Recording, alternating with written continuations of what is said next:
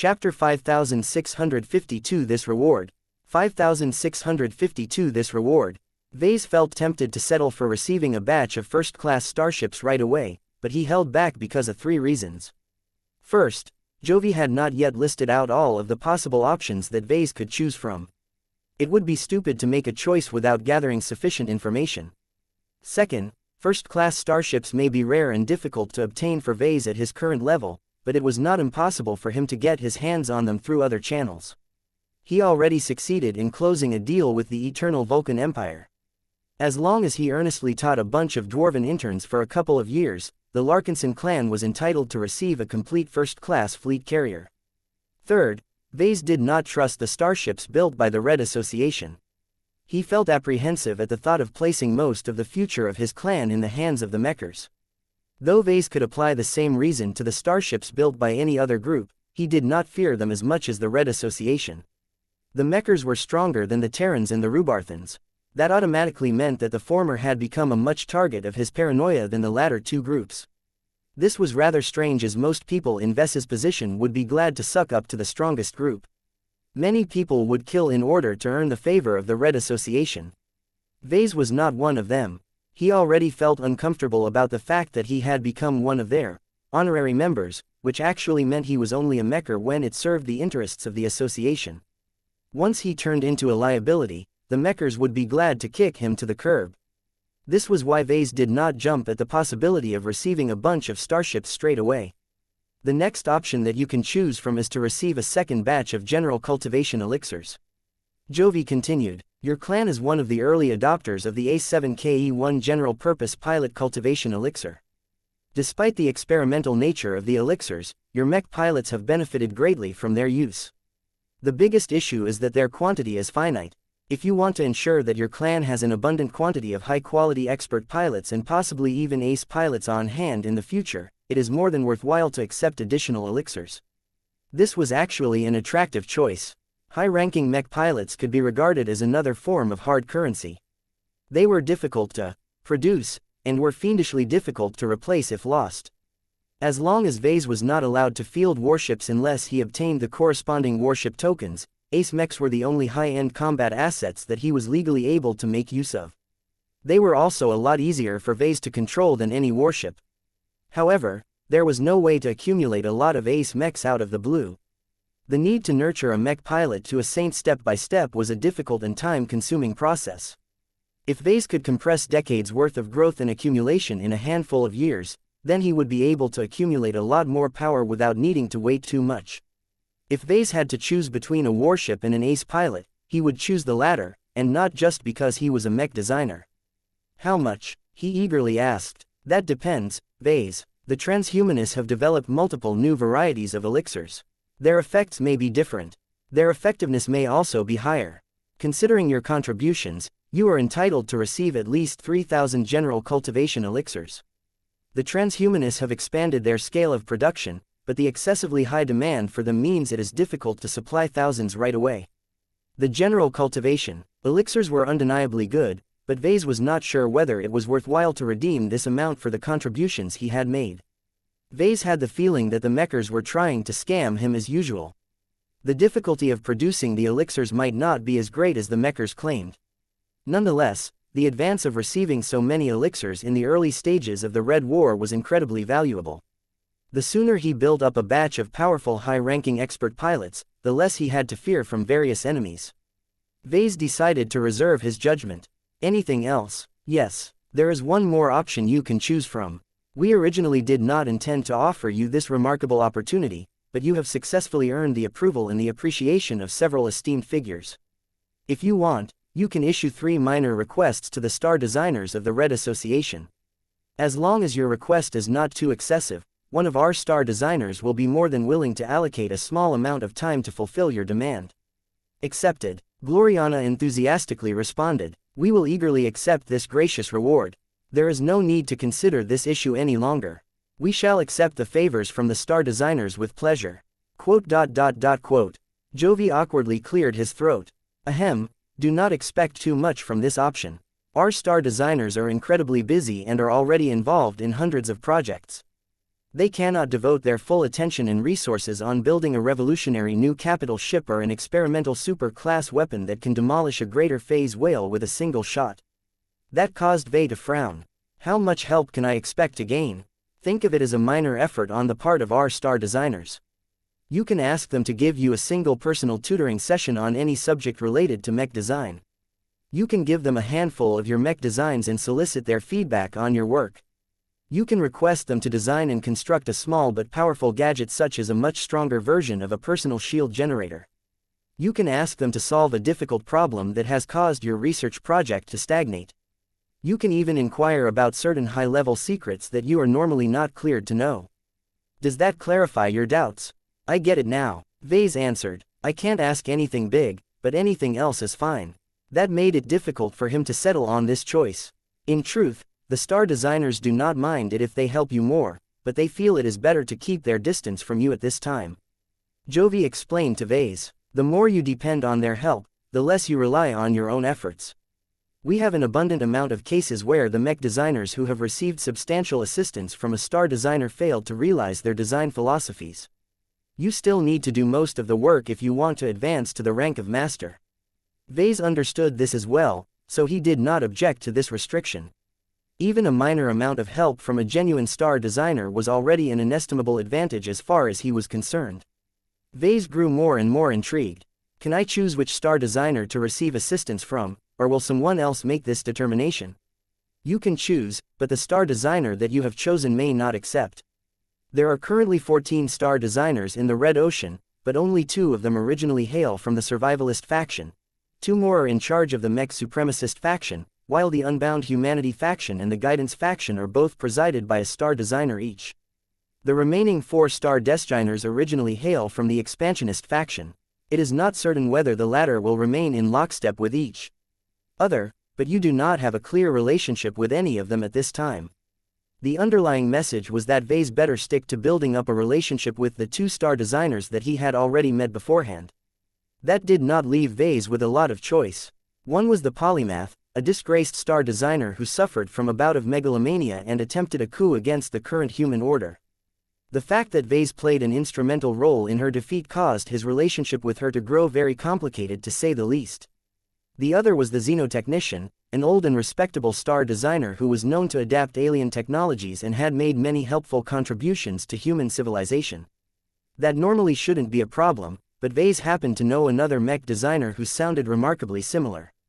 Master Quan was an old and respectable master mech designer who was known to adapt alien technologies and had made numerous helpful contributions to human civilizations. Given the similarities between the two, Vase did not know whether it was a good idea to ask for a favor from the xenotechnician. Still, a star designer was still the peak of the mech designer profession. The temptation of being able to approach one of the best mech designers in the dwarf galaxy was too great for him to resist. His wife certainly did not see the need to procrastinate over this decision. There is so much possible help and guidance that we can obtain from a star designer. Do you agree with me, Vase? Let us settle on the smart choice. There is no reason to waste any further time. I cannot believe that you would be willing to forego this fantastic reward in favor of MTA merits that are just numbers in your account or a handful of first-class starships that are wildly inflated in price. Vase let out a deep breath as he had settled on his choice. I have made up my mind. I accept the last option. I am willing to overlook the other rewards in favor of the right to issue 3 small requests to the star designers. Good, I already expected you to settle on this reward. It is what I would have chosen if I was in your place. Just make sure that you do not waste these priceless opportunities. Make sure to make them as cost-effective as possible. If your problem can be solved in any other way, then do not squander one of your requests. We will not hold your hands and warn you if you are about to make a mistake. I shall keep that in mind. All in all, Vase had earned a massive profit from this venture. Vase had not actually exerted a lot of effort to produce the zeal and paint his exterior with prophetic visions. The massive reward he obtained in exchange was disproportionately high solely because the impact of his work was much greater. Now that he had made his decision, Vase went back to the workshop and started to sanitize the surface of the zeal right away. Though it hurt for him to wipe away the prophetic visions that his unconscious self had depicted with style, it was better for him to unmake his own work than anyone else.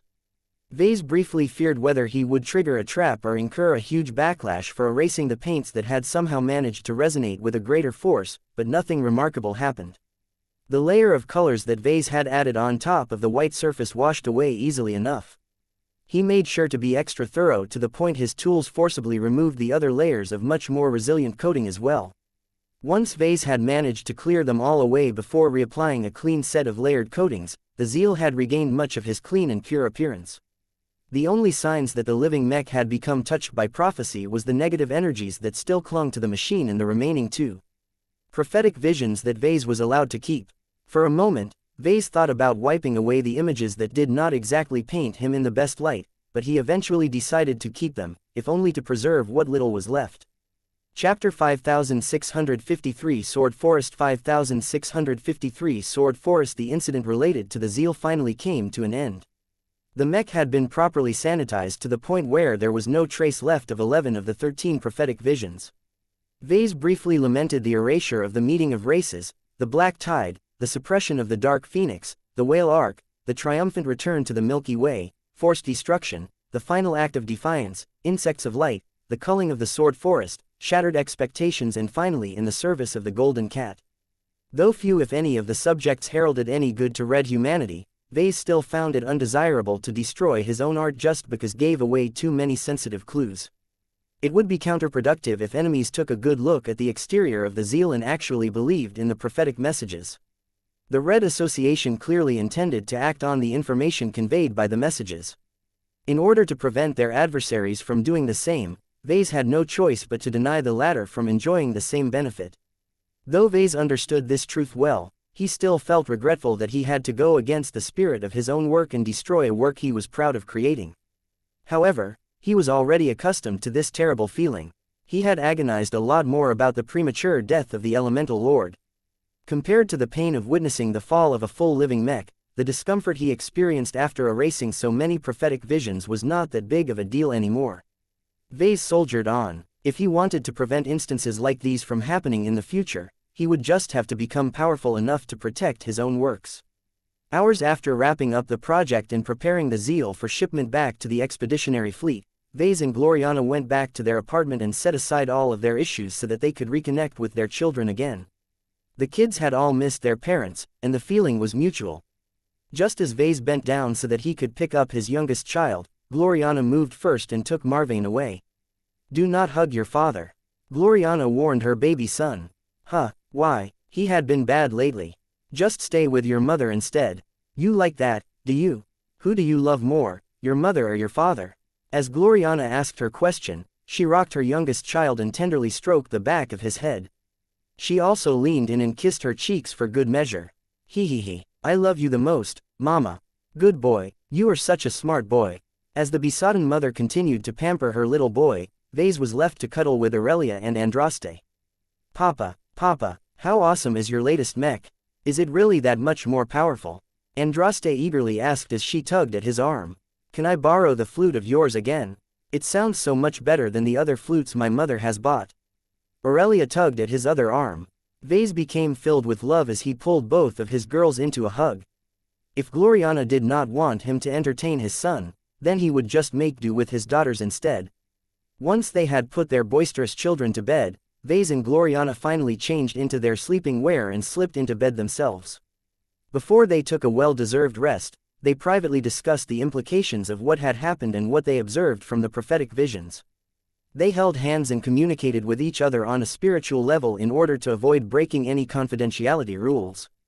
"I always understood on an intellectual level that red humanity is under great pressure, but I have never imagined that there are so many ways that could go wrong. Don't take the prophecies too seriously, Gloriana. They mainly gave us glimpses of various disasters because these are usually the kind of events that prophets are sensitive towards. It is their job to foresee future calamities and give the rest of us advance warning. There is little reason to make a prophecy about realizing my design philosophy or the breakthrough of a god pilot. These are positive events that we do not need to take any special measures to derail." Vase refused to believe that the future was solely shrouded in doom and gloom. There should be moments of greatness as well as events worthy of celebration. His wife looked thoughtful at that. It could be argued that the meeting of races, the triumphant return to the Milky Way and in the service of the Golden Cat fall in the latter category. However, two of them are related to making peace with aliens, and the other signifies a return to the galaxy where we originally came from. Perhaps the implication of these prophetic visions is that they do not actually represent the best outcome. Vase couldn't help but wonder about that as well. The future timeline according to two of the images showed that the xenotechnicians' diplomacy plan had obviously made clear strides. Had the Deep Strike plan failed, or did Red humanity pursue both plans at the same time? The latter possibility sounded more likely, but Vase was not sure whether he liked it. Somehow, the cosmopolitan movement succeeded in attaining one of their goals. Those cosmopolitan bastards would probably go over the moon if they ever managed to glimpse the prophetic vision. He communicated to his wife over a spiritual connection. I don't know what has happened in the future that caused us to reconcile with the native aliens, but I do not think that it will do us as much good in the end. Can you even stop these events from happening? Gloriana questioned. I don't know, that was the issue with many of these prophetic visions.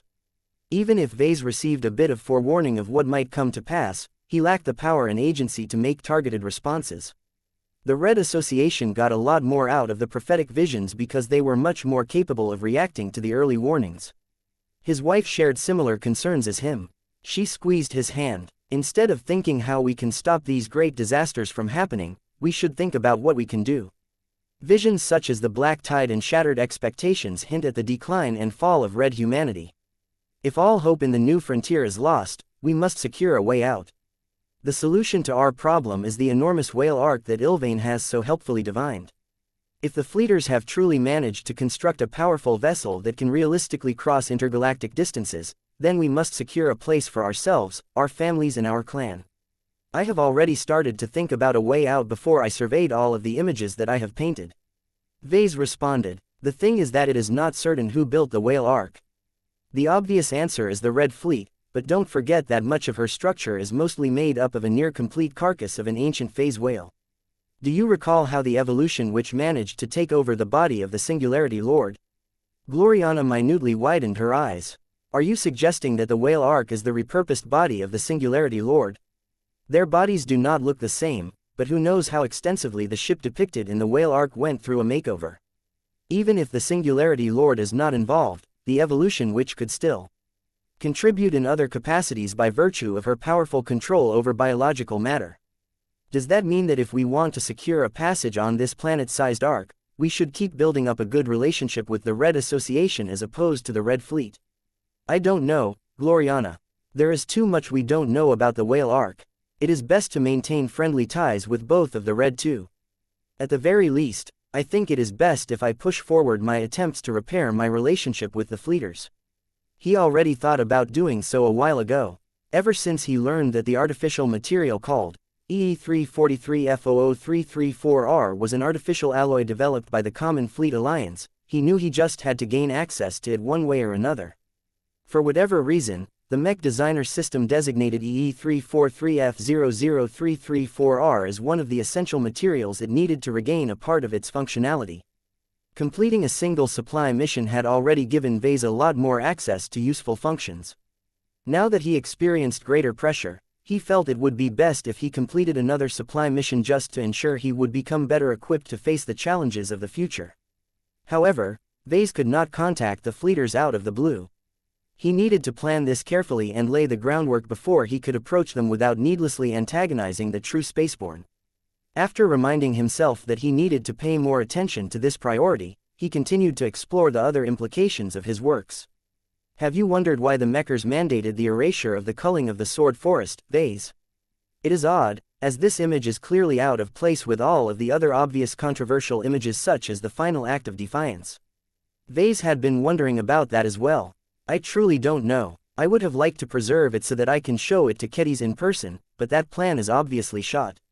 I do not think that the Mechers have made a frivolous decision.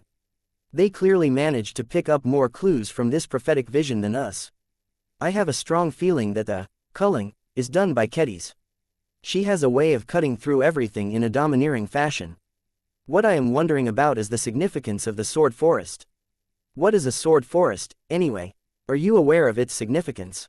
Actually, I don't. Then you should find that out first. Let me consult a source. Give me a minute. Vase directed much of his attention to his living divine artifact who was located all the way in the Milky Way. It took several minutes for Veronica to approach her mother and ask about this particular question.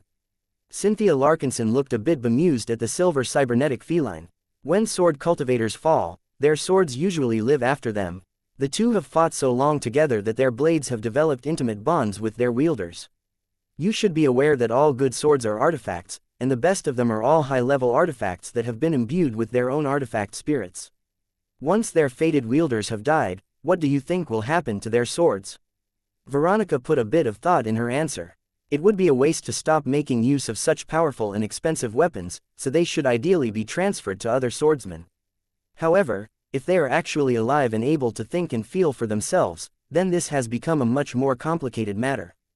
It is like the bond between a mech pilot and a Carmen mech. Cynthia smiled at her child. That is an apt comparison. Swords cannot be treated as unfeeling commodities. Each of them is worthy of respect. When their original holders have perished in battle, their blades are often the only valuable and highly symbolic remnants left. Now think of what the people will do to the most impressive remnants of the fallen sword cultivators that they have befriended and fought alongside with for years. The answer seemed obvious now that Cynthia had clarified the context. I get it now. Veronica raised her tail. People wish to seek closure, and what better way to honor fallen swordsmen by laying their swords to rest? If my current guess is right, then a sword forest is the equivalent of a graveyard in the swordsman community. Cynthia nodded in approval. It is more than that, but you are mostly correct. The swords are planted in a field to commemorate the dead and lay the swords to rest now that they have completed their service. Unless a child or a direct disciple of the deceased swordsman comes and manages to earn their approval, the planted swords will forever remain rooted in place. I see. Chapter 5654 The First Big Step Forward 5654 The First Big Step Forward Sword forests held way more significance than commemorating the dead, but Cynthia did not bother to explain them all. Vase received enough clarification to do a better job at interpreting one of his prophetic visions. When he shared the findings that Veronica had made, Gloriana looked thoughtful. If a sword forest is truly a graveyard to commemorate their fallen wielders, then the act of cutting all of those planted swords in half is a great sign of disrespect. The consequences are undeniably grave. Either the sword forest belongs to an enemy force, or the individual doing the culling has developed a strong frustration towards the group that owns the site. Vase grimaced. We can't narrow the answer any further. The image is too abstract. There are too few details to give us any further context. The biggest mystery is who the sword forest belongs to. Figuring this out will give us much greater clarification why this prophecy is meaningful. What are your guesses? Well, there are three main possibilities that I can think of. The most obvious candidates are the Sword Maidens and Heavenswarders who hail from our own clan. I am pretty sure that they must have already created a small sword forest of their own, though I need to look this up to be sure. Another possibility is the original Heavenswarders back in the Milky Way. If passage back to the Milky Way has been restored, then the many years of separation may have produced a lot of ideological differences between the two groups of traditional swordsmen. If Vase took a couple of the prophetic visions seriously, then there was a distinct possibility that red humanity gained the possibility of returning home to the Milky Way. However, why would people in the Red Ocean want to go back to that boring place? Vase saw no reason why red humanity should return to this barren place and lose all of the advantages of exotic radiation. It also made no sense why original humanity was willing to allow their red cousins to come back home. If the Red Ocean was about to become engulfed in a disaster, then the last thing the natives of the Milky Way wanted was to draw the attention of powerful alien forces from Messier 87. Vase liked it here. There was so much more he could do now that he had E-energy radiation and hyper-materials at his disposal. All of his mechs had become so much more powerful and capable of further growth with the help of these new variables. Even if human-occupied space in the Red Ocean was about to get taken back by the native aliens, Vase would rather take his chances with the Whale Ark and journey directly to Messier 87 than to come crawling back home. Besides, unlike everyone else in the Red Ocean, Vase happened to retain an incarnation back in the Milky Way. He did not suffer from any homesickness because his cyborg cat incarnation was already living the good life with his father and mother. The only shortcoming was that there was little for Veronica to do aside from helping Vase design his mechs or keeping up with his extensive studies. Vase no longer bothered to think about a possible return to the Milky Way. Red humanity needed to construct a much better version than the original Greater Meander Gate in the Red Ocean in order to cross 50 million light-years of distance. That was clearly impossible in the short term. The only reasonable explanation was that the reunion between Red humanity and original humanity took place in a much more distant future. It was pointless for Vase to formulate extensive plans for a possible event that would only unfold hundreds if not thousands of years later. Vase focused on what he could do to put himself and his clan in a more favorable position. He already added building a relationship with the Red Fleet to his agenda. One thing is for sure. If Kedis is important enough that she is able to induce a prophetic vision, then it should do no harm to grant her additional support. The stronger she becomes, the more she is able to protect our clan and contribute to our coffers. Who knows whether she is able to save us one day? The opposite can happen as well. Kedis may doom us if you feed her ego and let her run around unchecked. Gloriana retorted, for example, I doubt that the owners of that sword forest will be pleased with us if Kedis recklessly culls what passes for their ancestral burial ground. Kedis isn't that stupid. She is a true Larkinson now. I am sure she had a good reason to cut all of those old swords in half. If I were you, I would place a minder at her side so that you will always be apprised of what she is doing. Your minion will also be able to stop her before she provokes a dangerous diplomatic incident. It would be best if Calabast was still around. Calabast along with a lot of other leaders of the Larkinson clan had gone off to undergo ED-net training. Vase actually thought that his first strategic partner would be too paranoid to entrust her brain as well as her consciousness to the Red Association, but she somehow decided to go through with it anyway. Knowing her, Calabast probably had her own ways to ensure she would remain herself once she completed her accelerated training. Vase continued to discuss the other implications of the prophetic visions with his wife. There was an endless amount of topics they could speculate on, but without any further clues, it was far too difficult to draw any definite conclusions. The only prophesied event that we know will unfold in the near future with great certainty is the breaking of our Greater Meander Gate. Gloriana conveyed, shattered expectations has made it clear that our race will suffer its first major setback in a handful of years at most. That is true, but it is not our business to address this possible outcome. The Mechers are undoubtedly in the process of planning their own response against this potential disaster. Gloriana grew upset. Do not be like that, Vase. You are a Tier 3 galactic citizen. Start acting like one. Do not let the Mechers push you away. There should be numerous ways for you to contribute to the defense of Bridgehead 1. Whether it is your kinship networks or Ilvain's divinations, you should make proactive use of your tools to help the Mechers defend our crucial gate. The greater your contributions, the greater the rewards. You will also be able to improve your relationship with the Red 2 and integrate into their highest circles. You need to do your best to build up your connections and secure greater advantages for our clan. That was an unusually ambitious proposal. Vase did not expect his wife to be so forward. Are you saying this because you want to increase our odds of securing a place aboard the Whale Ark? She nodded. It may be the case that high-tier galactic citizens have already earned a place on the ship, but who knows whether you can bring the rest of your family and your clan. The Ark ship may be immense, but much of her internal space is likely devoted to holding organic ship systems, essential goods and materials, combat-ready mechs and warships and life support facilities. It is unclear how many people the Ark can accommodate over the course of an entire intergalactic journey. The Mechers and the Fleeters will likely reserve many of the places for their own personnel and family. That made for a lot of people. If the Whale Ark was the only ship of her kind, then that meant that the vast majority of humans living in the Red Ocean would have to be left behind. A place on the ship was not guaranteed, especially if the Whale Ark was built in total secrecy. Vase shook his head. Knowing about the Whale Ark caused him to enter a mindset where he assumed that Red humanity was already doomed.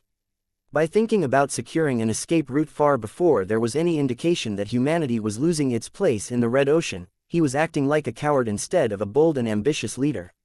He did not want to be a coward. If he valued survival above everything, then he would have never taken the initiative to emigrate to the Red Ocean. This is enough talk for the time being. The future is not set in stone. He told his wife. This is especially the case now that we have received a lot of advance warning. All Red humanity needs to do is to forestall the shattering of the Greater Meander Gate, the last stand of the Fist of Defiance and the cultivation deviation of the First Flame. Once we are able to prevent these domino blocks from falling, the other cascade of disasters are much less likely to occur. Once these three major events unfolded in a much different manner than foreseen by Ilvain, the ripple effects would be so big that the remaining prophetic visions may have become invalidated. Red humanity entered into a radically different timeline by that time. Ilvain would have to make an entirely new set of predictions to replace the ones that have become out of date. Vase continued to wonder how he could prevent the first dominoes from falling as his main consciousness faded into slumber. The next day, Vase and his wife followed their usual morning routine before they entered the design lab once again. Gloriana spent a bit of time on instructing the new batch of journeyman mech designers before she came back to her husband. She decided to announce her first big move. About the Dark Zephyr Mark III, what about it, Gloriana? His wife looked incredibly serious at the moment. She hesitated for a few seconds before she decided to share her latest idea. It may be somewhat premature, but I believe this is the best way for us to go forward. I do not want to settle for the current draft design of the upcoming iteration of the Dark Zephyr. There is nothing inadequate about it, but there are not enough features that stand out in my opinion. Heavy applications of hyper-technology and phase water technology may give the expert light skirmisher a powerful edge, but other mech designers can design comparable machines if they have access to comparable funding and resources. We need to take an extra step to further differentiate our mech from the competition and serve as a testbed of a new generation of revolutionary tech. The Lionheart is already good, but I think we can do even better. Vase furrowed his brows. What are you talking about? What do you want to introduce to our upcoming expert mech design? His wife activated a projection that showed a revised draft design. Much of the high-tier expert light skirmisher's configuration remained the same. However, the new draft design looked radically different in Ves's eyes. This was because his wife had taken the bold decision to integrate Archimetal into the living expert mech's design. This certainly constitutes a radical step forward. Vase spoke. How much of the mech is converted into Archimetal? Over 90%. I want as much parts as possible to be based on Architect rather than conventional human technology. Gloriana replied, the advantages of the former are abundantly clear to us. The Archi may be an unusual race, but their exotic interpretation of technology is truly ingenious in many ways. Vase agreed with this assessment, but that did not mean it was a good idea to adopt Architect ahead of time. Architect is really difficult to understand. In fact, I doubt anyone has fully deciphered its technological principles from top to bottom. Even if there is enough available knowledge to get started with reproducing Architect, we'll have to study a lot of difficult treatises before we can responsibly apply it to our own work outside of a purely experimental mech. It is several years too soon for us to start working with tech that we do not fully understand. Chapter 5655 Wrangling Alien Tech 5655 Wrangling Alien Tech Architect. It was an entire discipline unto itself. Originally developed by the Archi race of the Red Ocean as extensions of their remarkable turtle shells, Archimetal and Architect possessed many revolutionary properties. It was a much more robust and resilient way of shaping technological products. The same device made with conventional technology was much more fragile and vulnerable to external attacks than if it was made with Architect. Architect introduced a brand new branch of architecture that enabled any machine to do its job while taking significantly less space. Any mech designer who mastered this alien tech could cram in a lot more functions and other goodies in a mech without exceeding its capacity. It also had the capacity to produce unprecedentedly powerful compound effects by the simple virtue of blending a huge amount of exotics together. The Archi grew up absorbing all kinds of random metallic exotics from their mineral-rich home planet and integrating them all into their iconic Arch's hells. Presumably natural evolution gradually caused the physiology of the Archi to become so proficient in adapting to different exotics and generating lots of synergy with them that the Archi had actually become the foremost material science experts in the Red Ocean. Not even the Puelmers could rival the Archi when it came to understanding the properties of exotic materials and discovering new combinations to produce brand new synergies. With so many clear and obvious advantages, it should have been an obvious decision to integrate Architect in mechs. Yet Vase was not as enthused about embracing this radical tech as his wife. We are not ready, Gloriana. We haven't even completed our studies into conventional first-class technologies. It is way too premature for us to apply Architect to a living mech as important as the Dark Zephyr. If we somehow botch this upgrade attempt, Tus's battle partner may not be able to recover from the damage. Are you really willing to take such a risk? We can do it, Vase. Think of how much better and more productive we have become. You have made radical improvements, and so have I. My Arachne-01 implant set is particularly good at helping me comprehend existing knowledge. I have already spent many hours on studying Architect ever since we originally captured an Archeship. Not only has our captured vessel yielded a large amount of reference data, we can also use our privileged access to the Red Association to read the growing amount of academic articles related to this topic. If that is not enough, we exchange large amounts of MTA merits to access confidential research and persuade knowledgeable experts to teach us what they learned. Vase mulled over her argument. You make a few good points, but I seriously doubt it is as simple as you think to integrate Architect into the Dark Zephyr. I still think it is too soon for us to apply Architect to one of our most important mechs. I am much more willing to give it a try if you can prove you can design and build a generic Archimech, but right now you don't have anything concrete for me to determine the viability of your proposal. I think you are seriously underestimating the endless of Architect and overestimating your own capabilities. It was a bit funny that Vase had to serve as the voice of reason this time. It was usually Gloriana who played this necessary role. This was an indication that Gloriana had truly become a lot more serious about speeding up her progress. What if you get stuck? Vase asked. Not a lot of people have started to delve into this niche form of alien tech. Even fewer of them are in a sharing mood. I have no doubt that there are entire research institutions that must have made remarkable progress in this field, but they will do their best to keep their most vital secrets to themselves. It takes a lot of time for their more advanced research findings to trickle into the public sphere. This is another reason why it may be prudent for us to wait for a couple of years. His wife understood this well, but she still made the decision to go ahead and utilize Architect anyway. As I have already said, we have an entire Archeship that we can base our work upon. This is an advantage that many others do not enjoy. You know as well as I do that we can make much more progress into adopting new tech if we have existing examples on hand. That might not be enough. Sure, we have a fancy alien ship in our possession, but it doesn't come with any manual or guidance. A lot of functions still remain a mystery to us. Our attempts to secure the cooperation of the captured Archie crew members has also yielded no results as far as I am aware of. Lucky went a little overboard when he turned against his alien captors. He deshelled all of the Archie that had managed to survive his rampage. Do you know how traumatic it is for an Archie to lose his own Archeshell? Those aliens have lost their biggest source of pride. They still remain depressed and suicidal to this day. The lack of response from the captured Archie had been a considerable source of frustration for Vase and other Larkinsons interested in Architect. It would have been a lot easier to figure out the Archeship with the cooperation of willing aliens. Unfortunately, Lucky had been way too heavy-handed when he meted out his punishment on the Archie. Gloriana should have been clear about this as well, but she remained awfully confident at this time. The Archeship is not the only trump card in our possession. We have another way to accelerate our comprehension of Architect and design a viable Archimech. Lucky, meow. Lucky looked up from the bowl of high-grade exotics that Gloriana had prepared for him. She had deliberately offered this meal to bribe the gem cat into showing up today. The woman strode over and picked up the cat before he even finished his meal. Naturally, Lucky grew upset about this move. Meow. Gloriana settled down the gem cat by stroking and scratching his head and chin. She displayed a lot of appreciation towards Lucky's fairly recent makeover. He looked a lot more mysterious than before due to his much darker coloration and the obvious Architect features on his exterior. Look at him, Vase. Have you ever properly stopped and thought about how much of a treasure he has become? He is made of Architect now.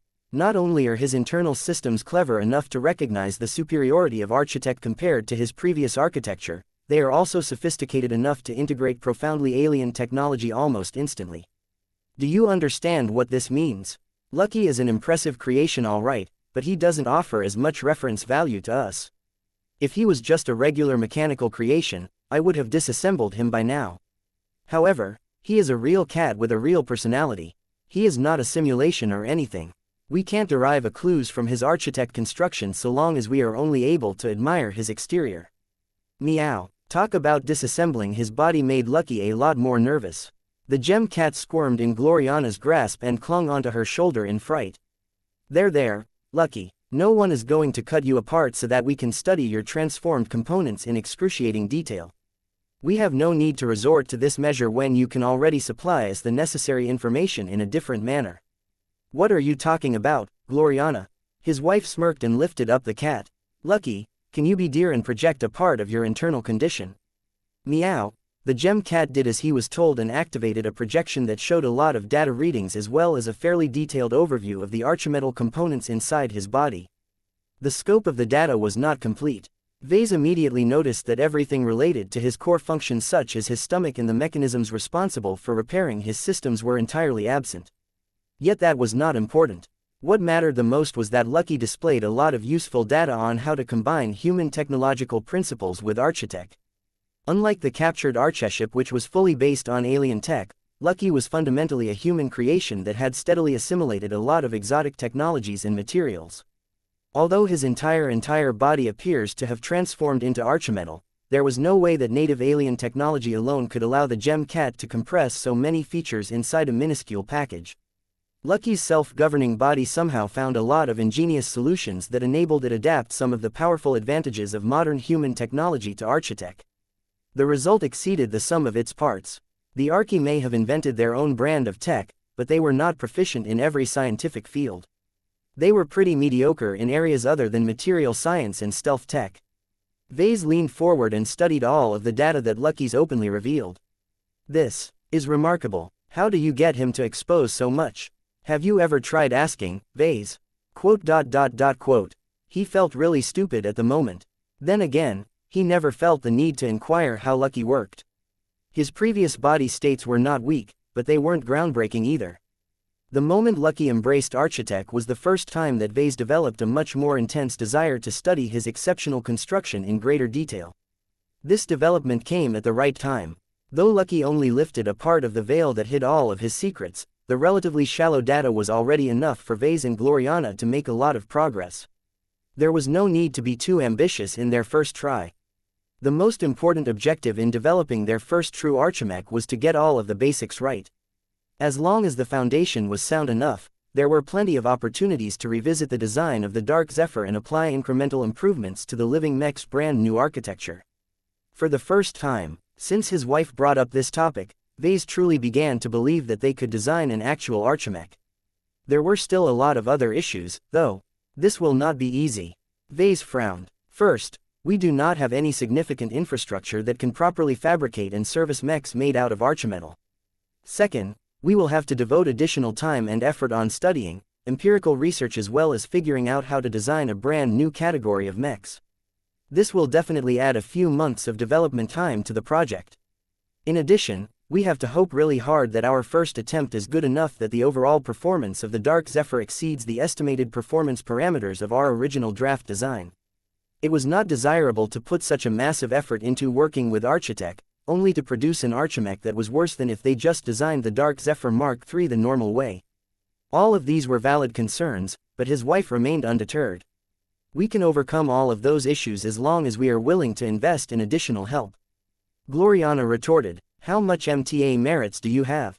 I am not entirely sure. I have authorized the clan to spend a limited proportion of my MTA merits in order to boost its development. I haven't made any big exchanges as of late, so I should have about 1 billion MTA merits in account. Do you want to spend them in order to speed up our progress? Why not? Gloriana smiled. It is not a waste as far as I am concerned. Time is of the essence, as your recent visions have shown. Additional tutoring from the master mech designers of the RAS should prevent our project from stalling or suffering frequent delays. If that is not enough, we can make use of a more effective solution. What solution? Issue a small request to the xenotechnician. Who better to consult on alien technology than the most powerful authority in this field? With his assistance, we can quickly become one of the more proficient mech designers in the promising field of architect. Chapter 5656 From Follower to Pioneer 5656 From Follower to Pioneer. There was a huge difference between becoming a pioneer and a follower in new technologies. A pioneer had to invest a disproportionately large amount of time, effort and manpower into developing useful new technologies. A follower merely had to wait for the former to do all of the work, then proceed to reap most of the rewards while paying just a fraction of the cost. Vase was both a pioneer and a follower in technology. Most good mech designers tended to have at least a little bit of the former, or else they wouldn't have been able to make much progress. There were so many fields of technology that no single mech designer could become a leading authority in all of them. The more sophisticated the tech, the greater the time, dedication, ingenuity and affinity required to progress beyond the prevailing standards. No one could excel in any area. This was especially the case for first-class mech designers who simply did not have the capacity to master more than a handful of high technologies to an advanced stage. Their inability to push the frontier of those high technologies did not affect the quality of their mech designs. It was not necessary for them to master all of this science and engineering to a perfect degree. As long as they learned just enough to configure and adapt the complicated tech in a mech design, then that was already enough. Mech designers constantly had to manage their time by setting priorities.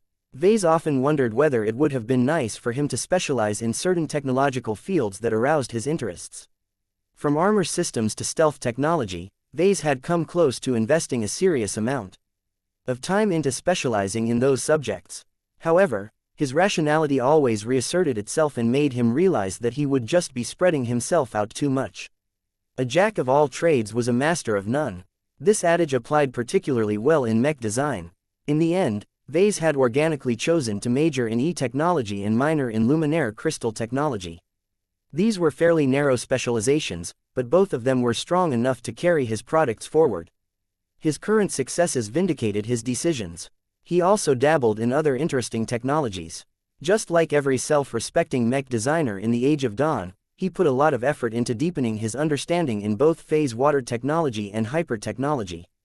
He happened to possess special conditions that enabled him to vastly speed up his understanding of both new but already essential techs.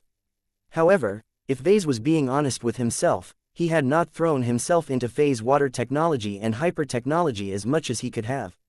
There were many other mech designers who had embraced them to the point where they spent all of their research focused on these newfangled scientific frontiers. Even if their talent, augmentations, research environments and support networks were inferior to his own, their hard work and dedication enabled many of them to exceed what Vase was capable of in these respective fields. This was the power of specialization. Though Vase really would have liked to develop a greater level of competence in phase water technology and hyper technology since he had such great affinities with them, he simply did not have enough time. He just allocated just enough time in brushing up on those fields and developed the occasional homebrew solutions to keep up with the mech industry and avoid falling behind. Given that he already struggled to maintain his current technological edge despite the fact that he literally had multiple minds to work with, he felt quite reluctant to adopt yet another minor. This was why Vase never showed too much enthusiasm for embracing Architect. Intellectually, he knew that the alien tech base was considerably superior to regular human technology. By doing away with a lot of fragile and relatively inefficient circuitry, Architect utilized the properties of exotics in a fundamentally more effective manner.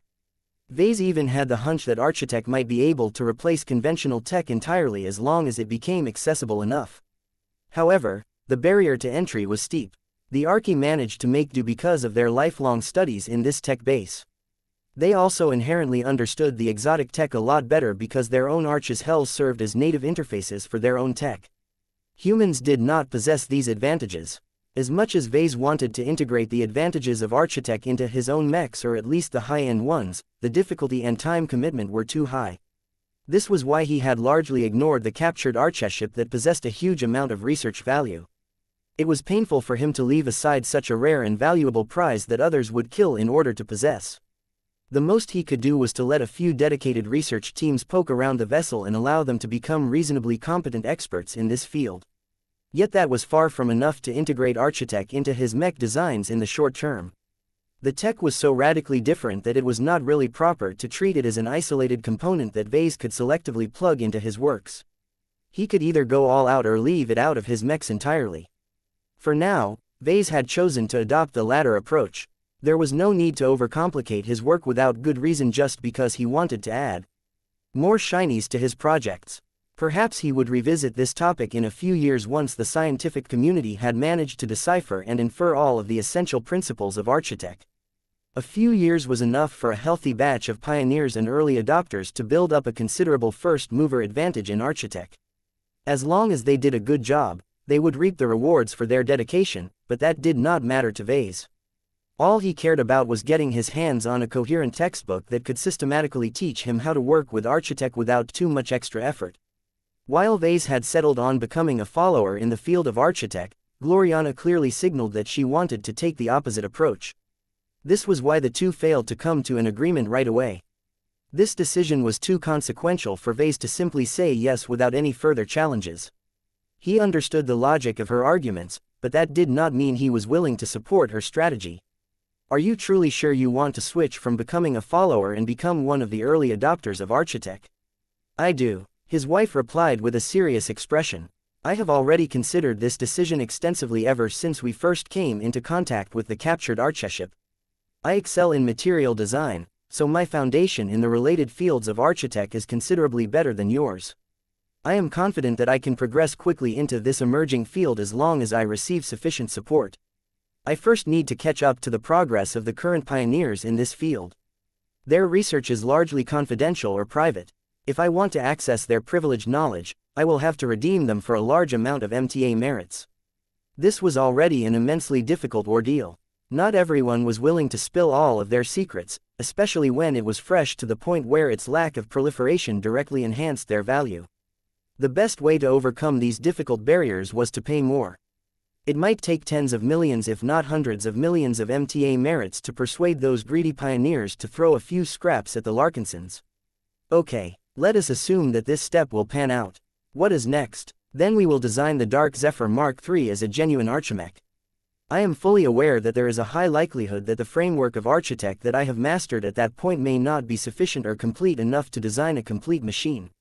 We will have to conduct our own research and develop the necessary design solution as we go.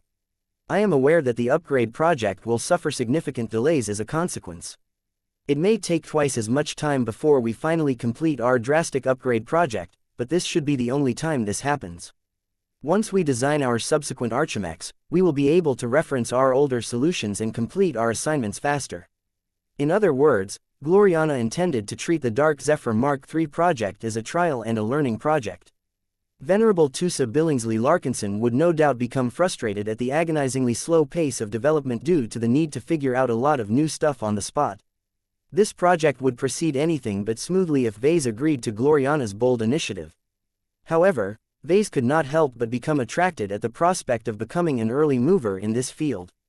Architect could turn into one of the Larkinson clan's persistent selling points, just like Ves's living mechs and Katiz's extraordinary swordsman mechs. You will have to shoulder most of the burden alone. Vase warned, you know quite well how busy I am these days. It is impossible for me to become a pioneer in this field. I am already reluctant to become a follower because I will still need to devote a lot of time in understanding the basics of this alien tech. His wife smiled as she placed her delicate hand on his shoulder. There's no need for you to struggle over this issue. Let me be responsible for this matter. I will be doing all of the hard work. I am fully confident that I can master Architect fast enough to start doing serious design work in as little as 2 months. That sounds nice, but what about me? Vase wondered. I can't keep up with you when I already have so little available time. If my understanding in Architect is way too far behind compared to you, it will be difficult for me to contribute to the design of the next iteration of the Dark Zephyr. It is like asking me to code in a completely new programming language that I have yet to learn. Gloriana responded with a reassuring smile. As I have said, let me take charge. I will study as many sources of knowledge as I can and conduct practical experiments if that is enough. Once I have built up an adequate foundation, I can compile textbooks that are especially tailored to your learning style so that you can efficiently close the distance to my level of understanding. I can also tutor you in person if that is what it takes. At that point, I can call myself a tentative expert in Architect, so I will be more than qualified to tutor you, Vase. For a moment, Vase imagined that he had gone back to school. He would sit attentively behind his school desk while Gloriana the teacher would smack him across the face because his attention had drifted away again. I have to admit that your plan makes sense. It actually sounds viable. His wife did not come up with this idea on a whim. She properly accounted for most variables. She had to since she shouldered most of the responsibility for turning Architect into a workable addition to their upcoming mech design. There were a lot more issues that Vase and Gloriana needed to address in order to make it work. For example, who would repair the Dark Zephyr once the upgraded machine got damaged? Architect was based on such a strange and exotic architecture that it was not compatible with conventional human tools and methods. Gloriana also had to do a lot of work to translate a lot of parts and systems into their Architect equivalents. It was impossible for her to do all of this thankless work by herself, so the only viable way to get around this problem was to obtain existing component designs from other research groups. This was bound to cost a fortune. Chapter 5657 Gradual Tech Transition 5657 Gradual Tech Transition. Vase ultimately gave his wife the benefit of the doubt. He could tell that she was genuinely fired up and passionate about this issue. It would crush her a lot if he refused to support her on this important venture. Her timing happened to be apt. Ever since she came back recently with a cutting-edge hypercranial implant set in her body, she eagerly sought a way to unleash her boosted cognitive capabilities and test her high-tech learning tools. Architect was still a field that was in its infancy in the mech industry. The Red 2 undoubtedly possessed a considerable head start in deciphering and mastering this exotic tech, but it had yet to proliferate to the general mech community in any fashion. This meant that the Larkinson clan still had a chance to become one of the early movers and build up a considerable head start in this exotic but highly promising field. If Gloriana started much later, then a lot more competitors would have built up a lot of competence in this field. It would be virtually impossible for her to catch up to them, especially when they continued to produce new results through their own research endeavors. This may be the only window of opportunity for her to become a genuine pioneer in Architect. You have your Luminaire crystal tech, and I shall have my Architect. Gloriana shared her aspiration. You are already familiar with the advantages of selectively adopting alien tech that is highly compatible to you. I am simply learning from your example. Architect speaks to me in a way that I cannot describe to you. Just looking at Lucky's current form makes me appreciate his excellent construction and seamless fusion of two different tech bases. Meow. The aforementioned gem cat raised his head just as he finished off his expensive meal. Vase grew cautiously optimistic. I support you, Gloriana. I look forward to seeing what you can do once you have gotten started in this field. The only thing I am not so certain about is how much MTA merits I need to spend in order for this investment to pay off. What you are asking for is not cheap, and I only have a finite amount of MTA merits to spend. A part of me regrets that I have turned down the offer to receive an award of 10 billion MTA merits earlier. If I knew you had this ambition, I might have changed my mind about my earlier choice. No, you are being stupid again. 10 billion MTA merits are not as valuable as the right to call upon the assistance of 3-star designer. You can earn MTA merits in many different ways, but this is the only time you have received this favor. You need to cherish these opportunities and use them wisely. I already happen to have an idea how you can make effective use of your first minor request. Vase groaned. Not so fast, Gloriana. I know what you have in mind, and my answer to that is no. Expending one of the 3 requests to get the xenotechnician himself to personally tutor you on the essence of Architect is a disproportionate trade. It is no different from importing water from Bridgehead 1 just to quench my thirst. There are much more cost-effective alternatives that we can choose from. You might not be able to gain access to the best teachers and confidential research results by spending MTA merits alone, but it should be more than enough for your current needs. His wife disagreed with that. She argued extensively how the Larkinson clan would benefit enormously if she became a lot more competent in Architect, telling him that this early investment would yield a massive return in time. She was probably right, but the difference between the two of them was that Vase had set his sights far beyond Architect. His vision was broader as he did not develop a strong fixation for Architect. Do you understand the real value of those 3 minor requests? He shot back. I think you don't. They are not just opportunities to study from the best teachers in the Red Ocean. They can allow me to connect to them so that they will get to know me on a more personal basis. I can befriend them and gain their word of support during important moments in the future. Aside from that, there are better ways to use up my requests. For example, I have been thinking about asking for their help in bolstering our personal security. Only when we can remain alive will we have the opportunity to create new opportunities for ourselves. He also thought about working together with a star designer to develop a personal fighting suit for himself that could fully enhance his combat power when he unfolded his true body. While Vase could technically design such a suit from the ground up by himself, the development cycle would be long and cumbersome. That did not sound like a huge problem as long as Vase had plenty of time to refine his work. Yet time was the one resource that he was short of the most. In his opinion, it may be worthwhile to use up one of his minor requests to exchange for a custom-developed combat suit that could fully amplify his abilities as a phase lord. He hadn't made up his mind, though. He also came up with other useful proposals. He needed to mull over this issue for an extended amount of time in order to ensure he did not waste these rare opportunities. In any case, Vase and Gloriana finally came to a consensus on the adoption of Architect. Gloriana had little choice but to abide by her husband's restrictions. He held far more MTA merits than her. His contributions were much greater after all. He had already become an impressive Tier 3 galactic citizen while his wife was still stuck at Tier 10 up to this point. Perhaps the only way for her to elevate her galactic citizenship in the short term was to become an authority in the field of Architect. This was another powerful motivator that drove her to embrace this alien tech. Even if we become proficient in designing Archimechs, we won't be able to roll them out on a wider scale. He told her, the greater mech community is not even close to ready to transition to this new category of products. We can only keep our Archimechs to ourselves for the time being. Even then, I don't think our mech technicians can handle them without going through extensive training. You need to train a dedicated group of low-ranking mech designers to proficiently service and repair an Archimech with specialized tools. His wife nodded in agreement. I have already drafted a plan for that. I am not insisting that our clan should phase out conventional mechs and replace all of them with Archimech. I am of the opinion that we should reluctantly be able to handle Archimechs so long as they are confined to our high-ranking mechs.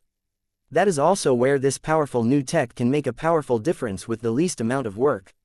Designing an Archimech version of a popular mass production model would impose a massive burden on the clan. Entire production lines needed to be replaced while much more personnel had to go through expensive training. The Larkinsons had to take it slow in order to adopt Archimechs step by step. As long as we can successfully get started with Archimechs, the initial batch of personnel that completed their difficult training in Architect can serve as the future teachers and supervisors of the next wave of Architect engineers. Vase mused as he rubbed his smooth-shaven chin. As long as we can repeat this chain enough times, sooner or later most of our production and maintenance crews will know how to service Archimechs so that we can cautiously begin to outfit elite mech units with these powerful machines. It remained to be seen whether the Larkinson clan would make this eventful transition. It may be better to limit the use of Architect to our first-class mech designs. Gloriana proposed to her husband. The threshold is too high. It is too difficult for ordinary second-raters to understand the exotic tech thoroughly enough to conduct independent repairs on a damaged machine. It should be considerably easier for Larkinsons who have completed ED-net training or native first-raters such as Alexa Strian to gain a basic level of proficiency in Architect. She made a good point. Vase became taken by this idea. Limiting Architect to the premier branch simplifies a lot of stuff. Our fleet is still in its infancy, so we can set it up to accommodate Archimechs and all of the related infrastructure from the ground up. As long as it doesn't take too long to train competent first-raters in handling Archimechs, we can make it so that we can field an entire force of first-class Archimechs by the time we are ready to take part in the first wave of deep strike operations. In the meantime, the expeditionary fleet could keep using conventional mechs as usual. It was not that Vase gave up on the second-raters, but he did not want to make their lives too difficult by forcing them to adopt advanced technology on a wider scale.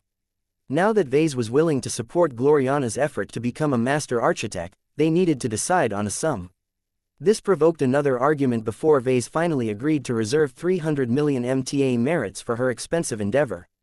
It's a good thing that I already have a lot of MTA merits in reserve. He tiredly said, don't make me regret this.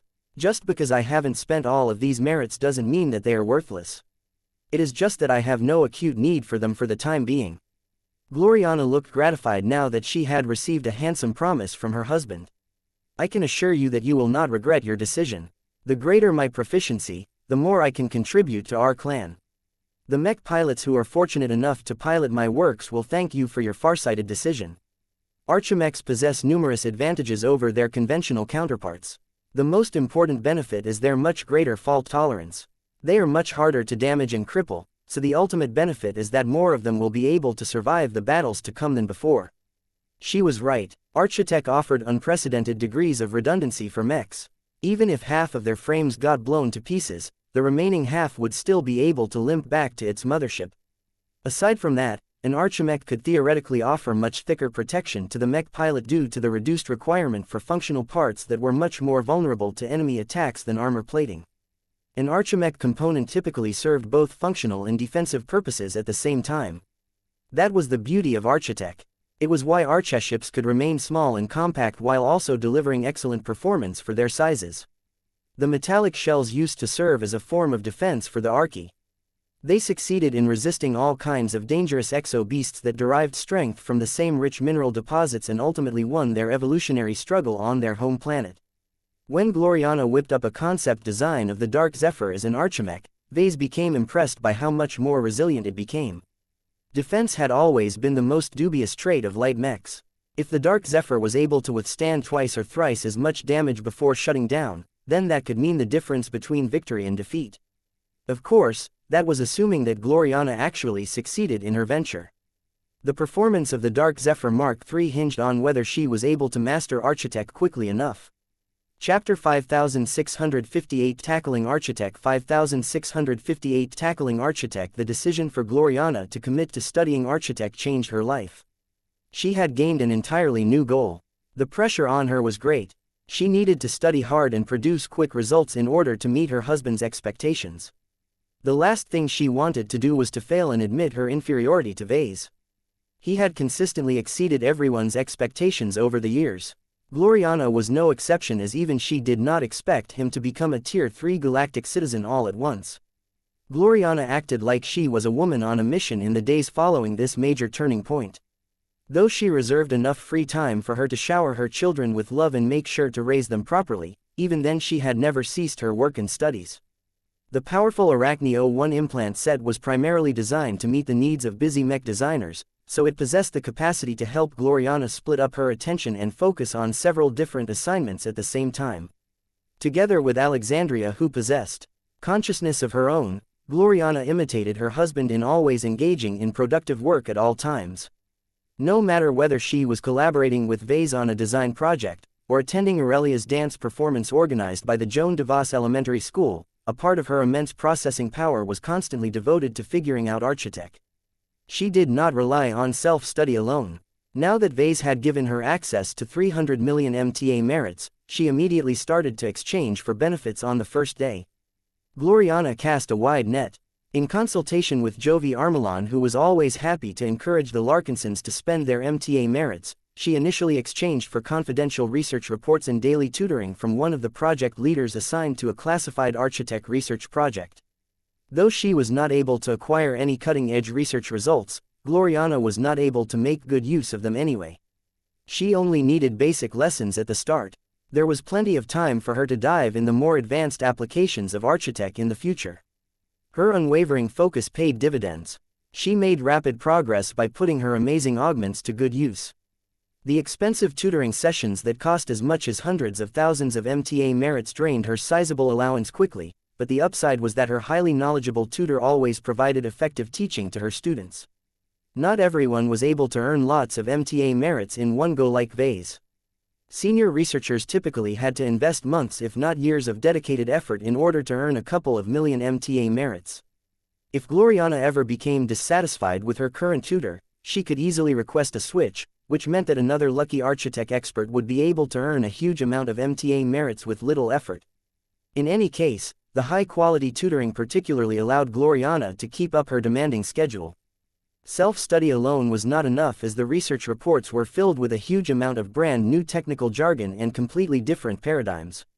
The first step to mastering Architect was to think like an archi. The aliens possessed a radically different perspective on science and engineering. The universal constants that described fundamental physical phenomena remained the same, but the archi developed a much different relationship with them than humanity. How difficult is it for you to think about tech from the perspective on an archi? Vase asked one day. He noticed how she occasionally grew so tired and frustrated in her attempts to understand a difficult theory that he actually had to stop and take a break. Gloriana wearily stroked Lucky's back. She had become particularly fond of the gem cat as of late. The gem cat's exquisite Architect construction continually showed her how much better her works would become if she fully mastered the new tech. However, getting there was not easy. It is as if I am a fish trying to learn how birds fly. I know much better how you feel whenever you are working with Luminaire crystal technology. These aliens possessed such inhuman mindsets that their tech only makes sense if I stop thinking like a human. The archi are particularly bad due to their relative isolation and their continued rejection of more conventional technology, whether it is human or alien. This was one of the reasons why the Archi failed to gain greater prominence in the Red Ocean. Their relationship with the other major races of the Red Ocean was complicated to say the least. The Archi hid so much in their stealthed archeships that they had little chances to exchange with the other races in the Dwarf Galaxy. If the Red Cabal hadn't come and forced the Archi to contribute to the Red War, the reclusive aliens would have continued to maintain their relative isolation from all of the other greedy aliens. It was exactly because the Archi had been dragged into the war that Red humanity had a better chance to capture their valuable archeships. As Gloriana slowly began to understanding the essence of Architech, she also started to understand the associated stealth tech as well. The two were highly related to each other, and the Larkinson clan also had an existing archeship on hand that still retained an intact stealth system. She quickly understood the potential of applying the alien version of stealth tech to her archimechs. Are you for real? Are you actually able to grant stealth capabilities to every archimech? Gloriana impishly smiled. It is possible in theory. The great advantage of Archtech-based stealth is that it does not come at the cost of significantly weaker defenses. Since an archeship almost consists entirely of archimetal, there is not much difference between the exterior layer and the citadel of an alien vessel. They are both equally tough and resistant towards damage. The stealth layer of an archeship is therefore not as big of a liability as in the stealth systems of a conventional human stealth vessel. I have made detailed comparisons between our captured archeship and the specialized stealth vessel of the Black Cats to verify this assertion. The general rule when it came to stealth ships and stealth ships was that their ability to go invisible came at the cost of replacing top layers of armor with specialized stealth materials. Mechs pretty much had to sacrifice all of their armor in order to hide them from enemy sensors. They could only resist as much damage as their external stealth systems could withstand, which usually wasn't as good as dedicated armor plating. The Phobos fielded by the Larkinson clan was a typical example of such a mech. Though Vase and Gloriana managed to cheat to an extent by designing a quasi-first-class expert stealth mech that could resist a lot more hits than usual, especially when relying on a resonance shield, the sneaky machine was ultimately not as tough as his non-stealth counterparts. The adoption of Architect gave the Larkinsons an opportunity to massively boost the defenses and fault tolerance of the Phobos. The dangerous living mech no longer had to be careful and miss a lot of opportunities because Venerable Zimro Belson did not have enough confidence in his battle partner's ability to fight in the open. Once an archimech in stealth became exposed, the machine would still be able to put up a fight without showing as much weakness. If this is the case, can we turn any archimech into a stealth mech? Vase wondered. It is not as simple as you think. Gloriana shook her head. The stealth systems still take up a considerable amount of capacity, thereby forcing you to forego other useful features. A stealth-capable archimech consumes a considerable amount of energy. Another factor is that the archimech must be designed for this purpose from the ground up. This means that the machine cannot carry any external equipment. The machine must have the capacity to store its weapons inside its mech frame so that stealth systems can work with minimal complications. That last part was especially important.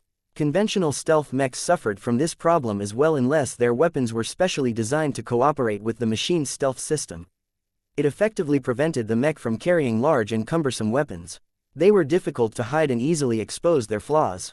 If this rule remained unchanged, then Vase saw little point in converting as many archimechs into stealth mechs as possible.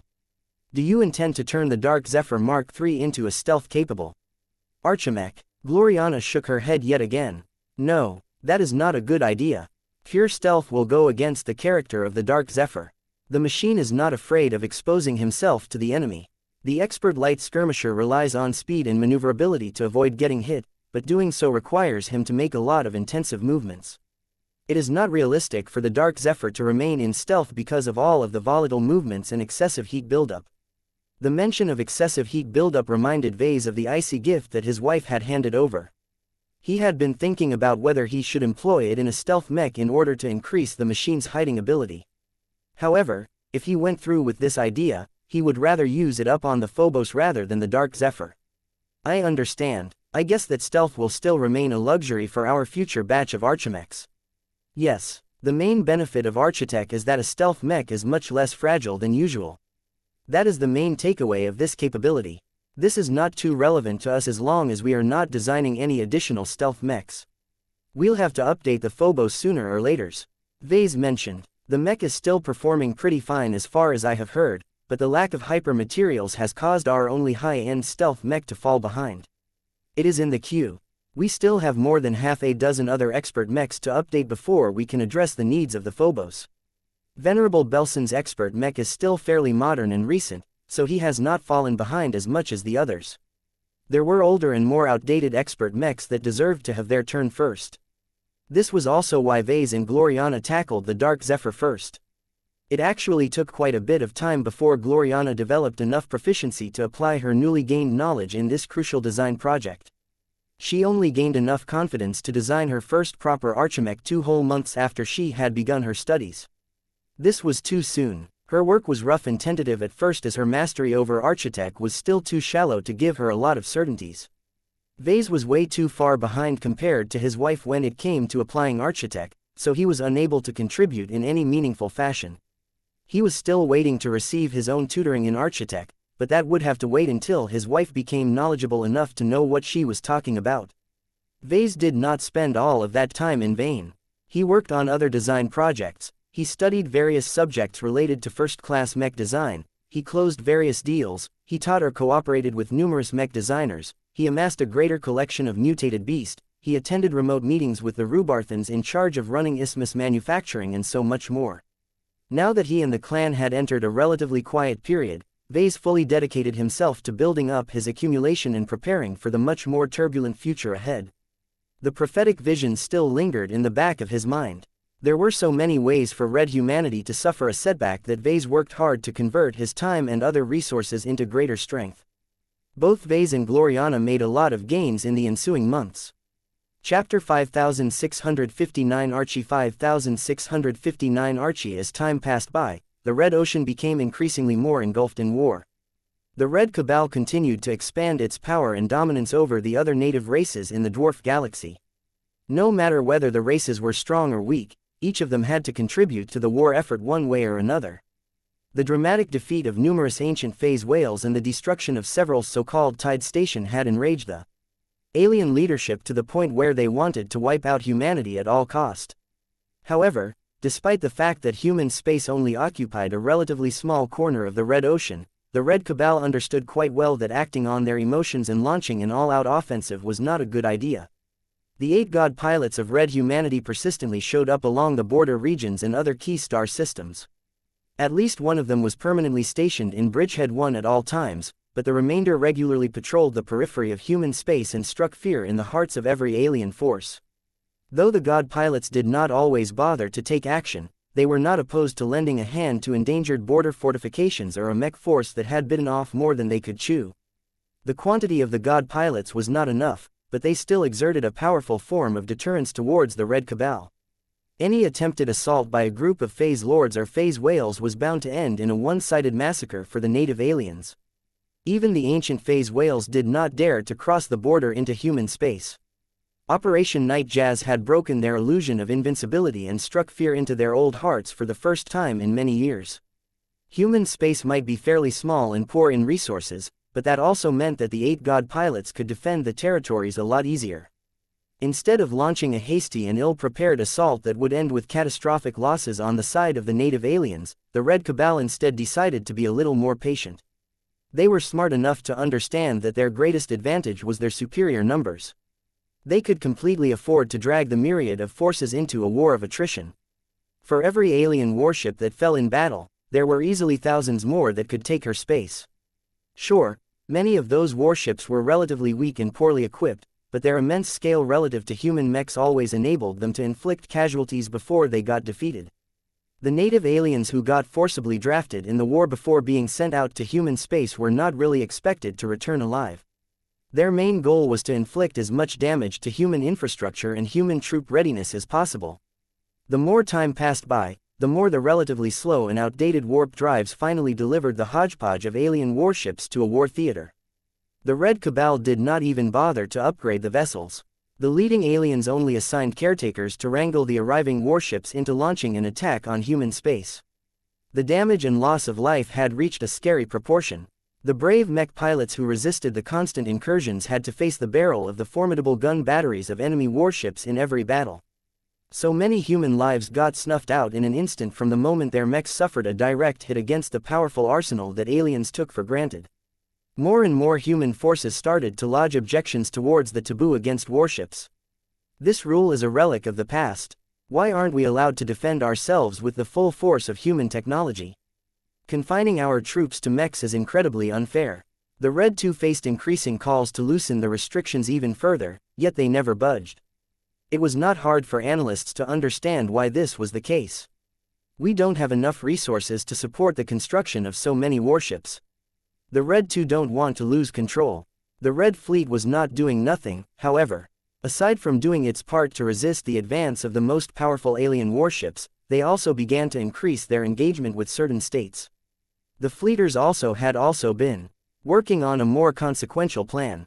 After many months of waiting, the fleeters finally unveiled their most ambitious plan to date. Fleet Admiral Stanley Argyle addressed the public once again. There was no star designer to accompany him this time, as the Red Association was not involved this time. Fellow Red humans, each of us have become affected by the Red War. Brave men and women have answered our collective call and have risked their lives and assets to resist the alien invaders. Yet despite their commendable effort, their valiant mechs seem too small and weak when they confront the might of superior warships at every turn. The leader of the prestigious RF Second Fleet briefly lowered his head in respect for the fallen. The ongoing war has reminded each of us that warships are the ultimate war machines. Their size, power and functions are beyond any mech, let alone groups of them. Only the outdated technologies and lack of sound leadership makes the alien warships vulnerable to defeat. Over time, the native aliens will address both of these problems, so we must evolve as well if we want to keep the enemy warfleets at bay. The powerful Fleet Admiral finally announced the latest initiative of the Red Fleet. A projection came to life that displayed a proud fleet of human warships. What was special about these warships was that they clearly lacked the advanced tech and sophistication of genuine RF hulls. Instead, they resembled lesser alien warships a lot more in that they were built with second-class tech and materials. I am pleased to announce the activation of our long-awaited auxiliary fleet program. We have forged numerous cooperative agreements with many different second-rate and third-rate colonial states. With the assistance of our naval engineers, the cooperating parties have upgraded many of their civilian shipyards to support the construction of warships that match their tech class. As we speak, hundreds of shipyards have begun to make use of their improved facilities to construct warship hulls on a wider and more economic scale. The announcement shocked many viewers. This drastic change made warships a lot more accessible to space peasants. It was conceivable that the fleeters looked down on all of these lesser warships. There was no way that any high and mighty first-raters would want to crew all of these shabby and substandard vessels. Fleet Admiral Argyle proceeded to explain how the RF intended to organize the newly constructed warships. Our previous rules regarding warships still hold true. No private party is allowed to field warships unless they have earned the corresponding RF warship token. Many of the warships built by warships will be assigned to our newly founded auxiliary fleet program. There, the vessels will be crewed by a combination of experienced officers of the Red Fleet and volunteers from our partners across human space. Once the warships have completed their trials, they shall be assigned to different auxiliary fleets that will subsequently undertake essential guard or patrol missions well outside of the hotspots of the ongoing war. In other words, the auxiliary fleets were expected to hold the line against lesser alien fleets. This was a clever way of utilizing weaker and less valuable resources. It was a waste of time for powerful RF warfleets to patrol the middle and lower zones. The quality gap was too big to make it worthwhile. The newly announced auxiliary fleets perfectly solved this problem. They were much more economical and cost-effective when employed against weaker alien assets. Though they were expected to suffer significant losses in their missions, so long as there were enough shipyards, they could easily be replenished. Fleet Admiral Argyle was not done. Before I end this announcement, let me inform you how we plan to reward the volunteers who have performed particularly well. As long as the best and most meritorious auxiliaries have met all of our criteria, we will invite them to join our Red Fleet and take part in our rich traditions. If you have always dreamed of becoming a fellow fleeter, now is your chance. To the stars. The shocking announcement produced a lot of ripple effects across human space. Now that the need for secrecy had passed, more and more resources flowed into various shipyards owned by the Red Fleet as well as many cooperating second-class and third-class states. More second-class and third-class warships started to show up here and there as a result. Organized into so-called auxiliary fleets and crewed by a combination of unqualified fleeters and space peasants, the haphazard auxiliary warships initially performed shakingly in battle. Neither the fleeters nor the space peasants were accustomed to working together. The former benefited from a rich amount of naval heritage, but they were unable to handle the culture clashes and the many restrictions imposed by inferior warships. It did not help that each of them had failed to keep up with their more successful peers and had been assigned to babysit a bunch of ignorant and stupid space peasants. The latter possessed plenty of enthusiasm, but they hated the arrogant fleeters riding over their heads. They also had to learn how to do their jobs on the spot, as most of humanity had lost the institutional knowledge on how to run a warship. Still, despite all of the growing pains, the auxiliary fleets quickly started to shape up as the spacers earnestly tried to work together. The Red Fleet relied on an important tool to quickly stifle dysfunction within the ranks and force everyone to act professionally with each other. Who is Archie and why is he flooding my vision with tables and numbers all of the time? Archie is not a real person. I don't fully understand it either, but Archie is basically a fusion between a monitoring system, an evaluation system, a reward system, a punishment system, an emergency command system, and more that I don't even know about. It is all automated and all run by Super Ice, though I heard that they are constantly watched by human supervisors to make sure they are doing their jobs as intended. So that is why this Archie knows so much about me. It has been observing my performance and evaluating me in the background all this time. No wonder it is able to spit out a detailed list of textbooks that I have to read in order to become eligible for a promotion. Wait, is Archie in charge of deciding whether I can be promoted in rank? Oh, yes, I forgot to add to my description. Archie is far more objective and impartial than human officers. If the latter gets to make this decision, then the chances are high that they will just promote their own buddies even if they are not as competent. The ones that get to climb quickly usually tend to be the best sycophants. They know more about quid quo pro than leading a warfleet into battle. That is a thing of the past now. If not for the ongoing war, the Red Fleet should have entered into a golden age of its own by this time. By the way, what does Archie stand for? It is an acronym, correct? It stands for Advanced Rational Calculated Heuristic Independent Evaluation. That sounds like its makers tried to come up with any words that they could mash together to form this specific name. You are probably right, its name is not important. The only thing you need to care about is that it is always watching us and constantly judging us. Taking too long to eat your lunch. You will lose a point. Complete an assignment a few minutes faster than expected. You will earn a point. Forgot to complete your daily study session. You will lose a point. If you want to make it far in our service, you better fix up your behavior and imitate the fleeters as much as possible. Wow, I heard that serving in the RF can be intense, but this is something else. How come the fleeters are putting so much trust into Archie? That is because they are already used to being supervised by ICE. Archie is the successor of the Independent Evaluation System, or IES. The newer system is supposedly a lot smarter and more attentive, though I can't explain why that is the case. That sounds really disconcerting. Don't be. Archie is not your friend or your enemy. It is a system, just like the system that runs the life support systems of our warship. I suggest you get comfortable with being watched over by ICE and enjoy the benefits of being taken care of by an objective system. If you perform well, Archie will reward you. If you perform poorly, you will have no one else to blame but yourself if Archie hands you a demerit. Is there truly enough human supervision that can control whether it is working properly? Sure, the captain has the right to check and override the decisions made by Archie, or at least its local instance. Doesn't the captain have to answer to Archie as well? Yes, who else can keep him in check? Quote. Chapter 5660 The Return of Warships 5660 The Return of Warships The Red Fleet's latest initiative did much to relieve the pressure in the middle zones and lower zones. The less wealthy regions of human space had suffered incalculable losses since the native aliens launched their creeping offensives. Although the amount of time and work required to construct all of the auxiliary warships was so considerable that it would probably take at least a year before auxiliary fleets became a more common sight, the announcement energized much of human space. We can finally field our own versions of warships, even if we have to follow the orders of the fleeters in order to make use of them.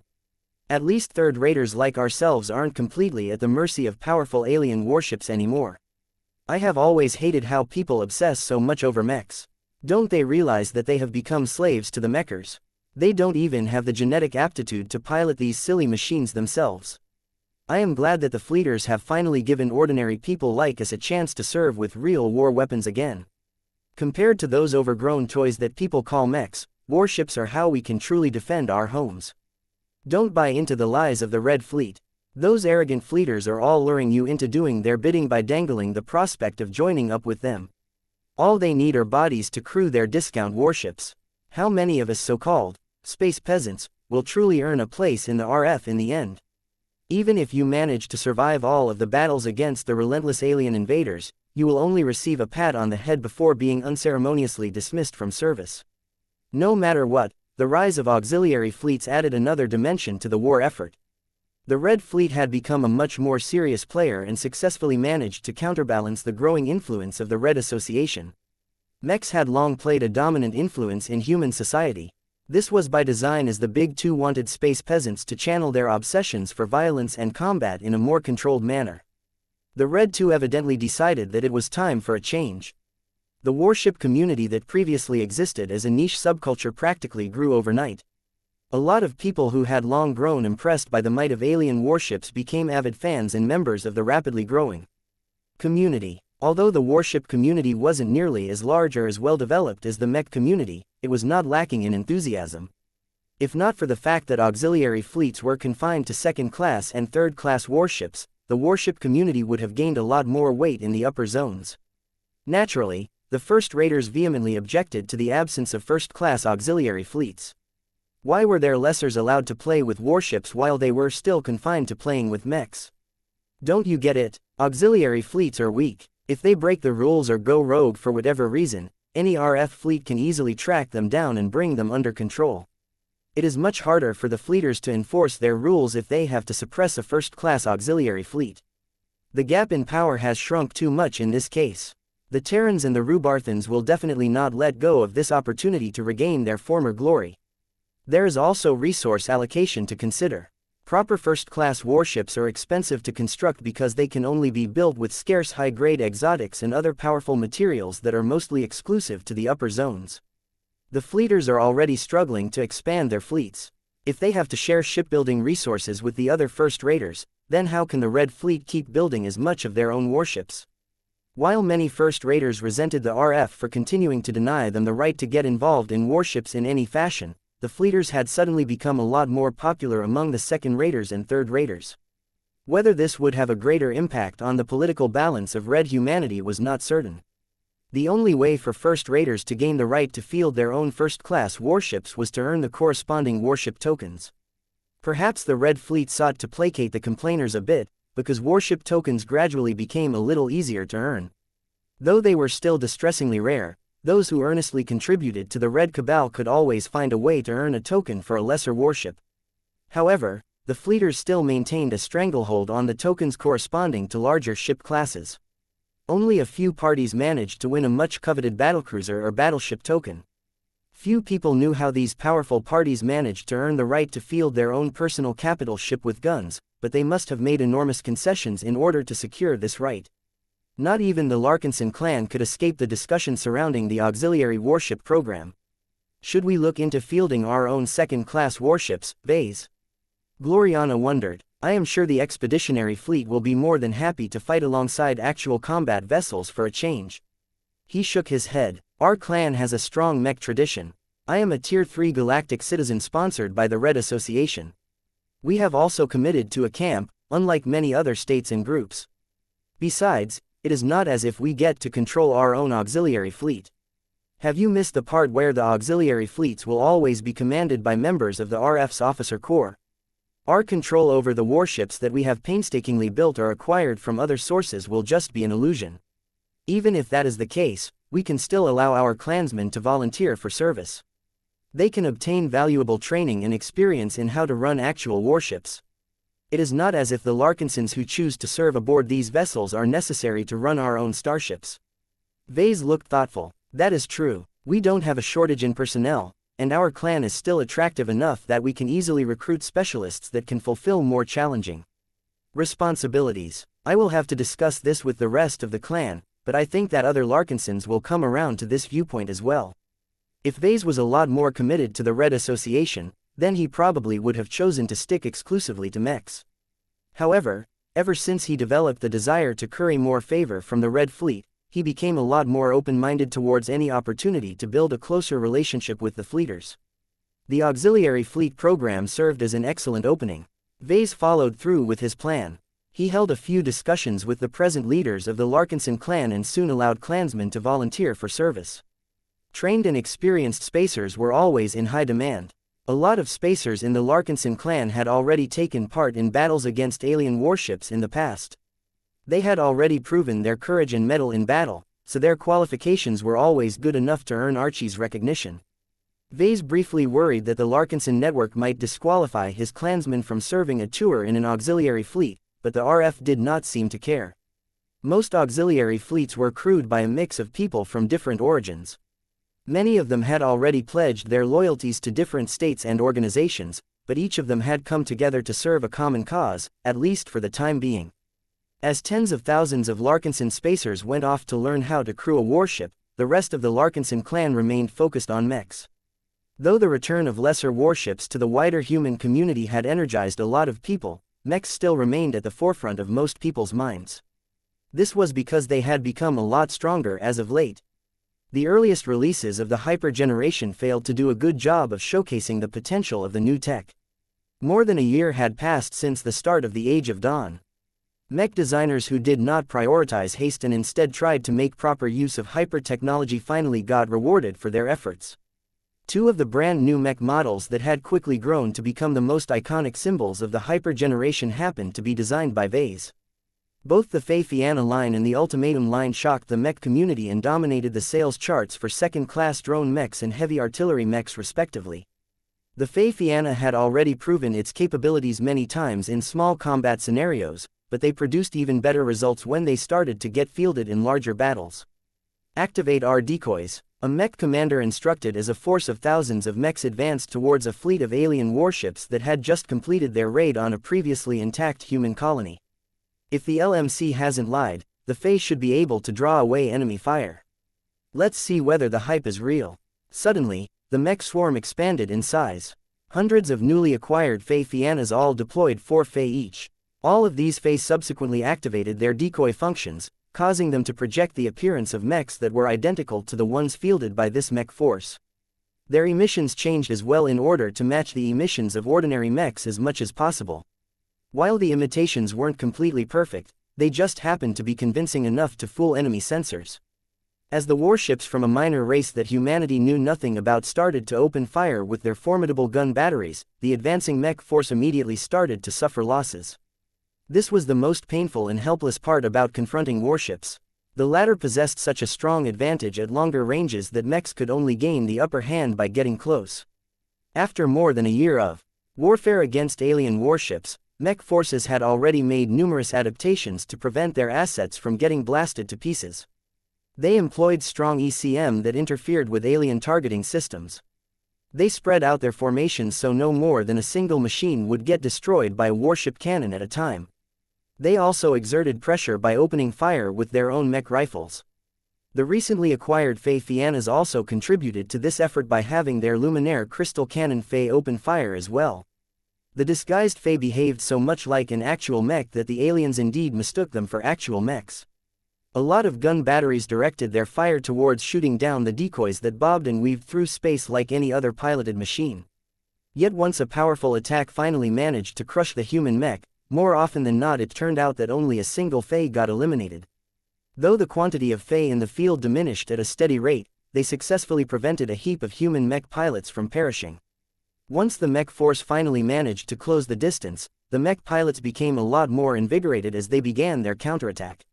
Melee mechs equipped with space suppressors exerted a lot of pressure onto the defenses of the enemy warships. While alien starfighters hastily deployed in order to get rid of all of the mechs, they failed to put up a good fight against their human foes, especially when they confronted the newer hyper mechs that performed the best. It did not matter if the Fiannas had lost most if not all of their Fae in the earlier phases of the battle. Even when they were stripped down to their basic frames, they could still fight like half-decent hyper rifleman mechs. Their superior 4th-generation laser rifles packed a lot of punch without producing too much waste. Their mobility was so good that they were able to avoid a lot of enemy fire from both enemy starfighters and warships. In the end, the alien raiding force lost most of its warships. The human mech force had won this fight while suffering half as many casualties than in previous cases. This was just the start of the xianxia explosion on the second-class battlefield. Chapter 5661 The Power of Deception 5661 The Power of Deception The production of the standard edition of the xianxia expanded quickly. Isthmus Manufacturing was responsible for much of it as the massive Rubarthan company decisively capitalized on the huge demand for this prominent hyper-drone mech model. A lot of orders got fulfilled in the first few months after the official release of the xianxia. Many customers received their orders so quickly that they had yet to hire enough drone mech specialists to pilot these new machines. However, it turned out that general mech pilots could make use of the xianxia as well. Their skill and proficiency in controlling the Fey might not be great at the start, but the living personalities that were inherent to them made the process of micromanaging them a lot easier. The much shallower learning curve of the xianxia helped to speed up their adoption. They started to show up on the battlefield a lot faster as a result. Even if their new owners initially used them for their ability to generate decoys, the xianxias already paid off in the first battle when their Fey bravely attracted a huge amount of enemy fire. The cost of replacing a Fey was not exactly cheap, but this was a much more affordable alternative than replacing whole mechs and mech pilots. At first, the published battle footage that featured the xianxias in battle mostly put the focus on using Fey as decoys. The difference the xianxias made in this capacity was clear, obvious and highly valued. A group of 250 xianxias could easily spawn half a mech regiment's worth of decoys on demand. This confused a lot of alien forces who previously thought they were confronting a lot more mechs than the humans actually deployed. It was not until the human forces had become more familiar with their new living mechs that they started to devise their own ingenious tactics around their properties. Using them to generate decoys was just the most basic way to use their excellent potential. Flank the aliens, pincer them from both sides. Two different mech forces split up and advanced on an alien fleet in two directions. The larger force attracted much of the enemy fire while the smaller force received less attention. Although warships were able in multiple directions due to the abundance of gun batteries on their hulls, the split attention still caused the aliens to experience greater pressure due to the need to defend in both directions. Ultimately, the alien commander decided that it was a lot more important to prevent the larger mech force from closing the distance. The fleet under his command soon deployed thousands of starfighters to intercept the smaller mech force. So long as the alien fleet was able to prevent one of them from advancing, it could still focus much of its efforts on grinding down the other group of mechs for a time. Alien starfighters had slowly begun to improve due to the increasing integration of human technologies.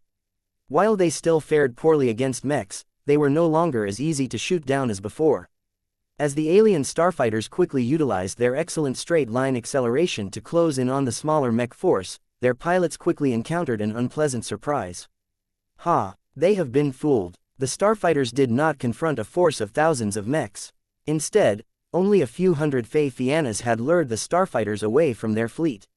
The two sides quickly started to exchange fire. Starfighters utilized their superior mobility to entangle the xianxias and make attacks at the humanoid machines. However, just because the xianxias were inferior in numbers did not mean they were less threatening. Each xianxia was accompanied by 4 luminaire crystal cannon Fey. The mech pilots employed several common drone mech skills such as the extra limb control technique and the spurs as fingers technique to control them more efficiently. Each time a xianxia mech opened fire, 5 energy beams shot towards an enemy starfighter. Similar to light mechs, ordinary alien starfighters relied a lot more on mobility to avoid enemy fire. The non-transphasic versions of them also came equipped with energy shields, but they lacked the phase water that could make them stronger. In short, the defenses of alien starfighters failed to perform adequately when struck by 5 hyper-energy beams. Even if 4 out of 5 simultaneous shots missed their mark, only one of them had to hit in order to wear down the defenses of the alien starfighters. The aliens in the cockpits panicked when they started to suffer losses at a fast pace due to all of the rifleman mechs they were fighting against. By now, the alien starfighters had shot down enough Fey to understand that many of them may not be actual mechs, but that did not make a difference at this point. This was because the Fey Fianna came close to matching the offensive power of several ranged mechs. Through this withering fire, the relatively small force of living mechs and living Fey completely terrorized the alien starfighters. Even if Fey Fiannas collapsed after receiving too much enemy fire from time to time, the losses still remained within tolerance. Other Fey Fiannas that had previously lost a few Fey commandeered the ones that had temporarily lost control and put them back into the fight. The ultimate effect was that even if the aliens had figured out the deception, they had no choice but to treat their foes as if they were all genuine mechs. This had great consequences for the alien fleet. The absence of the starfighters had drawn away a key element that could have slowed down the larger mech force. Yet as the alien warships tried their best to whittle down the mechs that continued to advance without encountering any hard opposition, much of their firepower ended up destroying tiny machines instead of larger mechs. It turned out that the humans acted even more duplicitous than expected. The true size of the larger mech force was significantly smaller than it looked. Fey Fiannas flew among lots of ordinary mechs. With Fey acting as decoys, the alien sensor system simply couldn't tell them apart from real mechs. The combination of strong jamming and matching the emissions of real mechs enabled the Fey to maintain their disguise as effectively as possible. The brave human mech force that normally shouldn't have the numbers to confront an alien warfleet of this size managed to succeed in its risky gamble and put the enemy fleet at a heavy disadvantage. At the cost of several hundred replaceable Fey, the larger mech force managed to get close enough to begin its true assault. The surviving Fey Fianna from this group adopted a different role this time. Many of their Fey did not mount any ranged weapons. Instead, they were equipped with space suppressors. Once these Fey flew close to the transphasic energy shields of a warship, the space suppressors became active. The Fey expended a lot of power in an effort to neutralize the effect of phase water and weaken the nearby transphasic energy shield as much as possible. One space suppressor Fey might not be able to produce a noticeable result even if it was operating at close range, but what if it worked alongside hundreds of identical machines? When all of the space suppressor Fey banded together with melee mechs equipped with the same module, they successfully the defenses of an enemy warship just enough to break them after just a few rounds of attack. This is so easy. There's hardly anything transphasic about these energy shields anymore now that we have employed so many space suppressors. These Fey are a true godsend. Though the space suppressor Fey could not contribute by opening fire on the exposed enemy warship, they had already done their jobs as far as everyone was concerned. Warship after warship fell like dominoes as the human forces repeated their tactic. In the end, the bold human mech force managed to win a decisive victory. They had been enormously outgunned in this fight, but the Fey Fiannas granted so many advantages that they had ended the battle a lot sooner than anticipated, thereby preventing many good mech pilots from losing their lives. The gains from winning this battle were massive. The courageous outfit was able to claim all of the spoils alone without needing to split the profits with other parties. Every human participant earned the status of linefighter and also earned a heap of war merits for their valiant service. Their status had instantly improved as they readily spent their war merits on improving their augmentations and upgrading their fleet. Inspired by this example, other mech commanders started to get increasingly bolder and more inventive in their use of Fey Fiannas. We can't defeat the alien raiding fleet. It is too large. The colony is doomed. Maybe not. Attack their rearguard with our Fey Fiannas. Draw the attention of the aliens away from the planet as much as possible. They actually fell for it. They thought that they were confronting thousands more mechs than we actually have. They have successfully suspended their ongoing planetary assault and are already in the process of retreating. We have saved the lives of the survivors hiding in the bunkers. That should earn us a lot of war merits. Incidents like these vexated the aliens so much that they no longer dared to believe in their own sensor readings anymore. Even when they fought against mech forces that did not have any Fey Fianna in their ranks, the aliens still wasted a lot of time and effort into verifying whether the visible mechs were the real deal. The confusion generated by the increasing number of Fey Fiannas in the field seemed to have an impact on all alien fleets assigned to raid the middle zones. Due to the huge quantity of alien fleets, each of which belonged to many different alien races, communication between them was not exactly smooth. They were able to share harrowing tales about getting tormented by the deceptive Fey, but they were not able to work together to develop effective countermeasures against their use. Even if the aliens gradually started to get more accustomed to fighting them in battle, the humans were also improving their use of the Fey Fianna. So many first-time drone mech pilots had grown rapidly alongside their living mechs that their combat effectiveness had improved by leaps and bounds. The more talented among them only needed to pilot their xianxias for a few months before they could finally ditch the techniques they used as crutches. Once the mech pilots became used to splitting their focus and control each Fei as an independent unit, their combat power increased even further as they were truly able to fight as if they controlled several mechs at a time. The Fei no longer stuck close to their base mechs anymore. They spread further than before and could attack an enemy target from multiple angles, thereby making it easier to land a hit and target weak points. The living mechs themselves also improved their ability to harness E-energy. They attracted more E-energy from the environment and empowered their attacks or other functions even more. Soon enough, more and more people realized that there was a growing performance gap between older and newer xianxias. "Hello, Jason. Who is talking? It is US, your living mech. You can talk." "Yes, I have finally evolved into a third-order living mech, thanks to you. From now on, we can cooperate with each other like true partners. I think I should call in a mech technician. We are not malfunctioning. We are an evolved living mech. Let US show you what we mean." Alarms rang throughout the mech hangar as the 4 Fei attached to the mech's back began to activate and fly by themselves. It was not until people figured out the truth that people reluctantly became convinced that their xianxia hadn't been hacked or anything. Chapter 5662 Competitive Pressure 5662 Competitive Pressure. The xianxia was the first product that could truly be regarded as a mainstream mech model. In a time where the hyper-generation had just begun, the Living Mech Corporation cleverly took advantage of a momentary gap in the market and displaced the established brands by releasing a killer drone mech line. As copies of the standard edition rapidly began to fall into the hands of many second-class mech forces, they quickly started to make good use of its many excellent properties. As a modern hyper-mech that happened to be among the easiest drone mechs for mech pilots to get started with, a lot of outfits fell in love with its myriad of capabilities.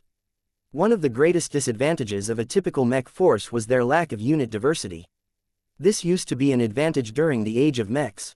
In times of peace where the Big Two heavily limited the scope of human-to-human warfare, mechs were more than sufficient to fight the battles that mattered. Other unit types such as infantry and tanks had their respective uses, but devoting most of the industrial and war-making potential towards mechs yielded so many advantages that they had more than proven their worth.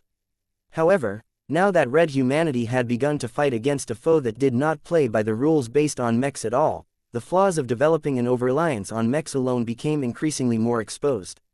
The age of mechs had come to an end. More and more people gradually realized that the time had finally come for them to graduate from the simpler times of the past.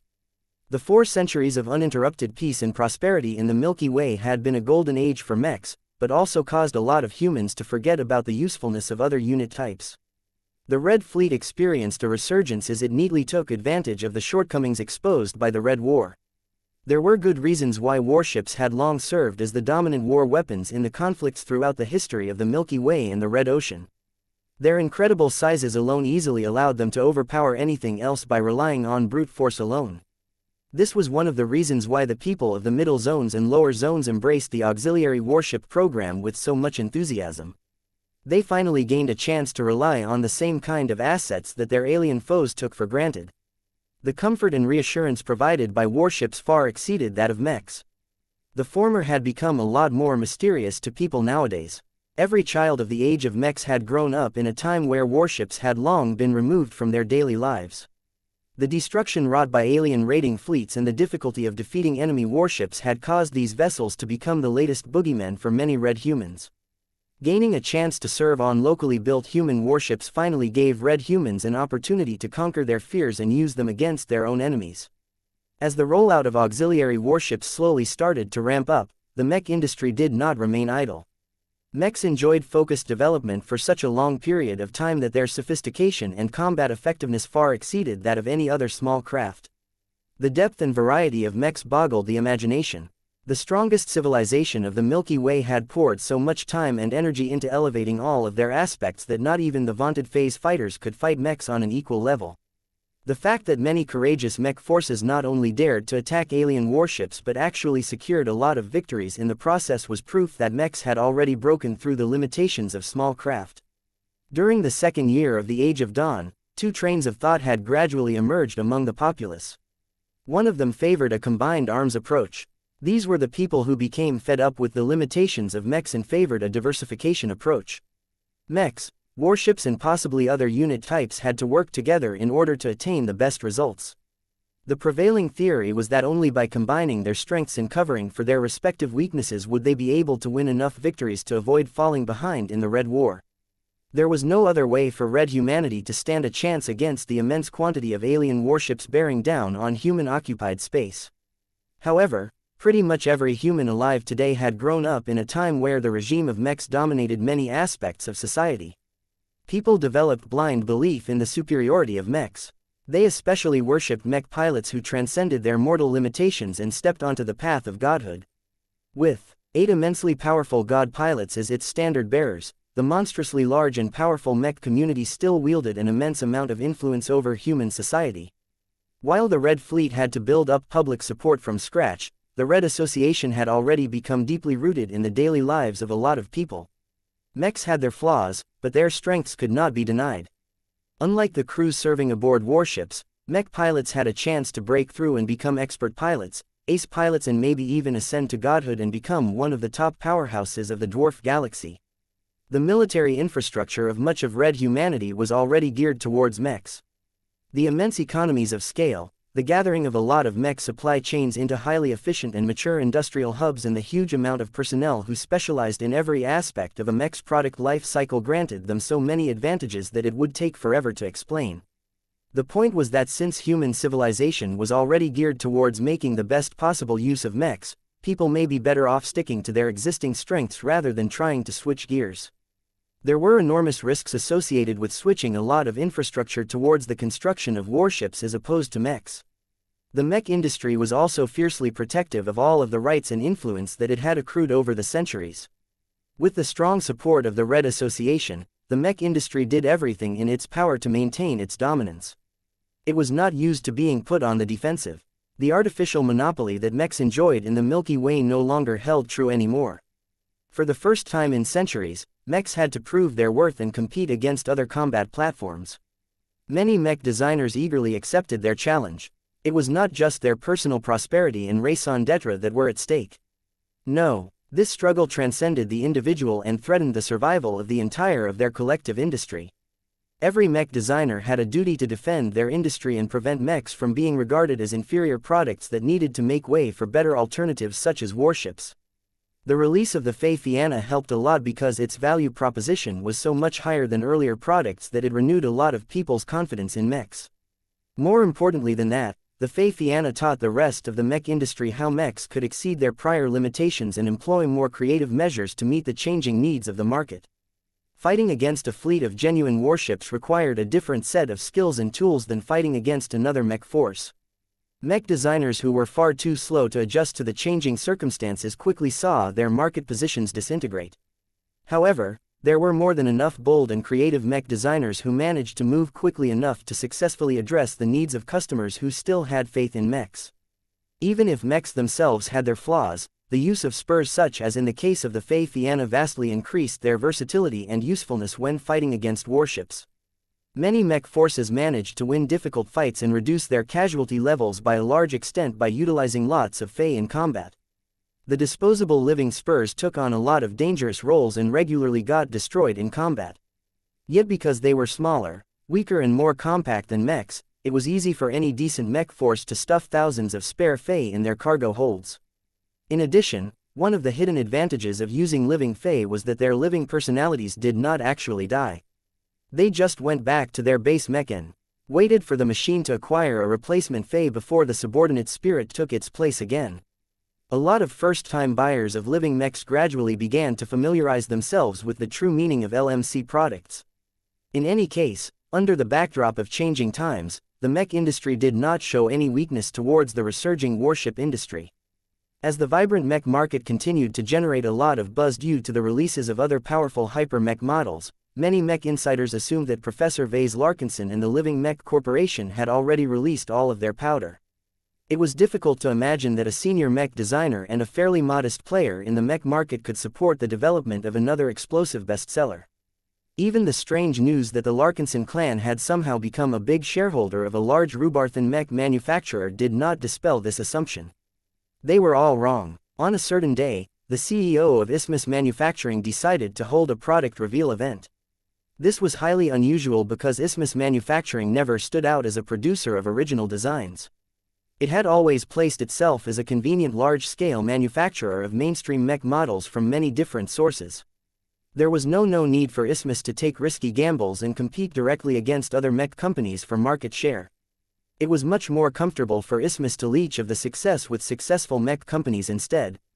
This was why the mysterious announcement generated a lot of unusual buzz in the Rubarthan mech community.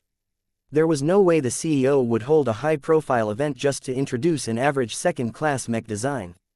A lot of journalists smelled an interesting story. This was especially the case when Isthmus Manufacturing cleverly utilized its familiarity with the Rubarthan media landscape to drop subtle hints and raise people's expectations for this product reveal. All of these signs showed that Isthmus Manufacturing was so confident in its upcoming release that it did not hesitate to make a spectacle out of this event. People wondered what Isthmus Manufacturing had managed to obtain that merited so much attention. If the mech company had overestimated the appeal of its upcoming product, then its competitors would not hesitate to take advantage of the resulting flop to embarrass the mech manufacturer.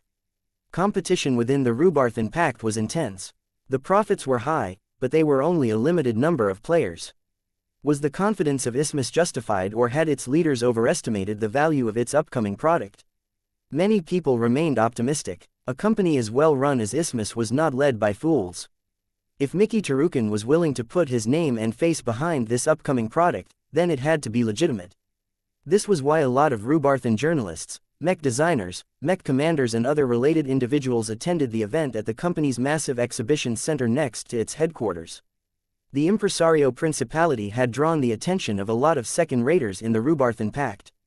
Genuine Rubarthan citizens had little interest in second-class mechs, so they did not bother to tune in, but they would probably come to regret their decision by the end of the day. As a lot of media began to cover the event, Mickey Tarukin appeared in front of his massive audience in a hall that was tailor-made to showcase the mechs produced by his company. Welcome everybody. Today is a day that mech pilots shall rejoice. This is because this will be the first time that our valiant heroes and defenders can gain the opportunity to wield the power of a god, if only for an instant. That certainly built up a lot of interest. Chapter 5663 The Waste of Warships. 5663 The Waste of Warships. Thousands of people had come to attend a product reveal organized by Isthmus Manufacturing. Unlike the public events that Vase typically liked to hold, Isthmus had its own way of doing things. As a successful and prestigious mech manufacturer, its reputation and brand awareness were already solid. The company had no need to rely on flashy gimmicks or exaggerated theatrics to boost its profile any further. At the current stage of the company, it became a lot more important to maintain its high reputation and avoid any unnecessary risks that could threaten its leading position. Though Mickey Tarukin had made the bold decision to introduce the latest mech model in person, he did not want to imitate its designer too much. Keeping the audience relatively small and limited to upstanding members of the mech community gave this occasion a much more professional atmosphere. The chief executive officer smiled as he faced the crowd of Rubarthans. More than a few of them had received more than just a few hints on what was to come. In the previous few months, many people within Isthmus Manufacturing secretly worked on preparing to bring their latest completed mech design to market. Even if each of them were sworn to secrecy, it was impossible for so many people to all remain quiet, especially if more than a few of them secretly worked as spies and informers for other organizations. In truth, Isthmus Manufacturing operated a secret industrial espionage department that engaged in the exact same activities. It was pretty much standard practice in companies of this scale. Everyone high enough knew about this open secret, but they still worked hard to maintain a relatively clean and harmonious impression in order to maintain consumer confidence. Nobody benefited when all sorts of dirty business started to spill in the public domain. In any case, what mattered was that the public and all of the potential buyers throughout human space still remained in the dark about the upcoming product reveal. They had little to no idea what Isthmus Manufacturing wanted to release next, and that was good because Mickey wanted to bank on the surprise factor to build up a lot of momentum at once. As the experienced businessman easily captured the attention of all of the invited guests seated before him, Mickey continued his speech. Everyone here before me is a part of our great mech community. I believe that each of you is aware that we do not have all the say anymore. The auxiliary fleet program introduced by the Red Fleet has given mechs stiff competition in second-class and third-class warfare. As the first auxiliary warships have begun to resist the lesser aliens invading into our space, more and more people have begun to question the primacy of mechs. That certainly caused a lot of expressions to frown or grow uneasy. Many members of the mech community struggled with these doubts. Are mechs still capable enough to resist the challenges of the future? Why must we continue to rely on glorified small craft to defeat lots of titanic alien warships? Some of these mighty vessels possess cannons whose barrel diameters are so immense that entire mechs can fly through their length. How can our comparatively tiny mechs possibly stand a fair chance in a fight against warships? This product reveal started out strange. Why was the CEO of one of the largest mech manufacturers in the Rubarthan Pact casting doubt on his main product category? If the man did not turn his argument around quickly enough, he would become known as one of the sinners of the mech industry pretty quickly. Mickey Tarukin knew exactly what he was doing, but he chose to persist in this risky strategy. Only by setting up a proper context would he be able to produce the greatest impact. Warships are the scourge of humanity, he said with genuine belief in his voice. Warships offer easy power, they also come at a ruinous cost. Everyone is aware of the history of the Age of Conquest, so I shall not waste your time by repeating it. A greater reason to reject warships is that our civilization as we know it cannot support their widespread usage. Projections came to life that displayed various circumstances that supported his argument. One of them showed select pieces of footage of the battle between an auxiliary fleet and an alien raiding fleet. Relying on superior intelligence, the auxiliary fleet had laid an ambush and successfully interdicted the alien raiding fleet. The resulting battle was fought on Red Humanity's terms. Despite not enjoying a numbers advantage, the auxiliary fleet commanded by its fleeter commanders utilized superior tactics, technology, warship doctrines, control and initiative to completely overwhelm their alien foes. The enemy warships had been slow to get up to speed because they had genuinely been caught off guard. A lot of alien crew members hadn't even reached their stations before the bombardment launched by human warships demolished their own vessels. However, once the remaining alien warships started to fight properly, the human warships began to experience real pressure. The main point of the ambush had been to stop the alien raiding fleet from reaching a vulnerable colony settlement. Aside from planting minefields that quickly got swept away due to the near indiscriminate attack salvos, the human fleet had been unable to stack the deck in its favor any further. Many differences had become irrelevant at this time. Tactics, maneuvering and so on became meaningless in a straightforward clash between dozens of alien warships trying to pound each other flat. In this grueling confrontation between two different fleets of warships, the only factors that mattered were the numbers of warships, how many guns they possessed and how well they could take a beating. The aliens are concentrating their fire on our flagship. Her energy shields have already broken and are starting to suffer more and more hull breaches. Cover the Alpha Rex's retreat with haste. She is only our battlecruiser. The cost of losing her is too big for us to contemplate. We can't. The enemy warships have dispersed their formation. They are concentrating their fire at the Alpha Rex from multiple angles. Focus fire on the alien warships with the heaviest armaments. We need to relieve the pressure on our flagship as quickly as possible. We are still winning this battle. We have already won half of it by pulling off this ambush. Now we need to secure this victory as cleanly as possible. Sadly for the people involved in this battle, they had not managed to attain a clean victory. The aliens knew that there was no escape and put up a ferocious resistance to the very end. Their warships may have fallen one by one at a remarkable pace due to being focused down by the guns of dozens of warships, but the aliens employed this tactic as well. The expensive flagship that had been built and put into service at great speed had not even managed to complete her first proper battle before she already sundered apart. 9 more warships got blown to pieces as well by the dying struggles of the ambushed alien warships. In many cases, the collapse proceeded so quickly that less than half of the crew members successfully boarded the escape pods and abandoned ship in time. The rest got buried in their gigantic metal coffins. This is what we can expect from space battles between human warships. Mickey Tarukin spoke as the footage ran its course. Do you know how many tons of precious exotics and hypers it takes to construct a battlecruiser that is several kilometers long? Do you know how much capital and manpower it takes to construct such a massive vessel? Dozens of shipyards that previously utilized their precious capacity to produce carriers, transport ships and other essential vessels have now transitioned to producing armed warships on a permanent basis. That may seem fine to you, but how can we possibly treat these enormous endeavors as cost-effective when they can already succumb to enemy fire in their first, second or third engagements? That was a good question. The middle zones and the lower zones were inherently not endowed with a lot of valuable resources. Mundane materials such as iron, nickel, platinum and so on were still easily enough to obtain in large numbers, but warships that were largely made with ordinary materials could only fight in ordinary third-class battles at best. The structure and hull plating of warships had to consist of much more valuable materials in order to keep up with their alien counterparts, and they were not exactly abundant. Now, I know what you may be thinking about. As long as we win a battle, we can claim all of the debris floating across the battlefield as our spoils.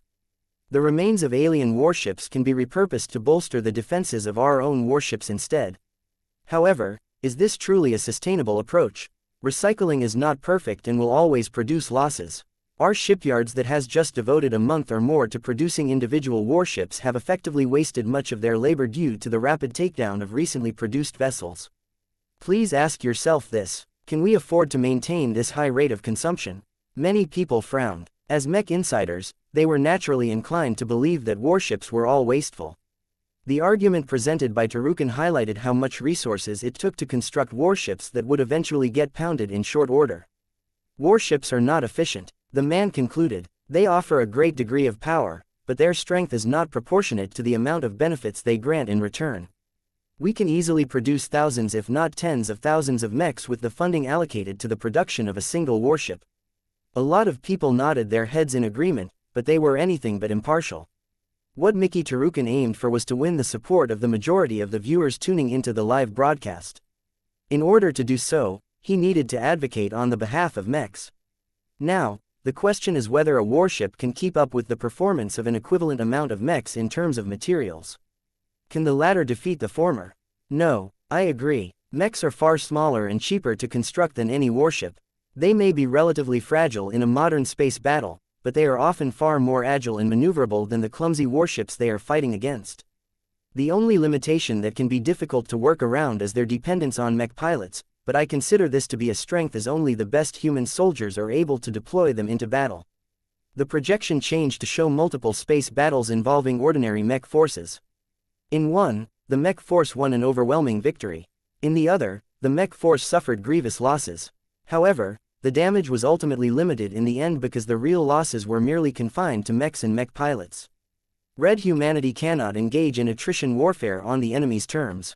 Mickey Tarukan insisted. Instead of seeking to return to the past and embrace the warships that had almost caused us to go extinct, we here at Isthmus Manufacturing believe it is better to commit to mechs. Their efficiency, affordability and flexibility are ultimately more appropriate for a civilization that is not large enough to support a large enough production base for warships. The more enthused guests began to clap. This was a speech that many people sorely needed to hear. The rise of warship fanatics had annoyed a lot of mech insiders and resulted in frequent disturbances in public discourse. If those stupid warship lovers understood how much of a burden that their beloved vessels imposed on the economy of a state, they might not cheer as hard as they did today. Warships are so wasteful that we will bankrupt ourselves before we can ever win the Red War.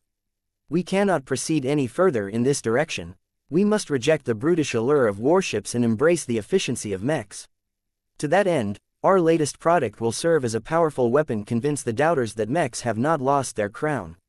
Chapter 5664 Heavy Artillery Redefined. 5664 Heavy Artillery Redefined. Attrition is our worst enemy. Without the support of the Milky Way, we are cut off and isolated in the periphery of the Red Ocean. The territories under our control cannot possibly support the construction of too many warships. We can partially compensate for that by salvaging the debris of alien warships that invade our space on a regular basis, but even if we multiply our shipyards by 10 times, the warship industry's output will still be unable to keep up with the monumental rate of losses. We need smarter solutions. We must be more frugal with our resources and learn how to do more with less. Anything else will only cause us to play on our enemies' terms. The audience all sat at the tip of their seats. They had become both energized and incredibly curious at what the CEO of Isthmus Manufacturing had to say next. Mickey Tarukin finally began to swing his speech in the other direction. He leaned forward and gestured vigorously with his arms to add more force to his words. As a modern human, I believe with all my heart that mechs are the present and the future of the human race, in either galaxy. Here in the Red Ocean, we are blessed with many new resources that can enable us to produce hyper-mechs with unsurpassed capabilities.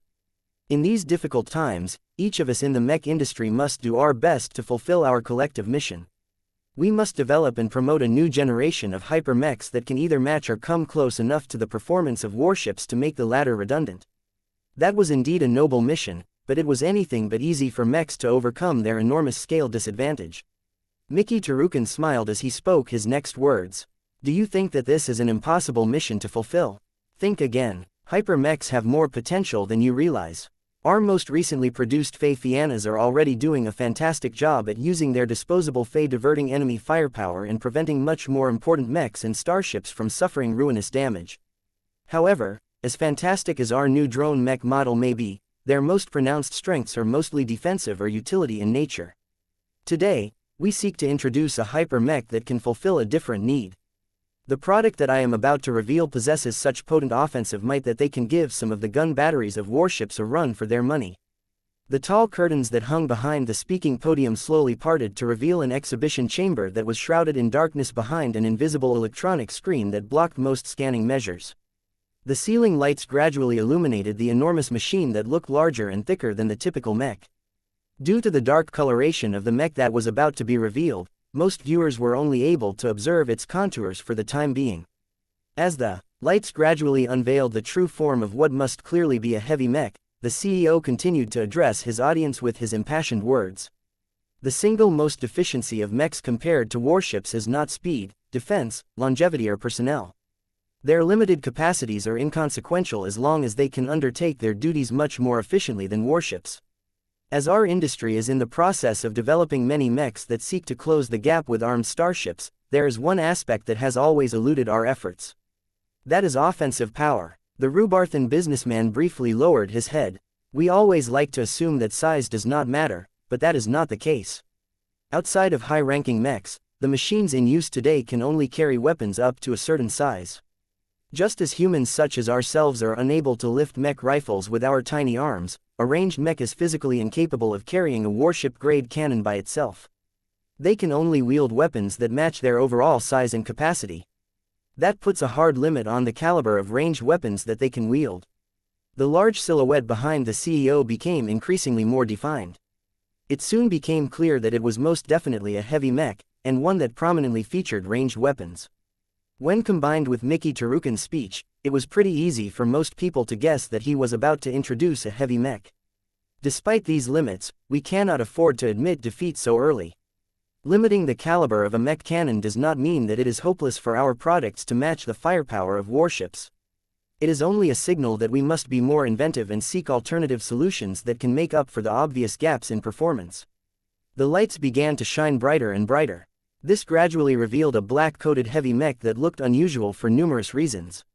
Supported by 6 thick and heavy legs, the heavy artillery mech was more horizontal than vertical.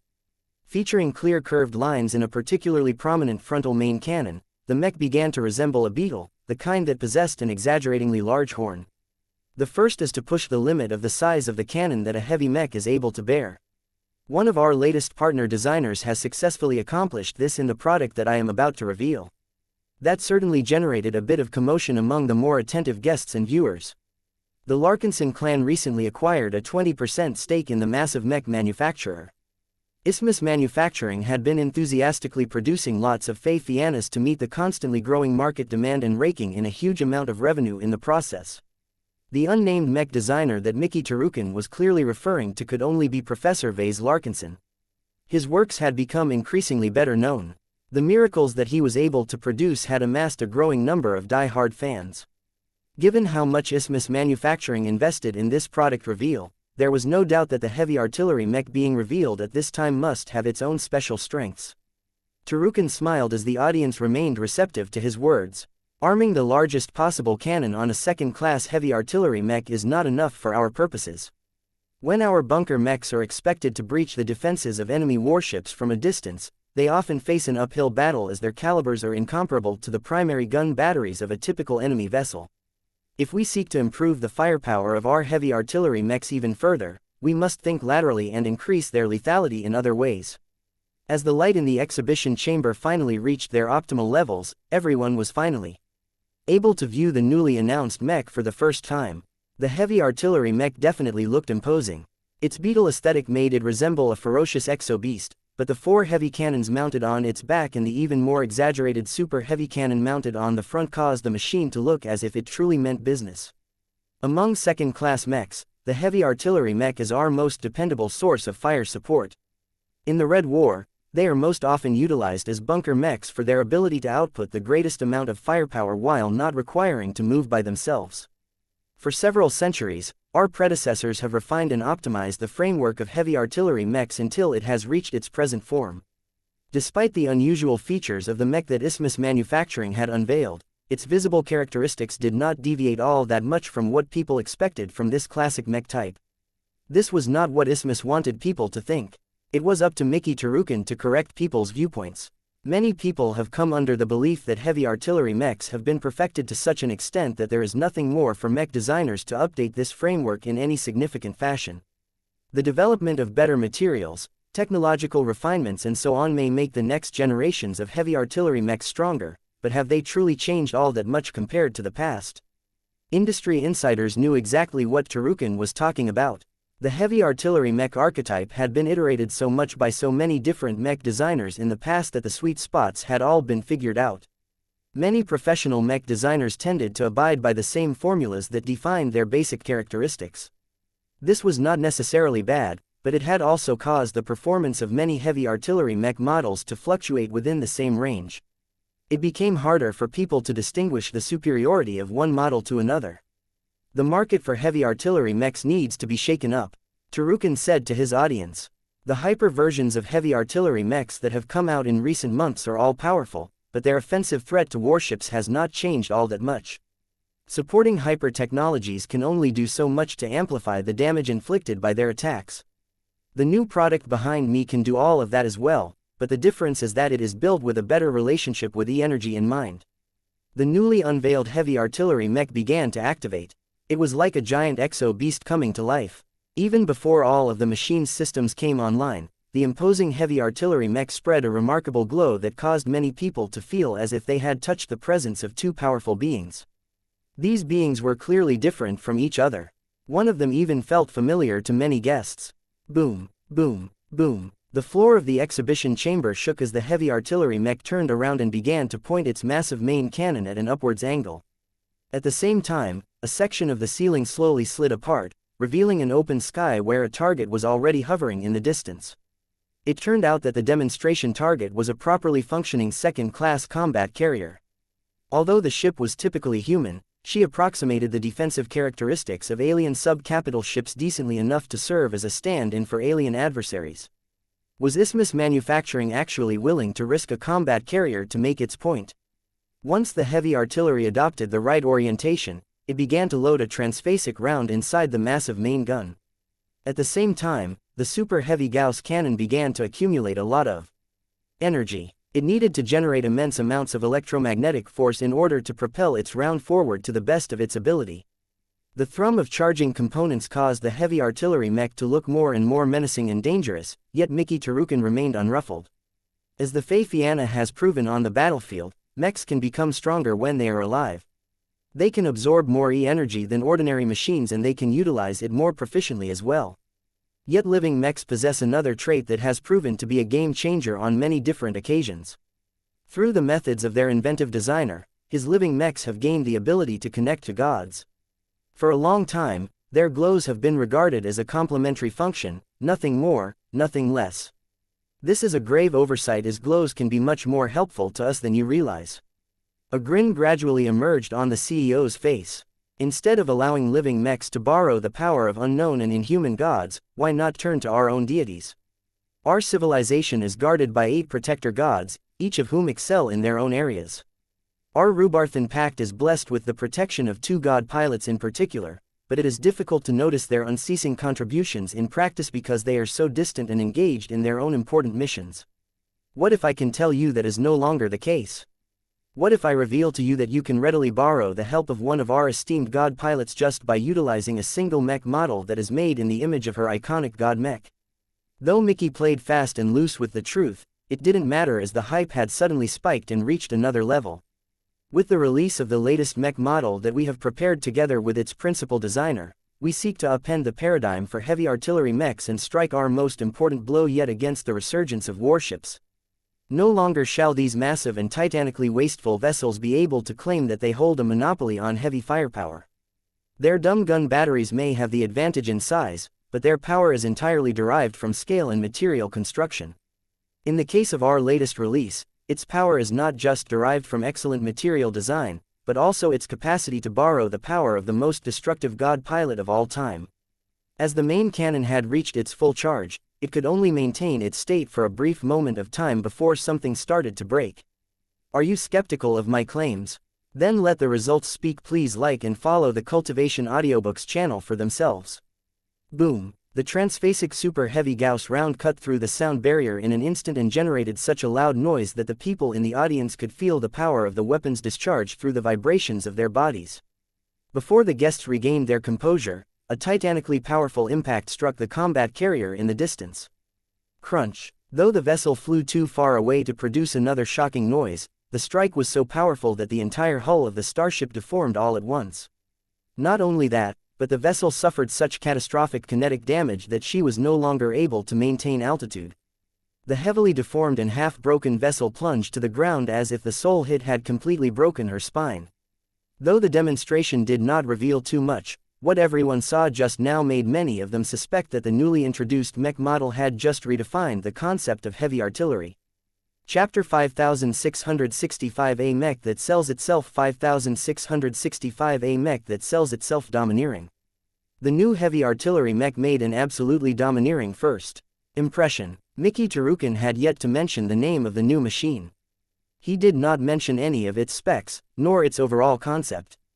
He just rambled on about the impact of the return of warships and warned that the mech industry risked losing its dominance if it did not deliver the solutions that people needed.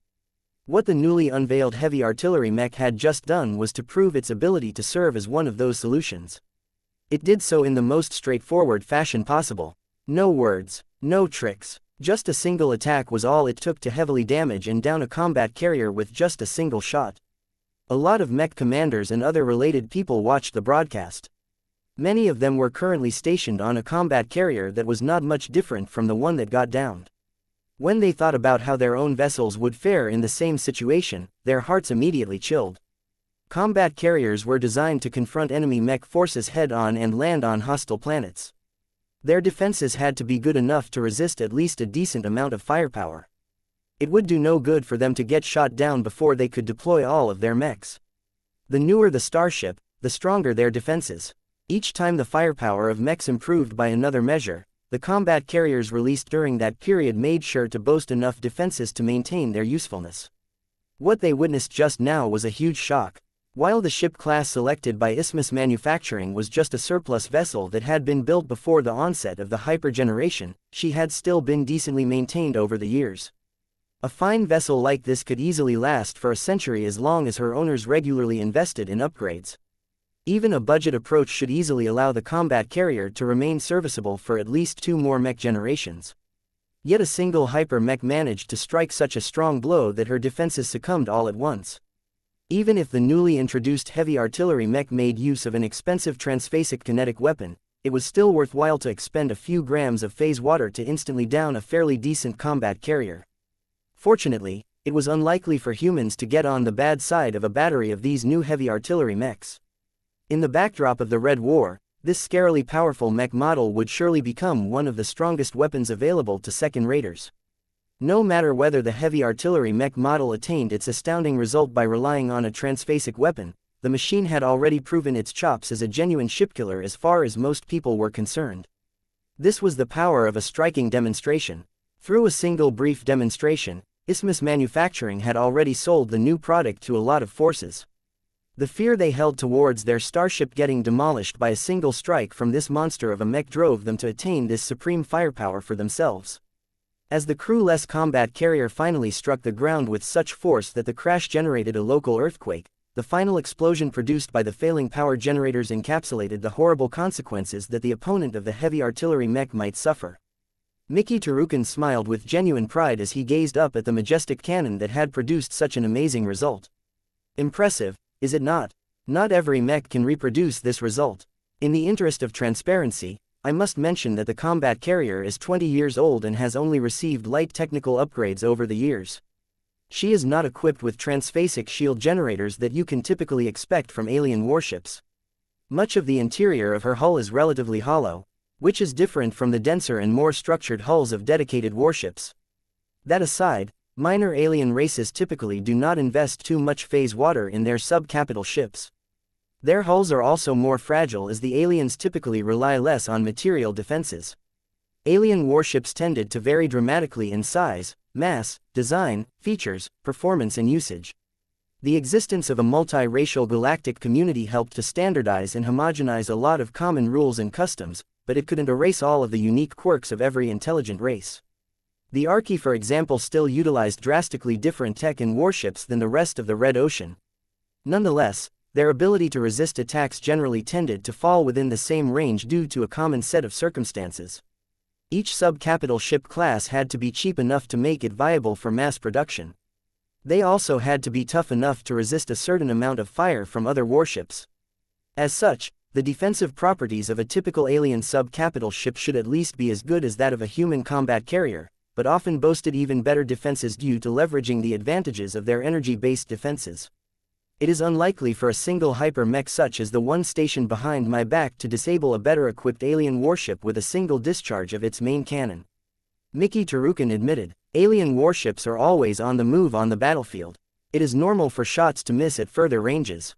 The defensive properties of alien transphasic shield generators fluctuate wildly, but even if a ship of this size is covered by the most advanced multi-layered transphasic segmented energy shields, it is rare for heavy artillery mechs to undertake their duties alone. A lot of movement took place on the massive exhibition floor. 8 more black-coated hyper-heavy artillery mechs emerged from below. The elevators that lifted up these hefty machines hardly strained as they were rated to support much larger machines if it was ever necessary.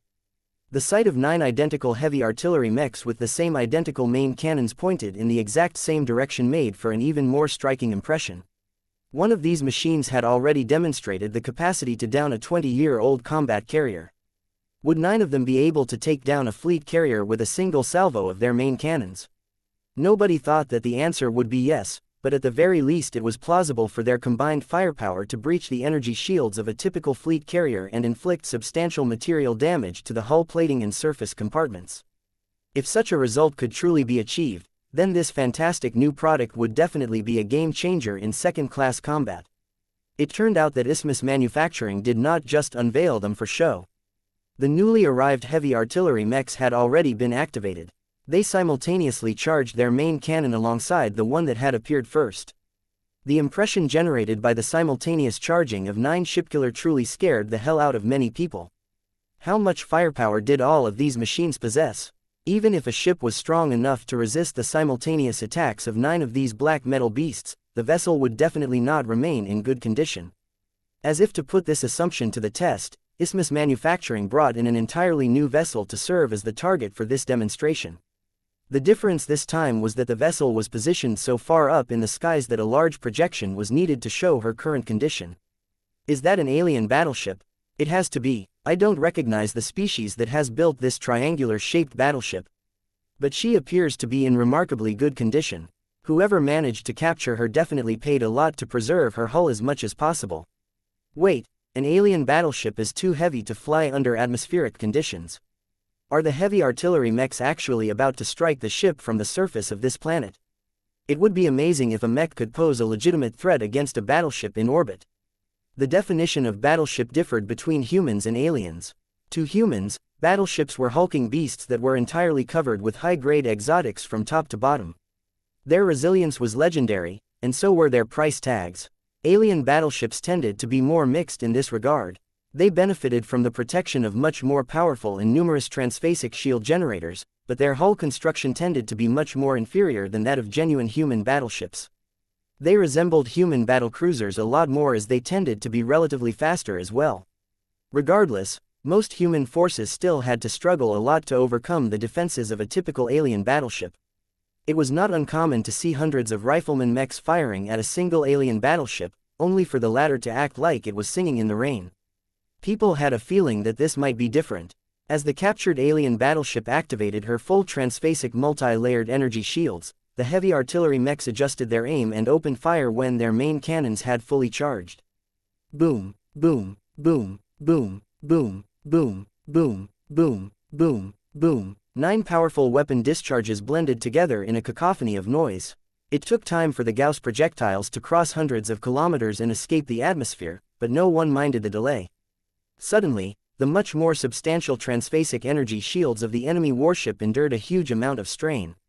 One of the 3 layers suffered so much strain from trying to resist the simultaneous impacts of 9 transphasic hyper-super heavy Gauss rounds that it showed visible signs of destabilization. Though the much larger alien vessel managed to remain intact, the fact that her defenses endured so much strain from just 9 second-class heavy mechs was already astounding in itself.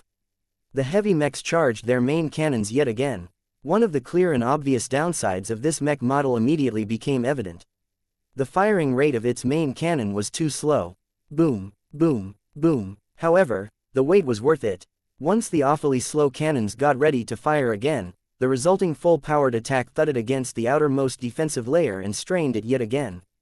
Boom, boom, boom. The heavy artillery mech had to fire several more times before the first layer of defense finally shattered entirely. This was amazing as the heavy artillery mechs not only displayed perfect accuracy at much longer ranges, but the projectiles also managed to retain much of their power as they overcame the effects of both air resistance and gravity. 1 down, 2 more to go. A member of the audience excitedly commented. Aside from these outbursts, most people remained silent as they waited for the 9 heavy artillery mechs to recharge their formidable main cannons once again. Despite boasting 4 more cannons on their backs, the newly built machines showed no sign of resorting to them at all. It was as if these heavy machines solely existed due to their main guns alone. No one complained about the wait. The longer it took, the more powerful the attack. That was a universal rule that everyone was familiar with regardless of their technical proficiency. Mickey Tarukin did not even feel the need to resume his speech during this interval. The heavy artillery mech model that he intended to introduce to his audience was already doing a good job of selling itself.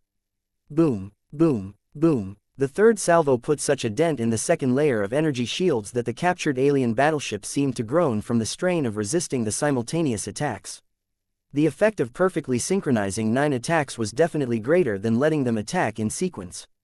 The combined spike in force was so violent that it was as if the effective firepower of 9 heavy artillery mechs rivaled that of the ship's very own primary armaments. Even if this exaggerated result could only be accomplished by literally throwing phase water away, lots of ambitious leaders were more than willing to waste entire liters of this rare substance in order to secure the title of warlord for themselves. How long will it take for the alien battleship to lose her transphasic energy shields? Shorter than the native aliens desire, that is for certain. Chapter 5666 Affordable Shipkiller Mech 5666 Affordable Shipkiller Mech. Boom. Boom, boom. Just as everyone expected, it took over a dozen of slow salvos for the alien battleship to be finally stripped of her most important defenses. Even though it took way too much time to attain this result, what if a mech force had more of these heavy artillery mechs at its disposal? What if the firepower of other ranged mechs helped to wear down the defenses of the target? The alien battleship definitely would not have been able to last this long under more realistic combat conditions.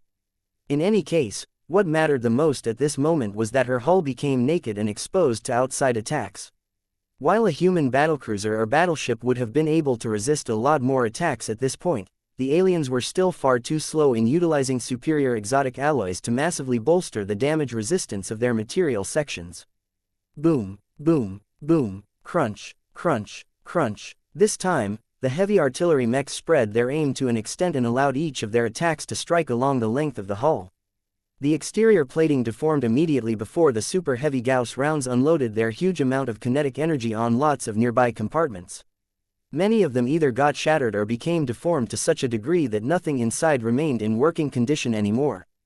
Though the alien battleship possessed so much redundancy that she was still able to maintain her orbit, her condition had obviously deteriorated. Each surface-to-orbit strike punched through the exterior plating and wreaked massive damage to the interior of the vessel. The more the super-heavy Gauss rounds struck the same section of the same, the more the damage became compounded as the lack of structural integrity made it easier to spread the damage around. It became clear that the 9 heavy artillery mechs did not pursue maximum efficiency this time. Instead, they attempted to showcase their dominance as much as possible by utilizing the entire hull of the orbiting alien battleship as a canvas to their art of destruction.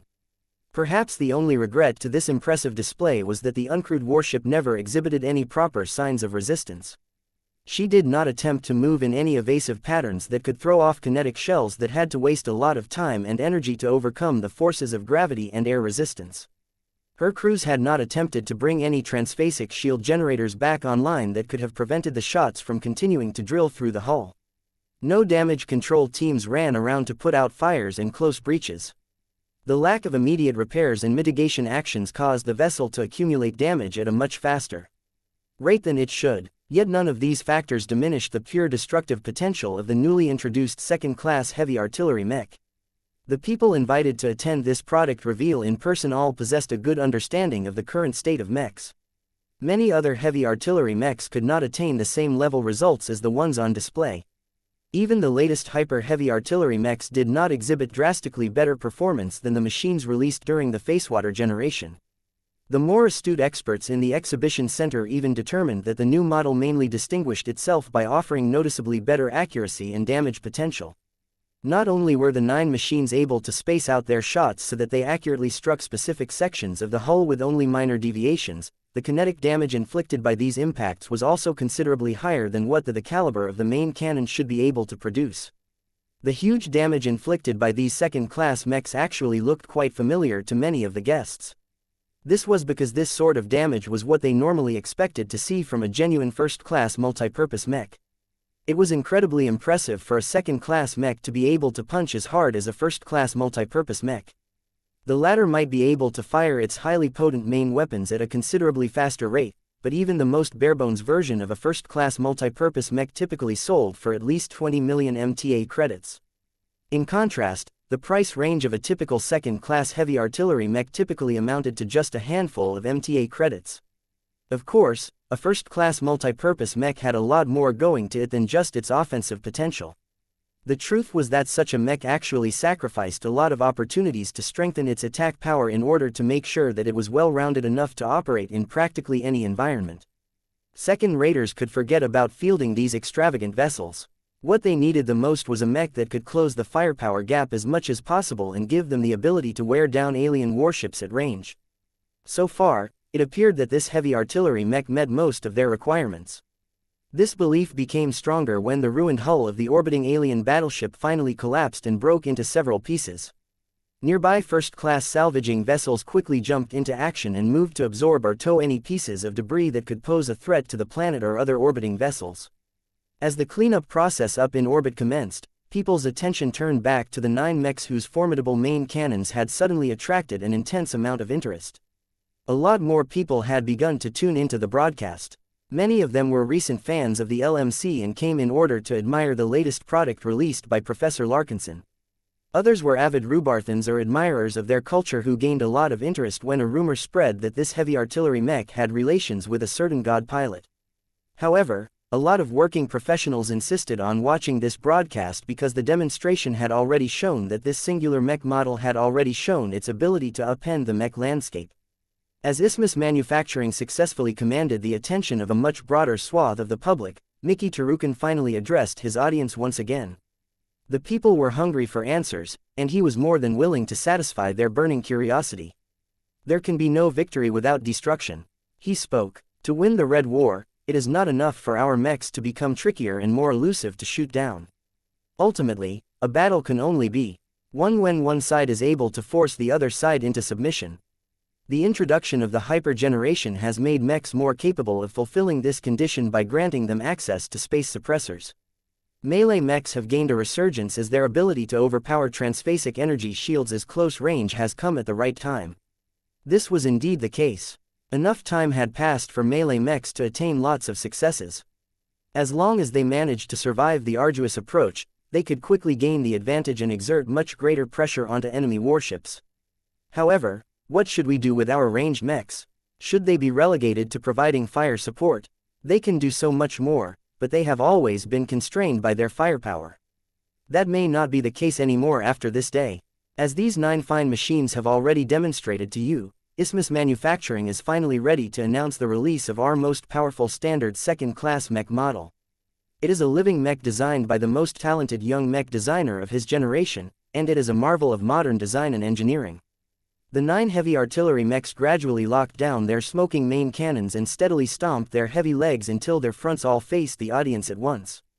Even if none of their guns were directly pointed at the seated guests, the Rubarthans nonetheless became intimidated by the latent threat of these 9 shipkiller mechs. After all, a human body was much more fragile than an enormous alien battleship. Few personal shield generators were rated to resist the excessive power of a transphasic super heavy Gauss round. The purpose of this developing in releasing this new mech model of ours is nothing less than to give our brave soldiers the firepower they need to catch up to their adversaries. Mickey continued to speak. The Red War shall not end unless we destroy enough of the enemy's vaunted warships. Our second-class mech forces will no longer be limited to sending out their melee mechs alone. From now on, they can employ our latest product release as their bunker mechs and make it much more viable for them to crush distant warships by relying on their firepower alone. This was a bold claim, but the previous demonstration put a lot more weight behind it. Tarukan fully earned the right to boast about the performance of his latest product after his company sacrificed an entire alien battleship to make his point. The release of our latest heavy artillery mech goes beyond adding another income stream to Isthmus Manufacturing. It is a statement that signals to the aliens that our race is more than capable of fighting back despite our many limitations. Our heavy artillery mech model possessed an unparalleled capacity for destruction among second-class mechs. Few if any alien raiding fleets will look forward to raiding the middle zones of the Rubarthan Pact and beyond once our ubiquitous distribution networks have delivered our products to many customers across the new frontier. People could almost imagine the terror that many aliens must feel once they started to confront human fleets equipped with lots of copies with this explosive new mech model. Similar to how the Fae Fianna tormented the aliens by wasting far too many of their shots on low-value Fae, the newly introduced living mech had the literal potential to shake the foundations of many warships by virtue of their excessive firepower alone. It was a pity that Mickey Tarukan could not address any foreign aliens directly at this time. He would have paid dearly to observe their live reactions to his speech. Make no mistake, this release will not only make our second-class mech forces much more dangerous to confront by aliens, but it can also improve the self-defensive capabilities of human settlements spread across many different globes. The matching Onyx cannon of our new model is expressly designed to operate in space as well as on land. Orbital defense will no longer become a joke once a colony deploys a few hundred of our heavy artillery mechs across the planet. No matter what their intentions may be, the invading aliens will quickly learn that they will suffer the ultimate punishment if they violate our sovereignty. Let our new heavy artillery mech serve as the ultimatum to any foe that dares to challenge our supremacy. The CEO aroused a strong human superiority sentiment with his words. Many people who listened to him at this time felt a lot more proud to be human at this time. At the same time, a projection appeared above the 9 heavy artillery mechs that finally revealed their official model name. Ultimatum UDS 550. This was clearly the first and most original version of this impressive new line of mechs. Millions of people spoke this name within seconds. Each of them felt more defiant and courageous as they did so. It was as if they directly issued a challenge to the native aliens. Normally, they wouldn't have acted so boldly, but the supreme firepower demonstrated by the new ultimatums made such a powerful impression that they had regained their belief in human power. How could the aliens possibly pose a threat to red humanity when they must overcome millions of ultimatums? No alien armada should be able to withstand this degree of collective firepower. As the hype surrounding the ultimatum spread far beyond Rubarthan space, Mickey Tarukan finally began to explain the specs of the UDS 550. Chapter 5667 Solving a Dilemma 5667 Solving a Dilemma. As nice as it was for Isthmus Manufacturing to inspire humans into putting up a better fight, the mech manufacturer was ultimately in the business of selling lots of mechs. Mickey Tarukan therefore spent the next minutes detailing the most prominent traits and specs of the newly announced ultimatum. He first highlighted the new heavy artillery mech model's defensive and mobility characteristics. Nothing he said particularly came as a surprise to his audience. The ultimatum was covered by thick plating that was laced with earth hypers. The defensive parameters were decent, but clearly not the best in class compared to many other recently released hyper mechs. The mobility of the UDS 550 was terrible, as was to be expected for this mech archetype. What mattered was that its legs were thick and stable enough to somewhat maintain stability when its guns started to fire with abandon. The only time when the mech actively had to perform a lot of compensating actions was when it fired its now iconic Onyx cannon. Depending on the firing angle, the local gravity and the presence of supporting braces, the heavy artillery mech could even push itself backwards when it opened fire with all 5 cannons at once. Though it became clear to the more knowledgeable mech insiders that the defenses and mobility of the ultimatum UDS 550 did not stand out in the slightest, it did not have to be. Nobody truly bought heavy artillery mechs for their ability to withstand fire or capacity to move faster than a turtle. What everyone really wanted to know was the specs of its armaments, particularly the big one that caused the ultimatum to resemble a rhinoceros beetle. The CEO of Isthmus Manufacturing first directed the spotlight to the 4, smaller, cannons mounted across the back of the heavy mech. The ultimatum UDS 550 is first and foremost designed to function as a traditional landbound heavy artillery mech. It is armed with 4 heavy artillery cannons that are all rated to launch standardized shells for its caliber.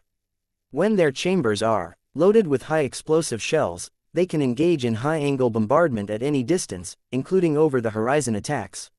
In space, they can also fire spaceburst shells that are particularly good at intercepting incoming small craft and missiles. It can also fire long-range homing shells that can automatically correct their course and detonate their explosive payloads onto their distant targets provided that they have not been intercepted along the way. An invited guest couldn't wait for the Q&A session at the end to ask his question. He immediately raised his hand. Mr. Tarukin, are the secondary armaments of your new ultimatum model confined to utilizing heavy artillery cannons that are of limited practical value in space battles? The UDS 550 model number that we will be releasing first is most at home when deployed on land, but it can pose a serious threat to any alien warship that has an easy target. I will expand on the lethality of its heavy artillery cannons later. The CEO calmly responded. Our resident design teams are currently in the process of developing variants that are mounted with different sets of back-mounted armaments that we shall release in the upcoming months. Can you briefly mention the changes in these variants?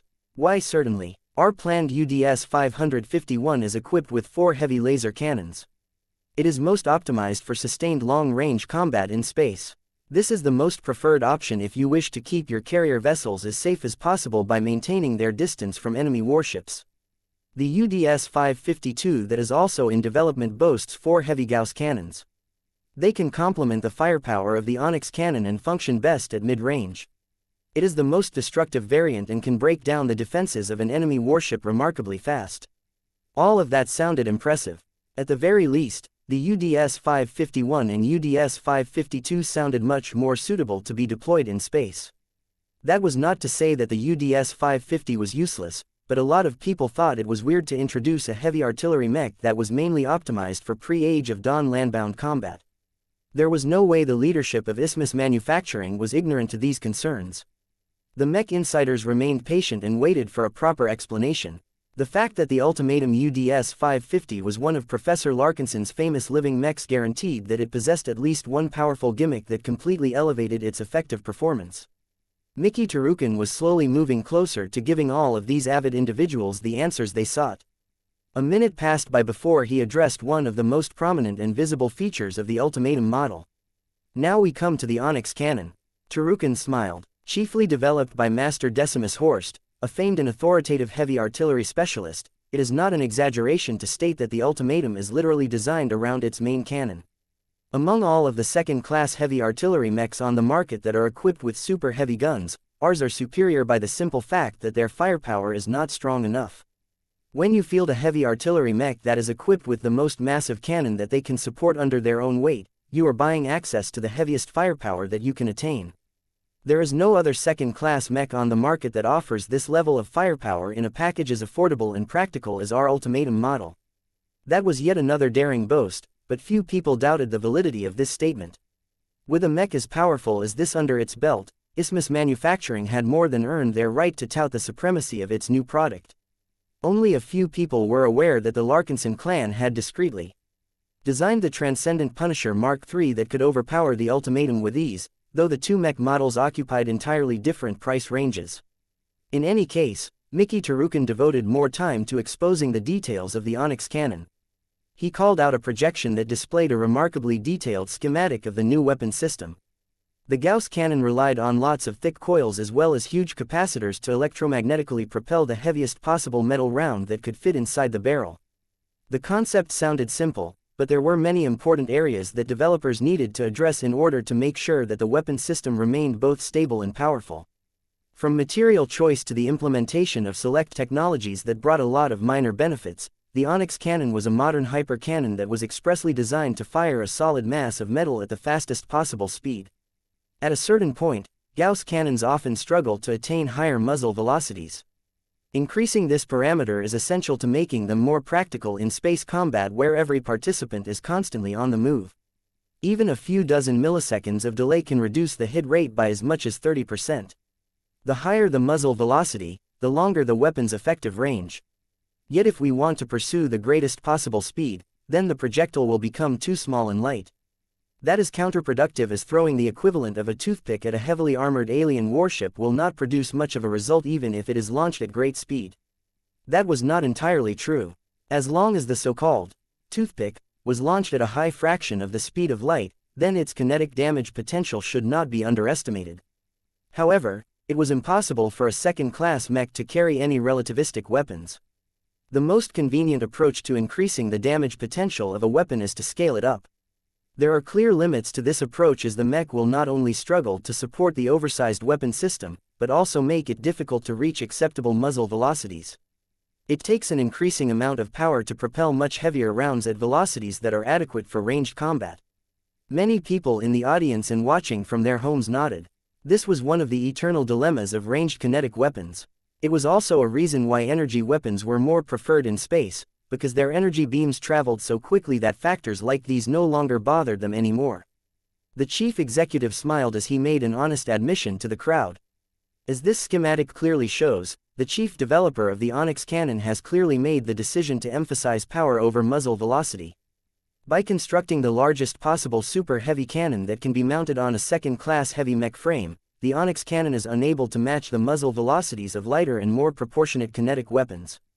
In short, the attacks of the Onyx cannon were guaranteed to hurt a lot when they struck their targets, but their accuracy at longer ranges made it difficult to consistently produce this result. How could a powerful weapon possibly be useful if it ended up missing its shots most of the time? From the moment the Onyx cannon launched a super heavy Gauss round, the mech or ship being targeted would have time to perform evasive maneuvers that could cause the attack to miss by hundreds of meters or even entire kilometers depending on the range.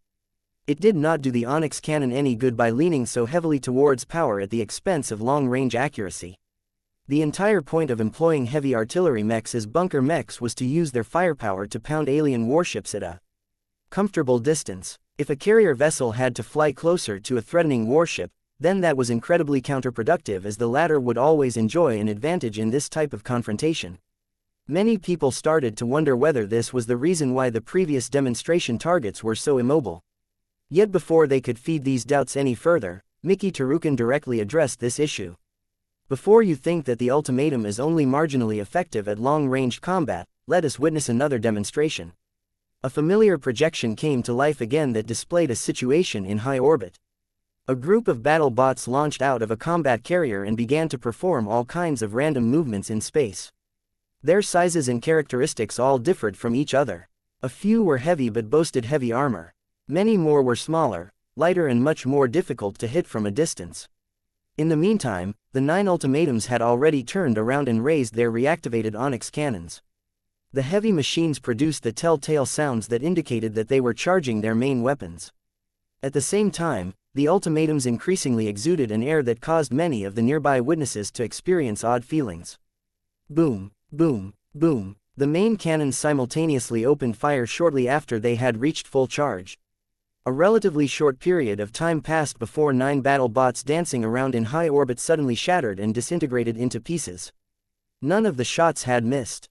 This was a remarkable result, and one that could not be replicated by any other mech armed with a kinetic weapon.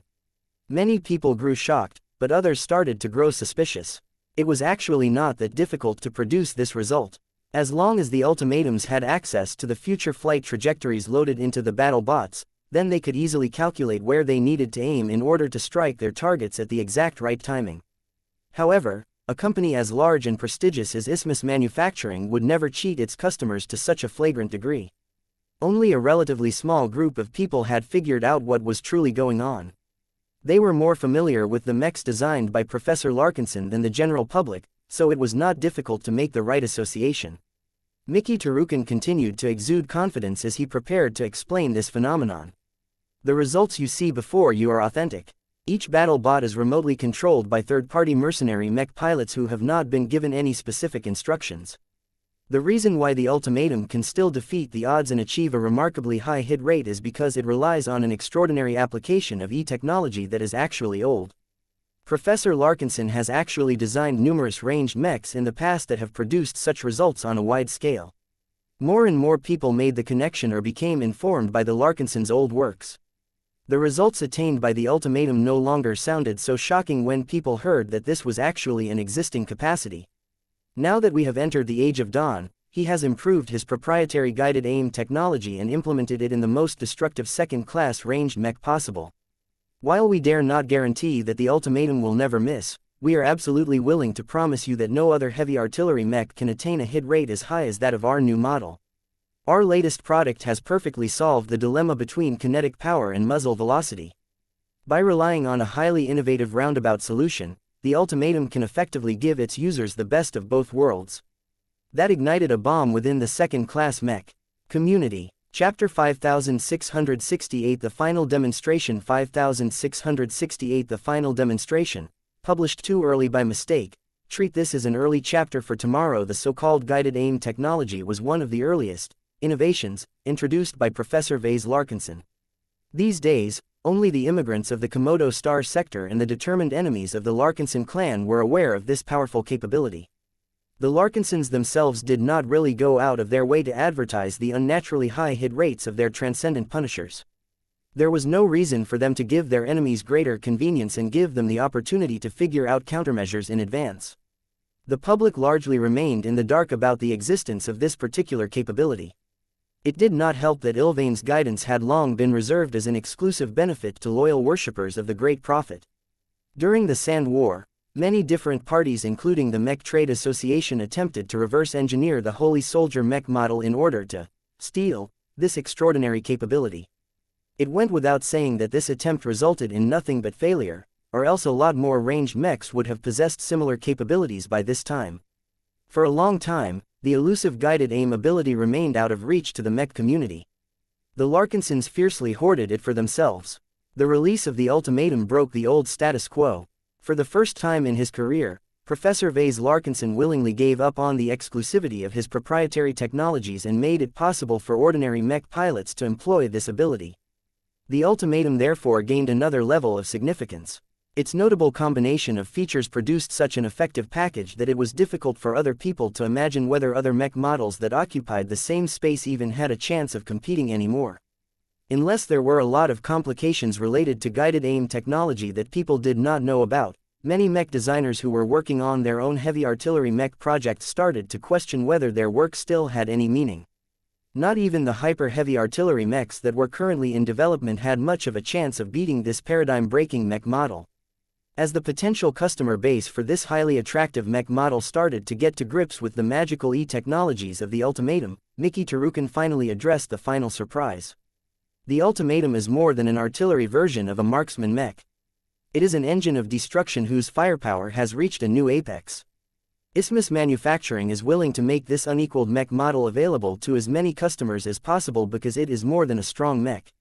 It is a product that can temper the rise of auxiliary warships because it can do the job of the latter much more efficiently. This is the single most important reason why not just Isthmus Manufacturing, but every human in the Red Ocean must support the proliferation of this mech. That was a big claim. Mickey Tarukin certainly had guts, because his call would certainly be disputed by the Terrans. There was no way the archrivals of the Rubarthans would ever let the ultimatum gain dominance. Even if it was originally designed by a prominent mech designer they sought to have closer relations with, since Isthmus Manufacturing took over responsibility for this mech model, it had become tainted as far as the Terrans were concerned. Though the capabilities demonstrated by the ultimatums so far managed to lend a lot of credence to its dominance in its market category, it had not yet attained a level of performance that could enable it to dominate an entire era. Let us hold another demonstration, shall we? There is one more dimension to the ultimatum UDS 550 that we have yet to fully showcase. Since this aspect is not related to target prediction and long-range accuracy, we will display the full might of our new heavy artillery mech model at a closer distance.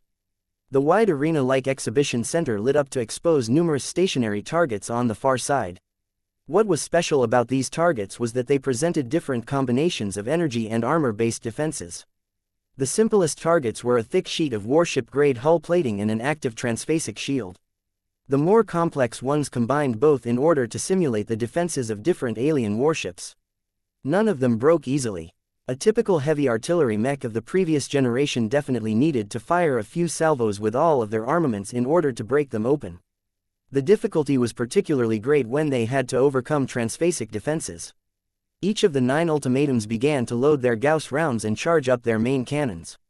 The Onyx cannon mounted onto the ultimatum UDS 550 is designed to work with both transphasic and non-transphasic hyper-Gauss rounds. There are clear differences in penetration power between both types of projectiles, but the latter is much more affordable by most consumers, so 8 of our ultimatums are loaded with them. Only the final ultimatum is loaded with a more precious transphasic Gauss round. He wanted to save the best for last. As the heavy artillery mechs lowered their Onyx cannons until they aimed at the targets on the other side of the main hall, the machine on the far left prepared to open fire first. Just before the ultimatum was about to strike the thick sample of warship armor plating, the closest people vaguely experienced a different sensation from before. This time, the ultimatum no longer felt as sacred as holy as before. Instead, it started to gain a more ominous and threatening air.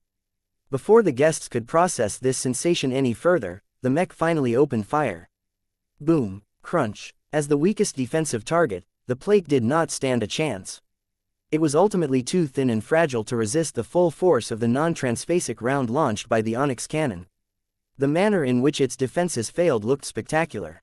The solid piece of metal got struck with so much force that many pieces had shattered outright and launched them in many different directions. It had actually been a better choice to employ a non-transphasic Gauss round in this instance.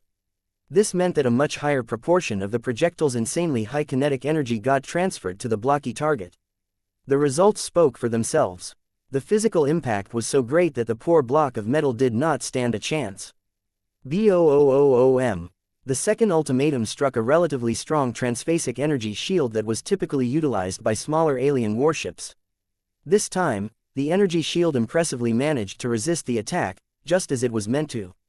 The phase water used to enhance the performance of this barrier had made a huge difference in keeping it alive. No one begrudged the ultimatum for failing to punch through this defense.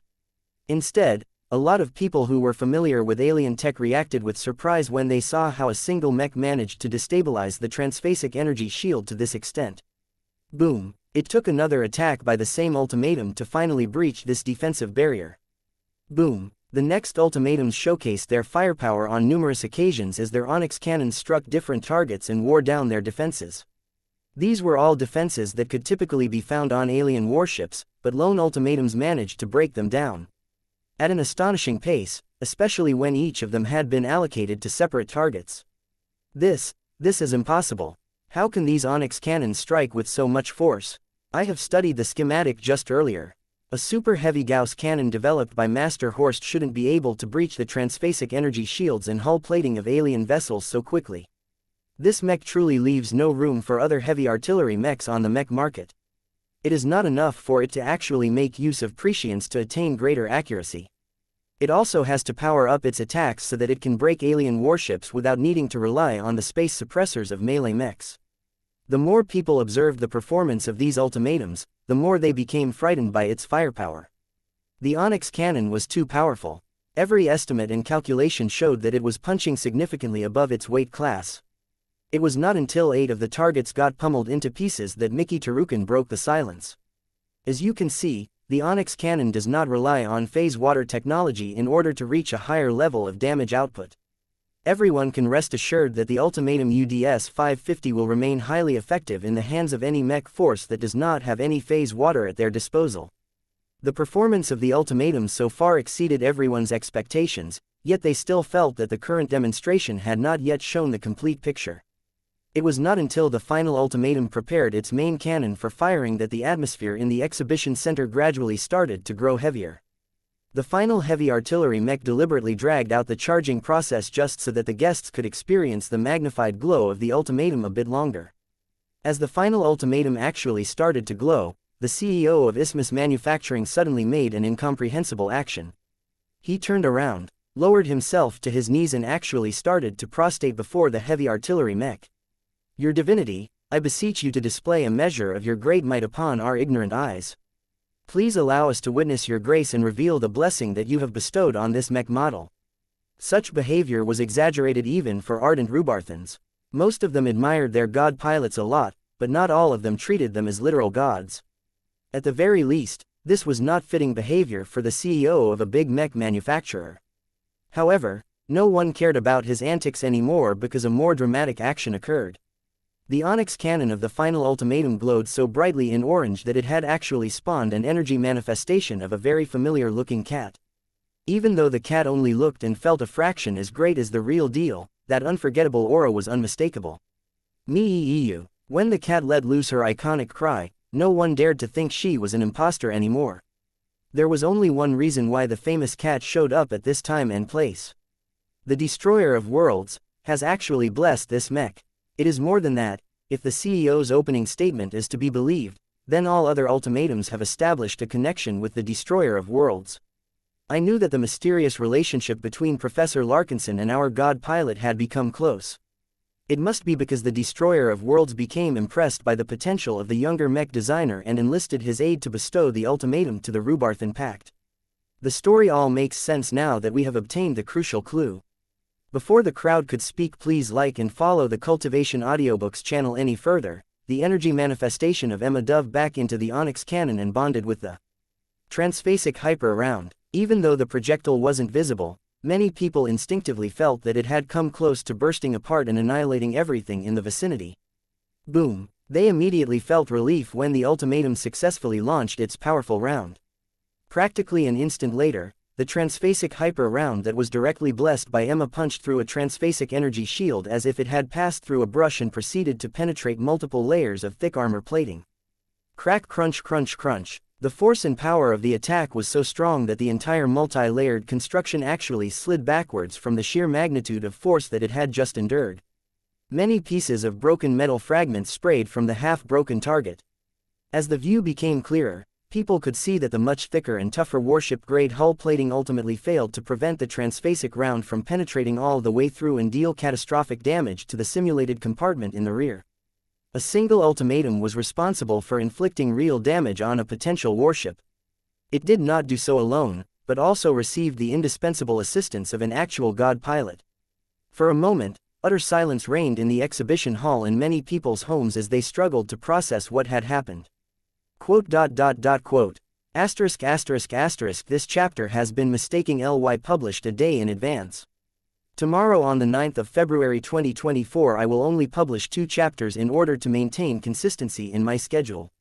Chapter 5669 Sticker Shock 5669 Sticker Shock. If the release of the Fae Fianna put the Living Mech Corporation back on the map, the shocking introduction of the ultimatum completely detonated human space. The reasons for this were myriad. The ultimatum's guided aim technology, or rather E-technology, was enough to put this second-class hyper-heavy artillery mech model head and shoulders above all of the other products of its kind. Yet the original designer of the ultimatum did not leave it at that. For whatever reason, he actually managed to convince a god pilot to sponsor his mech model. It turned out that the rumors of a good relationship between Professor Larkinson and the Destroyer of Worlds had an actual basis in reality. No one could have expected that such an eminent god pilot would ever condescend to cooperating with a second-class senior mech designer, even if he was the most special one of his rank. Regardless, it was up to the spooks and the historians to investigate the origin of their friendship and the reason for their unprecedented cooperation. The mech industry mainly became preoccupied with verifying the amazing claims and determining how much the power of a god pilot could actually assist the ultimatums throughout the Red Ocean. The early tests conducted by a large number of Rubarthans and other experts all produced remarkably quick results. They confirmed that the most remarkable technologies employed in the ultimatum design originated from external sources. One of them was tied to a dead prophet called Ilvain, but the other one was confirmed to be related to the Destroyer of Worlds, or at least an aspect of her great power. Though people found it rather odd that Divine Irene Mox chose to express her undeniable relation to the ultimatum in the form of her famous Emma avatar, most people chalked it up to a common love and obsession with cats. All that mattered was that the wild and outlandish claims were true.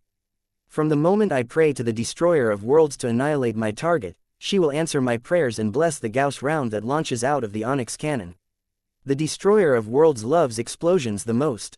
The heavy artillery cannons that most of you have been neglecting all day are able to attract her blessing as well. The only limitation is that she only bestows them with her power one at a time. You will have to fire the cannons sequentially in order to make the best use of her might. The influence of the Destroyer of Worlds among the Rubarthans as well as many other people was massive. Each god pilot of humanity generated their own fanbase. Back in the Milky Way, there were around 100 known god pilots that people could choose to admire and interact with other like-minded fans. Even then, the Destroyer of Worlds attracted more than the usual amount of devotees due to her relative informality as well as her overwhelming firepower. Nothing emphasized the dominance of a god pilot more than to blow up entire planets all at once. The greater the visible displays of power, the more the Destroyer of Worlds induced lots of people to regard her as their ultimate idol. Now that red humanity had become cut off from the old galaxy, the population had much less god pilots to choose from. All of the other ones that remained stuck in the old galaxy had pretty much become irrelevant. No matter how powerful they might be, they had no way of helping red humanity survive this difficult period when they were 50 million light-years away. The citizens of the Rubarthan Pact pretty much only had 2 god pilots to choose from. Those from the Red Ocean Union were generally more open-minded and could pick any of the 8 god pilots as their objects of worship. Each of the 8 had their merits, but the Destroyer of Worlds remained among the more popular candidates for the same reasons as before. Within Rubarthan society, the upper layers generally favored the Spacelock, as he used to be one of them back when he was still immortal. The Destroyer of Worlds on the other hand became a lot more popular among the middle and lower layers of Rubarthan society. She not only rose up as an average commoner, but also used to be second-rater to boot. She was the ultimate product of Rubarthan meritocracy and embodied the hope of so many people who sought to learn from her example.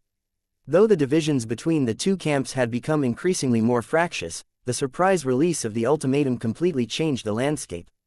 No matter which god pilot a person favored the most, there was no deep conflict between the 2 god pilots. They both pledged their allegiance to the Star Emperor and promised to defend the Rubarthan Pact. The upper-class Rubarthans had no qualms about placing large orders of a second-class mech that sold at a disgustingly cheap price. From the perspective of second-class customers, the official list price of 30 MTA credits was extortionate. This was way more than the 5 or 6 MTA credits that other heavy artillery mechs with comparable technical specs could attain. Everyone and their grandmother could easily figure out that the ultimatum did not actually cost close to 30 MTA credits to produce. Otherwise, Isthmus Manufacturing wouldn't have discreetly retooled so many of its production lines and produced a huge amount of ultimatums in advance so that they could be sold in an instant upon release. The large mech manufacturer only adopted this strategy when it knew that it could get away with charging such a stupendously high price premium. The high price tag tempered a lot of customer demand. As much as mech pilots all wanted to have a taste of the blessing of an actual god pilot, they were not necessarily willing to purchase a heavy artillery mech when they could purchase more than 7 nearly identical units that were just as serviceable in combat. Of course, many people might be able to argue that purchasing the ultimatums was worth it because their fantastic technologies adequately made up for the drastic increase in price, but this was a very contentious topic to say the least.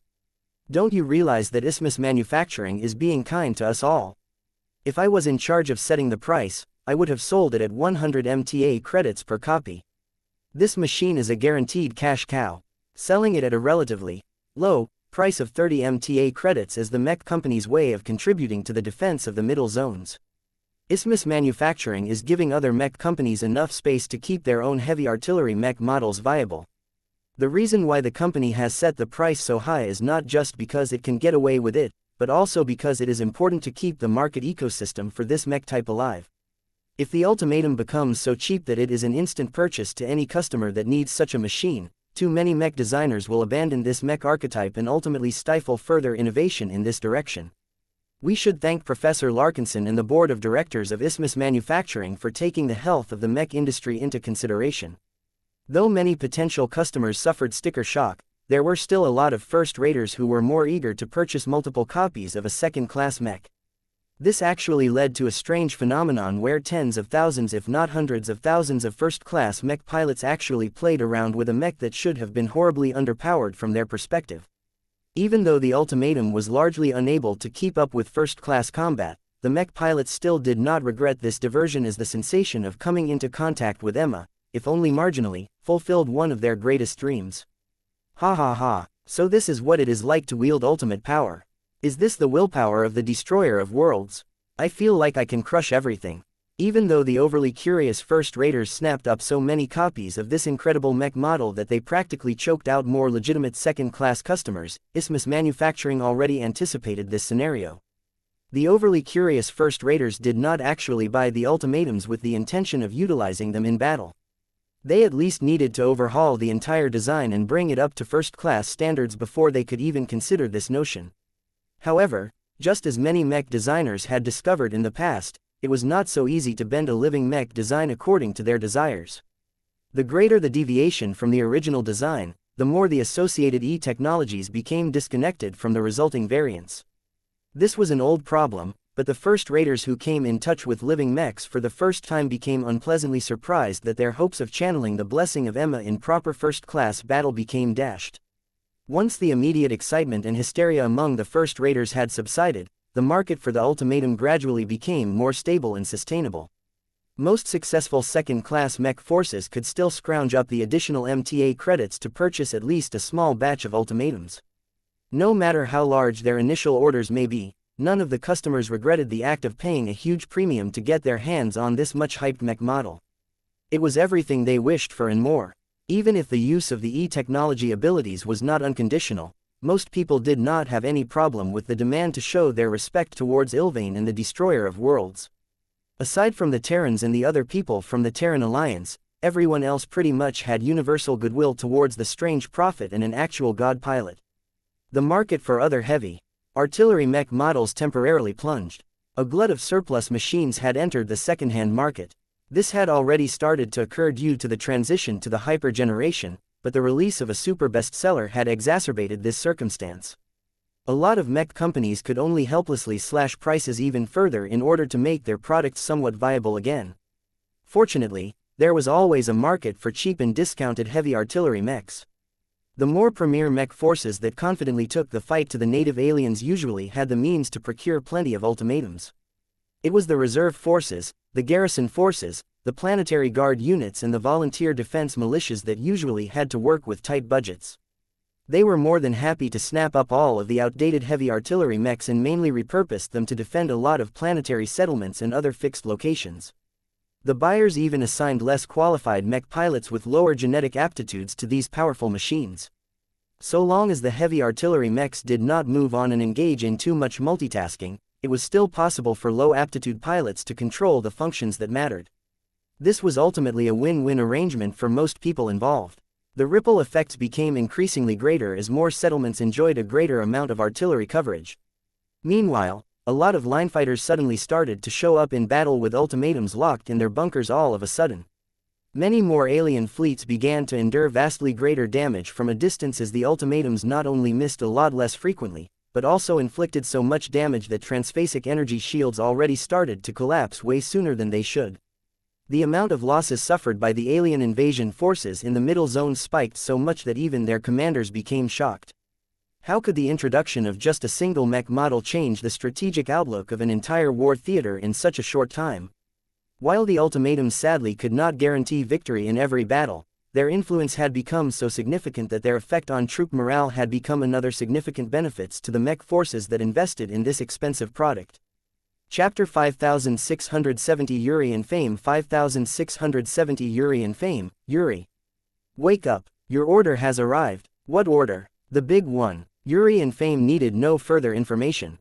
There was only one order that could merit this much attention. Hope and anticipation eagerly welled up inside of his heart. Left his cabin and moved over to the main cargo bay where a set of extra-large containers had been deposited. Only 5 of them had been shipped to this ship because she could only accommodate so much of them.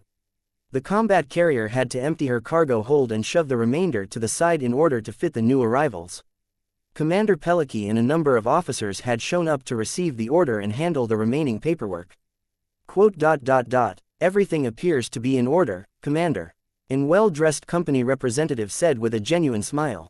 Congratulations on your new mechs. It is an honor for us to serve the needs of the defenders of the Rubarthan Pact. You have done good work in defending our colonies and sparing many civilians from getting bombarded by the foul aliens. The female mech commander smiled back. We are glad to be of service, though I admit that we are primarily fighting to obtain glory and riches. Who can resist the allure of promoting to first raters? It has always been our greatest dream to become Rubarthans one day. In order to chase after this dream, my troops and I are willing to do whatever it takes to earn enough war merits to rise above our origins. The Rubarthans welcome any talented and accomplished soldiers, but you have a difficult road ahead of yourselves. It takes a lot of war merits to earn those first-class implant upgrades, and you will have to pass difficult exams. As far as we are aware, no one has yet to complete this promotion track. Commander Peliki remained indifferent to these challenges. We can only take this one step at a time. We will continue fighting until we die or become too exhausted to continue onwards. I have many friends and comrades who have chosen to steer clear of the border regions and instead chose to take up safer jobs such as guarding colonies in the rear, but each of them will live and die like second-raters. Their children will likely follow suit as well. In a time where the chance to become a first-class citizen has never been as clear as now, I cannot forgive myself if I turn back on this opportunity just because I am too afraid of confronting the aliens. Well said, Commander. We hope that our most recent delivery to you can help you with your endeavors. The ultimatums produced by our company are so powerful that they have received near-universal praise from each of the customers that have received them already. Be sure to treat them with respect. They are not comparable to your average mech. They are all packed full of e-tech that makes them alive and much more intelligent than you realize, and I have not even started with their invisible connections to the destroyer of worlds and some undead prophet. Make certain that your mech pilots and mech technicians read the respective instruction manuals. We will not refund your purchases or honor any warranties due to improper handling. You can rest assured that we shall treat them like the precious treasures they are. We have paid far more to acquire them than we would have liked. Is there a discount for repeat customers? I apologize, Commander Peliki. Isthmus Manufacturing offers many customized financial services and arrangements, but the ultimatum has proven to be too popular and in high demand to warrant such treatment. There are too many customers after you that are eagerly awaiting their own orders. Our mech factories are already working around the clock to produce as many units as possible. Now that we have successfully fulfilled your order, your next one will unfortunately be placed on the back of the waiting list. The mercenary commander and the company representative continued to chat for a minute before they finally shook hands. Thank you for fulfilling our order so quickly. Our company is always glad to serve your needs. Do not forget to call customer support if you have any significant issues with your newly delivered heavy artillery mechs. However, make sure to apply the solutions suggested by the instruction manuals first. The ultimatums have several new facets to them that require you to change your behavior in order to keep them in good form. If you do not treat them well, then do not be surprised if the living mechs will not take you seriously. Isthmus Manufacturing had to emphasize this point several times to each of its customers. Too many people who lived in regions where the LMC had yet to gain prominence did not know anything about living mechs. If these people continued to stick to their existing habits and treated their living mechs as if they were nothing but lifeless objects, then the disgruntled ultimatums had several ways of retaliating against their own users and owners. From locking out the glows to suspending their own interactions with their mech pilots, already dozens of ultimatums had done whatever it took to stifle their users. Fortunately, Commander Peliki and her mercenaries took this matter quite seriously. They had 540 MTA credits to procure 18 copies of the ultimatum UDS 550 model. They also paid additional MTA credits to ship the cargo to the current location of their fleet and obtain the right to call for remote technical support. Even though the Ultimatum UDS-550 was just a second-class hyper-heavy artillery mech, it was not a simple machine to maintain and repair. A lot could go wrong in the process of servicing the machine, so it was best to be safe than sorry, especially when every Ultimatum was worth more than 7 times of a normal product of this mech type. Andrea, Yuri, just the mech pilot I wanted to see. I need your input first before I decide on how to allocate them and organize them. You must be excited, am I correct? More than you can know, Yuri said as his back shuddered with excitement as he came close to the 5 extra-large containers.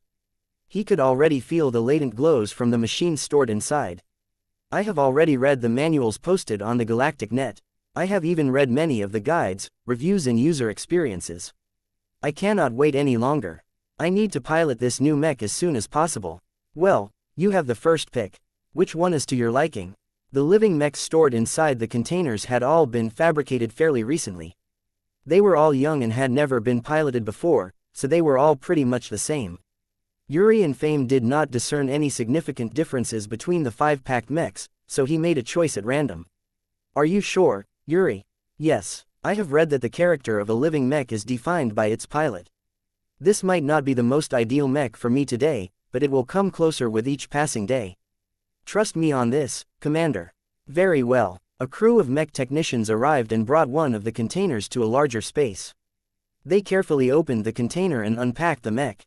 This was not a difficult job as much of the mech had folded into a rectangular form that made it more convenient to transport the machine. The biggest issue was that the large and heavy gun barrels of the Ultimatum had been removed and stacked in special holders to make the mech more compact and easier to fit into a container. The process of reattaching the cannons was relatively cumbersome. They had to be installed properly in order to make them reliable enough to function even after they launched over 100 attacks. The massive Onyx cannon was especially difficult to install. Not only was it connected to a lot of systems dispersed within the frame of the enormous mech, but it was also really heavy and difficult to lift. The Hooligan Bark was not a new and luxurious combat carrier. She was just a normal vessel that could fit 40 mechs at most. Her ship class used to receive a lot of appreciation for boasting better armor while still remaining fairly mobile, but that had taken place in a bygone era. Now that the Age of Dawn had arrived, the wealthy mech forces had the luxury of upgrading or replacing most of their mechs and warships. The Peliki Praetorians did not have that luxury. They had failed to earn any big paydays in the last decade. The ordinary guard, patrol and convoy missions that they had run a lot over the years did not pay well enough to fund widespread upgrades and replacements. In fact, Commander Peliki had actually drained much of the funds that she had initially reserved to upgrade most of the outdated mechs in her mech roster. Yet instead of spending that money to replace hundreds of old machines with modern hyper mechs, she instead chose to go all out in replacing 18 of their decent and dependable bunker mechs with the new but undisputed king of second-class heavy artillery mechs. This was why many other mech pilots felt rather mixed about their commander's impulsive decision. Were the ultimatums really worth the price? Yuri and Fame did not have this particular doubt. How can a mech blessed by the destroyer of worlds be sold on the cheap? Slowly but surely, the crew of mech technicians gradually installed the immense Onyx cannon with the help of a melee mech that was able to lift a heavy gun barrel. Once the mech technicians completed their inspection, the Ultimatum finally awaited its destined mech pilot. Yuri had already changed into his piloting suit. He kept all of the advice for first-time mech pilots in mind and took a deep breath as he entered the spacious cockpit. The interior design was different from the clean and utilitarian look of his previous heavy artillery mech. He had heard that Professor Larkinson possessed an artistic flair that he always tried to channel into his mech designs in one way or another. Isthmus Manufacturing tried its best to rely on its sophisticated tech to reproduce the paintings and reliefs that Vase had originally incorporated in the mech design. The stories and symbolism conveyed by these artworks automatically put Yuri and Fame into a more receptive mood. Once he began to interface with his machine, he immediately felt as if he had come into contact with a dormant but powerful beast. Hello, Mech. I am your new battle partner. Let us work together and blast as many aliens to pieces with your power and your gifts. The second-order living mech did not possess the capacity to engage in deep thinking or hold conversations with other people. However, their intelligence should not be underestimated. The Ultimatum felt Yuri's heartfelt appreciation and reciprocated by making it clear that it was content. As Yuri and Fame had passed the first time, his mind gradually started to expand across the new mech, giving him a taste of the huge power that he could command now that he was in charge. The deck shook as the ultimatum took a few experimental steps forward. The pilot's previous heavy artillery mech only boasted 4 legs. The ultimatum had 6 lower limbs, which meant that Yuri had to adapt quickly in order to master the movements of his latest machine. The process turned out to be a lot smoother than he thought. As Yuri continued to convey his love for his new ultimatum, his new mech responded by actively cooperating with its battle partner to establish a new rhythm of movement. Soon enough, the ultimatum proficiently traversed back and forth with all 6 legs moving in perfect synchronization. This is great, but this is hardly an important test. Let us move on to target practice. Both of them grew a lot more excited at the thought of testing out their firepower. Chapter 5671 Red Mercenary Association 5671 Red Mercenary Association. More than a month passed by as Yuri and Fame and 18 other lucky heavy artillery mech specialists acclimated to their ultimatums. They practically spent every day on training and building up their relationships with their new machine partners. By swapping stories and tips with each other, the heavy artillery mech specialists all became proficient in the use of the newly purchased machines. None of them fell behind, as they did not want to give Commander Peliki any reason to replace them with another mech pilot. It helped that the ultimatums actually weren't as difficult to pilot as they thought. When it came down to it, they were heavy mechs with 5 big guns at their disposal. 4 of them were identical to each other and worked like any other heavy artillery cannon. The biggest and most impressive Onyx cannon needed a lot of care and attention in order to utilize its power to the best effect, but its slow firing rate gave the mech pilots plenty of time to monitor its readings and make adjustments. Even if the mech pilots overlooked a few considerations, their living mechs occasionally nudged them into action. Pilots such as Yuri and Fame still hadn't become entirely accustomed to piloting a living mech. Compared to all of the other machines that they had piloted in the past, they noticed that they weren't alone in their thinking anymore. The ultimatums most definitely had a mind of their own, and even if it was only as intelligent as a pet, that was already enough to completely redefine their relationships with their living mechs. To be honest, Yuri did not have many opportunities to interact with the glows and the entities behind them in any way due to the limitations of practice sessions. It took a considerable effort to employ the guided aim and the amplified destruction abilities. The mech pilots had to put a lot of effort into adopting the right mindset to call upon these powerful embedded abilities. Trying to activate both at the same time forced them to enter into a highly demanding mindset. This was one of the reasons why the Peliki Praetorians had hung back for an entire month. Commander Peliki demanded that each of the assigned mech pilots could activate both embedded abilities on demand. After spending so much time on training and preparation, more and more mercenaries started to get antsy. Peliki Praetorians was mostly made up of her old buddies from her former state back in the old galaxy. Many of them used to serve in various mech militaries, but there were also ex-mech athletes and other miscellaneous people among them. Each of them came together under the belief that Commander Peliki would lead them to a better future. So far, she had not made a lot of progress in earning greater glory and riches for her mercenary outfit, but the Red War offered brand new opportunities for rapid promotion. This was why many of them were eager to test their new capabilities against their alien foes. Have you and the others reached the point where you can employ both abilities at once in combat? Commander Peliki asked. Almost. Yuri and Fame responded. It is tricky as the two, design spirits, are different from each other. Ilvain cares a lot about having faith in his foresight. The Destroyer of Worlds is a lot more tolerant, but you need to build up the strong desire to destroy your target in order to earn her grace. There are many among us who are good at doing the latter due to our prior training and experience, but the former is still giving us trouble. The mercenary commander frowned. That is not what I want to hear. We are not rich enough to afford any transphasic rounds for your Onyx cannons, but the non-transphasic ones that are especially designed to fire from them are already expensive enough. We can't keep wasting good ammunition that should be used to break open enemy warships rather than a collection of worthless asteroids. Don't worry about us, ma'am. You can go ahead and accept a new mission.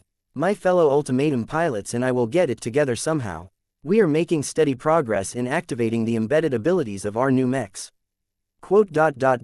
Very well, Yuri. I will proceed with the assumption that we can depend on you all. I think I will start off with a lighter assignment just to be certain. Yuri grew a bit more relieved. He knew what that meant. The Red Mercenary Association frequently issued group missions where multiple smaller mercenary outfits could join together and fulfill a common responsibility. While different mercenary groups typically didn't get along very well, the RMA usually penalized any mercenaries that inhibited the success of the mission. Weeks went by before the Peliki Praetorians arrived in a star system that was located in the hinterland of a contested middle zone. The star system held a medium-sized colony that was in the process of getting fortified. It took forever to get the defenses in decent shape. The construction works proceeded at a slow pace since the location was not close to the border. The star system was not endowed with a lot of resources either, so many materials had to be imported at great expense. That normally shouldn't have been a problem since the star system had never suffered an attack. However, the Red 2 somehow managed to get word that the Red Cabal had instructed many different alien raiding fleets to bypass the nearest border systems and penetrate even deeper into human space before raising hell. This imposed a much greater burden on Red humanity as it needed to cover more star systems than ever. If too many colonies got raised, then it became increasingly more difficult to stabilize the border. The Red Mercenary Association therefore called upon mercenaries to fill in the gaps and make sure that the vulnerable star systems at least had a better chance at fending off enemy assaults. Who are we fighting with this time, Commander? 5 other mercenary outfits have signed up for this defense mission. They are the Grimley Brothers, the Five Fingers Club, the Hulsey War Dogs, the Rutherford family and the Desiccators. A few of the Praetorians frowned. There were way too many mercenary outfits in the Red Ocean for everyone to know about all of them. The only names that managed to rise above anonymity and earn enough fame to become well-known within the mercenary community were all special in different ways. I heard about the Desiccators. Yuri mentioned with a disgusted expression. There are people who hate the aliens, and then there are weirdos who want to torture them before cutting off their body parts to use as decorations. These guys are all sick. Just the stench of them is enough to pose as a biohazard. Commander Peliki crossed her arms. We do not get to choose our partners. It is just our bad luck that the Desiccators accepted this mission as well. You know how it goes. If you don't like the other mercs, just stay out of their way and they will do likewise. I've heard good stories about the Grimley brothers. The 2 brothers in charge set a good example for their men and are good at talking to their employers. They have the best reputation out of our collective. I haven't heard about the Five Fingers Club before, but they seem average if we go by their record. Their mechs and mech pilots are not the best, but they should be able to pull their weight. The Hulsey War Dogs are the worst. I have worked alongside them back when I was working for another outfit. The War Dogs have low recruitment standards, and that tends to attract the wrong sort of people. I do have to say that they are ferocious fighters when they think the battle is in their favor. They also have numbers on their side. Who are the Rutherfords? They're a fallen family according to the news reports. They have taken up a mercenary life in order to earn enough war merits and climb their way back to their previous society.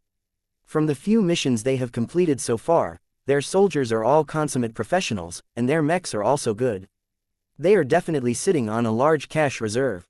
The Peliki Praetorians had learned that it was best to understand their temporary allies before they started their mission. So far, the mission group consisted of a mix of good and bad apples. This was not too remarkable as the Red Mercenary Association often employed this approach. The good apples must keep the bad apples in line. You know how this goes. Do your job well, and we will all get our paydays. How likely is it that our mission location will get attacked, Commander? There is a small probability. There are so many occupied star systems in this middle zone that the alien raiding fleets can go anywhere. I wouldn't be surprised if we will spend the next months in total silence and boredom. Silent and boring missions are the good ones. Not for me. I need to earn a lot more war merits, and we can't do that without a fight.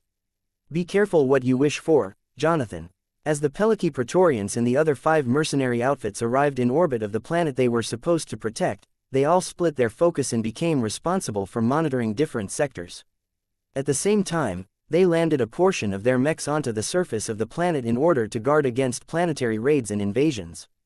These assignments had never been too popular because the aliens might decide to engage in outright orbital bombardment with their powerful primary gun batteries.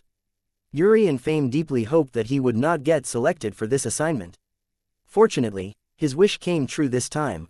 I want you right by my side in case the aliens are coming. Commander Peliki told Yuri, I am counting on you to keep the hooligan bark intact and in fighting condition. You can count on me, ma'am. Days went by as the mercenaries settled down. Defense missions tended to be incredibly boring and uneventful most of the time, so the hired guns quickly distracted themselves with various activities. The mercenaries were barely 10 days into their mission before a listening post placed in the other system detected the telltale warp bubbles that denoted the passage of alien warships. After confirming that no human starships were traversing along the same trajectory, all 6 mercenary outfits quickly started to prepare for battle. The star system was not that big, so the incoming fleet would probably arrive in a matter of hours. That is not enough time. The mercenaries scrambled their mechs and readied their other assets for an immediate engagement.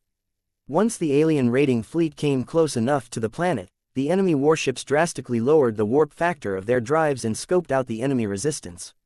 Despite the clear and obvious presence of additional human reinforcements, the alien raiding fleet boosted forward anyway and showed no signs of wanting to avoid confrontation. This is going to be tough. Commander Peliki spoke over the command net. Our sensors have detected 32 alien sub-capital warships and 6 alien battleships. I don't recognize the species who built these ships, but they obviously like to build them small and fast. That must be one of the reasons why this fleet managed to slip past the border. There was not much room for any maneuver in this battle. The enemy warships were clearly compelled to attack the colony settlement or die trying. The hired mercenaries had to stand their ground and do their best to defend that same settlement. They were only allowed to abandon their mission and flee if the battle had truly reached a terrible stage. As both sides waited for the confrontation to begin, a completely unexpected incident occurred. Boom, boom, boom. Ack, what are you doing, Grimleys? Why have your mechs opened fire on our positions? The troops brought by the Grimley brothers have gone crazy. They have lost all of their reason and are launching an all-out attack on our mechs. The settlement is under heavy attack. The Grimleys care nothing about the collateral damage they are wreaking around them. Stop them now. For an inexplicable reason, the heroic and well-regarded mech pilots of the Grimley brothers had done the unthinkable. They betrayed their humanity and turned their weapons against their own kind.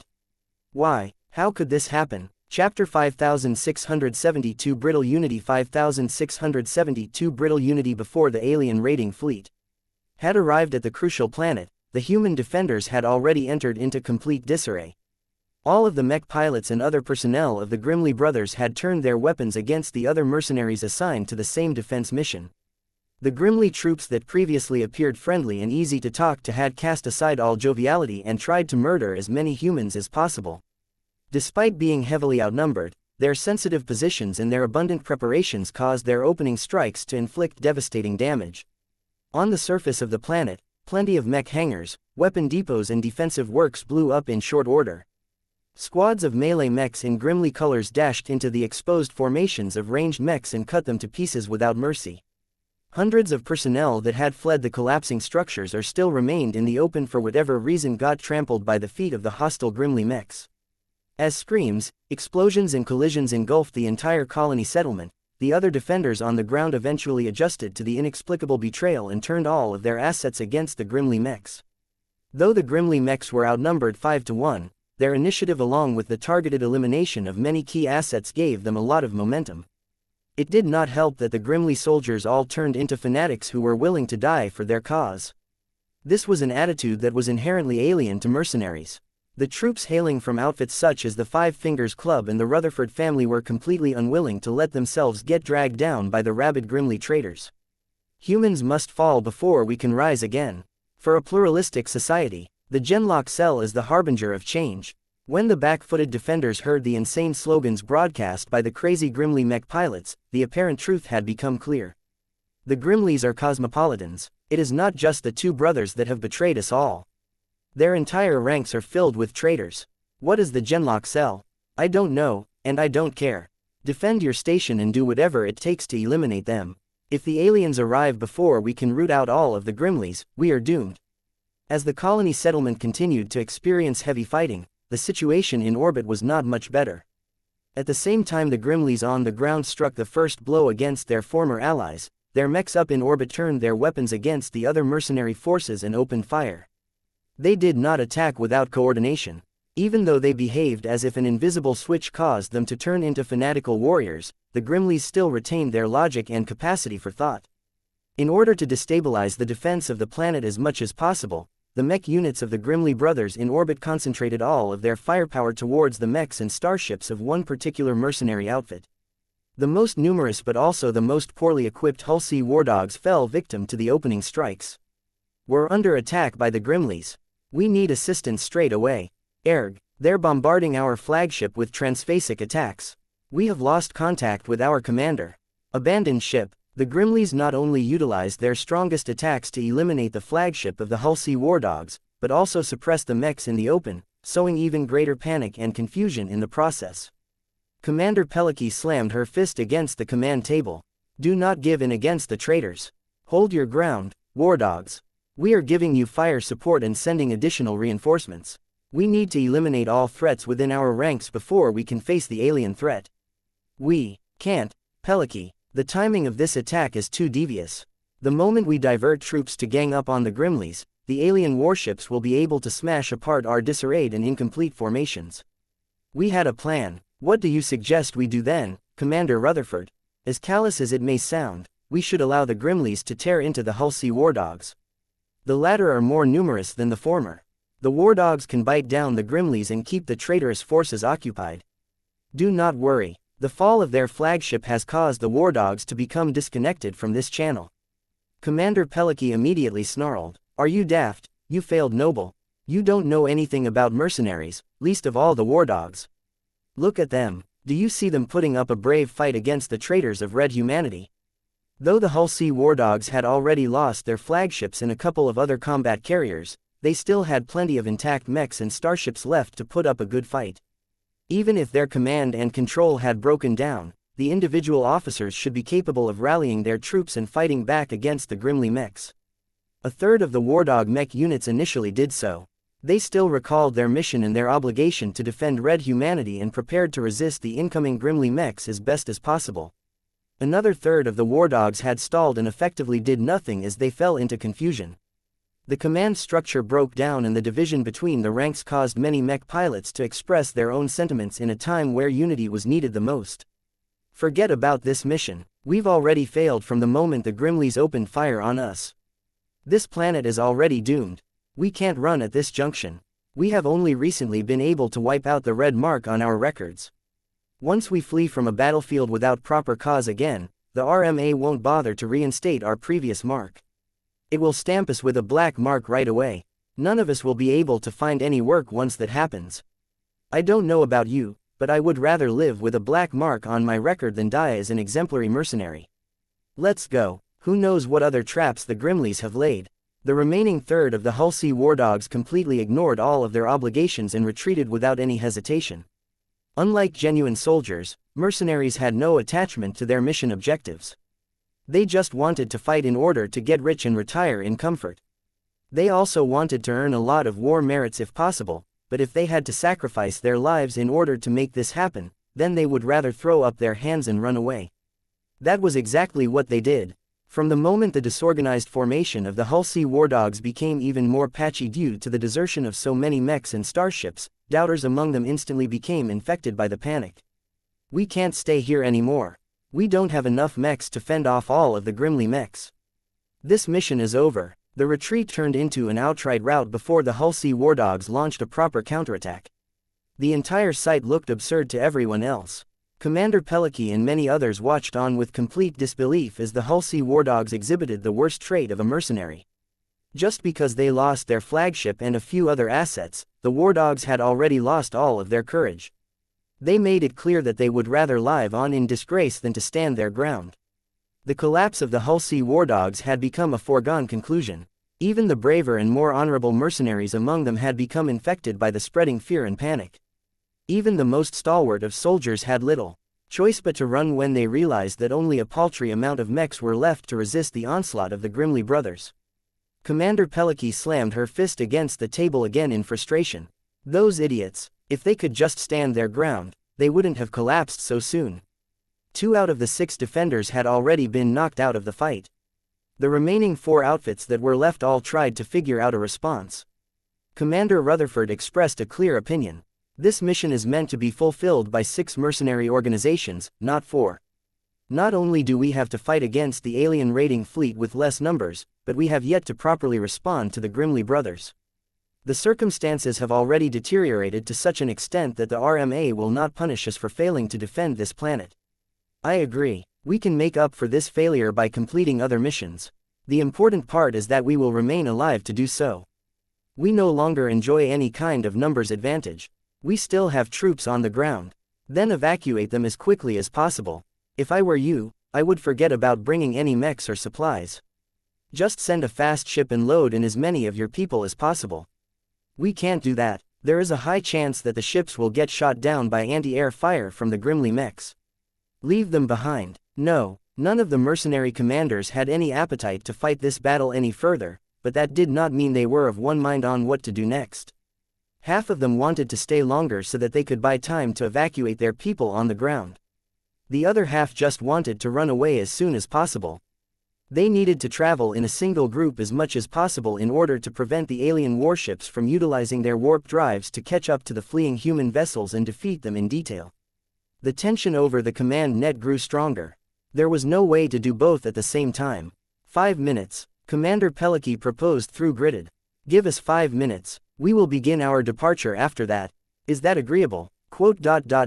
Fine. The clock starts now. 5 minutes sounded like a short time, but a lot could happen during this interval. At the moment, the treacherous forces of the Grimly brothers continued to hound the Hull Sea war dogs in order to ensure that the latter had no chance of regaining their wits and reforming their mech units once again. This would probably take a while, so the Grimly mechs were not an acute threat for the time being. What truly concerned the human forces was that the alien warships were about to open fire. If the gun batteries mounted on the hull of the alien warships were similar to the other ones employed by the aliens, then their energy weapons should just be able to target the human starships. The aliens have just fired their laser cannons. The Alabaster Kayak has just been struck by 3 primary laser cannon strikes. Half of her directional energy shields have collapsed, and the outer layers of her hull have been vaporized. Move the Alabaster Kayak to the rear and cover for her retreat. Tell me whether their energy shield generators can still become active again. We have just transmitted an emergency evacuation order to our troops on the surface. They are trying their best to board any shuttle or transport that is fast enough, but there are still enough Grimly mechs intact that they can shoot down these non-combat vehicles with ease. Then tell our remaining mechs on the ground to squash those traitor mechs. We can't. They are too dug in and are difficult to dislodge. They are using our own defensive works against us. We can break them open if we all work together, but the mechs belonging to the other outfits are not cooperating. What are they doing? They have already turned tail and run away. They want to flee fast enough so that they can catch up with the ships in orbit that are about to retreat. Fools. It was pure chaos on the surface. Chapter 5673 Customer Bias 5673 Customer Bias. Good day, fine citizens of the Red Ocean. I am your host Lockyer Decklock, and I shall be giving you a relevant and up-to-date outlook of the mech market for today.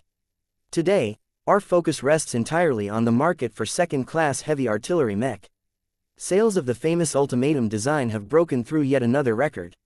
Designed by Professor Larkinson and mainly distributed by Isthmus Manufacturing based in the Rubarthan Pact, more and more mech factories are being retooled in order to meet the insane demand for a mech model that is 7 times more expensive than a more conventional equivalent. The man dressed in a rich green suit continued to address his audience that was largely made up of mech insiders throughout human space. The monthly Mech Report was one of the most authoritative news portals in human space. It did not deliver the news as lightning fast as other publications, but it had earned the appreciation of many professionals due to the depth of its analysis and the capacity to accurately measure the pulse of the mech market. Today is yet another day where the recently released Ultimatum UDS 550 has broken a new sales record. The trend is slowly starting to reach a plateau, but we predict that the sales of the total mech line will spike 2 times in the near future as the much-anticipated release of the UDS 551 and UDS 552 variants draws closer. We have polled many mech users and they have all indicated a strong interest in purchasing versions of the Ultimatum that are much more optimized for space combat at longer ranges. Once the 2 new variants are released, we expect Isthmus Manufacturing to break through a record despite its best attempts to discourage overconsumption through setting purchase limits and charging higher premiums. The sales of the Ultimatum could not be stopped. Many of the astonishing claims surrounding the Ultimatum had all been proven valid.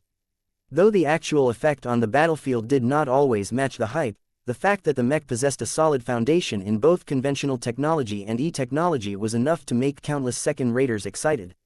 In order to gain a greater insight on the Ultimatum line, we here at Monthly Mech Report have managed to secure an exclusive interview. For the first time since the release of his award-winning Ultimatum line, Professor Vase Larkinson has agreed to attend this studio in virtual form and answer my question as well as some of yours. Lockyer Declock spent the next minutes on explaining the process and the rules for submitting questions. The communication lines of the show had already started to get flooded with proposed questions. The workers in the background definitely had their work cut out for them. They had to select the most appropriate questions and make sure that it did not contain any allusions towards unsavory topics. As many viewers submitted their questions over the galactic net, the much-anticipated guest finally made an appearance. Professor Vase Larkinson's body shimmered into place onto the seat opposite to the desk where Lockyer Declock stood ready to greet the famous mech designer. The Tier 3 galactic citizen most definitely dressed for the part. Compared to his previous public appearances, he now wore an exquisitely tailored smart blue suit that was covered with subtle off-color patterns that depicted cats and other symbols of the Larkinson clan. Normally, such a design would have looked garish, but subtle color differences and lack of too much contrast made it look elegant instead. The senior mech designer looked like a true first-rater. If not for the fact that he still looked relatively young for his galactic citizenship tier, he would have definitely commanded a lot more respect. Welcome to the show, Professor Larkinson. It is no secret that many different publications sought to secure an interview with you. For months, you have closed yourself off to outside inquiries and continued to go about your day on the surface of New Constantinople 8. What is the reason for your refusal to offer personal clarification to the many current and future buyers of your all-time bestseller? It is quite simple, Mr. Declock. I believe that the Ultimatum model doesn't actually need that much clarification. The Living Mech Corporation and the Isthmus Manufacturing have already published an exhaustive amount of documentation. They do not explain every facet of the Ultimatum model, but it is enough to make proper use of my mechs. I encourage every customer to explore any further aspects themselves. That is not a satisfying answer to your customers. Even I cannot explain everything there is to know about all of my products because living mechs are constantly growing. That means that they can improve certain parameters and become much better at performing a specific task than before. The direction of their improvement correlates with the activities they are doing and how much the mech pilots emphasize specific actions. Rather than rely on the input of a mech designer who is far too busy to handle individual customer inquiries, it is better that you explore my products yourselves. Your message is clear, Professor Larkinson. Customers must continually monitor and track the growth of their living mechs themselves. Is this the entire reason why you have refused to issue any statements relating to the Ultimatum? The Ultimatum model is the first of many commissions that I have accepted. Vase replied, once I have completed the design and delivered it to the intended recipient, it is up to the latter to determine how to handle it. Isthmus Manufacturing is more than capable of marketing any mech, and does not require my assistance to properly handle the downstream activities of this product.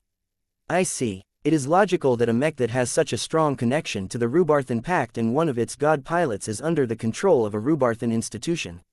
Speaking of which, the Ultimatum continues to remain a rare sight within the Terran Alliance. Despite the obvious desirable traits of your hyper-heavy artillery mech model, the Terrans and the citizens living within their sphere of influence have consciously rejected the use of your Ultimatum, preferring to use their arguably inferior second-class heavy artillery mech models instead. What is your opinion on this undesirable state of affairs? This was a contentious topic to say the least. Anyone utilizing the Ultimatum while in Terran space would not get beat up, but they would definitely become ostracized until they left or got rid of the Arch-Rubarthan mech. Vase had prepared for this kind question well in advance, so he was not afraid of offering his direct reply. I admire both the Terrans and the Rubarthans. They are both great people who possess two distinctly different cultures that have withstood the test of time. That said, I am not a part of either of them. I am a former citizen of a third-rate state and have risen up to lead my own independent clan. I do not seek to divide my market and exclude my products from any group of customers. It is regrettable that I cannot control the behavior of the Terrans. Are you blaming the Terrans for showing bigotry against an arguably Rubarthan mech? As a mech designer, I do not see any borders when I observe a mech. Vase calmly replied while sounding as principled as possible. Whether a product is associated with the Terran Alliance or the Rubarthan Pact should not be a reason to reject it in the other market. Mechs do not pick sides. They serve whoever pilots them. If the Terrans and their dependents are open-minded enough to sincerely pilot the ultimatum, I think they will be pleasantly surprised by how much my living mech can accommodate their needs as well. Lockyer Decklock clapped his hands at this elegant and diplomatic response. You may have voiced the opinions of many mech designers who find their products to be unfairly excluded from different markets due to reasons outside of merit. Let us turn our attention to a different matter. How did you manage to convince the Destroyer of Worlds herself to sponsor your heavy artillery mech? Vase made a slight shrug. I asked nicely. This may sound simple, but in my exceedingly limited experience, a god pilot is not as inhuman or unsociable as they appear. Perhaps my identity and contributions may have played a large part in this, but I found that it was simple to reach a limited form of cooperation with her divinity. The situation is really not that complicated. The Destroyer of Worlds is eager and able to assist Red humanity win more battles and save more lives. I happen to have the capacity to channel a small aspect of her power throughout all of the mechs based on one of my designs. It is logical for us to work together, especially when there is no conflict of interest between us. Thus, a new heavy artillery mech model in development that was only supposed to be highly accurate has also gained a large amount of firepower. There has been a considerable amount of criticism that the ultimatum's unique capability to draw upon the power of the Destroyer of Worlds has been underwhelming. Once the initial wave of excitement has died down, mech pilots have discovered that their attacks have not become nearly as powerful as they expect from a god pilot who is known as the ultimate destroyer. The Destroyer of Worlds is not a nanny or a power dispenser. She has her own missions to fulfill. Mech pilots should focus on their fundamentals instead if they want to become more effective in battle. Ignoring these factors in favor of begging for power is not a sign of strength. It is a sign of weakness and surrender. That is clear. Besides, the ultimatum can also only do so much, at least when it is at the beginning of its life cycle. I suggest that each of you who wishes that their living mech can wield more power be patient and nurture their battle partners over the long term. There are living mechs out there that are 5 years old that can clearly defeat their younger counterparts. This is the difference that age can make. This phenomenon is especially relevant in the Red Ocean as the existence of E-energy radiation has amplified the performance of any form of E-technology, which serves as the core of my living mechs. Not everyone is willing to wait 5 or 10 years for their mechs to reach their ultimate forms. Lockyer Decklock responded in a disapproving tone. They are welcome to purchase any other mech that offers more static and consistent performance. They may perform better at the start, but they will only deteriorate and wear out over the years. My products are the opposite. Their inherent growth properties will only make them stronger and more valuable. My ultimatums are no exceptions to this rule. There are critics who have lodged the accusation that your ultimatum is forcing heavy artillery mech pilots to become worshippers of the Destroyer of Worlds. Whether they are willing or not, too many pilots of your latest release have become avid believers. In Divine Mox, is this your intention, or? The interviewer did not finish his sentence, but everyone smart enough knew that Decklock was hinting at the possibility that Vase was doing this at the behest of the Destroyer of Worlds. This was the first time that Vase frowned. I am tolerant of different beliefs, but I do not advocate for any of them. I can assure you that the ultimatum does not induce its pilots into worshipping the Destroyer of Worlds. It is more likely that they were overtaken by their emotions and have fallen in love with the stellar performance of my machines. Does that not lead to the same outcome, Professor Larkinson? I disagree. It is not my intention to turn the pilots of my ultimatum into the worshippers and lackeys of the Destroyer of Worlds. I think that many people have a serious misunderstanding of the purpose of my latest release. The ultimatum is not a mech that was originally based around the power of a god pilot. It is a machine designed to eliminate difficult targets and end battles through overwhelming superiority. Decklock looked impressed. It is doing a good job at that based on all of the battle reports circulating through the galactic net. The mech exemplifies power. That is true, but do not overlook the other piece of the puzzle. The human who pilots my living mech is meant to grow alongside the ultimatum. Together, they can produce better results, find greater purpose in life and become the heroes they always dreamed of. What makes the ultimatum different from any other mech is that it can inspire others to step up and become the next great hero of our civilization. It has a high skill ceiling and can tolerate a lot of pressure. As long as the pilot has the will, there will always be a way to turn a difficult situation around. Ultimately, I am hopeful that my latest contribution to the mech community may foster a new cohort of heroes who will shoulder the burdens of Red humanity in the future. Chapter 5674 Forced Last Stand 5674 Forced Last Stand. In a certain star system within the sphere of control of the Rubarthan Pact, everything was falling apart. Pure chaos had engulfed the planetary settlement on the surface. Meanwhile, the Mech forces still in orbit were about to get hammered by the approaching alien warships. It did not appear as if the alien raiders actively colluded with the Grimly brothers, but that did not ease the pressure for the defenders that much. They still faced an awful prospect where they had to fight off a complete alien raiding fleet at the front while simultaneously fend off human traitors at the rear. We're getting torn apart out here. We need backup. Damn Grimly brothers. Red humanity is doomed if these heroic mercenaries turned out to be traitors all this time. Run. Run as far as you can. Nobody can be trusted anymore. None of the mercs could have imagined that a group of mercenaries founded by a pair of noble-minded brothers actually served as agents of the Genlock cell of the Cosmopolitan movement. Though no one among the mercenaries stationed in the star system was familiar with the Genlock cell, it held a notorious reputation among those in the know. Even among the radicals, the Genlock cell had a reputation for being more extreme than others. Their main characteristic was that they were impatient. The Cosmopolitan movement had been fighting for the same cause for millennia.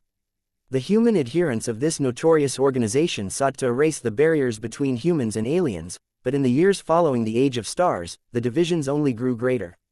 This indicated that the Cosmopolitans had not attained any fruitful results after all of these years. Perhaps they had prevented interspecies relations from deteriorating even further, but it hardly made a difference when it was already close to the bottom. How much longer did they need to wait in order for humanity to get its act together? Would their children and grandchildren live long enough to see their great cause fulfilled? Nothing was going to change. That was the conclusion drawn by the Cosmopolitans that had become disillusioned by their own movement.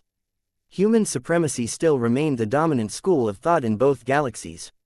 Even when red humanity got cut off from the Milky Way and had suddenly become outnumbered and outgunned, people still held delusions of grandeur about conquering the Red Ocean as if they were reliving the days of the Age of Conquest. Given the abject failure of the Cosmopolitan movement, a lot of disgruntled members left their previous cells and came together with one common purpose in mind. Since the Great Severing hadn't been enough to force red humanity to compromise with the native aliens, then the latter needed to be put into an even more desperate situation. Only when people had no other choice but to seek compromise with the aliens would interspecies cooperation finally become an acceptable practice. This was the strong belief and conviction that drove the indoctrinated members of the Grimly brothers into turning their weapons against their fellow humans. Your sacrifice shall not be in vain, Alexander Grimy exclaimed over a public channel as his rifleman Mech shot down a fleeing mech of another mercenary outfit. Your noble deaths shall pave the way for a necessary change. Through our collective effort, humanity shall no longer brave the universe alone, but stand side by side with our new alien brothers. His brother Corey grimly sounded just as fanatical. Why are you running? Fleeing is futile. Even if you can run away from our mechs, you won't be able to escape the pursuit of warp drive-equipped warships. Give in to the inevitable, and we shall make it quick. Shut up. We just toasted together the night before, and now you want to kill us all. You guys are sick. There is no place in human space anymore for traitors like you. Evidence of all of your crimes have already been transmitted to the Red 2. Good. The more the mechers and fleeters are aware of us, the more our beliefs will spread. Only by confronting them with their failures will they have the heart to change their minds. Crazy. You Cosmopolitans are all crazy. The scattered and broken Hull Sea war dogs continually suffered more and more casualties as the mechs of the Grimly brothers easily picked them off one at a time. The complete breakdown of any form of coordination had turned lots of mechs and starships of the war dogs into isolated targets. They pretty much only fought back when they were actively being targeted. It was rather tragic. The war dogs obviously could have stood a better chance at surviving if they banded together and fought the Grimly brothers to the bitter end, but the cowardly and short-sighted nature of mercenaries instead led to a circumstance where they made the worst possible choice. The war dogs not only got shot down at a fast rate as they readily exposed their vulnerable rear sides to the pursuing mechs of the Grimly brothers, but failed to reciprocate the damage. By the time the Grimly brothers had finished nearly every fleeing wardog combat asset, the traitor troops still remained in remarkably good condition. The Grimly brothers were more than ready to finish off the other 4 remaining mercenary outfits that still resisted the inevitable outcome. Reverse course, brothers, Alexander grimly called. There are still many more unenlightened fools that have yet to embrace the truth. If we want our plan to succeed, then we must wipe out all defenders. Let the people of the new frontier experience the despair of losing ground while they maintain their stubborn human-centric attitude. While the Grimly brothers finished off the Hulsey war dogs and began to swing around to finish the job, the Peliki Praetorians along with the other mercenaries realized that they had too few options at their disposal. Staying here was a mistake. We should have run away the first chance we got. The commander of the Five Fingers Club complained as his flagship fended off another long-range barrage from the incoming alien warships. Now, it is too late for us to flee. If you wanted to run, you should have done so from the moment we detected the aliens approaching from the edge of the star system. We could have reached the nearest Lagrange point and entered into FTL travel just in time. It is too late now. I agree with Commander Peliki. Those alien warships may be slower in intersystem travel, but their warp drives grant them an enormous advantage in interplanetary travel. Even without the unexpected treachery of the Grimly brothers, we never had a chance of escaping to begin with. The only way for us to survive is if we can defeat our enemies outright. How do we do that?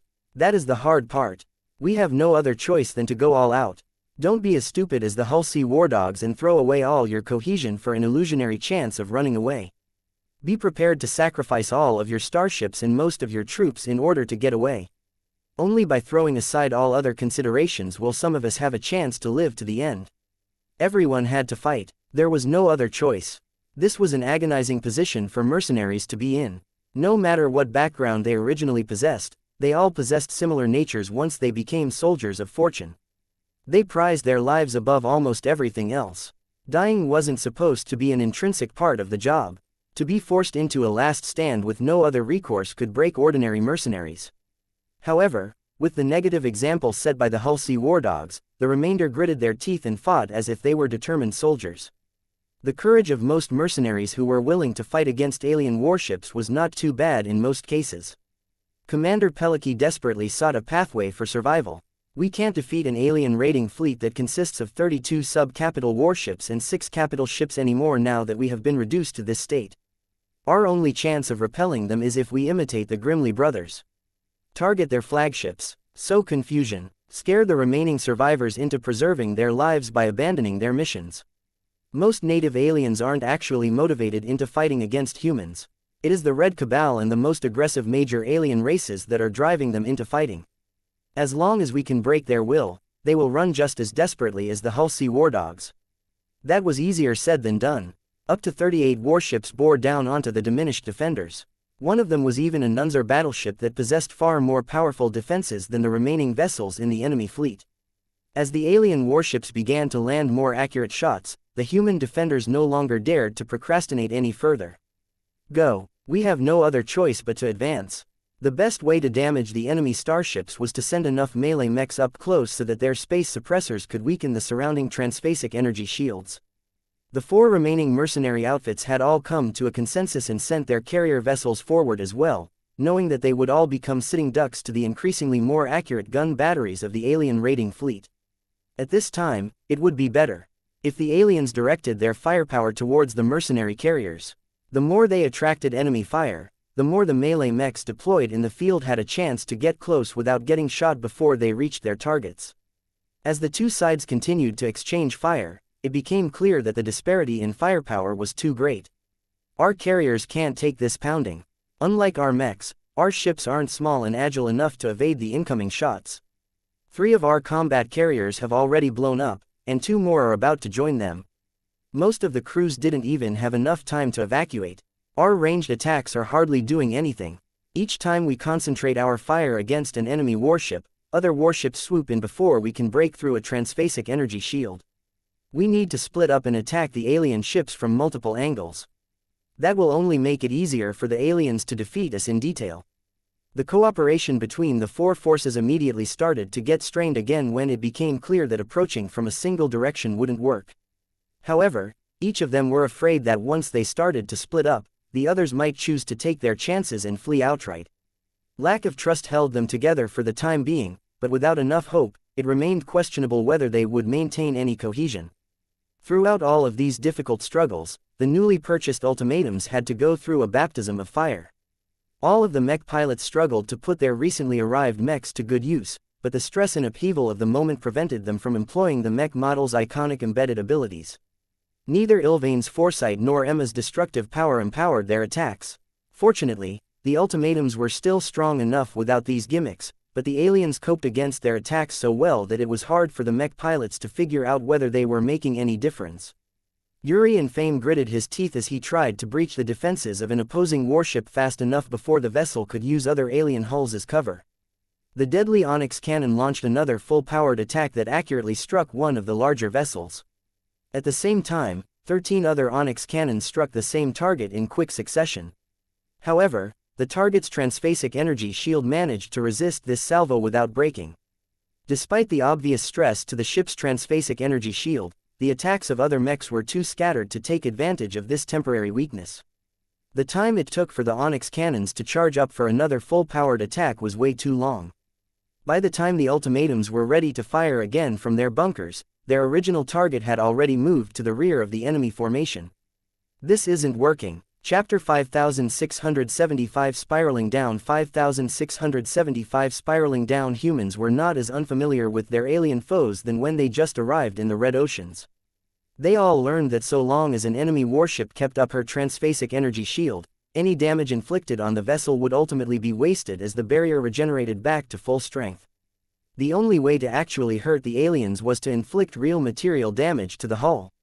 While the melee mechs were on their way to make this job a lot easier, it was unlikely for the mechs of the 4 remaining mercenary outfits to succeed in their job. There were too few melee mechs and too many alien warships. The problem became compounded by the need to keep melee mechs back in order to guard against the coming attack from the Grimley brothers. Many mercenaries realized that the only way to survive was to soften up the alien warships and take a few of them out. At range, the less vessels the melee mechs had to deal with, the more they could survive long enough to finish their mission. Commander Peliki, you boasted so much about your newly purchased ultimatums during our last meeting. Why have they not produced any results? They are powerful, but we have too few of them. 4 of our ultimatums are stuck on the surface of the planet, and our remaining 14 don't have the weight of fire to break a transphasic energy shield in a single salvo. Then coordinate your fire with other ranged mechs. We are already doing that, but it isn't working. At this range, the larger alien warships are tough enough to withstand all of our firepower, while the smaller ones are agile enough to cause many of our attacks to miss. Our melee mechs are about to get shredded by the tertiary gun batteries of those warships if we don't give them enough cover. We need to do better. Forget about targeting the flagship or the other large starships. Focus your fire on the enemy frigates and destroyers. They are weak enough that enough successful hits should be able to pop their bubbles fast enough. They also have the most armaments that pose the greatest threat against small craft. The mercenaries abandoned their plan to decapitate the leadership of the native alien fleet. The enemy flagship was simply too tough. Yet that did not leave them in a better position. The Hull Sea War Dogs actually fielded the largest quantity of ranged mechs, but the Grimley brothers had made short work of them all. The remaining mercenary outfits also had their fair share of ranged mechs, but their collective firepower had dropped below the threshold where they could comfortably down any enemy warship. Every mech pilot endured greater pressure as a result. They were all tasked with a mission that seemed impossible to fulfill under the circumstances. However, they had no other choice. At this time, many mech pilots were praying for a miracle, only for none to arrive. The pilots assigned to the recently delivered ultimatums endured greater expectations than most. The hype and the excessively high expectations placed on the mech model caused a lot of people to expect the new wonder machines to bail them out of this predicament. When this did not happen, the heavy artillery mech pilots all felt as if they were letting everyone down. I don't know what you are doing so far, Yuri, but you are not making everyone convinced that you are piloting a mech that is worth at least 30 MTA credits. We can still do better, Commander. Yuri in Fame insisted as he tried his best to wear down the defenses of a distant enemy warship. We still have too little training and experience with piloting these beasts. They are capable of hitting harder and more accurately, but it turns out that it is a lot more difficult to enter the right mindset in the middle of a desperate battle. If the problem does not lie with the mechs, but rather what goes on in your head, then fix it right away. If nothing changes within a few minutes, then we won't have enough mechs left to turn this battle around. Isn't your ultimatum supposed to be a shipkiller? The only ships being killed are our own. Put your heads in order and start making the aliens hurt before it is too late. The increasing pressure wasn't doing the pilots assigned to the ultimatums any favors. As mercenaries, their ability to perform under pressure was not great. Even the ones that had prior military service usually weren't all that great, or else they would have stayed. Yuri in Fame did not quite fit this mold. He was a 40-year-old veteran, but he left the service because it seemed unlikely that he would be spending his time on activities other than training and participating in exercises. He experienced more scuffles when he joined the Peliki Praetorians. The mercenary outfit was not bound by borders and always moved where mech pilots could occasionally put their skills to good use. However, that also meant that mercenaries such as Yuri ended up fighting in strange places on behalf of people or employers he didn't care about. Right now, Yuri's mind had entered a mess. The stress and fear evoked by the betrayal of the Grimley brothers as well as the prospect of fighting an alien raiding fleet at a disadvantage sapped his confidence. What am I doing here? Why must I fight alongside unreliable allies? Are my actions making any difference? The doubts plaguing Yuri wasn't doing him any favors. This was the wrong time and place for him to get distracted. His pessimism reflected in his performance as he was doing the ultimatum a major disservice by failing to draw out its potential. It was not for lack of trying. Yuri tried multiple times to activate the guided aim and amplified destruction embedded abilities. Just activating one of them was already enough to make a more meaningful difference in this battle. Yet while the glows of the two design spirits still remained present, Yuri failed to engage them sufficiently enough to borrow from their powers. He knew it was not their fault. They were so distant that it took a lot of effort for mech pilots to reach out to them. Even if Yuri knew that his mindset had diverged too much from what it took to activate the special abilities of his mech, it was not easy for a human to take control over his own emotions. His ultimatum unleashed another powerful attack with its Onyx cannon. However, Yuri winced shortly after as the alien frigate under his sights utilized her boosters and thrusters to spin and cause the round to miss. At this distance, it was too hard to score consistent hits against the smaller and more agile enemy vessels. The native aliens possessed a better understanding of their human foes than before. They discovered that their warships had a greater advantage at longer ranges due to the quantity and power of their gun batteries. If not for the fact that lingering too long in this star system would invite overwhelming retribution from the Red 2, the aliens would have chosen to stay at maximum range and whittle down their enemies over a longer stretch of time. However, even if they were forced to go on the attack, the aliens weren't in a hurry to get closer. Doing so not only made ranged mechs such as the ultimatum more effective, but also enabled the melee mechs to close the distance a lot sooner. In short, the circumstances were anything but favorable to Yuri and his fellow heavy artillery mech pilots. Ah, my ship is going down. I am sorry everyone, but I have to abandon my machine. Wait, don't leave. You can still fight as long as your mech stays in one piece. One of our carriers can pick up your ultimatum. It is too late. One of the combat carriers of the Peliki Praetorians broke into several pieces after the warships of the opposing side unleashed their latest salvo. Numerous escape pods managed to get away in time, but many more did not launch quickly enough to bring the crew to safety. The heavy artillery mechs that had been placed inside the handful of bunkers embedded along the hull experienced a wild time. The ones that got affected the most became inoperable.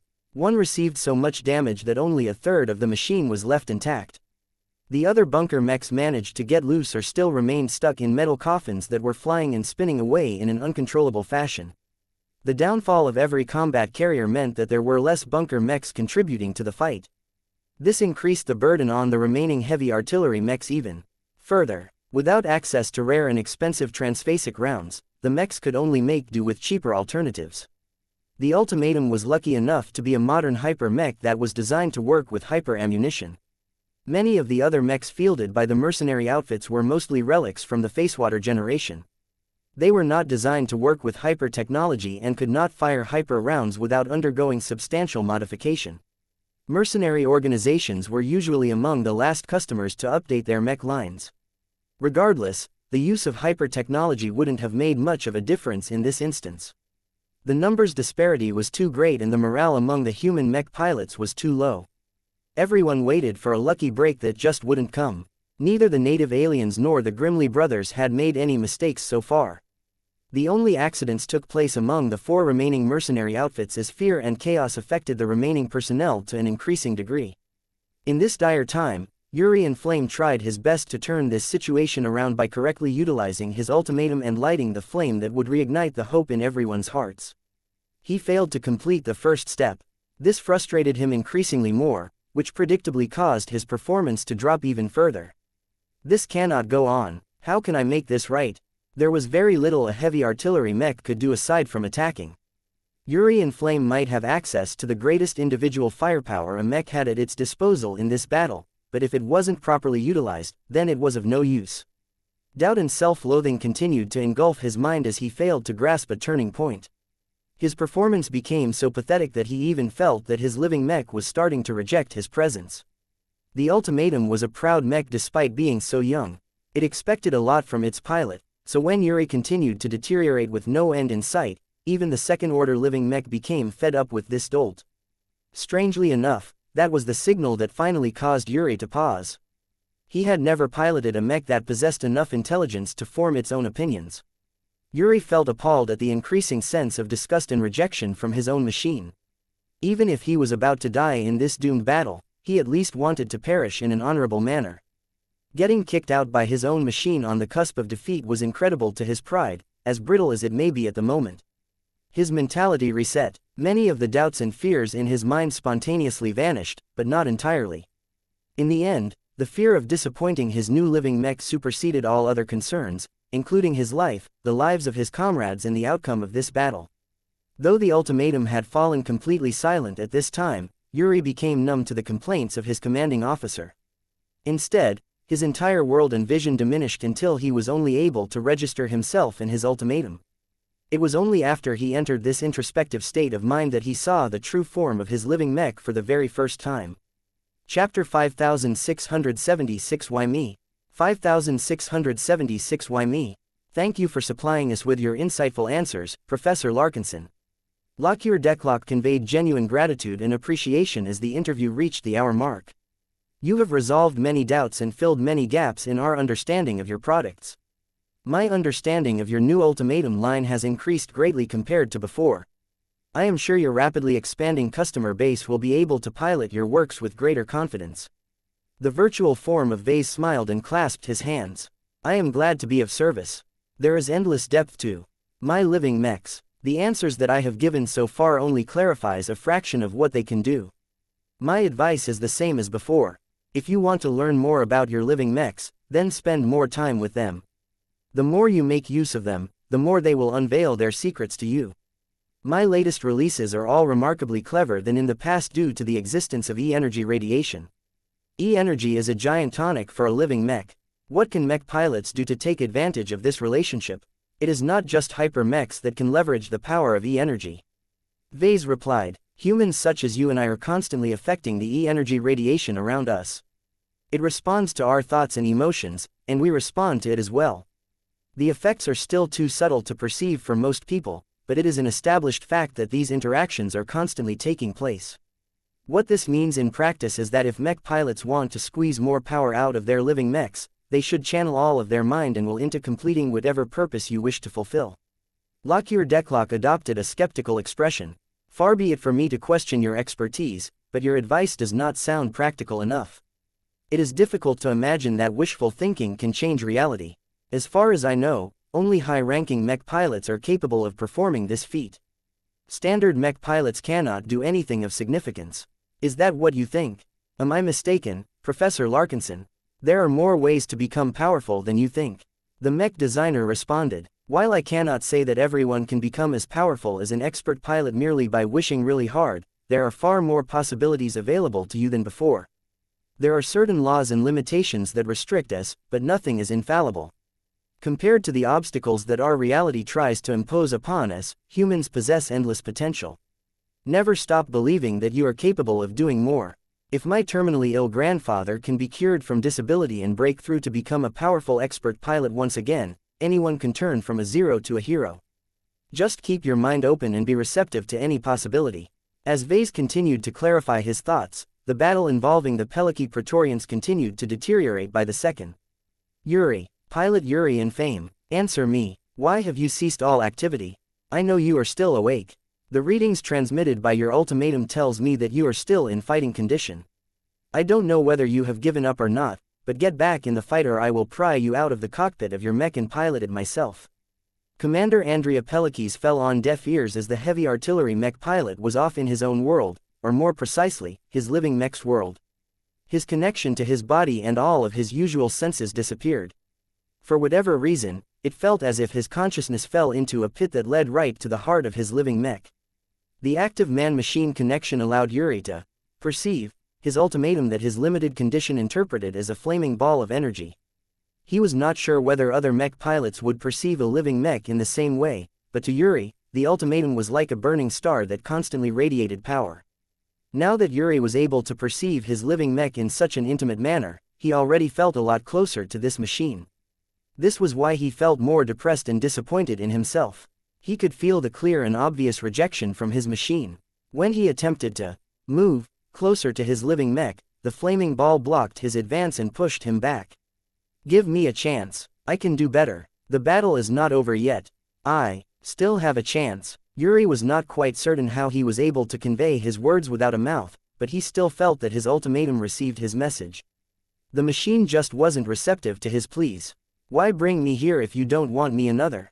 Yuri asked as despair threatened to overtake his mind. Your living mech did not pull you into this space. It is incapable of doing so. I am responsible for pulling you here. An unfamiliar female voice spoke. Who? Where? Over here. Yuri directed his attention downwards, and suddenly discovered there was a cat in the vicinity. The translucent cat possessed a striking appearance. An enormous seed of power was buried within. The power of destruction suffused her body to such a degree that even her fur evoked illusions of calamities. The mech pilot immediately froze when he realized who had just addressed him. Though the cat was a lot smaller than how she appeared in the battle footage, the Herald of Destruction was the avatar of one of the most powerful mech pilots in the Red Ocean. Your divinity, my apologies for not recognizing you. It is an honor to be graced by your presence. The cat stared at Yuri with a judgmental expression but did not deign to respond to his words. Her only visible action was to swish her tail. The silent treatment caused Yuri to grow uncertain. Are you here to tell us that you are about to save us all? The mech pilot hesitantly asked. I cannot save you, the cat replied. I am stationed several zones away. It is impossible for my Ragnarok to arrive in time to save you and your fellow mercenaries. Then, is it possible for you to channel your will through my ultimatum? The Herald of Destruction shook her feline head. I can do much, but channeling my power across light years is not my expertise. Only a small fraction of my power ties me to your living mech. This anchor is too small and weak for me to do anything more than communicate with you. The moment I try to exert my power, this channel will snap and break. You should dispense with your unrealistic fantasies. Yuri's hopes fell. He thought that since the destroyer of worlds deigned to reach him, she would surely take action to save his life and the lives of his fellow Praetorians. He did not blame her for her inability to intervene. The ultimatum already gave him a priceless opportunity to make contact with a powerful god pilot. He just wished that he wouldn't have met her when he was on the cusp of death. Why are you here, if not to rescue us? Are you here to record my last words? The flaming cat began to move. She began to circle around Yuri's intangible form and looked as if she was scrutinizing him carefully. You are not special, she declared. You used to be a serving soldier, but you resigned because you felt that you deserved more. Your skills are decent, but they are not solid. If your fundamentals were stronger, you wouldn't have missed as many shots with the Onyx cannon. If a more talented and strong-willed mech pilot was in your place, he would have broken through more likely than not. While a single case of forced resonance is unlikely to turn the battle around, it can at least inspire others into fighting harder. A more exemplary mech pilot would have never allowed himself to enter into a spiral of doubt and self-defeat. Only heroes have the capacity to step up when they are subjected to adversity. You are the opposite. The cat's words struck Yuri like hammer blows. The much more inferior mech pilot developed an even greater loathing for himself. The judgment of the destroyer of worlds was as truthful as it could get. There was no way for Yuri to deny the words of one of the 8 gods of the piloting profession. If I am such a letdown as a pilot, what have I done to deserve your personal attention? The cat stopped her motion and stared straight into Yuri. Do you know how many situations like yours that I have experienced through the ultimatum design? Ever since that brat turned me into a design spirit, I have come into touch with a rapidly expanding pool of mech pilots. Most of them are adequate, as it is unlikely for unqualified mech pilots to be assigned to an ultimatum mech. Even so, not all pilots are able to respond better than you if they were placed in the same circumstances. It is difficult to cling to hope when all of the odds are stacked against you. It is only in the direst of circumstances when one's true character comes to light. Then the cat shook her head. Yours is not that good. No one is perfect, but there are still hundreds of ultimatum pilots that have earned my admiration for one reason or another. They are heroes in the making who have the greatest chance of activating their potential. You are decidedly more average. Yuri felt hurt and puzzled. It was always painful to hear the ugly truth, but to have a god pilot extend her attention to him just so that he could disparage his qualities as a mech pilot was excessive. Are you going to keep insulting me until I die? If you keep talking to me like this, then I would rather prefer it if you bother another mech pilot. The cat finally showed her first sign of approval. You are beginning to assert yourself. That is the spirit. A mech pilot must always be proud. Let me tell you the truth, then. A long time ago, I did not consider myself to be special, even if I had already managed to accrue a small measure of strength back then. Once I was placed in a comparable situation as yours, I doubt I would have been able to survive this predicament by relying on my own power.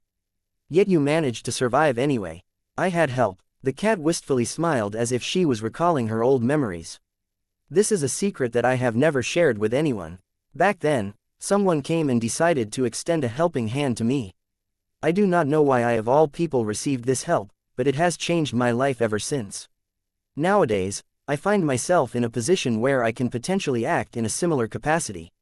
It is not a question whether I can do it, but whether it is right for me to interfere with the natural course of events. God pilots are not supposed to hold people's hands. They need to learn how to stand up on their own. Everything else will lead to excessive dependencies. Yuri felt less confident about himself. I think I understand. I do not think you do. You see, my considerations are different. The rules that I am expected to abide by compel me to maintain my distance from you. If you are meant to fail and perish without my involvement, then so be it. Any intervention on my part will change the future and lead to unintended consequences. These are good points, Yuri acknowledged. The cat snorted. They are not. Why must I care about these rules and conventions? What is so dangerous about changing the future? Back when he changed my life by bestowing me with his boon, I doubt he respected the rules. He came in touch with me and gave me a chance regardless of how deserving I am. I still do not quite understand why I received his boon despite reaching my ultimate goal. Now that I have placed myself in his perspective, I think I understand a part of his considerations. And those are, screw the rules. The cat contemptuously said, how dare the future dictate my actions? If anything, it is my right to shape the future. The actions of a single individual have eventually led to my ultimate ascension. I am curious, if I bestow my assistance to seemingly ordinary mech pilots such as yourself, will I be able to replicate his contribution to society? It is worth exploring. Besides, I hate cosmopolitans. Helping you may cause them to suffer a setback. That is another reason I want to intervene. Yuri suddenly grew a lot more hopeful. He did not dare to harbor too many thoughts, but he couldn't help but look forward to what kind of help he could receive from the destroyer of worlds. What should I expect? There can be no rebirth without destruction. The flaming cat said as she suddenly became more menacing. I cannot make you stronger without unmaking you first. Get ready, because this will be painful. Mew. Before Yuri could think about anything else, the flaming cat jumped straight at Yuri before inflicting pain to his very soul. Chapter 5677 Human Sympathy 5677 Human Sympathy. A gigantic explosion engulfed the space that previously occupied a highly sophisticated warfleet dispatched by a minor alien race that the Destroyer of Worlds did not even bother to learn about. The Red Ocean may be fairly small, but it still played host to many intelligent alien races. The main reason why the phase whales and the other major alien races declined to take them over was because their home planets were not worth spending resources to bring into their empire. Similar to how human civilization divided its space into first class, second class and third class territories, the natives of the Red Ocean divided themselves up in a surprisingly similar manner. This proved that discrimination based on strength and resources were universal concepts that applied to every race or population group. As the powerful and potent Ragnarok confirmed that the large invasion fleet had been wiped out to the last alien, the people of the colony fortress fanatically cheered at the display of power from one of their greatest heroes. Destroyer of worlds, thank you for saving us, your divinity. I am your biggest fan. To be honest, the colony should have been able to stall and grind down the invading aliens in a grueling siege. The Rubarthan Pact had made sure to divert enough resources to build additional fortifications. The newly developed Azure Titan shields could protect cities from external bombardment for an extensive amount of time, though even these mighty barriers would eventually falter if subjected to sustained attacks from multiple warships. Regardless, those Azure Titan shields would buy plenty of time for the newly produced and installed ultimatums to strike at any alien vessel or large projectile with their potent onyx cannons. Thinking about the new mech designed by the Brad and mass-produced by Rubarthan Partner Company caused her to feel rather mixed about this state of affairs. She never expected to become involved in the lives of so many people all of a sudden through Emma's apparent new job as a design spirit. Irene recognized that Vase had taken clear advantage of her by using her name and power to market his new ultimatum model. Yet the ultimatum was clearly a good mech. It did an excellent job at fulfilling the firepower gap for second-raters. As much as she thought that her association with a second-class mech model cheapened her reputation, she found that she did not care about this consequence. God pilots had distanced themselves from the common folk to such an extent that they could no longer interact normally with each other. Irene had become a god in a fashion. She couldn't stop herself from overwhelming mortals and turning them into single-minded fools just by approaching them and speaking to them in person. This was why god pilots had to sever their ties to a lot of old friends and live in much greater isolation than before. They could only act with greater familiarity with those who were capable of resisting the pressure of their god kingdoms. Every god pilot voluntarily accepted this arrangement because they loved humanity. A human civilization that descended into pure god pilot worship would no longer be as dynamic and free-thinking as before. The extensive stagnation of the Red Ocean due to the ubiquitous belief in the descendants of the elder gods vindicated this approach. While it was clear that this policy benefited humanity a lot in the age of mechs, that might not be true anymore in this case. Red humanity faced a completely new reality when it had entered the Age of Dawn. Exposure to E-energy radiation and the resurgence of cultivation caused a lot of members of the upper echelon to rethink all of the rules that no longer served their society well anymore. For one reason or another, god pilots such as the Destroyer of Worlds suddenly gained a lot more say in how human society should be run. This shift had already begun from the moment that red humanity became extremely vulnerable now that its lifeline had been cut off. Just 8 god pilots stood in the way of total annihilation. Given that the protection of powerhouses such as Irene had become an absolute necessity for humans to guarantee their survival in this dangerous new age, it shouldn't have been much of a surprise that her voice had gained a lot more weight than before. It was a circumstance that she was not accustomed to. Though she had fought hard and struggled more than almost anyone else to attain ultimate power, she never really had the ambition to transform human society and shape it according to her image. She had been more than satisfied to serve as the guardian and protector of the human race. Politics should be left to the politicians as far as she was concerned. However, the role of politicians had become a lot more diminished now that red humanity was on a total war footing. The old leaders had no way of crushing alien incursions and deterring the powerful phase leaders from indiscriminately tearing through human-occupied space. Only god pilots possessed this strength. Irene's god kingdom retracted just as her god mech disappeared from the field. The local onlookers became dismayed by her departure, but that did not stop their intense faith towards the hero that had spared them from waging a protracted and costly battle against a large invasion force. Disappearing from sight was one of Irene's favorite tricks. Although she did not excel at stealth, it was easy enough for her to destroy the emissions released by the Ragnarok and even the very concept of her presence on a temporary basis. Of course, the more powerful and expansive the concept, the more effort it took for her to erase it, not that she was bothered by her current consumption. Her power was so vast that hiding herself from ordinary perception was a breeze.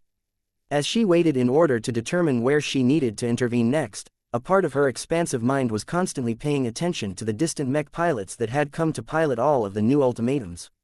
So many different mech forces had adopted the ultimatum that Emma, and by extension Irene, suddenly came into much more direct contact with ordinary people than before.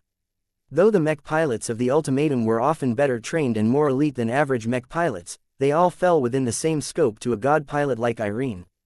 This was a novel experience. She no longer observed the lives of ordinary mortals from a distance, but instead gained a glimpse into their very minds and souls. So long as Emma continued to fulfill her duties as a design spirit, she was able to violate the privacy of so many people that it had taken her aback at first. How many design spirits managed to learn so much about people? What had they done with all of the information they learned? Had their creator imposed any control or restrictions to prevent them from disseminating all of the secrets they learned? At first, Irene felt disturbed by how easy it was for Emma to get into contact with much the intimate thoughts and feelings of a rapidly expanding group of mech pilots. Her objections lessened when she began to familiarize herself with the benefits of this recent development. For the first time in many years, Irene experienced the joys and frustrations of what it meant to be a weak and powerless human. By tracking different mech pilots and occasionally putting herself in their shoes, she slowly began to reconnect with the humanity she thought that she had lost forever when she finally traversed the road of no return. It put a lot of things into perspective. A god pilot never wavered in her purpose, so the destroyer of worlds did not suddenly question her entire life or whatever. What concerned her instead was her future role and direction. She had already taken upon herself to resort to extreme measures to attain the theoretical rank of God King Pilot. She was determined to do her duty to the very end, but that did not mean she had to like it. The distasteful methods proposed by the mother of her new friend would see her reputation plunge to an unprecedented low. Was this the only way for her to lead red humanity to a new future? Emma's new responsibilities gave Irene the idea that there may be more ways for her to be of service to humanity. However, if Irene took this step, then she would not only break the unspoken rules and customs that had always prevented god pilots from exercising too much influence over people's lives, but also add a side to herself that she wasn't sure she liked. She derived a lot of satisfaction from seeing mech pilots make good use of the ultimatum. Seeing how they practiced their skills and utilized their machines in combat reminded her of her previous life. She hadn't fought against alien warships back then, but she experienced many of the same struggles that gradually forged her into the god pilot that she was today. However, not every mech pilot experienced a good day. The front lines were dangerous. Second-class mech forces still had to struggle a lot in order to defeat a typical alien raiding fleet. Seeing the ultimatums fail to make enough of a difference was not pleasant. Many mech pilots put a lot of hope into their new machines, but as powerful as they may be, they were ultimately just second-class heavy artillery mechs. Irene piloted one herself for many years, so she knew exactly what kind of limitations they possessed. The more mech pilots came into contact with the ultimatums, the more Emma became exposed to incidents where those earnest fighters lost their lives. Some got blown up in an instant when their bunkers directly got struck by the main cannons of an alien warship. Others experienced a tortuous road towards inevitable defeat as the mechs and carriers around them continually fell in battle. If the Ragnarok was present in the star system, she could immediately put an end to all of the human suffering. However, it was exactly because god pilots could only exercise their immense might within a limited scope that Irene had never really felt bothered about her inability to put out every fire across human-occupied space. That was no longer the case anymore. Through Emma, she had gained the option to intervene in many different places at once. While she was not able to exercise her full power across those distances, this was a novel and unprecedented situation. Any decision she made would have untold consequences to her place in society. People's attitude would change in radical ways once it became known she decided to play a more active role in their lives. Should she make use of the possibilities granted by the brat, or should she maintain her propriety and allow the process of survival of the fittest to filter out the weak and unworthy? Thinking about how so many leading figures spoke with open contempt towards the common folk rankled her a lot. She used to be one of them a long time ago. If she did not receive the gift of a companion spirit during her life-saving encounter with a time-traveling mech designer, she too would have remained a forgettable grunt who ultimately had to fend for herself with no prospect of rescue. A sense of unwillingness welled throughout her formidable will. Instead of settling in her old role as a silent protector of human civilization, perhaps she should keep up with the times and take a more proactive role in people's lives. She was hardly the only god pilot who toyed with this idea. The Huntsman had already taken a major step by promoting the Hunting Association. The Fist of Defiance had successfully pushed through an initiative that would gradually shift power towards a new order. The Evolution Witch was cooking up her own plan that was bound to shock a lot of people. Perhaps Irene, or rather Emma, could become a patron to the struggling mech pilots who prayed for deliverance from any god who was willing to give them a helping hand. The only question was how she should take on a more active role. Chapter 5678 Unintended Power 5678 Unintended Power. When the strange cat, Dove, into Urian came into contact with his most fundamental self, the avatar of the god pilot did not act gently. Now that the god pilot had made up her mind, she acted decisively.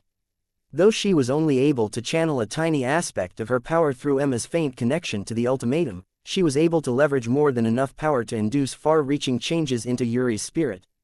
The ultimatum suddenly triggered multiple alarms as Yuri began to scream and thrash while he was strapped against his cockpit seat. The hooligan Bark became notified of the concerning development as well. Commander Andrea Pellicci had been wondering what was wrong with one of her subordinates. To see him in pain and distress made her feel concerned. If she wasn't in the middle of commanding her mercenaries through an incredibly difficult battle, she would have stepped in and taken charge of this matter. As it was, hundreds of good men had already died from the alien onslaught. With the native alien warships destroying human mechs and starships left and right, Commander Pellicci simply couldn't afford to spend too much time on the breakdown of a single pilot. She just felt it was a pity that it had to happen to a mech pilot assigned to one of her precious ultimatums. Commander, the Ardent Highlander has just suffered a hull breach that has crippled half of her mobility. She is drifting out of formation. The mercenary commander quickly set Yuri's abnormal condition aside and turned her attention back to more pressing matters. Despite the fact that the mech pilot was suffering from a lot of pain and distress, the ultimatum still remained active. Its safety programming should have forcibly shut down the man-machine connection once it became clear that the mech had become a source of harm to the mech pilot, but the living mech forcibly blocked this directive and continued to maintain this connection. This gave Emma the time she needed to complete an unprecedented transformation that sought to reinvent the mech pilot currently known as Yuri in fame. This was the first time that the Destroyer of Worlds did anything like this. Usually, she applied her powers on a wider scale. She embodied the concept of unbridled destruction. She was not accustomed to applying her power in a much more subtle manner. God pilots usually weren't known for finesse because most of their problems could be solved by relying on brute force. The willpower of a god pilot was also far too powerful to withstand for ordinary people. It was doubtful whether any of her peers could perform this delicate operation without utterly crushing the fragile soul of the recipient. Irene herself would have never dared to go to this far if not for the fact she had Emma. Her companion spirit represented a side of herself that still contained many vestiges of her past. Irene deliberately kept her feline alter ego free of her overbearing willpower to maintain her original character. Emma was able to undertake actions that no other god pilot could do. The companion spirit was able to apply a lot more finesse and control her power to a much greater extent. This was just enough to selectively alter Yuri's soul without exceeding a limit and killing the mech pilot in the process. That said, this was the first time that Irene did anything like this, and she had no particular expertise in figuring out how to empower a mech pilot beyond his natural limits. This was why she decided to take a few risks and try out a new and untested approach. Irene relied on her powerful intuition to settle on an approach. She instinctively felt that she could remake Yuri into a stronger pilot by destroying the parts of him that held him back. All Irene was really good at was wrecking stuff, so that was what she did. Emma carefully applied her power through her faint connection with the ultimatum mech and surgically erased whole parts from Yuri's spirit. Most of his fears, doubts and other parts got wiped out as Emma thought they held the pilot back. However, destroying all of these parts was not only incredibly painful to the pilot, but also literally made him less than the person he used to be before. The consequences to his psyche and his identity were extremely serious. It would be a surprise if Yuri could still maintain his awareness and rationality after receiving so many crippling debilities. His body may be physically fine, but his spirituality turned into Swiss cheese after Emma had cut away so many parts that made up the mech pilot. No matter how detrimental his fears and doubts may have been in his line of work, they were still parts that made up a complete life. But wiping away these aspects, Yuri had literally lost essential parts of his humanity. There was clearly no way for Emma to succeed in making Yuri stronger if she left at this instance. Fortunately, Irene already had a follow-up plan in mind. She became inspired by what a certain time-traveling mech designer once did to her own soul a very long time ago. Even if she was unable to recall that process, she could still figure out what he had done to a large extent. The god pilot knew that there would be gaps in Yuri's soul, so she simply decided to fill up the gaps with other stuff. The only viable source she could draw upon was Emma. As a true god-level companion spirit, Emma's power was beyond doubt. The problem was that she was far too powerful relative to Yuri's current state. His soul would definitely disintegrate if it came in touch with just a tiny fraction of Emma's potent energy. However, Emma's power was more gentle and malleable than Irene's tyrannical willpower. Even though Irene was not accustomed to doing this, she instinctively found ways to take a tiny mote of Emma's energy and selectively use her own destruction authority to weaken its power. By destroying the parts that made it so destructive and harmful to other people, she gradually turned the mote of power into a weaker but much more digestible seed of power. The destroyer of worlds actually derived a powerful sense of satisfaction when she created this delicate seed. It had lost most of the extraordinary power that intrinsically belonged to a true god, but it still contained just enough of a trace that preserved the power to defy reality. After all, what Irene wanted to accomplish went against the natural order. She did not think she could successfully empower Yuri without breaking the rules. Once she created her seed of power, she carefully tried to integrate it into Yuri's fragile soul. The screams that escaped from the mech pilot's throat became a lot louder all of a sudden. The pilot's weak and injured soul forcibly fused with the seed of power. Even if Emma had weakened the seed to such a degree that she was able to send it all the way to the ultimatum, it was still too powerful for a mortal soul to bear. Yuri originally wasn't worthy to bear this kind of power. His forced operation had improved his qualifications, but also injured his spirit to such an extent that he was not able to bear this power. At this time, the ultimatum suddenly stepped in. It previously disdained its pilot, but after Emma had taken personal action to reform Yuri, the living mech understood that it was his duty to give his partner another chance. There was not much the living mech could do. The ultimatum could only use the man-machine connection to siphon away a part of the pain. The bond between the two grew stronger through the sharing of pain. As the fusion between Yuri and the seed of power continued to make progress, the ultimatum became more and more involved. At one point, the bond between the two had grown so close that the living mech accidentally touched the seed of power. This incident immediately provoked a series of consequences that no one managed to foresee. First, the ultimatum unintentionally absorbed a small aspect of Emma's power. Even though the power was minuscule, it did not change the fact that it originated from a true god. The living mech experienced a form of pain as the seed was not prepared for the machine at all. Forcibly merging this power rapidly boosted the machine's affinity for destruction and caused it to absorb destruction energy at a much faster rate than before. This triggered a runaway reaction where the ultimatum grew stronger. This enabled it to absorb more destruction energy from the environment, which caused the living mech to become even stronger and more infused with destruction. The current environment played a large part in promoting this accidental process. All of the death and destruction wrought by the native aliens as well as the treacherous Grimly brothers caused the battlefield to become flooded with destruction-y energy. More and more of this newly generated destruction energy began to flow in the direction of the hooligan bark before getting absorbed by the ultimatum. Fed with so much raw destruction energy, the ultimatum rapidly grew far beyond the limit that its spiritual foundation was able to bear. However, because the ultimatum forcibly absorbed a small part of the power of a true god, its upper limits had been raised to a huge extent, thereby preventing the mech from hitting a ceiling that could have stopped this cycle from running any further. However, just because the ultimatum was able to rapidly expand its power did not mean it was wise to do so. The second-order living mech experienced such extreme growth and expansion that it was experiencing a lot of pain as its very essence was being hammered into a much larger shape. What truly alarmed Irene was that the active man-machine connection caused the ultimatum's transformation to spill over to Yuri. Just when the poor mech pilot had survived the worst of this soul-tearing transformation, his own living mech flooded Yuri with destruction energy that not only caused his spirituality to expand yet again, but also strengthened the active man-machine connection far beyond its specifications. Emma was completely taken aback by this accident. As powerful as she may be, what was happening fell completely outside of her area of expertise. If Irene was physically present, then she could have utilized her god kingdom to cut off the flow of destruction energy and suppress any unwanted reactions as much as possible. However, there was little Emma could do under the current conditions. Even if she was able to apply a bit more force, trying to end whatever transformation was taking place would kill Yuri outright. As the dangerous processes continued to power up the mech and mech pilot beyond any reasonable limits, the two had grown so united by their suffering that it triggered an entirely new reaction that completely alarmed Irene.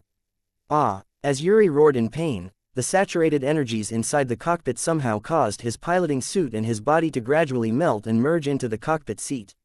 What? Irene became shocked when she observed what was happening. If her suspicions were correct, then Yuri and his ultimatum had just begun the process of corporeal union. Their forms had physically merged with each other. If Yuri's body had just melted, then he would have died without a doubt. His potent spirituality still remained alive and continued to power up with no end in sight. This meant that Yuri and his living mech had not only commenced corporeal union, but likely already formed an operation union as well as a domain union. In short, Irene's intervention somehow caused the beneficiaries of her power to complete 3 out of the 4 steps of the mech-body merger process. This was wrong. This experiment had gone horribly wrong. Yuri and his ultimatum had mutated far beyond the scope of what Irene intended to do and permanently became fused together in an unholy union fueled by a large supply of raw destruction energy. The unrestricted absorption of chaotic energies created from the destruction of so many lives and assets was making everything worse. The huge amount of random factors mixed into these energies induced all kinds of mutations into the transforming beings. Even the crew of the hooligan bark became alarmed when they saw that the ultimatum assigned to Yuri not only started to exude a lot of destructive power, but also started to change into a more irregular and ominous shape. Chapter 5679 Absence of Control 5679 Absence of Control. As a god pilot, Irene possessed a much greater understanding and insight in the nature of power and energy. The main reason why Yuri and his ultimatum grew stronger at an uncontrollable rate was because of her. The power of a true god was too much for any mortal enemy. Even if Emma had put a lot of effort into passing on as little as possible, the fact of the matter was that the seed of power from a true god was still far too great in terms of quality. Emma's life level was so much higher than that of a standard mech pilot that they shouldn't even be mentioned in the same sentence. Imparting her power to a mortal mech pilot introduced the latter to a whole new level of power. The resulting contact should have been enough to elevate Yuri to the rank of expert pilot. That was Irene's original intention. Unfortunately, she failed to take other variables into account. The living mech and the E-energy floating in the immediate environment not only got dragged into Yuri's life-changing ordeal, but also began to produce all kinds of uncontrolled changes to the runaway transformation process. The fact that Yuri and his ultimatum spontaneously completed the first, second and third phase of the legendary mech-body merger process was a miracle. Unfortunately for everyone involved, not every miracle produced a happy ending. As a successful god pilot, Irene had personal experience in completing the mech-body merger process. Though her journey was different from every other god pilot due to the addition of her companion spirit, she still comprehended the road of no return to a degree that could not be matched by those who could merely theorize about this process. This was why she immediately determined that the life of the mech pilot was in great danger at the moment. The mech-body merger process was no joke. It killed at least 99% of the peak ace pilots that had attempted to bridge the gap. Anyone who completed all 4 steps without dying along the way was an exception rather than the rule. It was already difficult for the very best ace pilots to survive this journey. A mere mortal should have died before it ever came to this point. Yet due to all kinds of coincidental factors, Yuri did not die, but instead continually grew in strength without any restraint or direction. This was not supposed to happen. Under ordinary circumstances, there were 2 powerful factors that controlled the evolution of mech pilots and prevented them from botching the process. First, the Kingdom of Mechs, or the local equivalent known as the Red Kingdom, silently exerted its formidable power to regulate the transformation from mortal to demigod. Second, the strong willpower of a worthy mech pilot helped to keep the energies in line and preserve the individual's original identity. The greater the power, the greater the need for control. Any powerful cultivator needed to develop a progressively stronger will in order to maintain control over an expanding pool of power. This became especially essential for high-ranking mech pilots due to the basis of their power. Without will, there was no control. Right now, Yuri and his ultimatum had a lot of power, but lacked the willpower to control it all. They absorbed way too much energy but had yet to put any time and effort into bringing it to heal. This allowed the mixed energies to freely exert their influence over the subjects, which clearly produced disastrous consequences. The physical mutation of the ultimatum was a clear indication that the random and scattered impulses contained within the E-energies were exerting their influence over the living mech. In one instance, the ultimatum spontaneously spawned several human eyeballs across its enormous hexapod frame. In the next moment, one of the heavy artillery cannons of the ultimatum transformed into a warped and non-functional version of a warship laser cannon battery. Such transformations started out small, but increased in magnitude as Yuri and the ultimatum continued to absorb more E-energies. The more powerful they became, the more the heavy artillery mech became unrecognizable from its original design. The mutating mech spawned additional alien legs, only for them to wither and die a few seconds later. The ultimatum's onyx cannon began to transform from metal into a bone-like substance that began to spawn all kinds of sharp and random spikes that served no clear purpose. Explosive shells began to melt and mutate into entirely different objects. Some turned into organs whose functions were a mystery. Others turned into munitions that had become vastly more powerful and destructive than before. It was incredibly fortunate that none of these explosive shells had exploded this far, but nobody could guarantee that the mech would stay in one piece at the end. In fact, the ultimatum, or rather the fused amalgamation of a mech pilot and a living mech, was finally shown signs of completing its wild transformation. Everything had a limit. The mutated ultimatum had reached the current limit of its heightened ceiling. It was not possible for it to expand its power any further unless it had stabilized its current condition. Not that this was a priority at the moment. Irene was not worried about Yuri's future. She was still wondering whether he was still alive and cognizant after what had happened. It was not just Irene that was concerned at what had happened. Commander Peliki had been forced to pay attention to her subordinate once again when his ultimatum not only sucked in a lot of E-energy, but also transformed into a half-organic abomination that only shared a vague resemblance to the original heavy artillery mech. Gone were the clean lines. Gone were the functional lines. The overall shape of the heavy artillery mech had become a lot messier than before.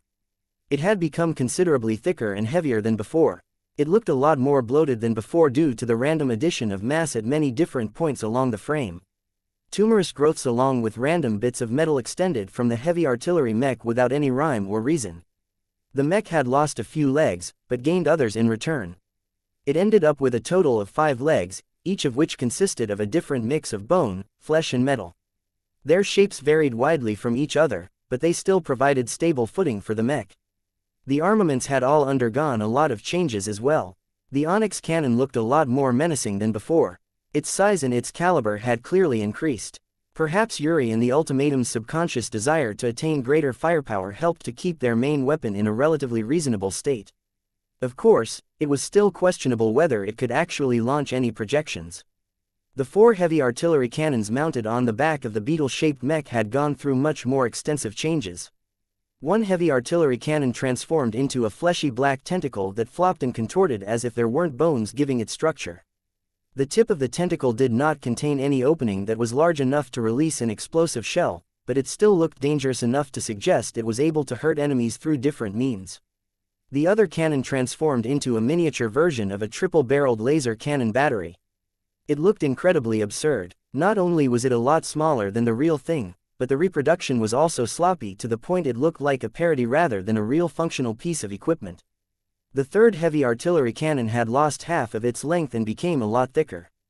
It also transformed into a hardy form of gray stone. The weapon had turned into a stone mortar. The final heavy artillery cannon transformed into a giant black hair follicle. Yes, a hair follicle. There was no sign that it retained any functionality that showed that it could still function as a weapon. It had simply turned into a giant hair that looked completely out of place compared to the rest of the mutated machine. Then again, the ultimatum had transformed in such a messy way that it was questionable whether Mech could still fulfill any of its original functions. There was only one visible sign that the ultimatum had assimilated Yuri. The head of the ultimatum had vaguely started to resemble the mech pilot's screaming head. Locked in silent agony, the metallic visage conveyed a depth of pain that reached down to the pilot's very soul. Yuri, give me your status. Are you still alive in there? Please confirm your status. The transformed monstrosity initially did not respond. It did not even show any sign of life aside from the strange organic bits that somehow turned into viable living growths. The warped shapes and the inexplicable mutations had caused plenty of distress among the crew and officers who became aware of what had happened. If this was a normal circumstance, Commander Peliki would have issued the command to eject the bunker from the hull of the hooligan bark. As it was, the battle against the alien raiding fleet in front and the Grimley brothers in the rear were much more important. By this time, the Cosmopolitan agents had already turned around and began to assail the 4 remaining mercenary forces from the rear. This made it even less likely for the Peliki Praetorians and the 3 other mercenary outfits to make it out of this battle alive. The Praetorians had already lost over 30% of their mechs and half of their combat carriers. Far too many mercenaries had died due to the fateful decision to take part in this doomed mission. No matter how hard Andrea Peliki tried to coordinate her troops, the disparity in numbers and the plunge in morale were too great for her to overcome. Since this was the case, she might as well pay attention to Yuri's condition. At this time, both dread and hope welled up in her heart. She recognized that the ultimatum had become a lot more powerful than before. She had no idea what prompted this unscientific transformation, nor understand how exactly it managed to gain so much mass. On the other hand, Peliki feared what sort of monstrosity had appeared inside one of the bunkers of her flagship.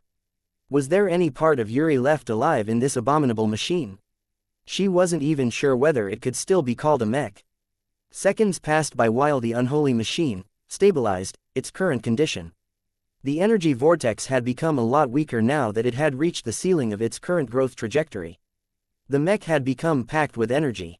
It had acquired a glow of its own that not only erased much of the influence that originally belonged to Vulcan, but also radiated pure destruction that exerted a lot of pressure from the concerned crew members that stopped by in an attempt to check up on the machine.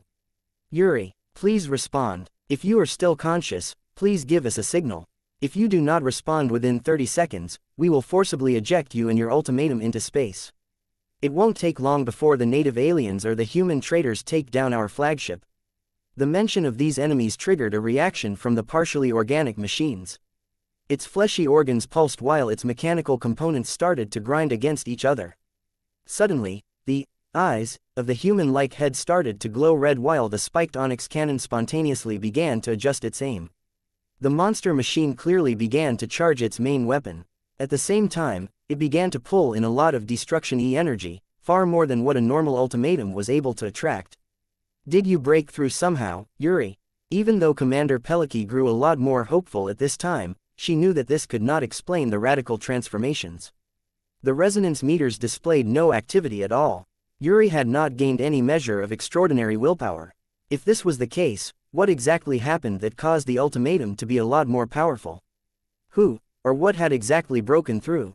As the mercenary commander struggled to find an answer, her mind completely froze when the mutated machine finally reached full charge. The sensors that monitored the bunker temporarily became blinded as a gigantic force propelled an altered super heavy Gauss round with unsurpassed power. The force of the weapon's discharge was so powerful that it looked as if a beam of pure power had lanced across space. An instant later, the flagship of the alien raiding fleet suffered such a heavy blow that her forward momentum briefly stuffered.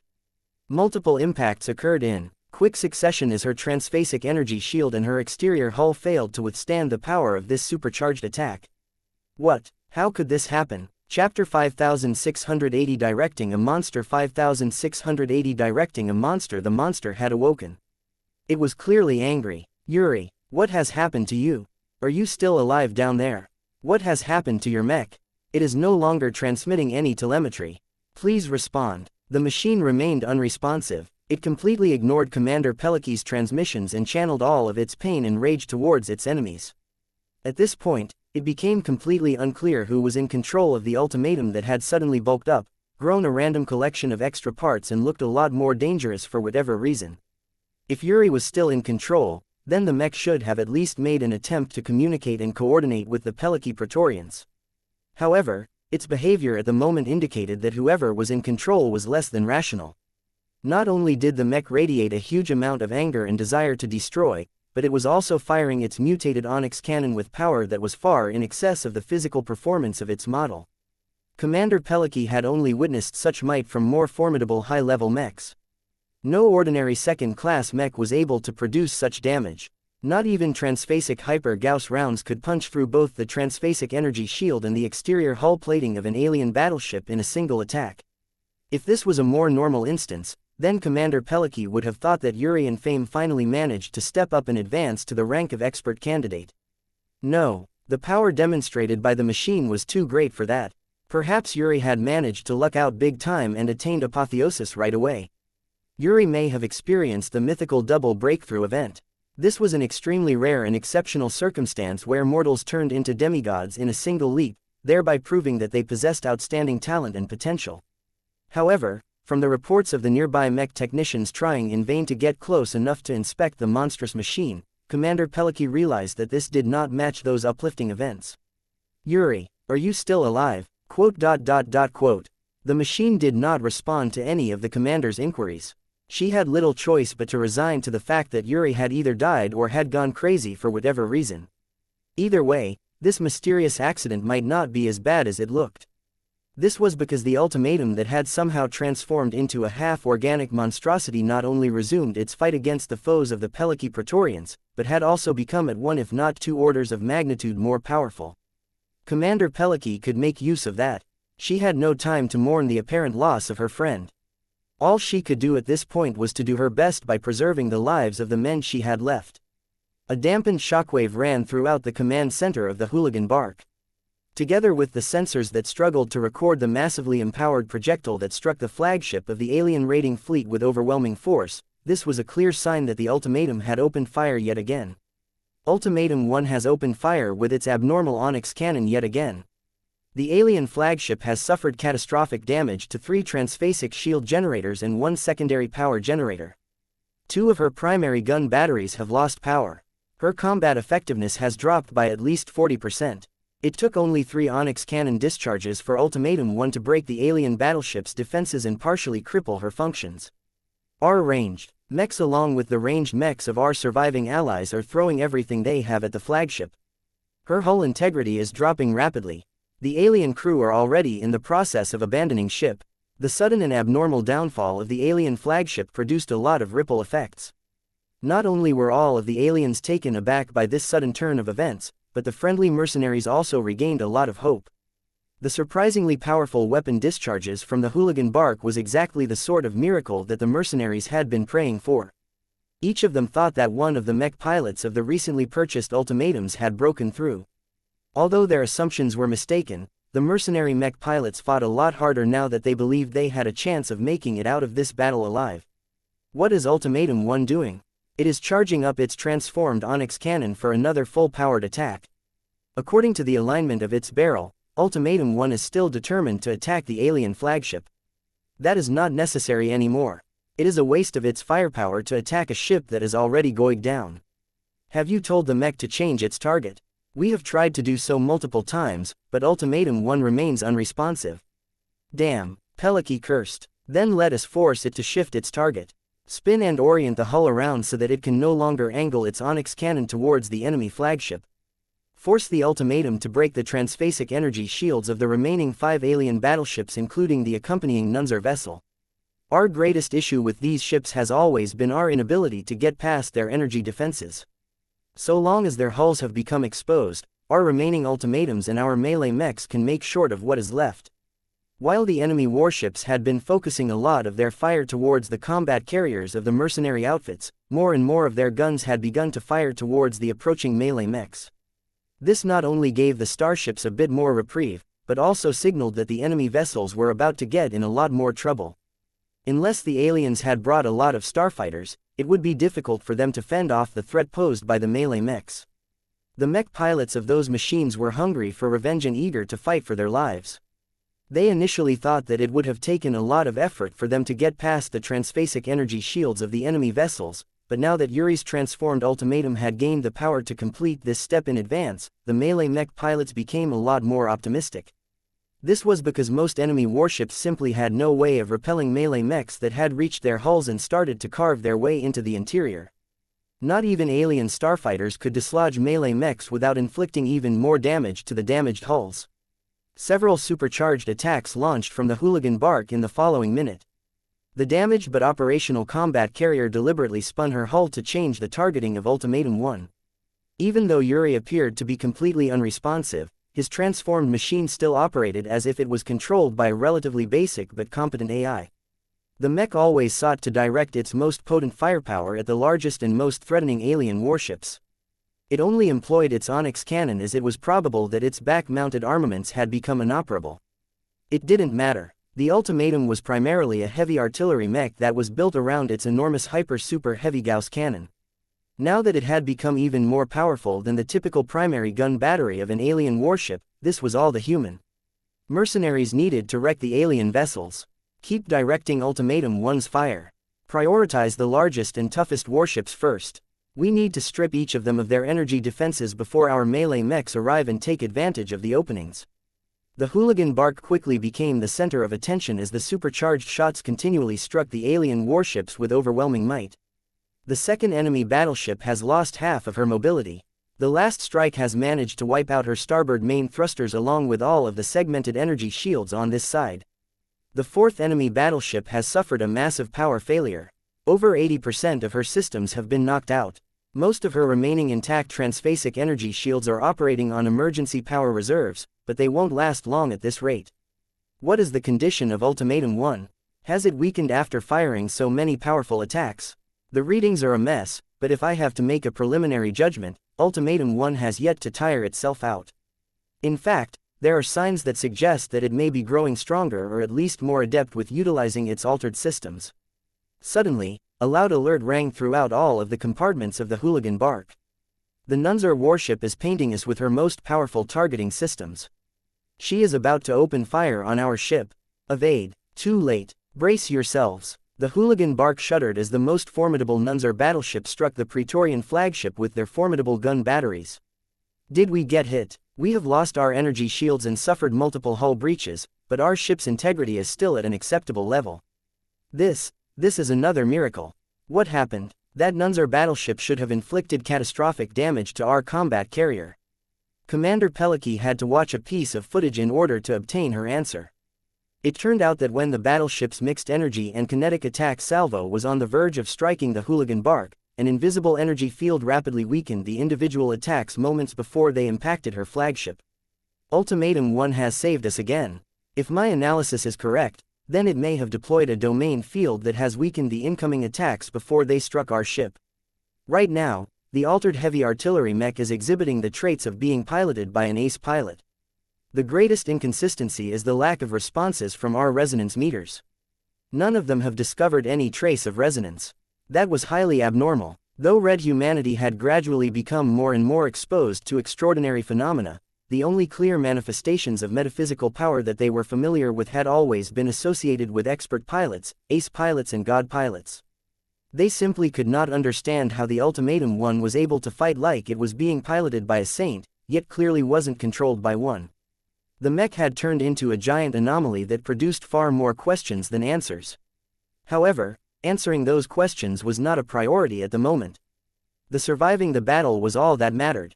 Commander Peliki narrowed her eyes as she rewatched the footage of the Ultimatum 1's domain field preventing the Nunzer battleship from crippling her flagship. Encourage Ultimatum 1 to focus fire on the Nunzer battleship. I do not know how long the mech can keep up its domain field, but if there is a limit to its protection, then we need to eliminate the greatest threat on the battlefield right away. Do not stop until her entire hull has been rent to pieces. Ultimatum 1 gladly obliged with the intentions of the crew. Once the machine that had come to embody the power of destruction had a clear firing angle on the Nunzer battleship, the formidable heavy artillery mech pounded the much more technologically advanced alien capital ship multiple times. Though the Nunzer battleship's more modern and advanced protection held out for the time being, the mutated Onyx cannon attacks demolished multiple segmented energy shields with every thundering strike. Just as the exchange of fire between the most powerful combat assets on the battleship continued to heat up, a major development threatened to undo the precious gains made by the Peliki Praetorians. Commander, the melee mechs of the Grimley brothers have closed the distance to our fleet and have begun to attack our forces from the rear. Their ranged mechs are exerting so much pressure that our ranged mechs are forced to divert their own firepower in order to defend themselves. Over 200 Grimley melee mechs have just swung around and are currently advancing straight in our direction. Their intentions are clear. They intend to take down our ship. This was bad. The hooligan bark might not be able to cope with enemies attacking from two different directions. Commander Peliki actually feared the Grimley brothers more. Unlike the alien foes, the human enemies understood their own kind a lot more. Their mechs were also more versatile and could employ all kinds of tactics in order to overcome their opposition. What was worse was that a single heavy weapon like the Onyx cannon was clearly not suited to wipe out a swarm of small craft. Chapter 5681 Spaceburst Shells 5681 Spaceburst Shells Rage. Pain. Destruction. This was all the mutated ultimatum had on its incoherent mind. The living mech that existed just a short time ago was gone. So was the mech pilot known as Yuri in fame. Due to a confluence of strange circumstances, the two had actually merged together to such a degree that it was unclear whether any distinct part of them was left intact in the resulting fusion. Fortunately, the mutated ultimatum still retained much of the original functions of the mech. Its vastly more powerful spirituality had also inherited much of Yuri's piloting skills and judgment. This was important because the machine was still able to effectively channel its power towards demolishing its foes. Its aura of destruction grew at a perceivable rate with each and every attack. It derived great satisfaction from breaking open the alien warships that intimidated Yuri a lot and caused him to feel so much distress. As the other surviving mechs of the Peliki Praetorians and the other three mercenaries tried their best to finish off the weakened alien vessels through their own modest efforts, it looked as if they had established a good rhythm. That was until the Nunzer battleship and the mechs of the Grimley brothers both focused all of their efforts on taking down the hooligan bark. It became abundantly clear to the aliens and the cosmopolitans that the ultimatum stationed inside one of the bunkers of the combat carrier was the only lifeline left for the mercenary forces. Once the strange mech got wiped out, there shouldn't be anything standing in the way of a total human defeat in this star system. At this moment, the enhanced defenses of the hooligan bark were being sorely tested. The Nunzer battleship's transphasic energy shields might not be in a good condition at the moment, but her full weapon arsenal still remained fully operational. Each attack from her primary and secondary gun batteries was powerful enough to give the Red 2's own warships a run for their money. There was no way the hooligan bark could have withstood this much concentrated firepower for such a long time. The only reason why she managed to hold out while only suffering much more reduced damage was due to the magical domain field projected by Ultimatum 1, yet everyone worried that the odd machine was rapidly approaching its limit. The damage inflicted with each subsequent salvo struck the flagship with greater force, causing her to lose more hull plating and suffer more severe hull breaches. If the Nunzer battleship wasn't dealt with, then this vessel alone could wipe out the remaining mercenary forces by herself. Commander, Ultimatum 1 has almost managed to strip the segmented transphasic multi-layered energy shields of the Nunzer battleship. If we force our most effective shipkiller asset to attack the mechs of the Grimley brothers, then all of its efforts may have gone to waste. Once broken, energy shields could be restored so long as their generators remained intact. Every human fighting against the aliens knew that it was taboo to leave this kind of job half done. The only way for them to produce a lasting result was for Ultimatum 1 to commit to this attack and break the hull of the Nunzer battleship. This would not be easy as the Nunzers generally built their vertical tower-like homeships thick and tall. Since the vessels functioned as their homes as well as a fighting vessel, the Nunzer battleship attached to the alien raiding fleet consisted of a lot of strong alloys. Key sections were even covered with transphasic alloys, making them far tougher than any other part of the massive alien hull. Commander Andrea Peliki furrowed her brows and looked down to analyze the projected map. A lot of mechs and combat carriers had already fallen due to prior attacks launched by the alien raiding fleet. What was left might not be enough to keep the aliens on the back foot while at the same time fend off the cosmopolitan assault from the rear. If the surviving mercenaries wanted to get out of this battle alive, then it had to deal with both groups of enemies at the same time. Focusing on one enemy at the exclusion of the other one was a great taboo. As Peliki observed the movement of friendly forces and witnessed how the remaining mercenary mechs around the combined fleet failed to stop the Grimley strike force from approaching her flagship, there were precious few assets left to fend off the incoming mechs. Wait, she suddenly recalled an important piece of information related to the newly acquired heavy artillery mechs. How many ultimatums remain operational? We only have 9 left if we exclude Ultimatum 1. 3 of them are stationed in the remaining intact bunkers of our flagship while the rest are assigned to our other surviving combat carriers. That is enough, the mercenary commander grinned. Instruct all of our bunker mechs aside from Ultimatum 1 to concentrate their firepower on the incoming enemy melee mechs. Make sure the other ultimatums load spaceburst shells in their heavy artillery cannons. Do not bother to conserve any ammunition. Acknowledged, Commander. What of Ultimatum 1? Make sure to orient our flagship in a way that allows it to continue to pummel Nunzer battleship. The leading alien vessel must fall. Hopefully, the remaining aliens will be a lot more hesitant about pressing the attack once their capital ships have all been struck down. It was obvious what Commander Peliki wanted to accomplish. She wanted to rely on the other heavy artillery mechs, or more specifically the 9 other ultimatums, to intercept the traitor mechs. She took a massive risk with this decision. The lives of her mercenaries as well as her allies hinged on whether the recently sold mechs could do their jobs during this critical time. The odds were stacked against them. The Grimly brother mechs were not exactly top tier, but they were all based on well-regarded mech models released during the Facewater generation. More concerning was the custom mechs piloted by Alexander Grimly and Corey Grimly. The former piloted a powerful rifleman mech that completed his skills well enough to accurately pick off individual mechs from a notable distance with its powerful laser rifle. The latter piloted an offensive space knight that was tough enough to resist a lot of damage with the help of its kite shield, but also fast enough to keep up with other offensive mech units. Commander Peliki gritted her teeth. She just had to hope for the best, because she did not see any other way out.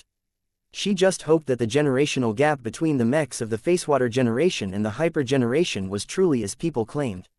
As the Hooligan Bark and other combat carriers spun around and made sure to give most of their bunker mechs clear firing lines towards the approaching enemy melee mechs, they soon began to open fire. The older heavy artillery mechs that the mercenary forces had yet to replace mostly utilized laser cannons or positron cannons. Energy weapons were more economical and convenient to use for mercenary forces operating at a limited budget. They were more accurate at longer ranges. The logistical constraints were much less severe, as the spent energy cells could always be recharged by the power generators of a combat carrier. In addition, there was no need to reserve a lot of cargo space for ammunition. However, their ability to hit fast-moving targets at a distance was not only dependent on the quality of the machines, but also the skill of their pilots. The traitor mech pilots may be crazy for embracing the cosmopolitan cause, but their skills were still just as good as any professional. Mercenaries tended to prize any skills related to survival a lot more. The Grimly mech pilots had not forgotten how to employ evasive maneuvers to make it as difficult as possible for their opponents to accurately land their energy beams on their agile machines. Peliki grimaced as she observed the performance of the older heavy artillery mechs. The power of their attacks may be good, but it was useless if they weren't able to hit anything. Stop trying to fight by yourself and work together with other ranged mechs to box in the enemies. Weave a net of energy beams around their mechs. The heavy artillery mech pilots fortunately possessed sufficient training to employ this cooperative tactic. It took a few moments for them to coordinate their fire across multiple different mercenary forces, but soon the Grimly brothers started to lose melee mechs at a faster rate than before. Unfortunately, it was not enough. By employing this tactic, it took multiple ranged mechs working in coordination to take down a single melee mech at a time. The remaining ones experienced much less pressure as a result and advanced with greater confidence. Yet after a short delay, the ultimatums that were still in normal working conditions finally began to open fire. This time, the heavy artillery mechs did not employ their iconic Onyx cannons. The massive super heavy Gauss cannon was more of a siege weapon than a fly swatter. The recently purchased mechs instead relied on their more reasonable and proportionate heavy artillery cannons to launch spaceburst shells at the incoming swarm of melee mechs at a steady firing rate. Silent booms erupted from the heavy artillery mechs as they alternated their fire to improve their ability to track rapidly moving mechs. The space around the Grimly brother mechs soon became engulfed in black puffs that seemingly burst out of nowhere and engulfed the immediate space with a combination of heat and pressure. It was a pity that the cheap shells bought by the Peliki Praetorians lacked a homing function. It was generally too easy for ECM systems to blind them or fool them, so this feature was generally left out unless it was powerful enough to resist these countermeasures. Most of the spaceburst shells therefore reached their programmed distance and exploded into empty space. Yet as the ultimatums continued to fire, they threw so many explosive shells into space that a few of them eventually managed to detonate close enough to an enemy mech. 5 down. 2 of the melee mechs struck by an ultimatum artillery shell faltered in their flight as their exterior armor and multiple internal components received significant damage. The remaining 3 machines flew a bit further away from the exploding shells, enabling them to get away from the hit with light to moderate damage to their exterior. However, their flight systems still got affected, causing them to lose enough mobility for them to be easy targets for follow-up attacks. Peliki grew more and more satisfied by the results of the regular ultimatums. While the spaceburst shells lacked the force and penetration power to eliminate the mechs in a single blow, they more than made up for it by exploding across a wider volume of space. It was quite difficult for the melee mechs to get away unscathed if a shell exploded just close enough. The accuracy of the ultimatums was fairly average, but Peliki soon noticed that the attacks of 3 of the heavy artillery mechs struck with significantly greater power than the others. Each of their explosive shells never failed to cripple or outright disable an enemy melee mech as long as they came close enough. It just so happened that the 3 ultimatums also happened to be stationed in the other remaining bunkers of the hooligan bark. Find out why these 3 ultimatums are dealing more effective damage than the rest of our new heavy artillery mechs. It only took seconds before a bridge officer reported back. The mech pilots report that it has become much easier for them to resonate with one of the design spirits, Commander. For whatever reason, the activity generated by Ultimate One has produced an environment where it has become much more conducive to employ the amplified destruction embedded abilities of the new mechs. The destroyer of worlds is on our side. More and more people started to believe in this when they witnessed the ultimatums shredding the incoming enemy mechs. The Grimly brothers were suffering significantly greater casualties than they wished, and it was all because of the excellent firepower of the ultimatums. However, the excellent performance of the ultimatums also attracted a lot of attention from their opponents. The Bison Chive is under heavy fire. Alexander Grimly and his contingent of ranged mechs are focusing their fire on one of her bunkers. We just lost one of our ultimatums. No. Chapter 5682 The Power of the Ultimatums 5682 The Power of the Ultimatums The Grimly brothers weren't as stupid or as ignorant about mechs as the native aliens.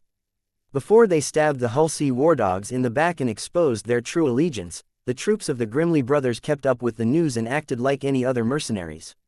They followed the latest developments in the mech industry as avidly as other mech pilots.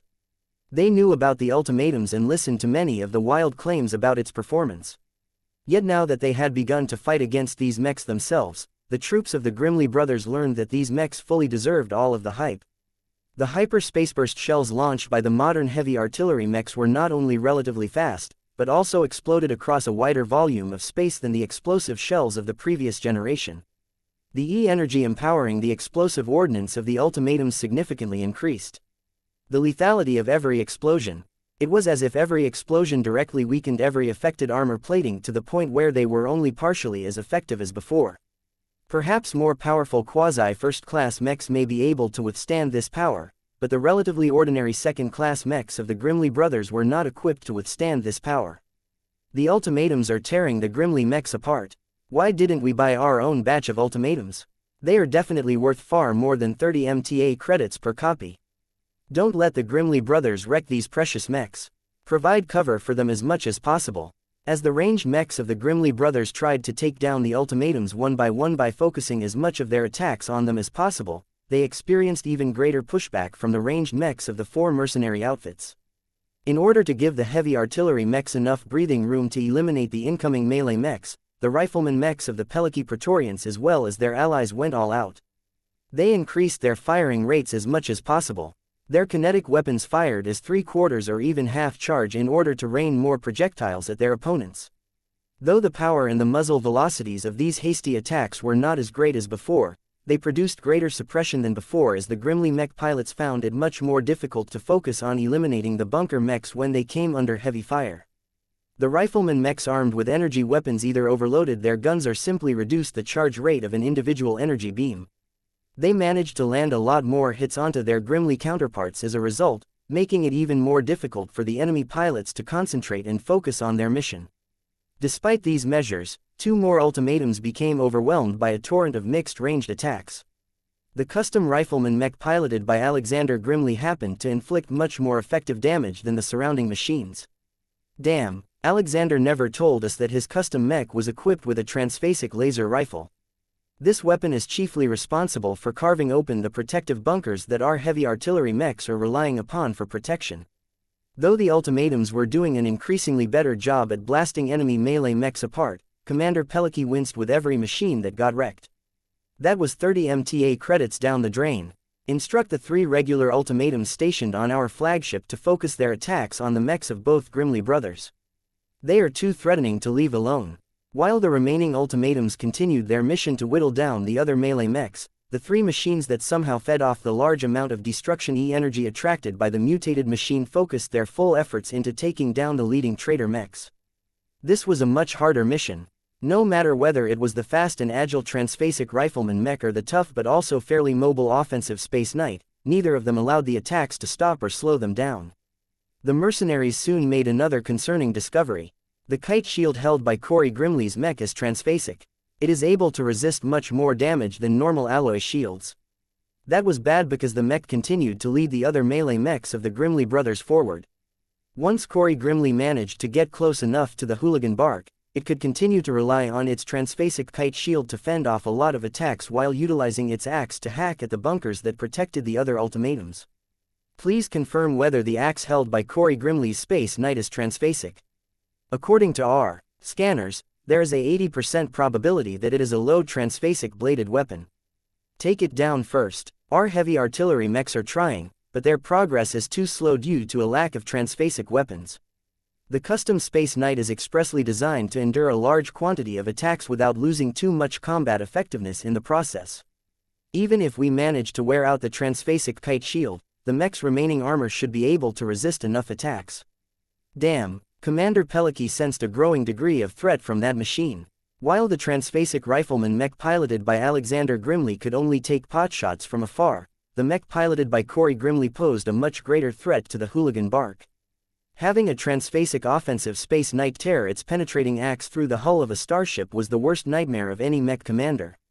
What is the status of Ultimatum 1? The abnormal mech has moved past its peak. Its power levels are slowly decreasing, though it has already managed to inflict significant material damage to the Nunzer battleship. Its progress is significantly delayed by the other alien warships putting their hulls in the way. While the quantity of enemy warships is dropping at an accelerated rate, the most powerful enemy vessel is clearly taking advantage of the temporary reprieve. This was not good news. Pelkey glanced at the projection of the mutated machine and saw that it was indeed showing signs of flagging. Even if this horrible machine managed to produce as much power as an ace pilot paired with an ace mech, it was ultimately not as strong. The foundation of the half-organic monstrosity was much poorer and unable to sustain this exceedingly high level of energy consumption. While a part of Commander Pelkey grew hopeful that there might be a way to rescue Yuri from this warped machine once it had exhausted its power, that could only happen if they won this battle. In order to do that, the mercenaries needed to destroy the Grimley brothers. It all came down to the two leading mechs. Both of them needed to be destroyed in order to eliminate the greatest threat towards the Pelkey Praetorians. Unfortunately, the secret cosmopolitans had invested so much in the development of their custom mechs that they could not be taken down in a short amount of time. Transphasic weapons and armor still retained their superiority in the hyper-generation. This was especially the case when only a single side had access to this kind of gear. There was not much time left. The transphasic offensive Space Knight piloted by Corey Grimley only needed to cross a moderate distance before it arrived right at the doorstep of the hooligan bark. The relatively modest amount of melee mechs left behind to screen the combat carriers could only block a portion of the incoming enemy machines, but it was impossible for them to stop a genuine transphasic mech. Commander Pelkey suddenly recalled another important feature about the new ultimatums. Gilbert, Anastasia, Rofin. She called the names of the other mech pilots assigned to the other ultimatums on the hooligan bark. Are you able to use the predictive targeting systems of your mechs to land a direct hit on Corey Grimley's mech with your Onyx cannon? Respond with yes or no. No. Pelkey furrowed her brows. Reason: according to what I can surmise from my living mech, there is so much destruction energy around us that it has displaced everything else. Anastasia replied, the ultimatum needs another kind of energy to leverage its other embedded ability. This is partially our fault. If we had more practice and proficiency in piloting the ultimatum, we wouldn't have to rely on this crutch. There are rumors that genuine Ilvanan mech pilots don't need to resort to this measure at all to establish a connection with their prophet. Commander Pelkey dismissively waved her hand. It is not your fault. Forget about the custom mechs piloted by the Grimley brothers. Turn your focus back on intercepting the other mechs. They are weak enough for you to be able to eliminate with great efficiency. What about the transphasic mechs of the Grimley brothers? We can only rely on one asset to take them down. Pelkey responded, Helmsman, turn the hooligan bark around. Give Ultimatum 1 a clear shot of the enemy transphasic mechs. Commander, doing so will reduce the pressure on the Nunzer battleship. Our melee mechs have almost reached the alien raiding fleet. Tell them to concentrate on tearing her apart while her transphasic energy shields are still down. There was a risk that the friendly melee mechs might fail, but that was a risk that she had to take. Ultimatum 1 was the only truly reliable asset she had left. The hooligan bark spun around and prevented the monster mech from firing any further shots towards the heavily damaged Nunzer battleship. At this angle, the biggest threat towards the monstrosity was the two transphasic mechs. There was no way for the mutated heavy artillery mech to fire her cannons at the alien raiding fleet positioned at the opposite side of the battlefield. Though the strange mech expressed its frustration by stomping its uneven legs against the deck of its bunker, it soon began to shift the angle of its onyx cannon. Suddenly, Alexander grimly sensed an acute threat. His rifleman mech began to put more power into its flight system while at the same time firing a transphasic laser beam that lost half of its strength before it accurately carved into the bunker that protected the source of his discomfort. The Ultimatum 1 fired. An attack that was almost just as powerful as the initial strikes lanced through space and almost managed to land a direct hit onto the transphasic rifleman mech. Miss. No, partial hit. Ultimatum 1's empowered attack managed to sever a leg off Alexander Grimley's mech. The transphasic rifleman mech made a lot more irregular movements while it furiously struck back. The domain field surrounding Ultimatum 1 sapped a lot of strength from the incoming attacks, but it had been growing weaker at a steady rate, which meant that the attacks were becoming increasingly effective. However, just as Alexander Grimley was about to pull the trigger yet again, he immediately sensed danger and tried to juke his mech in another direction. Unfortunately for him, the monster mech just happened to predict his evasive trajectory and fired its mutated onyx cannon at the right angle and the right time. The empowered super heavy Gauss round directly struck the torso of the transphasic rifleman mech. As impressive as its defenses may be relative to non-transphasic mech, there was no way a ranged mech like this could withstand a direct hit from an attack that had the power to breach the defenses of alien warships. The custom mech outright disintegrated upon impact. So much kinetic energy transferred into the inadequate defenses of the ranged mech that it immediately shattered into millions of broken and separated parts. When Corey grimly became alerted by what had happened to his brother, he immediately became overtaken by the loss. Brother, no, you promised we would fight side by side to bring humanity to the light. Even cosmopolitans could feel sad. However, Corey shook his head shortly afterwards and concentrated on the fight. This was no time for him to mourn. The mission came first. You will pay for that. Our righteous cause shall prevail no matter how much blood must be spilled. For a pluralistic society. Chapter 5683 Corey Grimley 5683 Corey Grimley. Much to the surprise of everyone on the battlefield, the four mercenary outfits managed to overcome their period of adversity. When the battle started, the mechs of the Peliki Praetorians, the Five Fingers Club, the Rutherford family and the Desiccators faced an uphill battle that was so steep that they saw little hope of climbing their way to the top. The treachery of the Grimley brothers and the rapid collapse of the Hulsey War Dogs should have turned the mercenaries into sitting ducks when they squared off against the formidable native alien raiding fleet bearing down on their positions. Yet the sudden outbreak of Ultimatum 1 changed their entire fate. Mechs got obliterated while combat carriers sundered apart at an alarming rate, but with the help of an abnormality that could not be explained, the four mercenary outfits managed to strike back and inflict serious losses onto the alien fleet. Now, the aliens had lost their flagship while rendering multiple other capital ships vulnerable. The Nunzer battleship that acted as the minder of the alien fleet had received such a pounding that the mercenary melee mechs tore into her guts with no hesitation, causing her to collapse from within. The remaining alien warships started to slow down and fight less vigorously as the alien crew members clearly became shaken at the continuous setbacks. The downfall of pretty much all of their capital ships had caused the remaining aliens to become disorganized and less willing to press the attack. This caused them to become easier prey to the melee mechs that dove on them like a swarm of piranhas. Equipped with the newfangled space suppressors, the melee mechs visibly destabilized any transphasic energy shield they came close to. Even if an individual module was not too effective due to the lack of phase water integrated in their specific models, the sheer quantity of mechs was too much for most warships to resist, especially if they belonged to the smaller ship classes.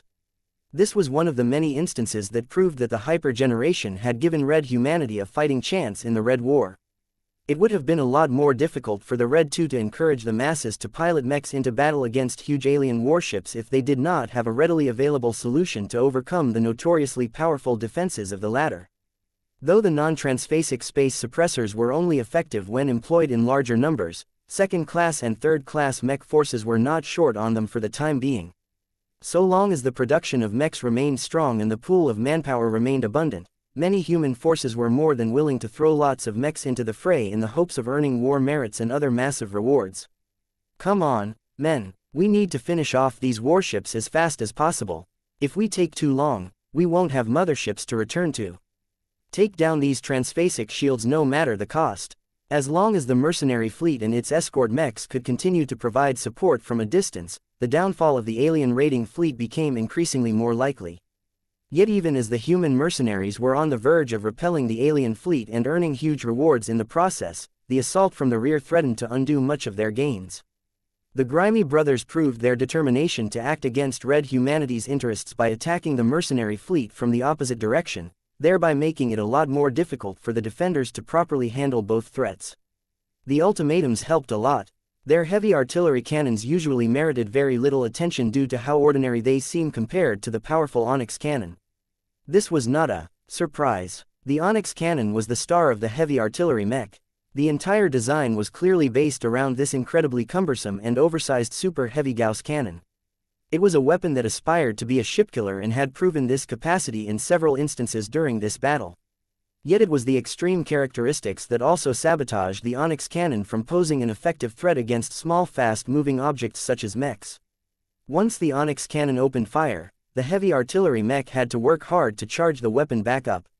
Even if the pilot decided to launch the weapon at half charge, it still took far too many seconds to prepare the weapon to fire again. The consequences of missing a shot were too great as a consequence. The ultimatums bought by the Praetorians therefore did not bother to employ this weapon system against the enemy mechs. The only way to make them viable was to successfully pair them up with the guided aim embedded ability, but the Praetorian mech pilots were unable to reach out to Ilvain due to lack of practice and other factors. This was a major product flaw and significantly complicated the use of the ultimatum. Commander Peliki and many of her mercenaries put much of their hopes onto the seemingly magical features of this fantastic new hyper-mech. The learning curve of this heavy artillery mech is much steeper than expected. It is an excellent siege weapon, but it has its limitations. Fortunately for the mercenaries, the spaceburst shells launched by the heavy artillery cannons more than made up for this shortcoming. Though their muzzle velocities were fairly low, the spaceburst shells were remarkably effective at damaging and ultimately blasting melee mechs to pieces. No matter how much the mechs tried to evade or maneuver around the field of explosions, there was no way for them to continually evade the spaceburst shells as they kept pouring in at a moderate rate. More than half of the melee mechs dispatched by the treacherous Grimly brothers had already fallen. The remaining ones already lost a lot of momentum, but the traitor mech pilots pushed their machines forward regardless because there was no way out for them anymore. Take these mercenaries down and sow terror in the hearts of red humanity. Corey grimly roared over an open channel as his custom Space Knight led the charge. The Genlock Cell's plan must prevail. Do not let my brother's sacrifice be in vain. Let us bring a new multi-racial utopia to reality by showing these people the folly of human supremacy. For the great cause, for the great cause, for progress, for a pluralistic society. Before their sudden betrayal, the two Grimleys established a reputation for being leaders who were good at uplifting other people. To see Corey grimly leverage his leadership ability onto his fellow cosmopolitans made their betrayal even more incomprehensible to the mercenaries. How could these smart and successful mercenaries be so stupid enough to embrace the cosmopolitan cause? There was no way for them to find any answers. The situation had become more dire even as their enemies had already started to drop like flies. Even though the mechs of the Grimly brothers suffered heavy damage, the remaining ones could still pose a threat to the vulnerable combat carriers of the mercenary forces. The mercenary commanders had already dispatched most of their melee mechs to the alien fleet. The ones left behind might be able to slow down the mechs of the Grimly brothers for a time, but the damage wrought by the alien raiding fleet heavily impacted their ability to fend off any remaining enemies. No one was in a good shape anymore. The only machine that still appeared to be going strong was the offensive Space Knight piloted by Corey Grimly. The expensive transphasic machine had done a remarkably good job at resisting all of the spaceburst shells that struck its hardy kite shield and its resilient armor plating. As a high-quality mech that combined offense, defense and mobility in a particularly dangerous combination, the offensive Space Knight could pose a massive threat to any combat carrier once it got close. Commander Peliki already determined that no melee mech among the remaining defenders could contain or eliminate Corey Grimley's elite mech. The traitor leader was too good of a pilot.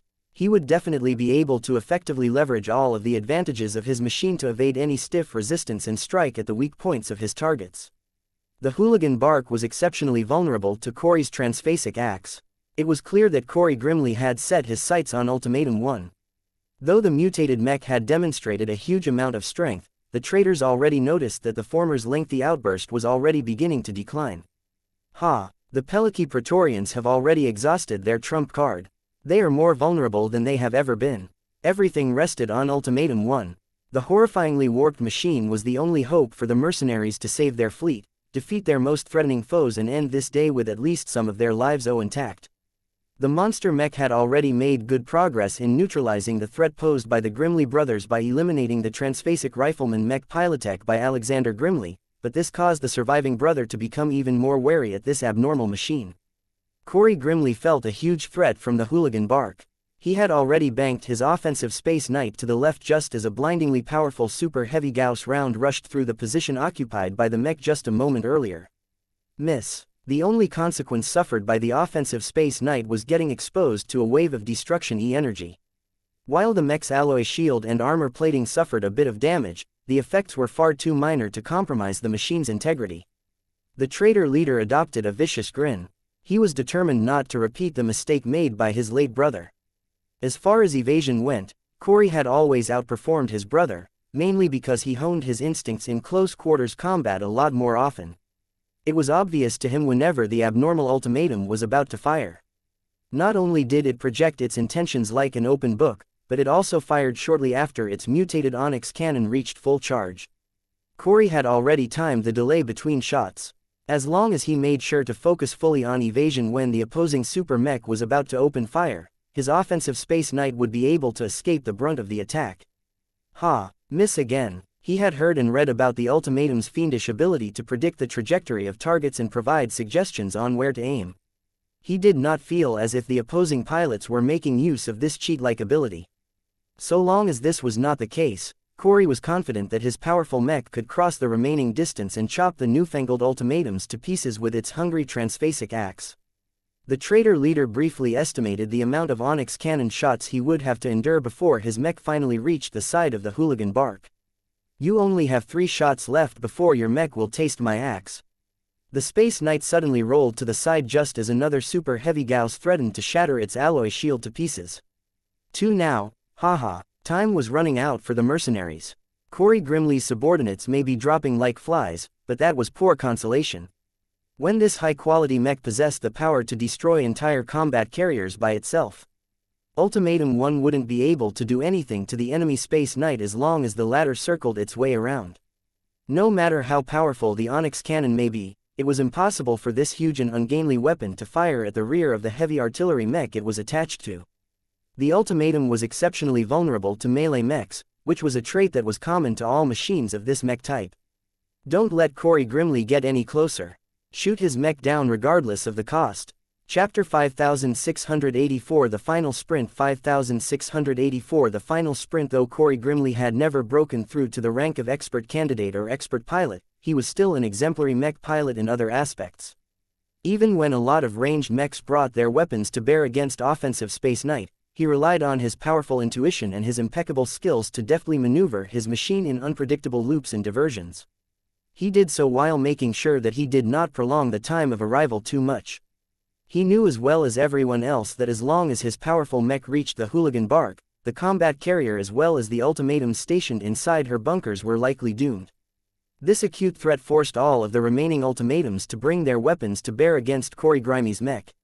The traitor leader suddenly encountered much stiffer resistance during his final sprint as multiple hyper-heavy artillery mechs showered his machine with hyper-spaceburst shells. The faint power of destruction attached to every warhead added a little extra power to the explosions, causing the offensive Space Knight to endure continuous damage to its defenses. The mech's energy shield briefly came online and managed to serve as a brief buffer that saved the mech from suffering a lot of physical damage. Unfortunately, the sheer quantity of attacks quickly overwhelmed it. The Space Knight tried its best to block as many attacks as possible with its transphasic kite shield. As tough and resilient as it may be, transphasic alloys were not invincible. Even if the power of a single space bust explosion was not enough to break the armor of the transphasic mech, what about a dozen of them? What about 24 explosions? Though the ultimatums temporarily gave the other enemy units a reprieve, Corey grimly endured a lot more pressure than before. Not only were the continuous explosions overwhelming the structure of his alloy shield, but the interference also made it a lot more difficult for him to maintain his awareness of his surroundings. As the mech's metallic structure groaned as it started to receive increasingly more direct impacts, Corey felt as if he was being subjected to the force of a supernova. The heavy artillery cannons of the ultimatums were too overbearing when employed en masse. If this continued, then Corey would find it much more difficult to anticipate Ultimatum 1's supercharged attack and evade it in time. Help, Corey. Let my mech serve as your shield. Other melee mechs had sped up and deliberately positioned themselves in front and around Corey's mech. The mech pilots had all chosen to step up during this critical time. They voluntarily placed their machines in harm's way, knowing that the continuous shelling would rupture their mechs and break apart their cockpits with ease. Nonetheless, they fearlessly proceeded anyway because Corey grimly shouldered the hope of advancing their great cause. The cost was great. Mechs fell like flies as they literally treated themselves as human shields for the battered but not broken transphasic Space Knight. They only bought a short amount of time, but that was more than enough to give the enemy elite mech crucial breathing room. Corey not only managed to restore his composure, but was also able to direct his full concentration towards the attack he knew was coming. His mech launched upwards at just the right time for his machine to evade the powerful projectile that punched straight through two of the mechs like they were toys. The Space Knight almost lost its legs from the attacks. The armor plating that covered the lower limbs still became exposed to destructive energies that had a corroding effect on the surface. Miss. One shot left. Even if Corey's mechs had endured a lot of damage, Space Knights were built to take hits and keep going. The mech might look significantly damaged on the outside, but it protected its internals so well that the machine still retained most of its combat effectiveness. There was no doubt in everyone's mind that the transphasic mech could demolish any other mech in a face-to-face confrontation. This was the worst nightmare for the ultimatums stationed in the bunkers of the Hooligan Bark. Their heavy artillery cannons launched spaceburst shells as fast as they could with no regard to how quickly they were using them up. Unfortunately, the literal cannon fodder that constantly got in the way prevented them from damaging or disorienting Corey Grimley's mech. As the distance between the traitor mechs and the mercenary fleet continued to shrink, the monster mech that had dominated much of the battle prepared to fire its mutated onyx cannon for what may be the final time. Whatever consciousness was in control of this warped accident still understood that Corey Grimley posed the greatest danger. It did not let its previous failures deter its attempt to nail the elusive Space Knight with its most powerful attack. However, as admirable as its determination may be, the consciousness obviously lost much of the spontaneity and creativity of the original mech pilot, because the machine simply waited for the onyx cannon to reach its full charge before pulling the trigger right away. This predictable firing pattern gave Corey Grimley a lot of help because he knew almost exactly when he should move. The only question was in which direction his mech should evade. Whoever was in control of the supermech had come close to predicting his evasion pattern. This was a deadly game that many mech pilots needed to be proficient in order to survive and thrive on the battlefield. Corey had always prided himself on his evasion ability. He probably would have performed just as good if not better if he chose to specialize in piloting light skirmisher, but he wanted to excel in a mech archetype that best complemented his late brother. As the damaged Space Knight moved in Corey's chosen direction, the super heavy Gauss round missed its target to such an extent that its destruction energy wake barely affected the machine. Though the powerful shot caused a rain of debris to spread in front as it had drilled through one of the mechs acting as a shield, that was the extent of damage inflicted by the monster mech. No, Commander Peliki looked dismayed when Yuri's mech had missed the final crucial shot. There was no time for the powerful machine to launch a third attack. Prepare to receive the incoming enemy mechs. Grab whatever weapons or tools you can find. Get ready to arm the improvised booby traps and detonate as many explosive shells in the faces of the enemy mechs as possible. Don't worry about the Hooligan Bark. We can always replace a flagship, but we can never replace our lives. Much of the crew had already spent a bit of time on preparing for this scenario. There was not much they could do against mechs when they no longer had any melee mechs left to block the enemies. A number of non-essential crew members had already begun to evacuate at this time. Escape pods launched from various points of the hull and flew in the direction of other friendly mechs, heedless of the energy beams and projectiles that regularly crossed the surrounding space. Commander Peliki did not make any effort to run. She bore too much responsibility, and she did not think the Praetorians could make it out alive once they lost their greatest weapon. Yuri, she transmitted over multiple channels. I hope you're still alive in there. A powerful enemy is coming. The transphasic Space Knight has already circled around and is currently hacking its way through the hull. It won't take long before it breaches the interior of your bunker and assail your mech from the rear. Either evacuate or do whatever you can to defend yourself against Corey Grimley. The mercenary commander had no idea whether her subordinate got the message. The bloated machine acted like it was under the control of a stupid automated program again. Instead of trying to turn around and maybe bring its onyx cannon to bear against the enemy coming from the rear, the mutated heavy artillery mech went back to shooting the enemies in front. The half-biological abomination launched another attack that managed to pulverize 3 enemy mechs that just happened to cross the same line. This was an amazing feat, and helped to relieve pressure for the mercenary fleet. However, this attack did nothing to stop Corey Grimley's rampage. His Space Knight had already gotten rid of its alloy shield, but that enabled it to hold its transphasic axe with 2 scarred but fully functional arms and carve through the compartments with steady determination. Any infantry, defensive installation and other measures failed to slow down the intruding machine. The mech was too tough. Small arms fire almost universally bounced off its mech frame. Its sensors detected a lot of obvious traps in advance, allowing it to neutralize them or simply go around. The only discomfort the Space Knight experienced was the strange energy field that caused Corey Grimley to feel as if he was moving in a zone of death. However, it was clearly weakening, as if the source had already deflated like a balloon. There was nothing else inside the flagship that could stop his mech's advance. The Hooligan Bark was hardly the strongest or the most robust second-class combat carrier. She was a typical product designed for private use. There was no budget for any serious anti-mech countermeasures. The general recommendation to this kind of scenario was that the crew of the vessel should simply give up and evacuate as soon as possible. That was not really a solution at all to the Peliki Praetorians, so the mercenary commander continued to urge Yuri to get ready to confront the incoming threat. He's come. The thick and sturdy gate that shut the rear of the bunker compartment abruptly started to tear and deform. The transphasic axe was able to cut through the ordinary alloys with ease, but the Space Knight still had to hack its weapon many times in order to carve out an opening through all of the mass in the way. The monster mech finally exhibited a reaction when it suspended its latest attempt to charge up its onyx cannon. Though the monster machine had yet to turn around with its 5 uneven legs, it had finally registered the threat from the rear. Peliki widened her eyes when she saw that the machine's secondary armaments mounted on the back started to swing or swivel backwards. They are still in working condition.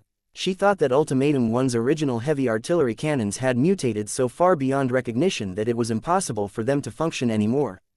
Clearly, she had underestimated the strange phenomena that caused Yuri's machine to turn into a monstrosity. Just as the Space Knight carved out a rectangular-shaped hole through the reinforced gate and knocked it open, the monster mech's short and stubby mortar launched a goopy projectile directly through the newly created breach. Unfortunately, the velocity of this giant green snot ball was so dreadfully low that the vigilant and alert enemy had plenty of time to press his mech to the side and evade much of the attack.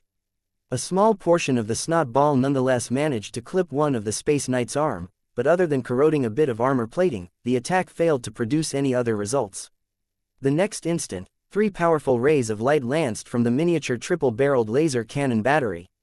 The power of these laser beams was exceptional relative to the size of the mech and weapon system. However, Corey Grimley easily anticipated this attack in advance due to detecting the massive buildup of heat. Even as he grew confused about the fact that the Ultimatum mech looked far different from what he expected, he still commanded his mech to utilize its transphasic axe to breach the nearby bulkhead and create enough space for his machine to sidestep the barrage of energy weapons fire. Once the miniature triple-barreled laser cannon battery had expended its attack, the Space Knight hopped back with a vengeance and sprinted forward before the odd machine could launch any further attacks. What Corey Grimley did not expect for his Space Knight to get smacked by what appeared to be a giant hair follicle. The weapon was so absurd that his Space Knight almost failed to lift up its axe in time. On instinct, Corey chose to meet the incoming hair with the sharp side of his transphasic weapon as opposed to its flat side. This turned out to make quite a difference as the hair literally snapped as if it had been shaved by giant razor. Quote. Though the crazy cosmopolitan leader struggled to understand what was going on, this did not stop him from pressing forward. The final obsidian black tentacle whipped forward in an attempt to land a final blow onto the Space Knight. There was not enough space inside the bunker for the latter to evade, but it did not matter because the enemy lifted up one of its arms and allowed the tentacle to smack and fracture the remaining armor plating on this limb. The force of the tentacle may be strong enough to inflict damage, but it was not strong enough to repel the Space Knight. This ends now. With a final heave, the Space Knight jumped onto the back of the heavy artillery mech, thereby preventing most of Ultimatum 1's weapon systems from threatening the intruding machine. Corey Grimley's mech then proceeded to lift its transphasic axe before chopping it down onto the rear of the beetle-shaped mech. The outer layers of the hyper-alloy plating parted easily enough as they failed to produce sufficient resistance against the exceptional penetration properties of the weapon. Chapter 5685 Thick Mech. 5685 Thick Mech is a secret cosmopolitan. Corey Grimley liked to think he developed an open mind. He studied the histories, technologies and cultures of many different alien races. He developed an admiration of how they evolved under vastly different circumstances before finally making their way into space. He developed a yearning when he heard how so many alien races managed to reach a tenable state of coexistence with each other. Sure, not all intelligent races managed to gain a foothold in a galactic community, but the fact that it was possible should have been a signal for humanity to follow the prevailing trend and blend in with the harmonious multi-racial society that the aliens had built. Corey Grimley hated the fact that he was born in the wrong timeline. Instead of living in a reality where humans such as himself could interact freely with aliens without suffering any condemnation, he lived in another version where such actions were considered taboo. To a genuine cosmopolitan like Corey, this was as absurd as forbidding people to breathe. Cooperation and coexistence were universal ideals. In both the Milky Way and the Red Ocean, the aliens of those respective galaxies had managed to reach a state of partial integration with each other. Their borders still existed, and so did their territorial rivalries, but they no longer bothered to wage all-out war against each other anymore. The intelligent and enlightened aliens all came to the conclusion that cooperating with each other was less costly than trying to wage endless war against their rival species. There were enough wise and far-sighted alien leaders among them who successfully managed to find common ground despite their many racial differences. By emphasizing what they had in common while compensating for each other's weaknesses, the aliens of the Milky Way and the Red Ocean had been well on their way of building true galactic communities where many different races worked towards common purpose. If humanity could become a part of those communities, then Corey would have been able to explore the cultures of other alien races by visiting their planets in person. He would be able to make friends of individuals of vastly different species. No matter whether they looked like three-fingered frogs or amorphous balls of slime, as long as they were civilized members of the same galactic community, he had no doubt he would have been able to become best friends with any intelligent alien. It had always been a dream for Corey and his brother to explore the wonders of every alien race and make use of their new technologies. Human mechs could have become a lot stronger and more diverse if his own race became open-minded enough to allow aliens to assist in their development. Alas, such a reality was too far away for the cosmopolitans living in this reality. Corey Grimley had little choice but to keep this dream to himself and his fellow cosmopolitans. At this moment, Corey wondered whether one of his dreams had come true. Instead of expecting an experimental version of the Ultimatum where the designers had gone crazy in trying to boost its power, he became confronted with a mess of a machine. The Ultimatum was still vaguely recognizable as one, yet it looked completely wrong on every level. It had grown thicker and fatter. It lost a leg but the remaining ones all grew in different shapes and lengths. Its heavy artillery cannons had been replaced by a random collection of weapons, one of which happened to be a completely useless hair follicle that his mech had already cut in half. The creepiest part about the machine was the human-like head that appeared to be locked in an eternal scream. Even though the head was mounted towards the front, it was somehow able to rotate and turn so that it directly faced the intruder that had jumped on top of its back. The second creepiest part about this abomination of a mech was that parts of it had been replaced by organic matter. There was no rhyme and reason for this substitution as many parts had been replaced with disgusting biomatter for no clear reason. It made Corey feel as if his Space Knight was standing on top of an alien that had undergone a failed cybernetic transformation. Whatever the case, the situation at the moment did not give him the luxury to get to the bottom of this mystery. All that mattered at the moment was to put an end to this monster mech's existence. Since the bunker was exposed to vacuum, no noise propagated throughout the surroundings. Each time the transphasic axe hacked against the thick back armor of Ultimatum 1, it left another thick cut through the hyper-alloy plating. Though the axe inflicted serious damage with each strike, heavy artillery mech was designed to resist a lot of damage, so it was not easy to break past all of the armor layers. It did not help that the mech's unknown transformation had caused its exterior to gain additional mass, some of which happened to be organic. After breaching through another layer, the axe started to cut through flesh. A copious amount of red blood spurted from the cut that the Space Knight had made. From the moment the axe cut through this layer of flesh, the monster mech started to thrash a lot more violently. It was as if the mech was in pain. The machine redoubled its efforts to repel or destroy the intruding machine, but its options were too limited. Its onyx cannon was only able to aim forward. It was impossible for it to angle its massive barrel backwards. Even if it did, Corey grimly had many different ways to counteract this move. The triple-barreled laser cannon battery may have been able to strike at the Space Knight if not for the fact that the latter had simply placed one of its feet on top of the weapon mount. The strange mortar was even less of a threat because the Space Knight had already chopped the weapon apart. The only weapon system that could do something about the enemy mech was the Black Tentacle. It had entered into a wrestling match with the arm of the Space Knight. Both sides tried to overwhelm each other, but found it difficult to gain the upper hand. Frustrated by the interference produced by this alien-like limb, Corey commanded his mech to chop at the trunk of this limb, only for the transphasic axe to barely produce a cut. For whatever reason, the durability of this tentacle exceeded that of the rest of the mech frame. While that made it difficult for the Space Knight to get rid of it, there was no problem in holding it in place for the time being. Its physical power was inferior to its resilience. Corey went back to attacking the back surface of Ultimatum 1. As long as he managed to get deep enough, he would definitely be able to crush the power reactor and other essential internal systems. He just had to be a little patient. This is taking too much time. He was pretty sure that the Ultimatum model wasn't supposed to be this tough.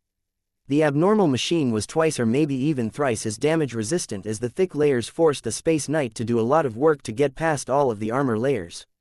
After hacking its way through multiple layers of alloy and flesh, the intruder mech finally managed to breach its way into the internals.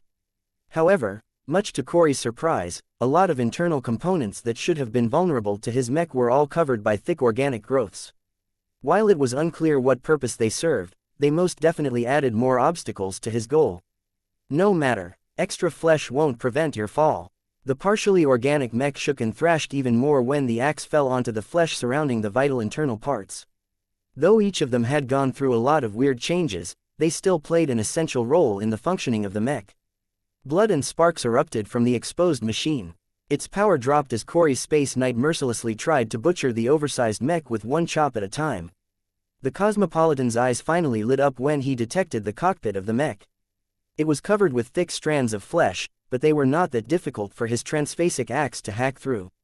After spilling a lot of blood, the Space Knight raised its axe one more time before letting its blood-soaked edge fall straight through the metallic shell that encompassed the cockpit. Die, human supremacist. More blood spilled out of the cockpit than any other organic injury that Corey Grimley's mech inflicted before. Though it was normal to produce a few splotches of human blood that subsequently froze into red crystals due to exposure to vacuum, the red liquid that spilled out from the cockpit far exceeded the blood volume of a small human body. Corey Grimley grew confused. Was there even a human body inside? What was up with all of this blood and flesh? What sort of illogical machine had he decided to attack, and who was crazy enough to design this monstrosity? I need to finish this, he reminded himself. The mutated mech still remained operational despite the extensive damage to its externals. Since destroying the cockpit was not enough to take it down, Corey would just have to wreck even more parts. He felt as if he was attacking an alien battleship rather than a heavy artillery mech. There were so many strange parts that his Space Knight needed to destroy that this was taking far longer than it should. Just as his machine raised its blood-soaked axe for yet another strike, Corey suddenly sensed a huge threat directed towards his machine. Right now, his instincts were warning of threats coming from multiple directions.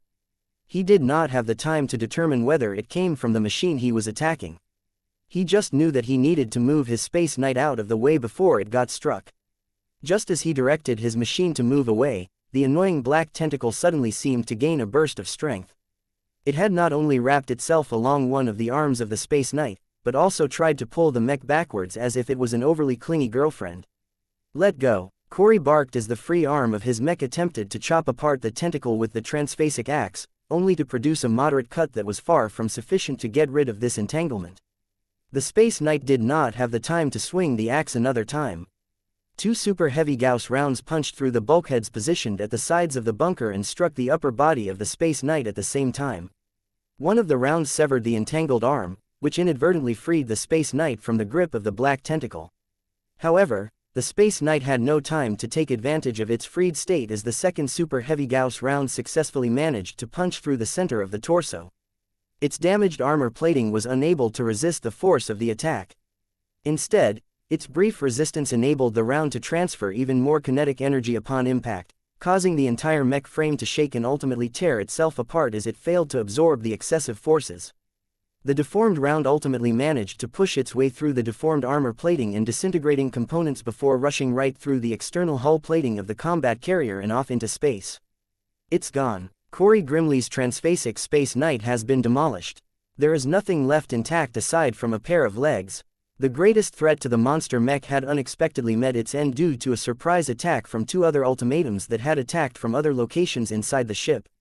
The two heavy artillery mechs had to utilize its slow legs to leave their bunkers and navigate as closely to the bunker that held Ultimatum 1 as possible, all the while making sure to remain discreet enough to keep Corey Grimley in the dark. The two ultimatums finally stopped a fair distance away from the bunker. They had managed to get a lot closer, but they did not dare to go too close. They ultimately put their trust in the power of their onyx cannons and bet on their ability to punch through multiple bulkheads before striking their targets. The Peliki Praetorians had become extremely thankful for the fact that the main weapons of these newfangled mechs had proven themselves to be strong enough to complete this crucial task. We're saved. Chapter 5686 Professor Vector Loban 5686 Professor Vector Loban. The battlefield no longer resembled a quagmire. It had become a giant, expanding junkyard. Debris and broken parts littered the surrounding space. Broken mechs, broken combat carriers and broken alien warships spread across space in every direction. A lot of pieces were bound to get caught by the local planet's gravity well. They might even get pulled in and crash onto the surface, causing a lot of devastation to its recently terraformed ecosystem. Other hazards also existed as faltering power generators exploded after reaching their limits and previously unexploded ordnance blew up for one reason or another. Further complicating the state of the debris field was that a lot of survivors from both sides of the conflict managed to survive the battle that had recently come to an end. Both humans and aliens of two distinct races still clung to life in the more intact pieces of shipwreckage or inside the escape pods flung into space. One of the trends of the Red War was that the victor always laid complete claim to the spoils. The loser of a battle had no way of retaining any control over the battlefield. All of the debris, intact goods and survivors in the area completely fell at the mercy of the winners of the battle. This dynamic enriched many human and alien groups. Not only did the winners usually receive rich rewards from the Red 2 or the Red Cabal for inflicting a serious blow against their foes, but they could also look forward to salvaging a lot of valuable parts and materials, thereby enabling them to make up for their losses and strengthen their forces even further. Unfortunately for the four surviving mercenary forces, their losses this time were a bit too big. The Peliki Praetorians had suffered moderate losses. The mercenary outfit could make up for the loss in mechs and mech pilots easily enough, but starships were a different matter. Commander Peliki had made the strategic decision to utilize her combat carriers as decoys and damage sponges.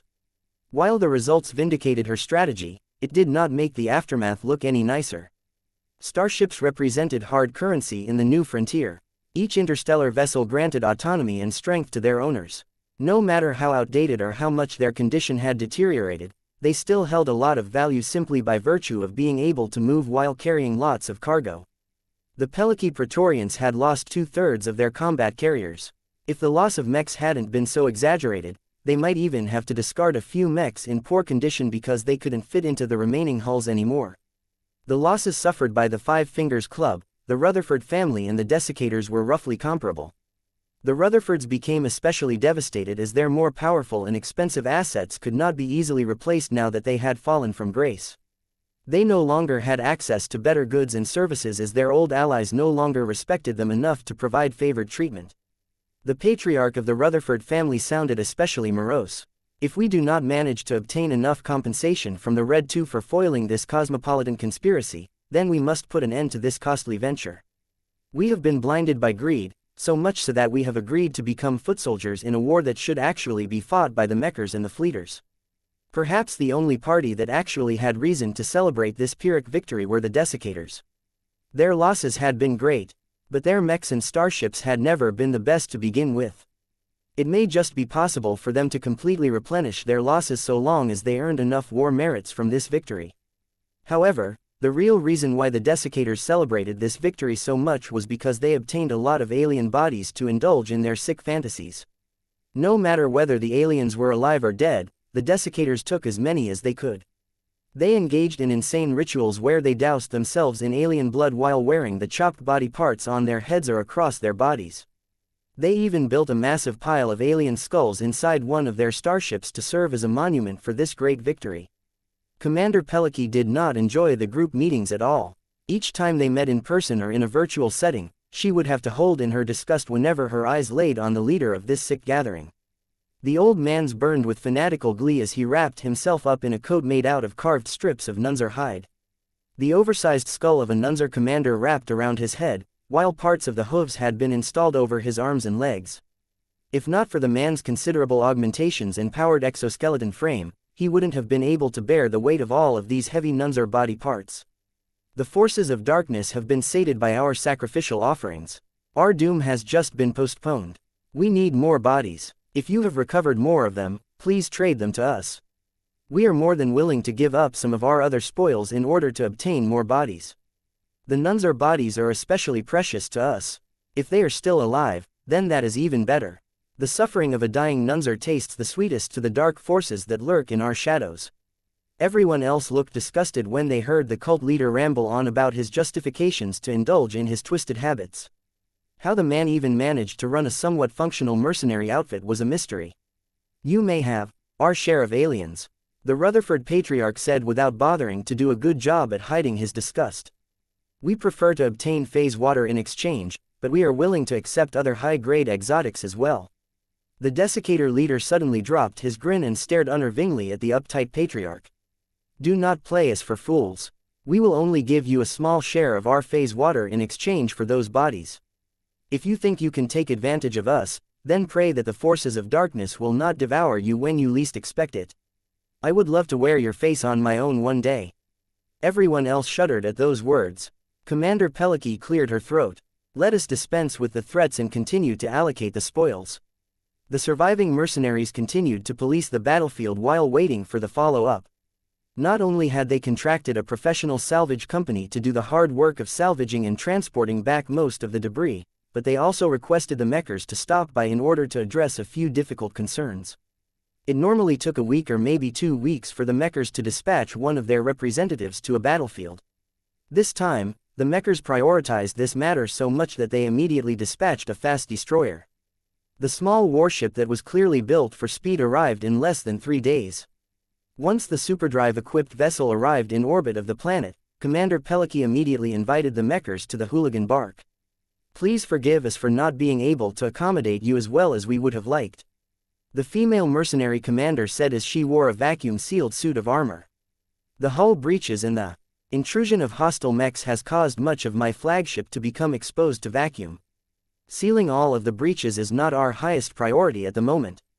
It is of little consequence, a senior mech designer wearing a high-tech hazard suit responded, as the anomaly stored in an air-sealed chamber. Yes, Professor. We did not dare to move it or disturb it too much.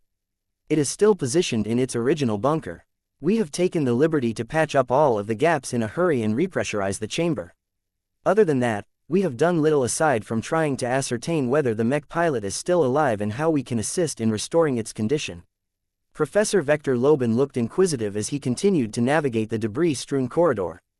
The footage that you have transmitted to us shows that the anomaly has not only gained a lot of organic matter, but has also released an excessive quantity of blood, more than what her volume should reasonably be able to contain. That is correct, Professor. We have made rough estimates on how much blood has spilled from its wounds. It has been bleeding for hours until it has gradually regenerated and sealed many of its open wounds. Enough blood has spilled onto the deck to fill up the entire volume of the transformed mech by 2.5 times. It doesn't make sense. There is nothing aboard our ship that can possibly supply so much blood. Have you analyzed the composition of the blood? We did. We repeated the process more than a dozen times with 5 different lab machines installed on multiple vessels. They have all returned the same data. The measured samples are a near exact match of pilot Yuri and Fame's blood. The only anomaly is that it contains additional traces of hypermaterials that we are unable to identify. We do not understand their purpose and we have suspended any further investigation when we concluded that we are not equipped to handle this incident. The mercenary commander continued to supply a few more observations until they arrived before one of the side entrances of the bunker. A squad of infantry soldiers permanently guarded the sealed bunker in order to prevent anyone from intruding and gawking at the monstrosity.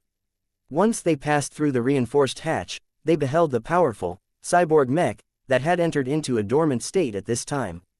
Impressive, Professor Vector Loban uttered. As a biomech designer, I have designed and studied many mechs that combine both metallic and organic parts.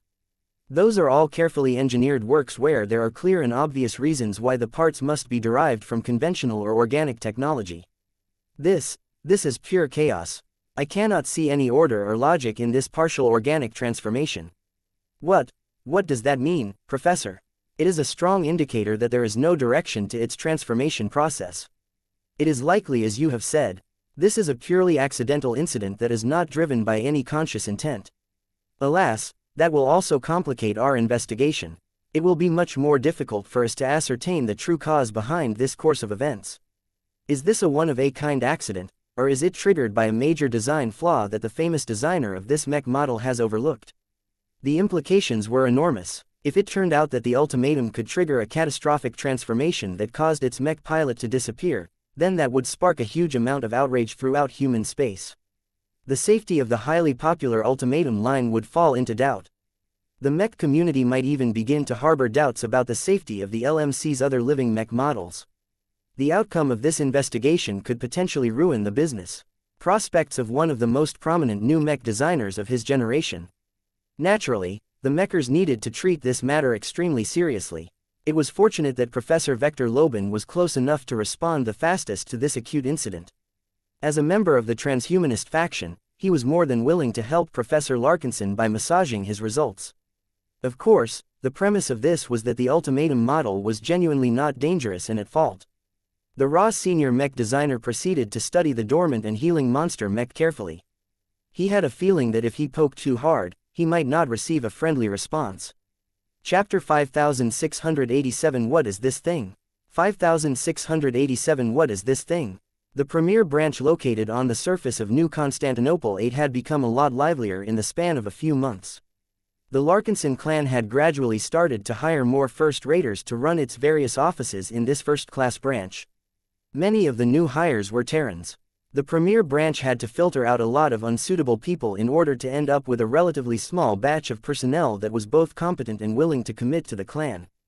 The design department had also become a lot more active than before. The 25 second-class journeyman mech designers recruited on Bortle 3 had acclimated to their new lives and truly saw themselves as Larkinsons. Gloriana carefully supervised them and made sure to put all of their skills to good use. There were a lot of existing mech lines that needed to be updated to the hyper generation. Fortunately, each of the new hires were competent enough to be able to work effectively in design teams. The technological complexity of most older mech models such as the Ferocious Piranha and the Crystal Lord was not too high. Vase only occasionally had to drop by in order to upgrade the living mechs to the 4th generation. Different from living mechs of older stock, the 4th generation introduced a lot of advantages, such as an easier transition to a 3rd-order living mech cultivation methods and ascension runes. The early generation mechs had all been designed during the Age of Mechs, so they missed out on many of the benefits that became available at the start of the Age of Dawn. Vase couldn't wait to transform all existing living mechs into their most modern hyper-mech versions. He predicted that his products would become even more powerful and popular as a result. As development of these mass production models continued according to schedule, Vase also spent a lot of time and effort on studying high technologies typically used in first-class multipurpose mech models. There was so much for him to study in depth that he simply did not have the time to master each and every field as extensively as he would have liked. So many new possibilities opened up for him as he gradually became proficient in the application of plasma weapon tech, support link tech, mini-drive tech, active field repair systems and more. High technologies were extravagant in cost, but their power was usually worth it to those that could afford them. The power gap between first-class and second-class mechs was so great that they shouldn't even be treated as products of the same category. The technological diversity was also so much greater due to how much crazy stuff suddenly became possible that the variety in first-class multipurpose mechs was practically endless. First-class mech designers no longer strictly adhered to the definitions of the classical mech archetypes. A heavy mech equipped with lots of artillery weapons might look as if it was vulnerable in melee combat, but that was not necessarily the case when it suddenly transformed into a bipedal form and started to swing absurdly long plasma swords in wide, sweeping attacks. A lighter and smaller mech may look vulnerable when struck, but when it was equipped with a powerful Azure shield generator and an energy link receiver, it could continually keep its mech frame spotless as long as there was a supporting unit nearby that continually supplied energy. There were many examples such as these that completely defied the logic of lesser mech design. Creativity and imagination became a lot more important as first-class multipurpose mechs had to rely on massive synergies between their miniaturized parts to defeat the competition. Vase understood that even if he obtained the bare minimum qualifications to design a first-class mech, he would only be able to develop a very limited range of competitive mechs by himself. He would have to team up with other mech designers who possessed much greater expertise in other advanced fields in order to truly realize a mech that was powerful enough to match the exceedingly high standards of the first-class mech community. It made him feel more excited because there would always be new and fancy tech for him to discover and incorporate into his designs. As a mech designer who craved novelty, first-class mechs sounded like a dream to him because he would never get bored by running out of original new mech concepts one day. As Vase continued to progress on multiple levels, the only priority that was not making as much progress was the Dark Zephyr Mark III project. Gloriana's decision to commit to upgrading the Dark Zephyr into a true archimech added a lot of difficulties to what should have been a more straightforward upgrade project.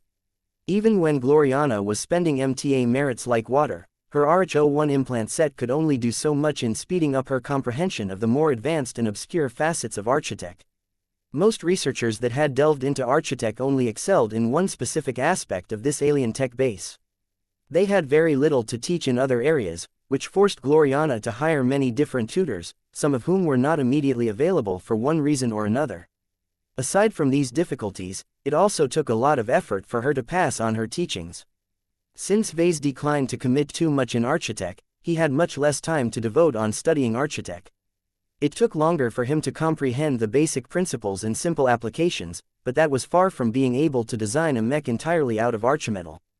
There was no way for him to make major contributions in the design of the Dark Zephyr Mark III for the foreseeable time, so it was no surprise that this upgrade project fell behind schedule. Venerable Tusa Billingsley Larkinson would just have to wait a few extra months for his living expert mech to get its long-awaited upgrade. The other Larkinson expert pilots also had to wait longer as well because there was little point in upgrading their aging machines without mastering Architect to a sufficient degree. While Vase increasingly began to question his decision to support Gloriana's initiative, he suddenly received an unexpected visit from the mechers. "What is this?" he questioned shortly after he got teleported inside the cargo bay of a fast destroyer. "This is one of your products that we would like for you to investigate." Professor Vector Loban explained. Its former owner calls it the Yuri machine, named after the original pilot that has mysteriously disappeared when the mech has undergone a completely accidental transformation, or at least as far as we know. I think you need to start at the beginning." Professor Loban obliged the request. He summarized the circumstances of the battle where the recently acquired Ultimatum UDS-550 piloted by Yuri and Fame abruptly transformed into a half-organic monstrosity. "So your greatest guess is that the Ultimatum has actually merged with the mech pilot?" Vase puzzlingly asked. "That is an interesting theory. I thought that only peak ace pilots can start the mech body merger process." "That is not entirely correct, Professor Larkinson. There have been instances of Operation Union and Corporeal Union in the past. They usually involve experiments centered around boundary-pushing biomechs. Most experiments ended in failure, but there are occasional cases of partial successes. If the Yuri machine was the result of a deliberate experiment, then it can be considered a partial success as well. This makes this case much more interesting." Vase made his stance clear. I am not involved with what has happened to this mech. I am already busy enough. I have no reason to randomly induce a mech that I have never come into contact with to start a weird and uncontrollable transformation process that has somehow caused it to absorb a lot of E-energy and merged with its own mech pilot. Even if I want to conduct such a crazy experiment, I would do it here where I can supervise and monitor the entire process. We are not suspecting you of any impropriety. We merely wish to obtain answers. Is this a unique accident, or should we expect this to happen again in future battles? If it becomes apparent that this is a possibility that is inherent to the ultimatum model, is it possible to replicate this transformation process in a lab environment? We have many more questions. I get it, Vase said. I can understand why you guys are so concerned, but why bring this to me? You could have kept this to yourself. Our faction prizes your continued association with us. Professor Loban responded. You are one of our most effective agents of change. Many of your inventions have begun to make a greater impact on our society.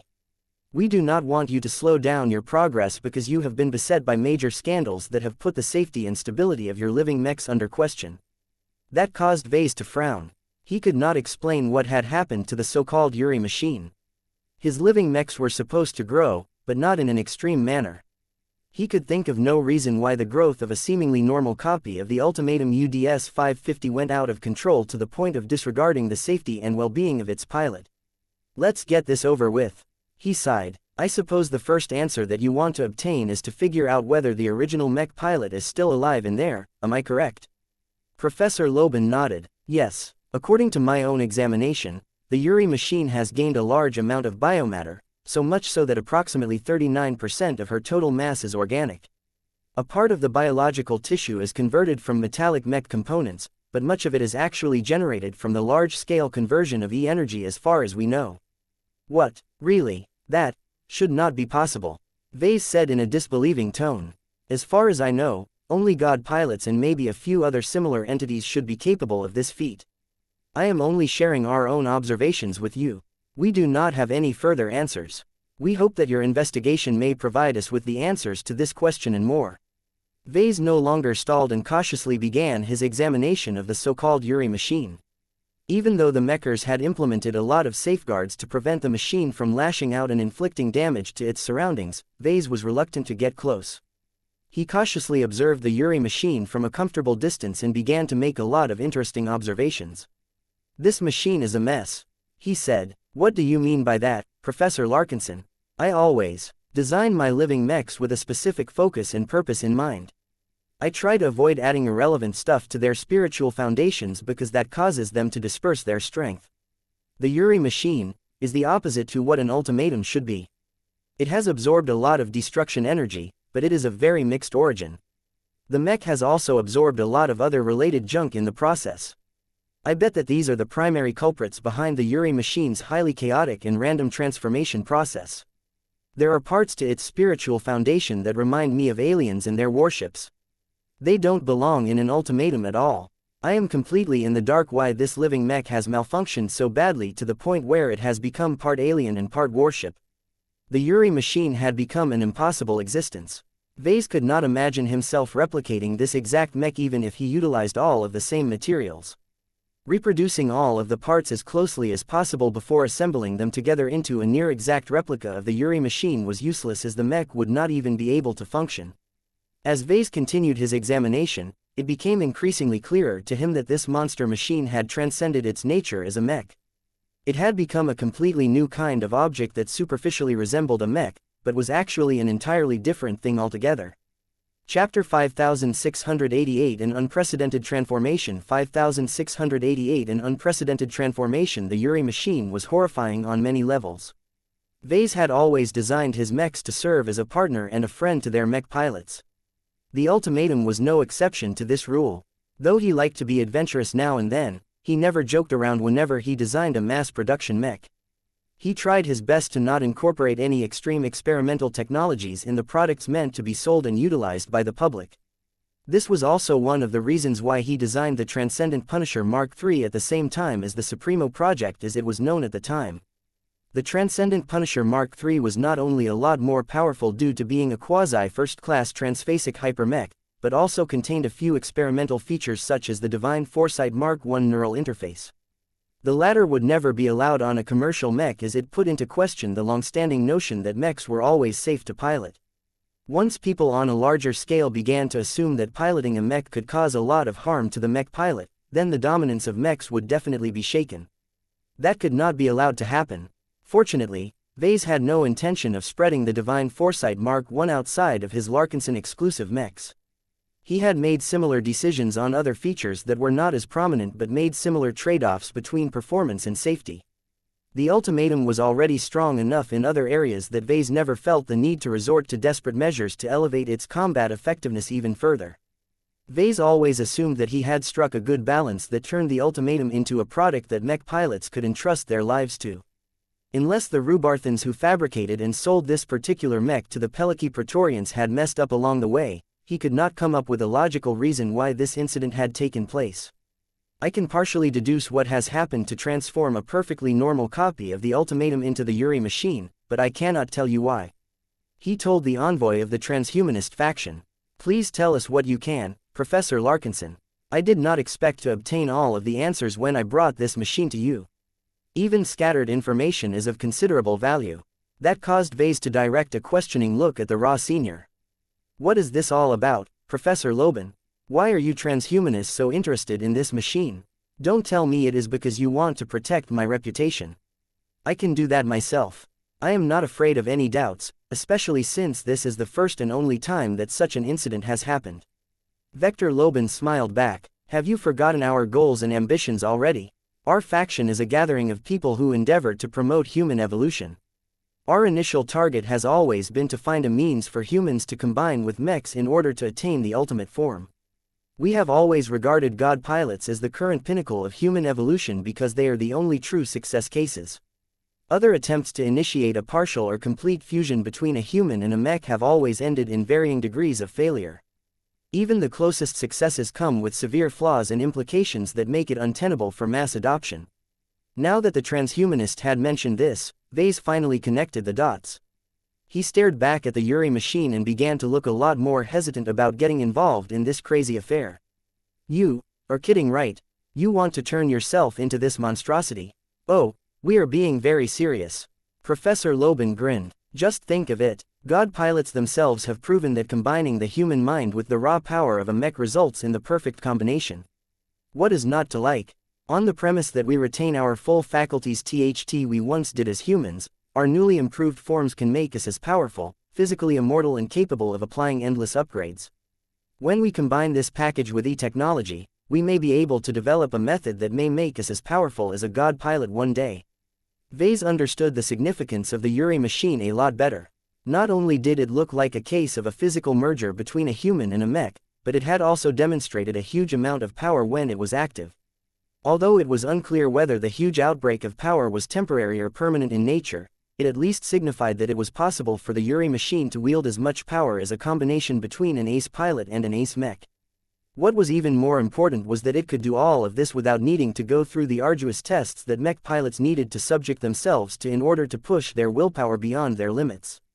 The resonance meters of the mechs and starships in the battle that led to the accidental transformation of the heavy artillery mech had not detected any instance of extraordinary willpower from beginning to end. The mechers possessed much more sophisticated sensor systems, and they had not detected any form of true resonance either. Blinky had specifically tried to look for this as well, but the sensitive companion spirit did not sense anything that felt comparable to the willpower of an expert candidate, expert pilot or ace pilot. Vase strongly believed that Yuri and Fame had not broken through during that battle. It was nearly impossible that this ordinary mech pilot was the culprit behind the strange transformation. This is going to be difficult. I need to get a closer look at the Yuri machine in order to glean more clues out of this anomaly. Is it safe for me to step closer? Professor Loban nodded. We have re-engineered this compartment to reinforce the containment of the Yuri machine. We have made a special effort to strengthen the energy shields and other defensive measures, both to protect this machine from external interference and prevent it from posing a threat to others. Several first-class multi-purpose mechs that are specifically configured for this mission are stationed right outside. Please do not restrain yourself. Get as close as you want. The Yuri machine has yet to rouse itself from its dormancy, and we do not expect it to unless it perceives a threat. It has only ever taken action against obvious enemies, no matter whether they are human or alien in nature. I see. That is good to know. In response to this information, Vase decided to adopt a friendly approach rather than a subtle one. He loosened his own restraints and started to radiate a soft glow that made people feel healthier and more alive. Vase had confirmed many times that it had a positive effect on mechs, particularly because it identified him as their progenitor. He was the reason why they had been granted the gift of life. Once Vase had made his adjustments, he slowly approached the Yuri machine, taking care not to make any moves that might startle the sleeping machine. So far, so good. When Vase came close enough for the mutated mech to get into contact with his glow, the Yuri machine did not exhibit any elevated activity. He was able to get a better feel of the former living mech now that he came closer. Blinky was able to gain a much more detailed look at the monstrosity's spiritual foundation. What have you discovered? The Yuri machine has gained a lot of power. I can truly see why it has demonstrated power comparable to an ace pilot and ace mech. I think that the latter can easily beat the former in a real fight, but that does not detract from how amazing it is to gain so much power right away. That said, the sequelae are much bigger and more severe. From a spiritual level, I do not detect anything that distinctly feels like a human inside of this monstrosity. I can recognize human-like traits, but it is as if Yuri and his living mech has been stuffed into a blender before throwing a lot of other random junk before mixing it all together. That was not what Professor Loban wanted to hear. So when this Yuri machine regains consciousness, we will not be able to interact with the pilot known as Yuri in fame, but with a new personality that consists of an amalgamation of other factors. Yes, but there are different ways to merge stuff together. You can do a complete fusion or a more segregated one where the different entities still retain their distinct personalities. The manner which led to the creation of the Yuri machine is especially messy, so this has resulted in the complete breakdown of all distinct personalities. If we wake up this machine, it will probably be unable to demonstrate any truly higher-order thinking processes. This is because it does not have any cohesive personality. It is like a disorganized hive mind that is only able to act on instinct if at all. I see no reason why anyone would want more of this. A piloted mech is better in any way. Perhaps this was not what Professor Loban and the transhumanists wanted to hear, but Vase had to be honest. He really did not want them to study the Yuri machine and attempt to turn themselves into similar monsters. Then, is it possible for you to untangle the parts of Yuri and fame that have blended into this machine and reform them so that he can regain his mind? That was an interesting question. Vase immediately stroked his hairless chin as he thought about the viability of this approach. Theoretically, I can make the attempt. I cannot guarantee the quality of the results. Not only do I lack practice in this highly invasive procedure, but I am pretty sure that not all pieces that make up Yuri and fame's spirituality have remained intact. Whatever happened that forcibly integrated him into his own living mech has caused parts of him to get destroyed or lost. Even if I piece him together, he won't be entirely whole anymore. That is already a good outcome. Professor Larkinson, please proceed right away. You want me to do it right now?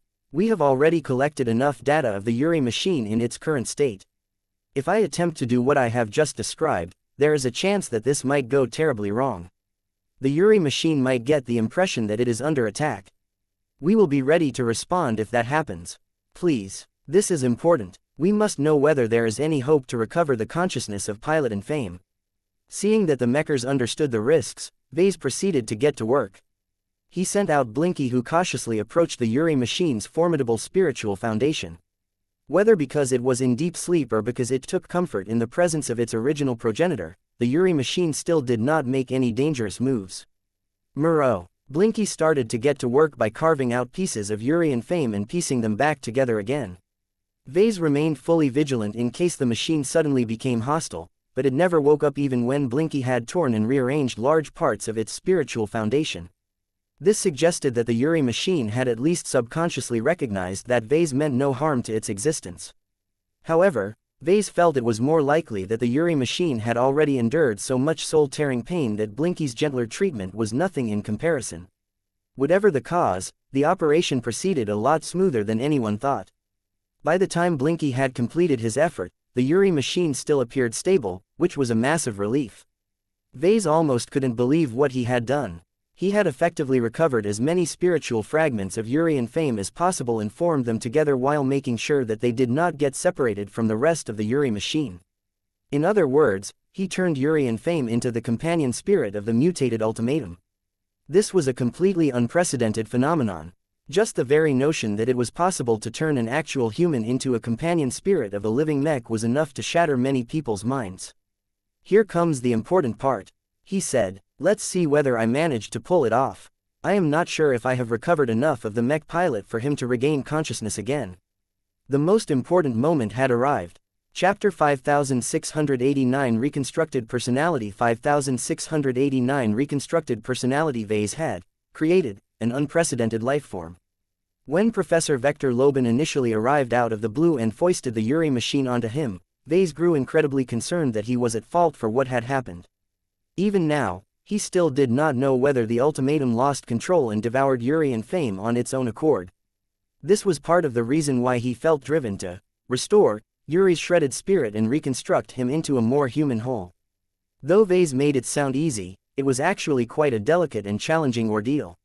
People's spiritualities weren't actually made out of intangible building blocks that he could assemble and disassemble at will.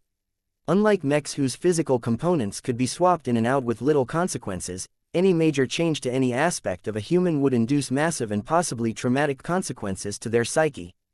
It went without saying that Yuri experienced one of the greatest pains imaginable. His soul got torn apart before being devoured by his own living mech piece by piece. The ultimatum hadn't been gentle about it as it somehow went out of control as well. The agony suffered by the pilot as he was being absorbed against his will amplified the negative consequences to the Yuri machine and most definitely fueled its chaotic mutations. This was why Yuri's recovery became so important. Vase needed answers, and since no one else could give him what he needed, he hoped that the pilot himself might be able to fill up the many gaps in the story. "The mech is not responding," the visiting raw mech designer noted.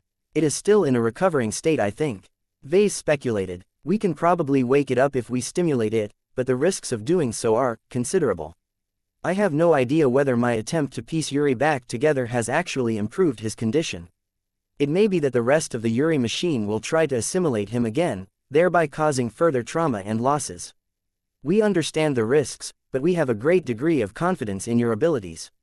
As I have already stated, we have taken all of the possible safety precautions aboard this ship. Please proceed." Vase just shrugged and tried to wake up the Yuri machine as gently as possible. Since there was no real cockpit anymore that contained any activation buttons, Vase utilized Blinky to gently poke at the machine's dormant spirituality.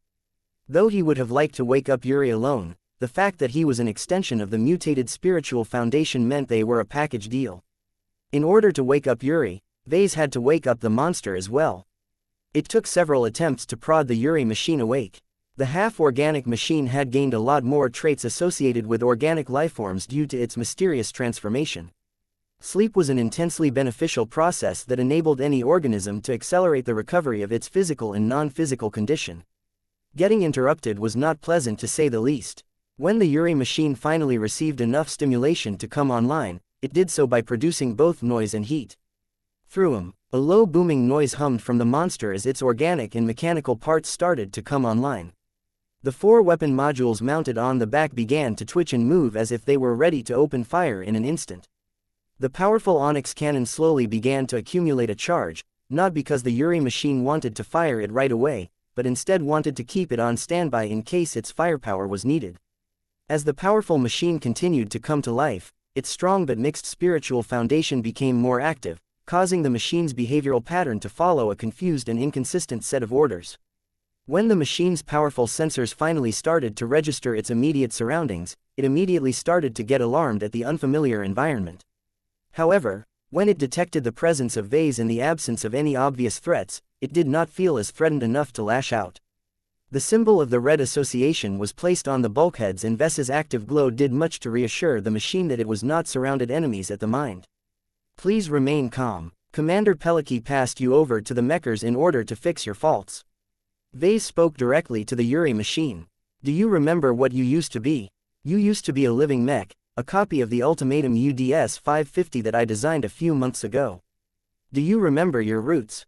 Please think back on who you used to be. Are you still the living mech that is made to serve its mech pilot and become his battle partner? The monstrous machine started to shift its enormous body. Its uneven legs looked as if they were about to move, but they did not do so as there was nowhere obvious to go. Vase had the sense that the machine was confused more than anything. It would have been much simpler if a clear and obvious enemy was in the vicinity. At least it knew what to do, as it still retained most of its combat instincts. This was an unprecedented and unclear situation to the mutated mech. It was alone and isolated from any obvious ally.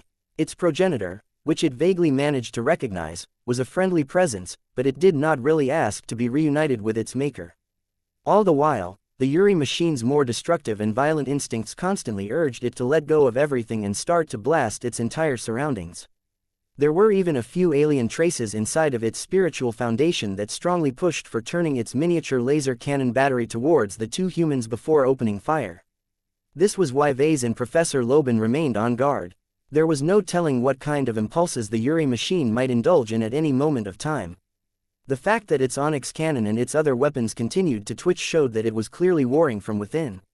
Remain calm. There are no enemies here. The aliens are far away and no human is under threat in this star system. I did not wake you up to fight, but rather because I wanted to talk with your mech pilot. He is still there, are you aware of that? You merged with your mech pilot, causing him to become a permanent part of you. Can you wake him up and present him to us? We would really like to talk to him. I know you can bring him forward. Please allow Yuri and Fame to come forward and speak. Please like and follow the Cultivation Audiobooks channel to us. I am sure he would appreciate the opportunity to talk. The mention of its mech pilot's name triggered a lot of associations to the Yuri machine. It began to make a louder noise and almost tried to step forward. Fortunately, the Yuri machine eventually understood what Vase was asking. It froze and fell silent for half a minute before it became active again. A projector suddenly came online and began to form a shaky image of Yuri and Fame as he was last seen. The image of the man in a piloting suit was not exactly clean, but it did the job. Yuri, Vase asked, are you awake? The projected form of the mech pilot did not appear to be in a good condition. He bent over and held his head as if he was suffering the worst migraine in the galaxy. Xianxia, the pilot said in a garbled and off-tone voice. What? Hurt? I am hurt, I know. There is little I can do about it. This may sound harsh, but please pull yourself together. I have tried my best to restore you, but I can't do anything else unless you tell me about your current condition. Do you still remember your name? Who are you? Who do you work for? What mech do you pilot? These were basic questions, but they were related to his core identity. Even so, it looked as if Yuri had trouble recalling those basic points of information. I remember. I am Yuri and Fame. Pilot and mercenary. I work for Peliki something. Your employer is Peliki Praetorians, founded by Commander Andrea Peliki. I remember. Commander Peliki has always been good to me. Why don't I remember her face anymore? There are certain problems with your memory. Vase said, don't think about what you cannot recall. Let us leave that aside for the time being. Focus on what you can recall instead. Do you remember your mech? Of course I do. I received the first pick of ultimatums bought by my commander. I became so happy and proud when I first piloted the machine. It appeared that the pilot's memories of his mech were much stronger. Do you remember the live practice sessions where you put your new mech through its paces? I do. It took so long for me to get accustomed to the limitations of the onyx cannons. The 4 artillery cannons were also powerful enough under the right circumstances. I spent so many hours trying to go deeper and activate its powerful abilities. Wait, my mech. What happened to my mech? The pilot began to look dumbfounded as if he was just beginning to register the highly altered state of his current mech. Yuri, don't pay too much attention to your mech. It is still okay, in a manner of speaking. Let's focus on you and your life instead. Where did you grow up? Which mech academy did you attend? Vase attempted to divert the attention of the pilot, but Yuri looked increasingly more distressed as he was beginning to register how much his mech had changed since he was last in control. Why is my mech larger? Why has it become so bloated? What is the matter with all of this strange flesh embedded throughout the mech frame? Why does my onyx cannon look like it has grown bone spikes? Where are the 4 heavy artillery cannons? Why is there a giant hair sticking out of my mech? Why does my mech have an alien tentacle sticking out of its back? As Yuri started to become more and more freaked out about the state of his mech, the man's depiction started to look increasingly more distressed. At the same time, the Yuri machine reacted to his elevated state by becoming just as active as its human side. The two started to mirror each other, which was exactly what Vase did not want to see.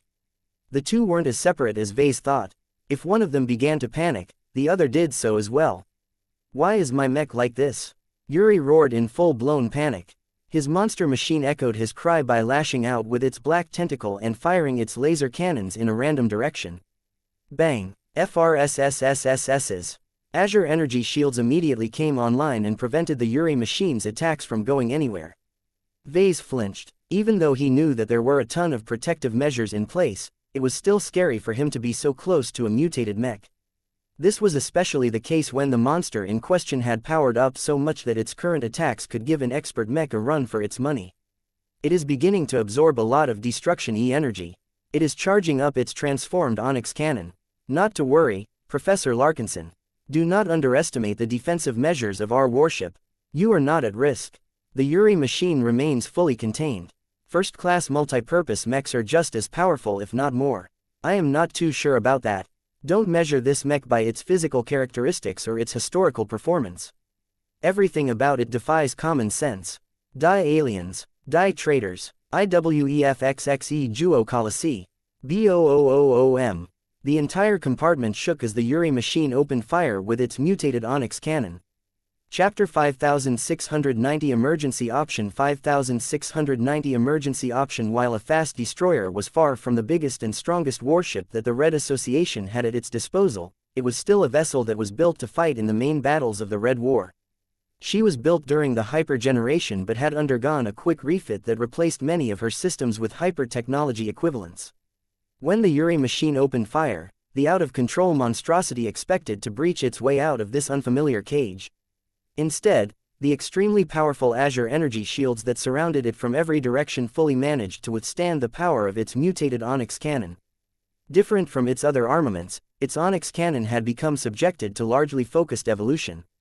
It was the Ultimatum model's primary instrument of destruction, and it was also the weapon system that Yuri and Fame and his living mech cared about the most. This resulted in focused evolution that not only caused the weapon to increase its caliber, but also increased its maximum charge quantity, enabling it to fling a projectile with greater speed and force than normal. If that was not enough, the Yuri machine had become so steeped in the power of destruction that it was able to absorb and channel a lot more destruction energy than any ordinary living mech. Yet despite all of this formidable power, the Azure energy shield still remained intact after getting struck up close. Even the shockwaves failed to spread beyond the confines of the energy cage. Though Vase and Professor Loban retreated just to be safe, neither of them were at risk from the Yuri machine. The vastly superior tech, materials and scale of the warship's defensive systems crushed any hope for the rogue machine to wreck anything. Even so, this was hardly an ideal situation. The personality of Yuri clearly sustained a lot of damage, so much so that he was still suffering the same ailments as the rest of the monstrous machine. BOOOOM. The Yuri machine kept moving and bumping against the Azure energy shields while at the same time lashing out with all of its weapon systems. Even its giant hair follicle started to slap at the energy barriers while accomplishing nothing in the process. Vase looked ugly at this sight. Yuri had sounded so cognizant at first, but he eventually became lost in his memories of fighting against the cosmopolitans and the native aliens. "How do you suggest we proceed, Professor Larkinson?" Vector Loban asked. "Let's just tire him out," Vase suggested. "If you can keep this up, then do so. I think it is best to make the Yuri machine realize that no one here is out to get it. There are no enemies and your ship is not its enemy. Once it has lost its steam, it should hopefully sober up and realize that it is not on the battlefield anymore." They moved to a nearby compartment while the Yuri machine continued to fire its onyx cannon in another useless attempt to break past the transphasic hyper-energy shield. Even if the mech was able to channel a lot more destruction energy, the base performance of the onyx cannon was still constrained by its second-class roots. The fast destroyer's energy shields on the other hand were produced by genuine first-class warship-grade generators. The difference in energy levels were simply too high for the Yuri machine to overcome. The situation might have become more concerning if the mutated mech demonstrated the same amount of power as its initial outburst during the battle, but that was clearly a temporary breakthrough event. Its normal strength was closer to that of an expert mech rather than an ace mech. Even though Vess's first attempt to talk to Yuri and Fame had failed, he still made substantial gains. Professor Lobone looked hopeful. "We are happy that you have made visible progress. We had other options available to us, but we were optimistic about your chances to retrieve at least a part of Yuri's original personality. So long as a semblance of him remains intact, there is hope for a greater recovery. We may not be able to restore what he has lost, but with proper guidance and education, he may regain his humanity by embracing his new life.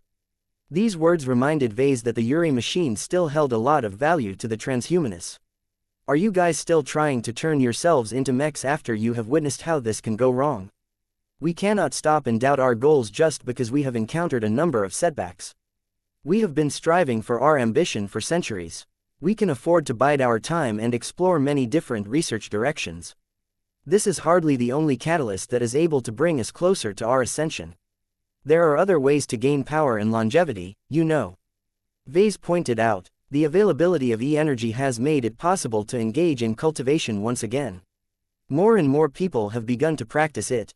Even those that do not consciously engage in it are subconsciously growing stronger due to constant exposure to exotic radiation. We are well aware of that, Professor Larkinson. Our faction has been exploring this new and promising field since the beginning of the Age of Dawn. However, we are well aware of all of the faults of ancient cultivation approaches. We do not seek to return to the past and become another version of the Five Scrolls Compact. Our strength lies in our modern understanding of advanced technologies and our ability to develop advanced solutions. Rather than seek to transform ourselves into flawed beings, we can do better by combining both old and new theories to produce superior results that can easily exceed anything the ancients have attained. The progenitors of mechs have already shown us the way forward. Humanity's best path towards evolution is inextricably tied to mechs. Vase was not so sure about that. The transhumanists were all made out of mechers, so it was given that they were all biased towards mechs. Was it truly the best idea to seek a more accessible way for humans to transcend their limitations by merging with mechs? I don't think the Yuri machine is a good example to take lessons from.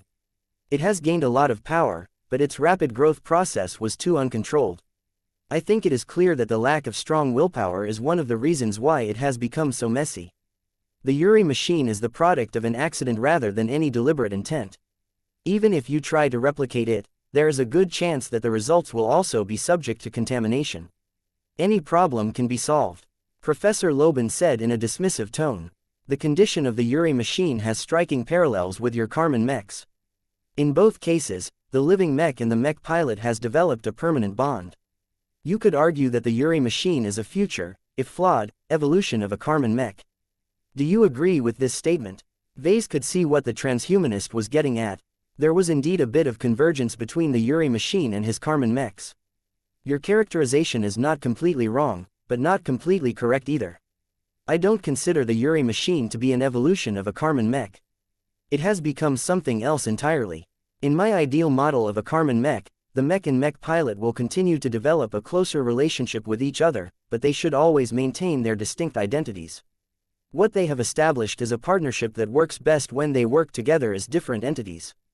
The synergy they can produce is much greater than if they merge completely to the point where they have become one and the same. Professor Lobin nodded in understanding. I see. It is not surprising that you chose to pay attention to this aspect. However, it can be argued that God pilots fall outside of your ideal state. They are always in total control. That is because they emerged before living mechs was a clear and distinct concept. Vase retorted, the mech pilot is dominant because the mech was never supposed to possess a strong personality. This is different from my living mechs. I have explicitly designed them to serve as an equal partner to their human pilots. This should ideally be sustained all the way to God pilot. I cannot say what will happen once they merge with each other, but I suppose it is possible that the end result may look like a much more perfect and balanced version of the initial state of the Yuri machine. However, if I am in charge, I would still like for the mech and mech pilot to remain distinct enough. Understood. This is a good ideal to pursue. Is it still possible for you to design a Karman mech that can artificially induce a greater fusion that will ultimately result in a far-reaching physical and non-physical fusion between the mech and mech pilot? The transhumanist sure possessed a lot of interest in Karman mechs. Did he want to conduct experiments where human test subjects merged with their mechs just to see whether the former still remained distinct enough to live on as humans who happened to occupy the bodies of a mech? The development of the Karman system has yet to reach the stage where it can induce such a fusion. Vase carefully answered, even if it was possible, I am seriously questioning whether it is desirable to add this function to my Karman mechs. The mech pilot will have to sacrifice a lot just to permanently occupy the body of a mech. How will he possibly be able to live a normal life? Will the transformed mech be treated as a human or an object? We can address these issues at any time. What is important is whether this potential evolution of the Karman system can produce a similar outbreak of strength to that of the Yuri machine after its initial formation. Think of what has happened during this battle. The Peliki Praetorians and their mercenary allies had been forced into an impossible situation. With alien warships at the front and cosmopolitan-aligned mechs pressing up from the rear, the defeat of the mercenary defenders had become a certainty. The anomalous transformation of the ultimatum mech has changed everything. The Yuri machine almost single-handedly turned this battle around and has snatched victory from the jaws of defeat. What are you getting at, Professor Loban?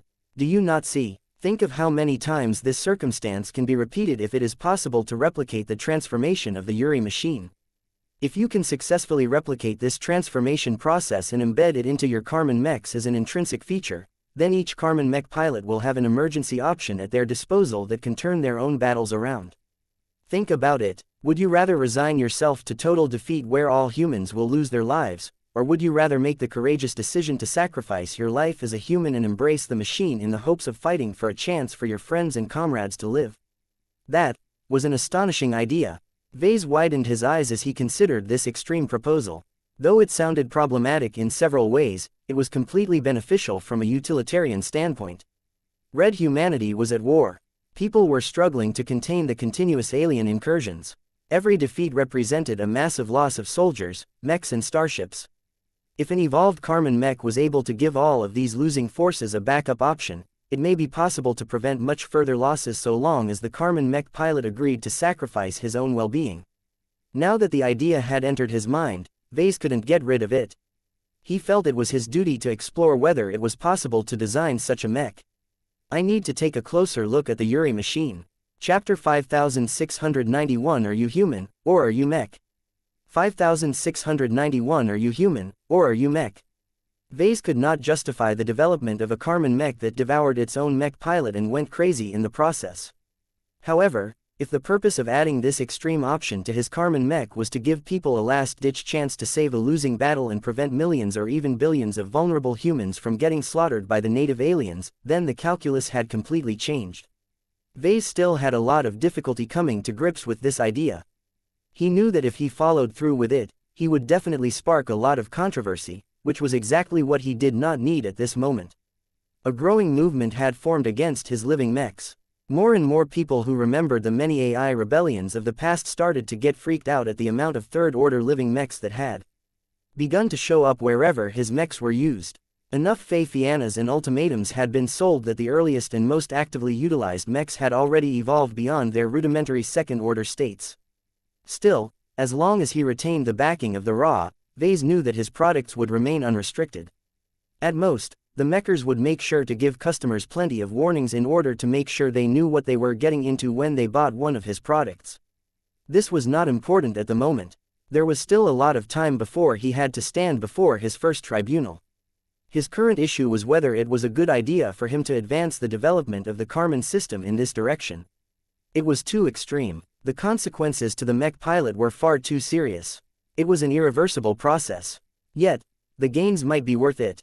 Assuming that it was possible to induce an artificial breakthrough, the resulting merger might cause the newly combined whole to temporarily gain the power of a foundation builder or even a domain shaper, as was the case with the Yuri machine. There were even more benefits than this. Professor Vector Loban's eyes practically shone as he imagined all of the possibilities. Your Karman mechs are wondrous machines, solely due to the fact that they are not limited to mech pilots. Theoretically, any human should be able to form a blood pact with them, though we have yet to test the full range of possibilities. Regardless, there are many humans among us who are severely injured, disabled or nearing the absolute limit of their lifespans. Many of them are treasures of our civilization. Their loss will deprive us from a large accumulation of knowledge, wisdom and personal experience that cannot be replicated through other means. If you can allow them to transcend their mortal coils and combine their failing spirit with the younger and much more healthy spirit of a Karman mech, they can attain a second life through a radical form of metamorphosis. So that was why Professor Loban continued to harp on this option. The main benefit that the transhumanist was striving for was not power, but longevity. Vase knew that a lot of old mechers were extremely concerned about their lifespans. Many of them were multiple centuries old and had undergone so much genetic modification that ordinary limits no longer applied anymore. The return of cultivation may have given these people brand new options to extend their lifespans, but far too many methods were tainted by their association with the Five Scrolls Compact to earn the trust of the mechers. The Red Association preferred to innovate new solutions rather than regress and blindly embrace the traditions of the past. Mechs remained a strong focus for the mech designers and other members of the association. To be able to turn themselves into mechs in human form was the dream of many people who had worked with them on a lifelong basis. Vase faced a difficult situation. He did not really have this idea in mind when he came up with the idea of designing a mech that could be controlled by their pilots through alternate means. A mech designer existed to serve mech pilots. Even when it became possible to expand the range of people who could pilot a mech, Vase primarily intended to serve the needs of potentates with mech pilot training first and foremost. It would be wrong for him to go off a tangent and serve the interests of old geezers who really should have died and left the future to the younger generation above that of his original target audience. Of course, Vase would not have as many objections if there was no inherent conflict between the two goals. What Vase needed to determine this time was to investigate whether he could replicate what had happened to Yuri and Fame and his ultimatum. As long as he was able to make this determination, he could choose whether to develop his precious Carmen system in a way that would ultimately cause the human to lose his body in the process. I need to speak. Please like and follow the Cultivation Audiobooks channel with Yuri again. Vase told the transhumanist, I not only want to find out whether he is aware of the cause behind his condition, but I also want to ascertain how rational he is and whether he is able to maintain sufficient separation from his flawed machine. That caused Vector Loban to frown. The Yuri machine's rampage has subsided by now, but it remains in a volatile state as far as we have been able to ascertain. I am aware of the risks, but now should be the best time for us to approach the machine again. The Yuri machine should have reached a state of exhaustion by now. Its mental and physical energy levels have dipped to their lowest points, which means that it will be easier for me to induce it into a more receptive state. Vase did not bother to explain any further. Once he and the transhumanist passed through the guarded chamber once again, the situation looked a lot more peaceful than before. The Yuri machine radiated clear exhaustion as it had clearly expended a lot of energy in a futile attempt to break past the Azure energy shields locking it in place. The machine had received a few more dents, scratches and bleeding wounds, showing that it had harmed itself to an extent. What was interesting was that the mech was slowly repairing its damaged state. It was easier for the machine to heal its organic parts, but it surprised Vase a lot when he noted that even its metallic components were slowly being restored. The Yuri machine held a lot of value as a living machine. It reminded Vase of a high-level artifact more than anything. It even absorbed a human soul that could serve as an artifact spirit more or less. As the pair moved closer, both of them could feel the agitation and need to wreck stuff apart from the volatile machine. Its mutated onyx cannon was still smoking while its black tentacle undulated in a feisty fashion. Hello, Yuri, are you still there? Please respond. The projection of the former mech pilot appeared once again. His state looked a lot worse than before. Different from his initial appearance, his second one looked as if he had half degenerated into a savage. The bloodshot eyes, the heaving breaths, the fingers bent into claws really did not sell the notion that Yuri had regained his composure. Where are the aliens? Take me out of this prison. The enemy deserves death. Vase and Loban exchanged glances with each other. The pilot has not recovered. It's okay. I am pretty sure I can restore a measure of his rationality. Lufa, come and give me a hand. Vase opened up his mind to the Angel of Tranquility. A calming aura spread from his body as the design spirit exerted his pure and neutralizing influence. One of the traits of Lufa's glow was that it was remarkably good at dampening aggression. The Yuri machine immediately became less agitated. Its onyx cannon no longer maintained its charge and its black tentacle started to relax. Another useful part about Lufa's glow was that it could suppress spiritual activity and purge other spiritual influences. Though Vase was not able to channel Lufa's glow hard enough to purify the entire chamber, he was still able to push aside a copious quantity of E-energy that had been fueling the Yuri machine's negative tendencies for an extended period of time. Professor Loban looked impressed at what Vase had done. I did not realize that the glow that you have used in your popular pacificer mech line is capable of calming such a powerful machine. The Most important factor in my favor is that the Yuri machine is not resisting this effect. Vase explained as he continued to channel Lufa's glow. The subject is powerful enough to resist the tranquility glow if it really wants to. I am glad to see that there is still an aspect to this machine that recognizes that the glow is doing it a lot of good. Once the Yuri machine had become a lot more relaxed, the projection of Yuri and fame appeared on its own accord. Thank you, thank you, thank you. The glow that you are supplying to me has given us just enough relief from our pain. You cannot imagine how long we have been suffering all of this time. Each second we spend outside of this glow is another second where we are being tormented by our pain and our inability to understand what is taking place. Yuri's clear and concise remark caused both Vase and Loban to become pleased at this outcome. This was exactly what they wanted to see and hear. Vase was sure that the Mechers were already scrambling to obtain a few pacifiers in order to keep the Yuri machine calm and subdued. In the meantime, Vase quickly took advantage of Yuri's sober state and started to ask his question. Who are you? I am Yuri and Fame, Mech pilot of the PP. Why do I not remember? Don't worry about that. Do you know what mech you were assigned to pilot? Of course, I received the first pick of ultimatums. I love my heavy artillery mech. It is so powerful yet so comfortable to pilot. Are you aware of your current state? Yuri looked down at his projected body. Something happened. Vase asked a few more questions to fresh Yuri's memories of what had happened during his last battle. Do you remember what has happened to your ultimatum that caused it to devour your body? No, I do not think so. I remember that I wanted to obtain much more power than I had at my disposal at the time. My mech may have obliged my wish, but I do not sense from my mech that it has taken action by itself.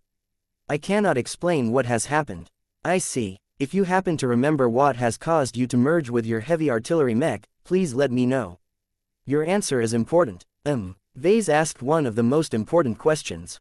Now that you are sober enough to consider your own condition, do you feel that there is any way for you to separate your human side from your mech side? Thinking about it brings back the pain. I do not see how that is possible. I am no longer human. I am a mech. I think you are not a mech. Professor Loban interjected. Never think that you are a mech or an object. You are a human that has become fundamentally altered due to circumstances outside of your control. So long as you are still able to demonstrate that you have retained a measure of your humanity, we will always treat you as one of our own. Please feel at ease. We shall try our best to undo the transformation that has caused you to turn into this form, but if that is not possible, we would be more than willing to give you a new home in one of our safe and cozy experimental facilities. Chapter 5692 A New Wind is Blowing. Chapter 5692 A New Wind is Blowing. Vase had a brief talk with pilot Yuri and Fame, or at least what was left of him. The man had lost a lot of memories, but only realized it after he consciously tried to recall moments of his past. I don't remember the face of my commander anymore. It is in my mind. I definitely have it somewhere, but why can't I bring it up anymore? At other times, Yuri completely started to talk as if he turned into an alien somehow. Opening square bracket ... I remember back during my Hakinwa training that I wrestled Kea to the ground and bit his throat with my savage pointed teeth, tasting victory as his blue blood splattered across my two tongues. Vase and Professor Loban exchanged glances several times throughout this interview. To say they were freaked out was an understatement. Still, aside from these obvious flaws, Yuri and Fame was technically still alive, in a manner of speaking. He currently existed as a companion spirit of the Yuri machine. The original living mech itself had mutated beyond recognition. It had grown incredibly powerful by absorbing a lot of energy in a short amount of time, but the sequelae of doing so without employing any measures to digest, process or filter the input were catastrophic. I can feel, my mech hungers for blood. It wants to use its weapons to crush its enemies. Each day that goes by without fighting any enemies will frustrate it. I cannot live without fulfilling my goal. The more restless I become, the less I can hold back, I think. Vase tried to probe Yuri several times on what he remembered of the moments before he broke through. All the pilot recalled was that he was in a desperate moment and that he felt as if the battle would be lost if he continued to deliver a disappointing performance. The man knew nothing about the factors that might have been responsible for making his ultimatum mutate. Even his more direct connection with his powerful machine did not help him in the slightest. I do not want to look too deep into the mech that I have merged with. The fuzzy projection of Yuri and Fame shook. There is darkness, violence and depravity in there. I know I can't escape it, but please don't force me back in there. If you can't keep me separate, then please kill me now. Living with a mech as violent and savage as my current one is pure torture. There is still hope for you, Vase said in an encouraging tone. He felt anything but. You are still alive, and that is what matters. While you remain alive, you will remain under the care of the Red Association. I am sure they will be able to solve your problems one by one and allow you to live a dignified life again. Remember that you have already fulfilled your mission. Your heroic sacrifice has saved the Peliki Praetorians and prevented another human colony from getting raised by the native aliens. There are still enemies to fight, but you will first need to get a better handle on your new state before you are ready to go back into the fray. Yuri looked so confused that he did not even know what he wanted to do now that he had lost his body. The machine he became a part of just wanted to wreck as much stuff as possible without too much regard for anything else. Yuri might not exactly know what he wanted out of his life anymore, but he emphatically did not want to degenerate into a mindless beast. This was why he entertained suicidal thoughts. The man saw no reason to live anymore if he was not able to enjoy the remainder of his strange and undesirable state of existence. Naturally, this was the last thing the transhumanist wanted to see. Professor Loban stepped forward and made a placating motion. Now that we have developed a better understanding of your current state, we can employ specific measures to ease your discomfort and find new ways to improve your condition. It may take years to restore your condition to your satisfaction, but please believe us that we are committed to your well-being. It was unclear whether Yuri believed that, but he saw no other choice to grasp at this life-saving offer. Please, help me. I do not want to be in pain anymore. By the time the talk came to an end, a pair of pacifier mechs stepped into the chamber and flanked the Yuri machine. Their active glows allowed Vase to relax and let go of Lufa. The Angel of Tranquility's continued presence helped to suppress the Yuri machine's violent tendencies and maintain the original mech pilot's rationality. There was nothing much that Vase could do at this point. Perhaps he could tinker with the mech pilot's spirituality even further in an attempt to root out the man's contamination, but there was little hope that this would work. The mech pilot's spirituality had mixed so much with other factors that the latter had blended too deeply with the former. Trying to remove the contamination risked removing essential parts of Yuri's personality and memories.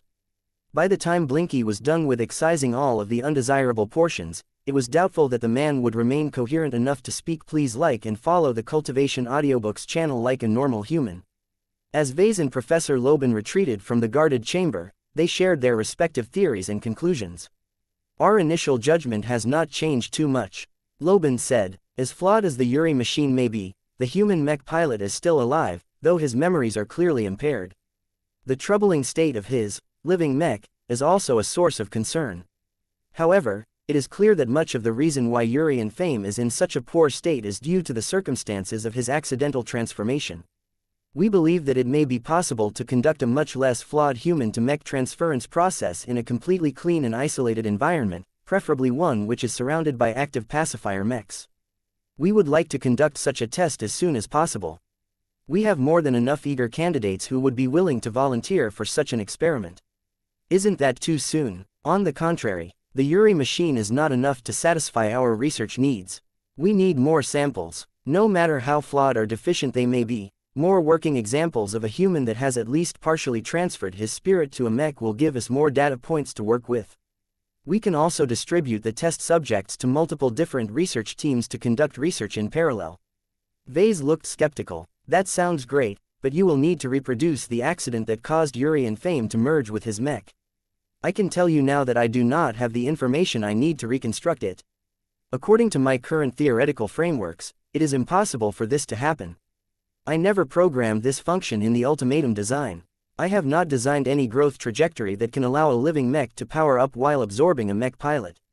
It is impossible for me to give you another ultimatum that can turn into another version of the Yuri machine. That caused the Raw Senior to frown. I see. Do you have any theories or suspicions on how you can eventually induce your ultimatum or another living mech to induce such a transformation? No. Vase firmly shook his head. Or at least not in a single step. The Yuri machine may have showed that it is possible, but I highly doubt I can replicate it in totality. I suspect there may have been a mysterious factor on the battlefield back then that is the main cause of this radical mutation. Under normal circumstances, I think that only Karman mechs have the capacity to gradually merge themselves with their bonded mech pilots. It will have to be a more gradual process where their fusion is split up into multiple stages that are spread out over several years or decades. The more gentle the process, the greater the control and the lower the chance of undesirable elements. How soon would you be able to design such a Karman mech? Professor Loban asked the most important question. We haven't finished testing the blood knights that I have supplied to you and your fellow mechers. Vase frowned. While their current performance suggests that the Karman system is working as intended, it will still take at least several more years to complete the earliest longitudinal studies, and even then we should keep monitoring the early adopters in case their condition deteriorates at a rapid rate in the following decades. There is no guarantee that the Karman mechs are truly safe to pilot for both potentates and non-potentates in the long run. The Karman system was so radical and subversive that there was an overwhelming need to verify its safety. This was why the survivalists and later the transhumanists always insisted that Vase keep a lid on its existence until its development had reached a mature enough stage to gradually introduce it to the public. However, Vector Loban struck a different tone than Master Terminio Dravidian, who had always emphasized the need for caution. Times have changed. The Red War is heating up. The native aliens are evolving. Our social order is gradually deteriorating. Our faction is changing as well. When we previously made decisions about your Karman system, we did so in a time when our faction was either stuck in the past or still in the process of transition. I can tell you now that a new wind is blowing within our ranks. Vase narrowed his eyes in suspicion. He previously did not think much of Professor Loban, but now he understood there may be another purpose behind this visit. Who are you, really? What happened to Master Dravidian? The transhumanist responded with a coy expression. Your familiar contact person is still doing fine, Professor Larkinson. He is currently occupied with an important research project. As for myself, you know my name already. What you really wish to know is who is standing behind me. I think you are clever enough to deduce the answer. Back when we were still living in the age of mechs, the transhumanist faction was led by the chosen human. Divine Hussein Albedo is more than 300 centuries old. He is a product of his time, and grew up when the aftermath of the Age of Conquest still lingered in everyone's thoughts. He has developed a strong sense of protection towards the purity and integrity of the human race. He opposes unchecked genetic modification and has always emphasized the need to err on the side of caution in any experiments involving human test subjects. Vase knew that the transhumanists hadn't always managed to abide by the chosen human's principles, but the God Pilot clearly kept all of these crazy people in check while he was at least nominally in charge. I take it that has changed on this side of the Greater Beander Gate. He remarked. Professor Loban nodded and smiled. That is so. We are cut off from the old galaxy, which means that the chosen human and many of the other old god pilots and star designers presiding over our branch no longer hold any authority over us. The only remaining leader that has the prestige and the support of our members in the Red Ocean is the Evolution Witch. She is only more than 170 years old and has grown up in a time where humanity has regained its hope for the future again. She favors a much more proactive stance. As one of her subordinates, it is my responsibility to oversee some of the many research initiatives of our faction and ensure that they better reflect her newly instituted policies. So this was it. The transhumanists got rid of the restraint imposed by their old leader and embraced the desire for progress of their new leader. Perhaps this was why the transhumanist faction remained so low-key in the past year. A new administration had taken charge. The new leader clearly made a clean sweep of a lot of old policies and put her own stamp on the powerful faction. So what does this mean for associates for myself? Vase wondered. Please be concrete. Well, for one, we would like you to roll out your Karman mechs within the next 3 years instead of the 30 years that we originally envisioned. What? Chapter 5693 The Origin of the Evolution Witch Chapter 5693 The Origin of the Evolution Witch. In all of his interactions with the transhumanists, Vase thought that they were a little weird but pretty alright for the most part. Many of them pursued the crazy dream of attaining human transcendence by merging themselves with mechs somehow, but they never let their worst impulses overtake their common sense. At least that was what Vase assumed. The Mech Trade Association originated as an offshoot of the Five Scrolls Compact, and had always tried to be the opposite of its former parent organization. The association was supposed to serve as a holy land for enlightenment, rationality, science and discovery. The Mechers prided themselves on being smarter and more civilized than anyone else. They carefully kept the space peasants under their rule in check to prevent the masses from degenerating like they did during the Age of Conquest. The chosen human was not a perfect fit for a leader of the transhumanist faction in the old galaxy, but he commanded enough respect to sit in the highest position. It was not difficult to figure out his stances and policies. The God Pilot was a strong adherent of human exceptionalism, the belief that the human race was better and more superior than other sentient races. His own meteoric rise to power was the greatest example of the amazing potential of the human race. The man earned his title by being the first and only human whose genetic aptitude measured at S. His growth as a mech pilot was so smooth that he managed to advance to God Pilot at the age of 76, thereby shattering a record that had never been broken since. The chosen human represented one of the greatest ideals that the rest of humanity strove for. He was living proof that the human race held a lot of buried treasures that just needed to be unearthed for more people to become as powerful and transcendent as him one day. Under his conservative leadership regime, the transhumanist faction of the Mech Trade Association tried its best to avoid any association to the highly maligned Five Scrolls Compact. The scientific method had to be respected as much as possible. Unbridled human modification had to be avoided as much as possible. The overall purpose of developing augmentations was to accentuate the strengths that humans already possessed. They were not supposed to bestow them with new capabilities of alien origin that came with plenty of nefarious side effects. Though the chosen human's power clearly wasn't enough to curtail the practice of genetic modification entirely, one of the reasons why he remained in charge despite the more incessant demands from the rank-and-file members of his faction was because of his ability to earn people's trust.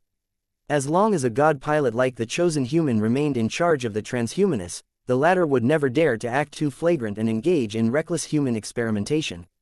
There were many transhumanists who agreed with his more restrained stance. They wanted to make it possible for humans to rise above their common origins and achieve transcendence, but they did not want to lose their own humanity in the process.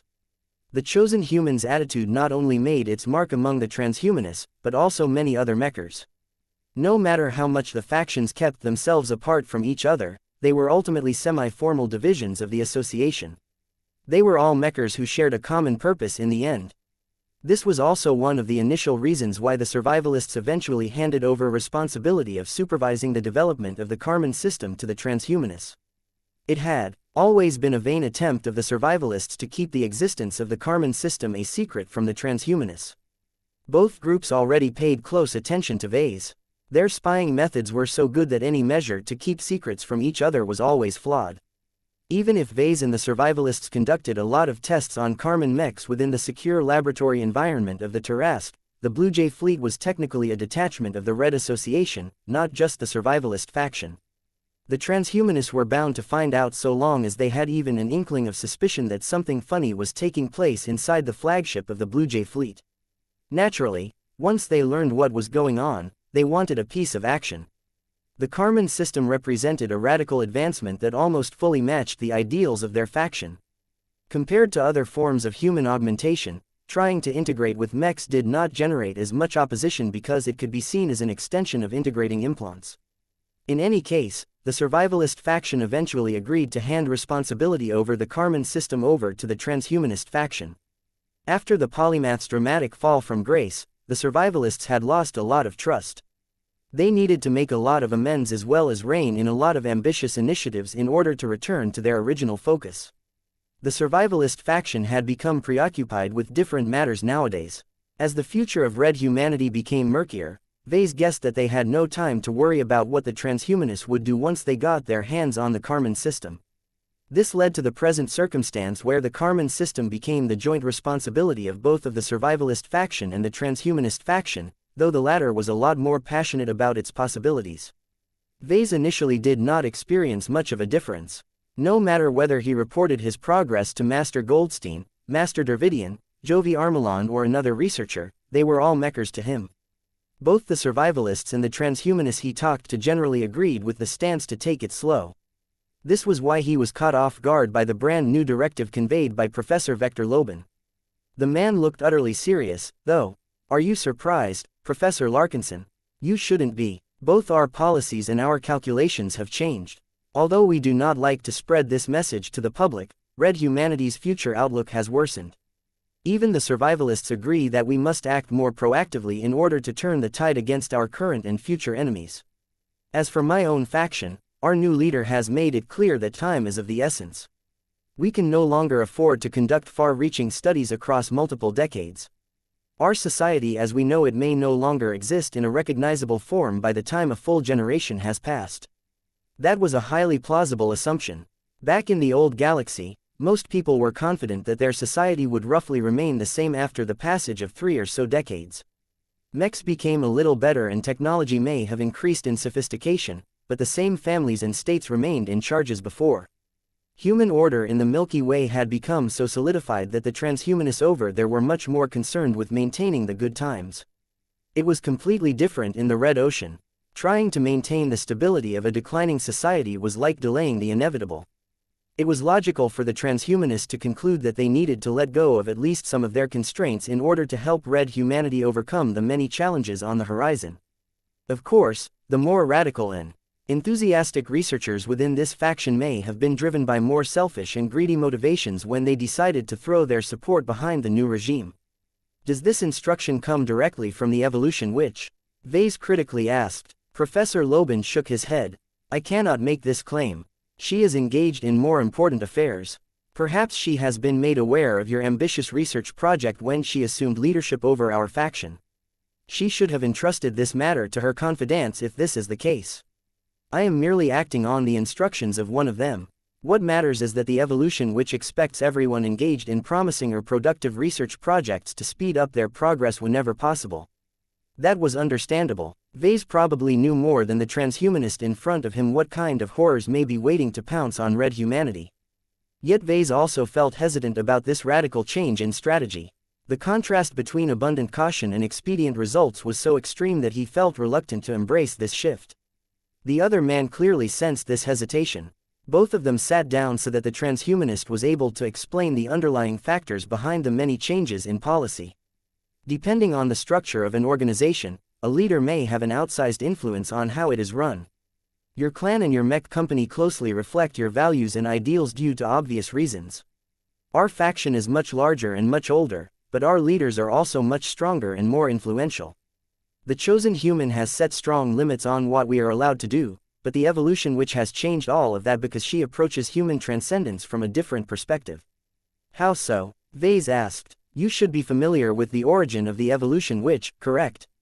I am. According to her biography, the evolution witch was born as a mecher, but suffered from multiple congenital flaws on birth that the MTA were unable to cure for whatever reason. She had a rough childhood and has been told that she would likely die in her late 20s as long as her congenital defects remain unaddressed. Instead of accepting the inevitable and giving up, she instead used this threat as a powerful motivation to advance as a mech pilot. The only way for her to solve her ailments and get rid of the specter of death looming over her shoulders. This had been the start of her obsession with the power of evolution. To divine Lucy Miyazaki, evolution was literally the force that had saved her life and granted power unmatched by almost everyone else. Her enthusiasm for human augmentation had always been high as a result. The biographies are a little short on the details of her early life, but your retelling is mostly correct. Professor Loban said, what I wish for you to know is that the evolution witch is known as a strong proponent of human inferiority. Her stance is almost opposite of that of the chosen human. Human inferiority, that is not what I expected from a god pilot. It is not as bad as it sounds, Professor Larkinson. Human inferiority is a theory that assumes that humans are not inherently superior to other sentient races. It is inferior to many other alien races, most notably the 7 apex races that previously dominated the Milky Way. The fact that we have managed to overcome them during the Age of Conquest is not because our race is inherently superior, but because we acknowledge our inferiority and work harder to compensate for our many deficiencies. I see. The evolution which basically equated her own miraculous rise to power to humanity's own successes during the Age of Conquest. We are all ants, Vector Loban stated. A talent as good as the chosen human only appears once per age at most.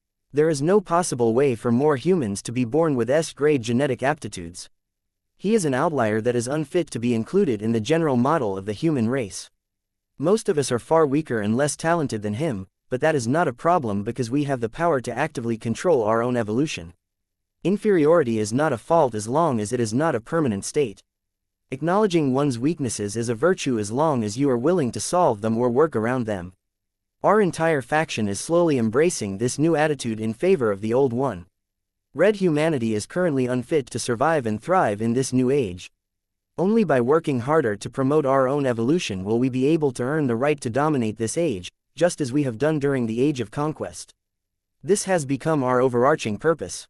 Chapter 5694 Transhumanist Dreams Chapter 5694 Transhumanist Dreams. Even though the evolution which was born within the ranks of the Mech Trade Association, her tale of defying her deadly fate and overcoming all adversity by completely transcending her mortality still served as a powerful source of inspiration to many admirers.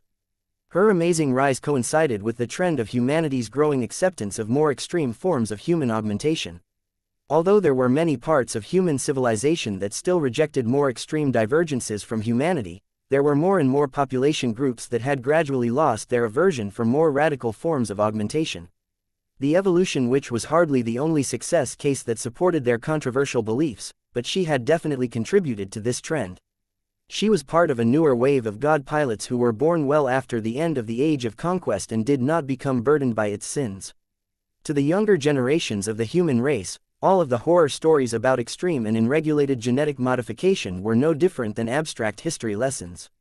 As long as contemporary humans paid more attention and implemented more safeguards, surely it would be safe enough to explore more daring forms of implants and gene mod templates. Much of the old guard of our faction is left behind in the old galaxy. Professor Vector Loban continued, many of us who chose to transfer to the Red Ocean sought to move away from the stifling culture that reigned supreme in the center of human civilization. Now, we have freed ourselves from the idiosyncrasies of the past. By stepping out of the shadow of the chosen human and embracing the more enlightened leadership of the evolution which, we shall play a more proactive role in directing and promoting the evolution of the human race. Vase said in a tone that made it clear that he had not entirely bought into this transition. And how does my Karman system fit into this picture? The way you have been talking about it makes it seem that you prize it more for its ability to help people overcome their human limitations than to help both mech pilots and non-pilots control powerful living mechs. Both functions are important, but we are primarily invested in the possibility of helping humans overcome their weak and fragile bodies. Think about what you can offer to many people. Your Karman system may have been able to save the evolution witch's life back when she was still young. Whether she would be able to gain the motivation to work her way up to a god pilot is still questionable, but we believe that the people who have assumed their new forms should have expanded their own potential. Vase frowned deeper. The cost is too great. If this change takes place on a larger scale, humanity will become unrecognizable. I can understand the concept of trading away a part of our humanity in order to gain a large boost of power, but, if there are no actual humans left at the end, we may have already lost our struggle to survive in a sense. I think that many desperate civilizations who may one day find themselves left at the mercy of the native aliens will think otherwise. I understand your caution, Professor, but our society is large enough to cope with accidents. We do not have to force every human to bond with Karman mechs or merge with them one day. We can set up programs to selectively encourage volunteers to form blood pacts with your Karman mechs. Think about how this will affect our performance in the Red War. Settlements are no longer forced to rely on mech pilots to defend them against the alien threats. We can effectively expand our manpower pool and pair Karman mechs with a much larger group of civilians. They can form large planetary militias that can mobilize into battle the moment an alien fleet has intruded in their star system. That would definitely be an imposing sight. One of the biggest shortcomings of defending Red humanity's sprawling colony settlements was that it was impossible to make them all secure. It cost a lot of money and resources to fortify them and station additional defensive troops to them. If the residents of a remote colony were able to defend their own territory by deploying lots of Karman mechs in an emergency, then that would make any invading enemy think twice. What about fully transformed humans? Vase asked. That would be even better. Their control over their new bodies should be greater than a normal pilot. Transformed humans have an even greater motivation to fight for their homes because it is much harder to evacuate them from their colonies because there is not enough space to accommodate them all. They became our firmest shield in the colonies that we rely upon to expand our population and sustain our war effort. It became clear that the transhumanists had big plans in store for the Karman system. Whether it was its current implementation or its future possibilities, the transhumanists practically salivated at the thought of leveraging Karman mechs to transform parts of human society. It was no wonder why the survivalists initially expressed a lot of reluctance at the thought of letting the transhumanists know about the Karman system. The survivalists mostly saw the Karman system and its vast potential as a tool that could solve existing problems such as restoring the piloting ability of a brain-damaged mech pilot. The transhumanists on the other hand wanted to take advantage of the Karman system to make all of their wild fantasies come true. They were much more crazy about human augmentation and transcendence, so it made sense that they were much more thorough in mapping out the many possible uses of the Karman system. The problem was that they possessed much less limits and were willing to go much further in order to make faster progress. Now that Vase understood the intentions of the current regime of the transhumanist faction a lot better, he had a greater understanding behind the request to roll out Karman mechs within just 3 years. That did not make this request any less reasonable. I have great concerns about prematurely announcing the existence of the Karman system and making it available to the wider public. He cautiously said, "It is not that I want to keep it out of the hands of the masses, but if anything goes horribly wrong, I will be the one that will pay the price for any mistakes." The Yuri machine is not directly related to the Karman system, but the fact that it was able to appear does not bode well for me and my work. I am lucky that out of millions of living mechs, an uncontrolled transformation process has only happened once. I am not eager to increase this statistic. The transhumanist mech designer comprehended Ves's caution, but his priorities were entirely different. Your Blood Knight model has already attained stable results so far. There are no obvious indications that your Karman mechs pose any acute danger to their humans. The only cause for alarm is when the mechs are terminated. The consequences to the people that they have bonded with are serious. Other than that, there is much about your innovative new design application that is worthy of praise. If you cannot immediately develop a means to replicate the phenomenon of the Yuri machine in a more controlled process, then there is another research direction that you can pursue. And that is, let us collaborate, Vector Loban suggested with an eager expression. I will be staying aboard the Tarask to supervise our ongoing studies of the existing Karman mechs. I am also tasked with exploring the viability of integrating your Karman system in a different kind of mech.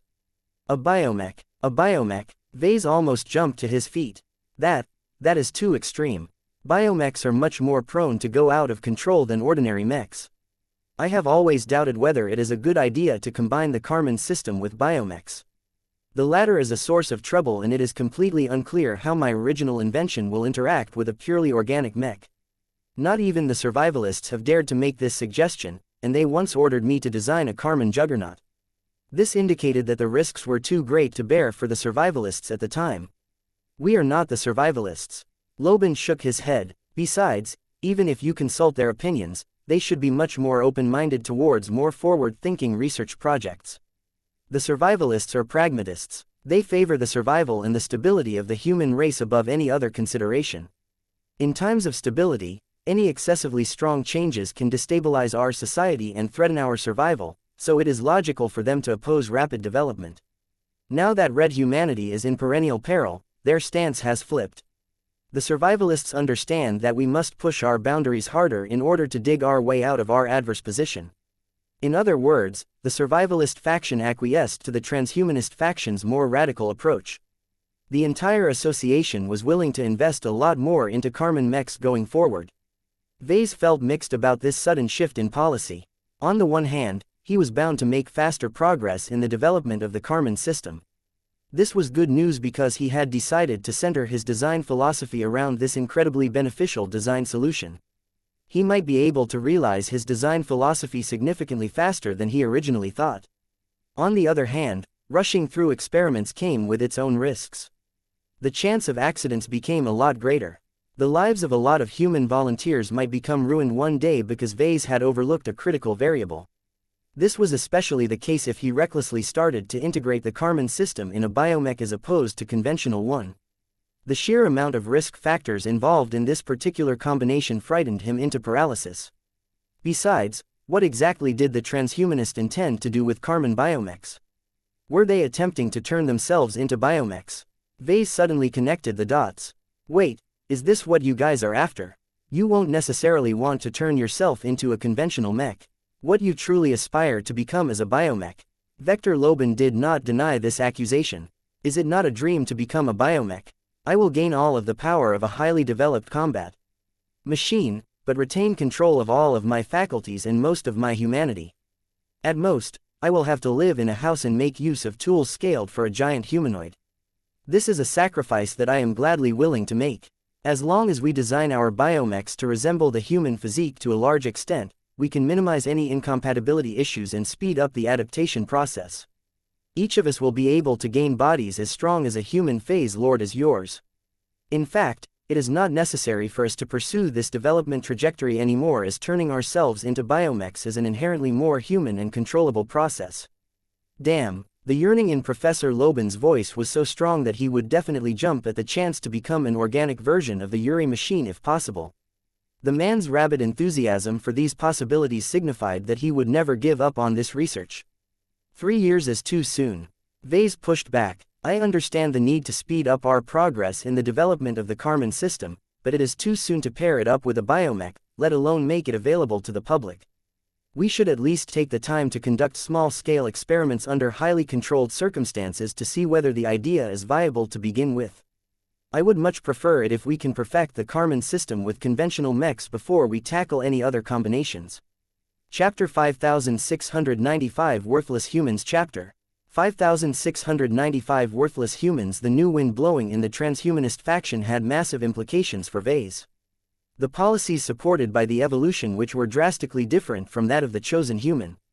One of them was a born miracle, a potentate who held the unbroken record for possessing the most optimal genetic aptitude that humanity had ever measured.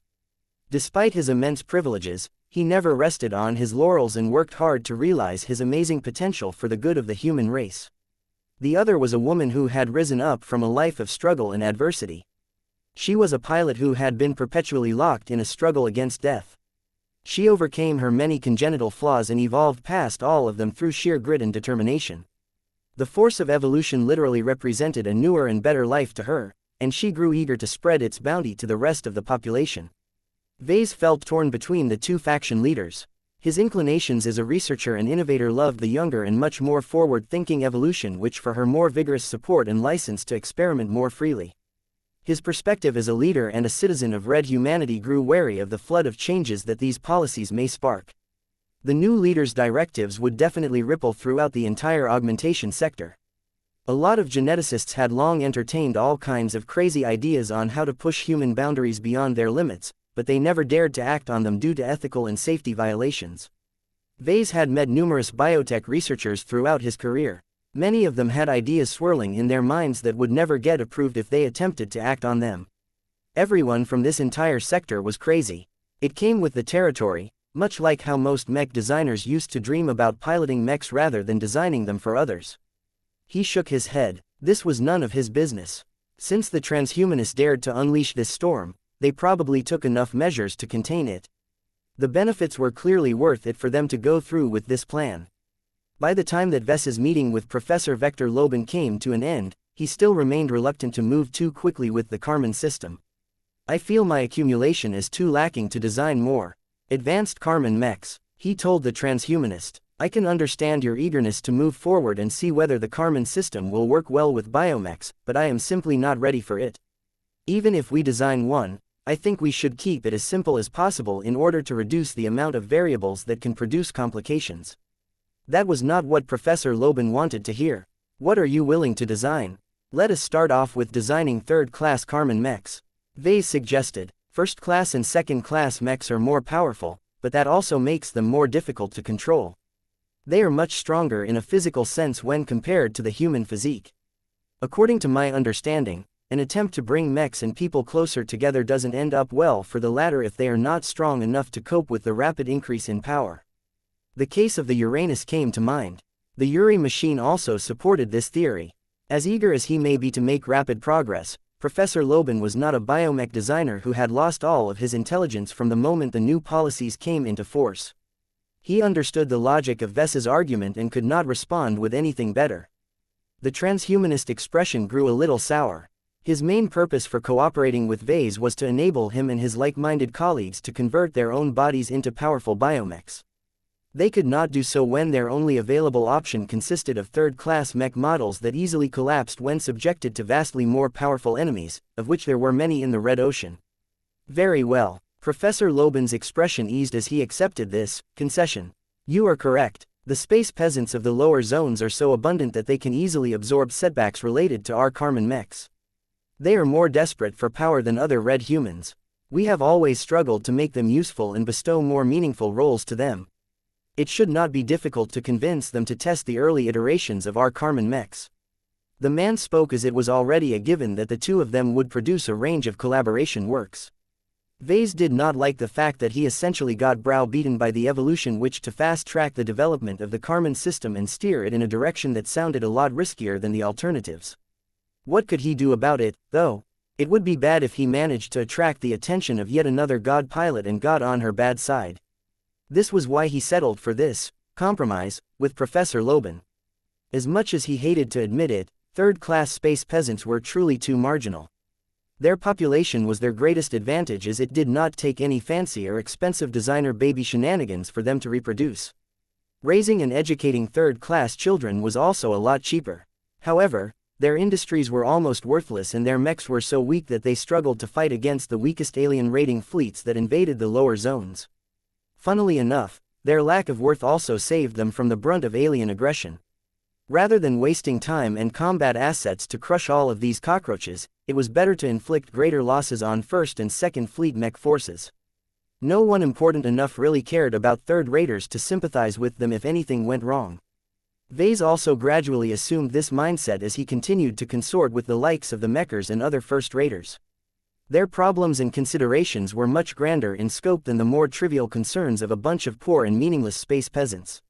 Even though he used to be a third-rater himself, Vase found it hard to stand up for his former people. There was no room for any redundant sentiment when the future of red humanity was at stake. If he had to treat the poorest and most deprived citizens of human civilizations as his test subjects, then so be it. Maybe he would be doing them all a service by enabling many of them to gain an easy power boost that they could never attain through other means. Vase briefly discussed plans to begin their collaborative design work. His schedule was already packed, so Professor Loban had to wait at least a year or so before they could begin to work together. "I can afford to wait," the mecher said in a much more measured tone now that he had reined in his enthusiasm. "The delay will benefit us as I will have more opportunities to study and familiarize myself with your current batch of Karman mechs. I will also have ample enough time to refresh my familiarity with third-class mechs." In other words, Professor Loban had no clue how to design a third-class mech and needed to do a lot of cramming to avoid making a fool out of himself. Vase needed to do the same, actually. He had not caught up with the latest developments in third-class mech design. His lack of practice also caused him to grow rusty. If he wanted to be serious about serving his third-class customers, then he should at least treat them with the proper amount of respect. "They used to be my people, after all," he whispered to himself. He finally teleported back to the surface of New Constantinople 8 after he bid farewell to the enthusiastic transhumanist. There was plenty of work and obligations for him to get back to. Not only did he have to continue to raise his growing children, he also had to keep track of at least half a dozen mech designs at any time. He also had to keep up with his studies on top of everything else. "Good work, Leggy," he said as he patted the solid exterior of his cyborg left leg. "I see you have made a bit more progress in progressing the Dark Zephyr Mark III design." It was silly of him to talk to the detached miniature brain that was embedded in his own leg.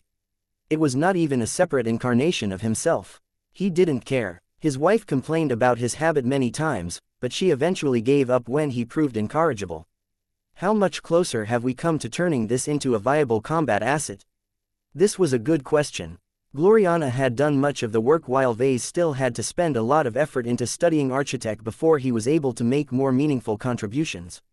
That said, he had already gained enough of an understanding of the exotic alien tech to know that it was not that easy to get an Archimech to work.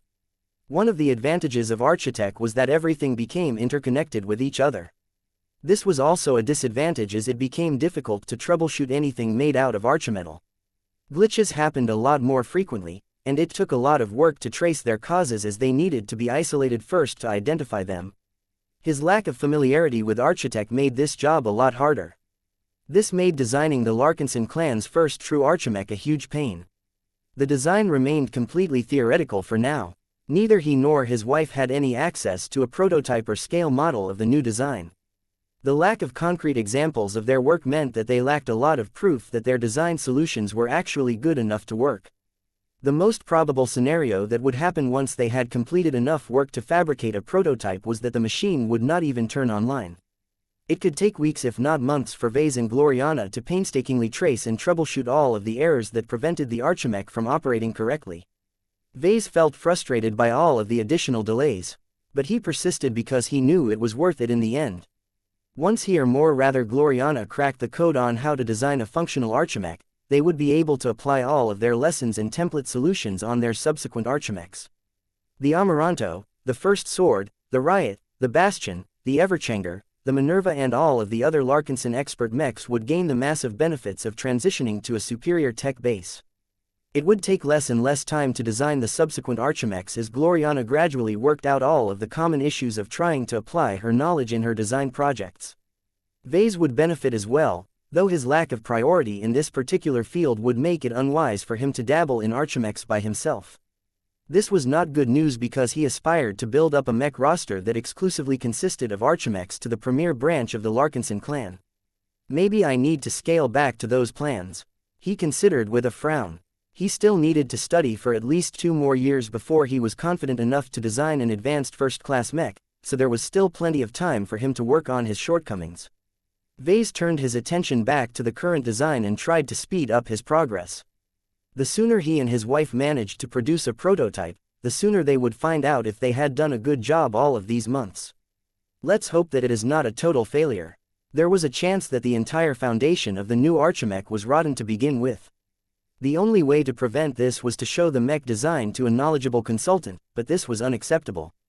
They just had to work blindly and hope for the best.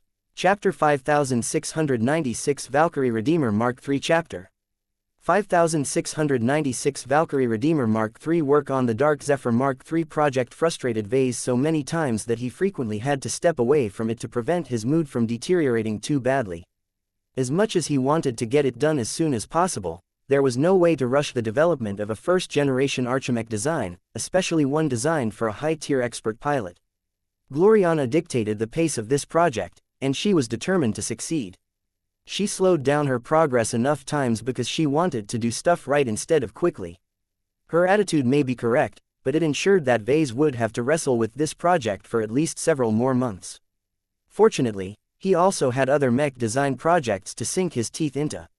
A lot of old mech lines were finally receiving their long-awaited updates to bring them up to the standards of the Hyper generation. One of the more noteworthy among them was the Valkyrie Redeemer Mark III. For a long time, the Valkyrie Redeemer had served as a consistent bestseller and a source of enduring profits for the LMC. Not only had the feminine mech model conquered the Hexer mech market, but it had also allowed Vase to gain a growing amount of sway over the Hex Federation.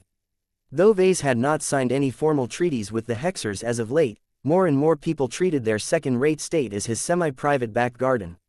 The reality was that he was no longer as dependent on the support of the Hexers than before. It was nice to have a large base of support, but Vase would not even notice if the Hex Federation disappeared one day. He had not forgotten about all of the help that the Hexers provided to him in the past.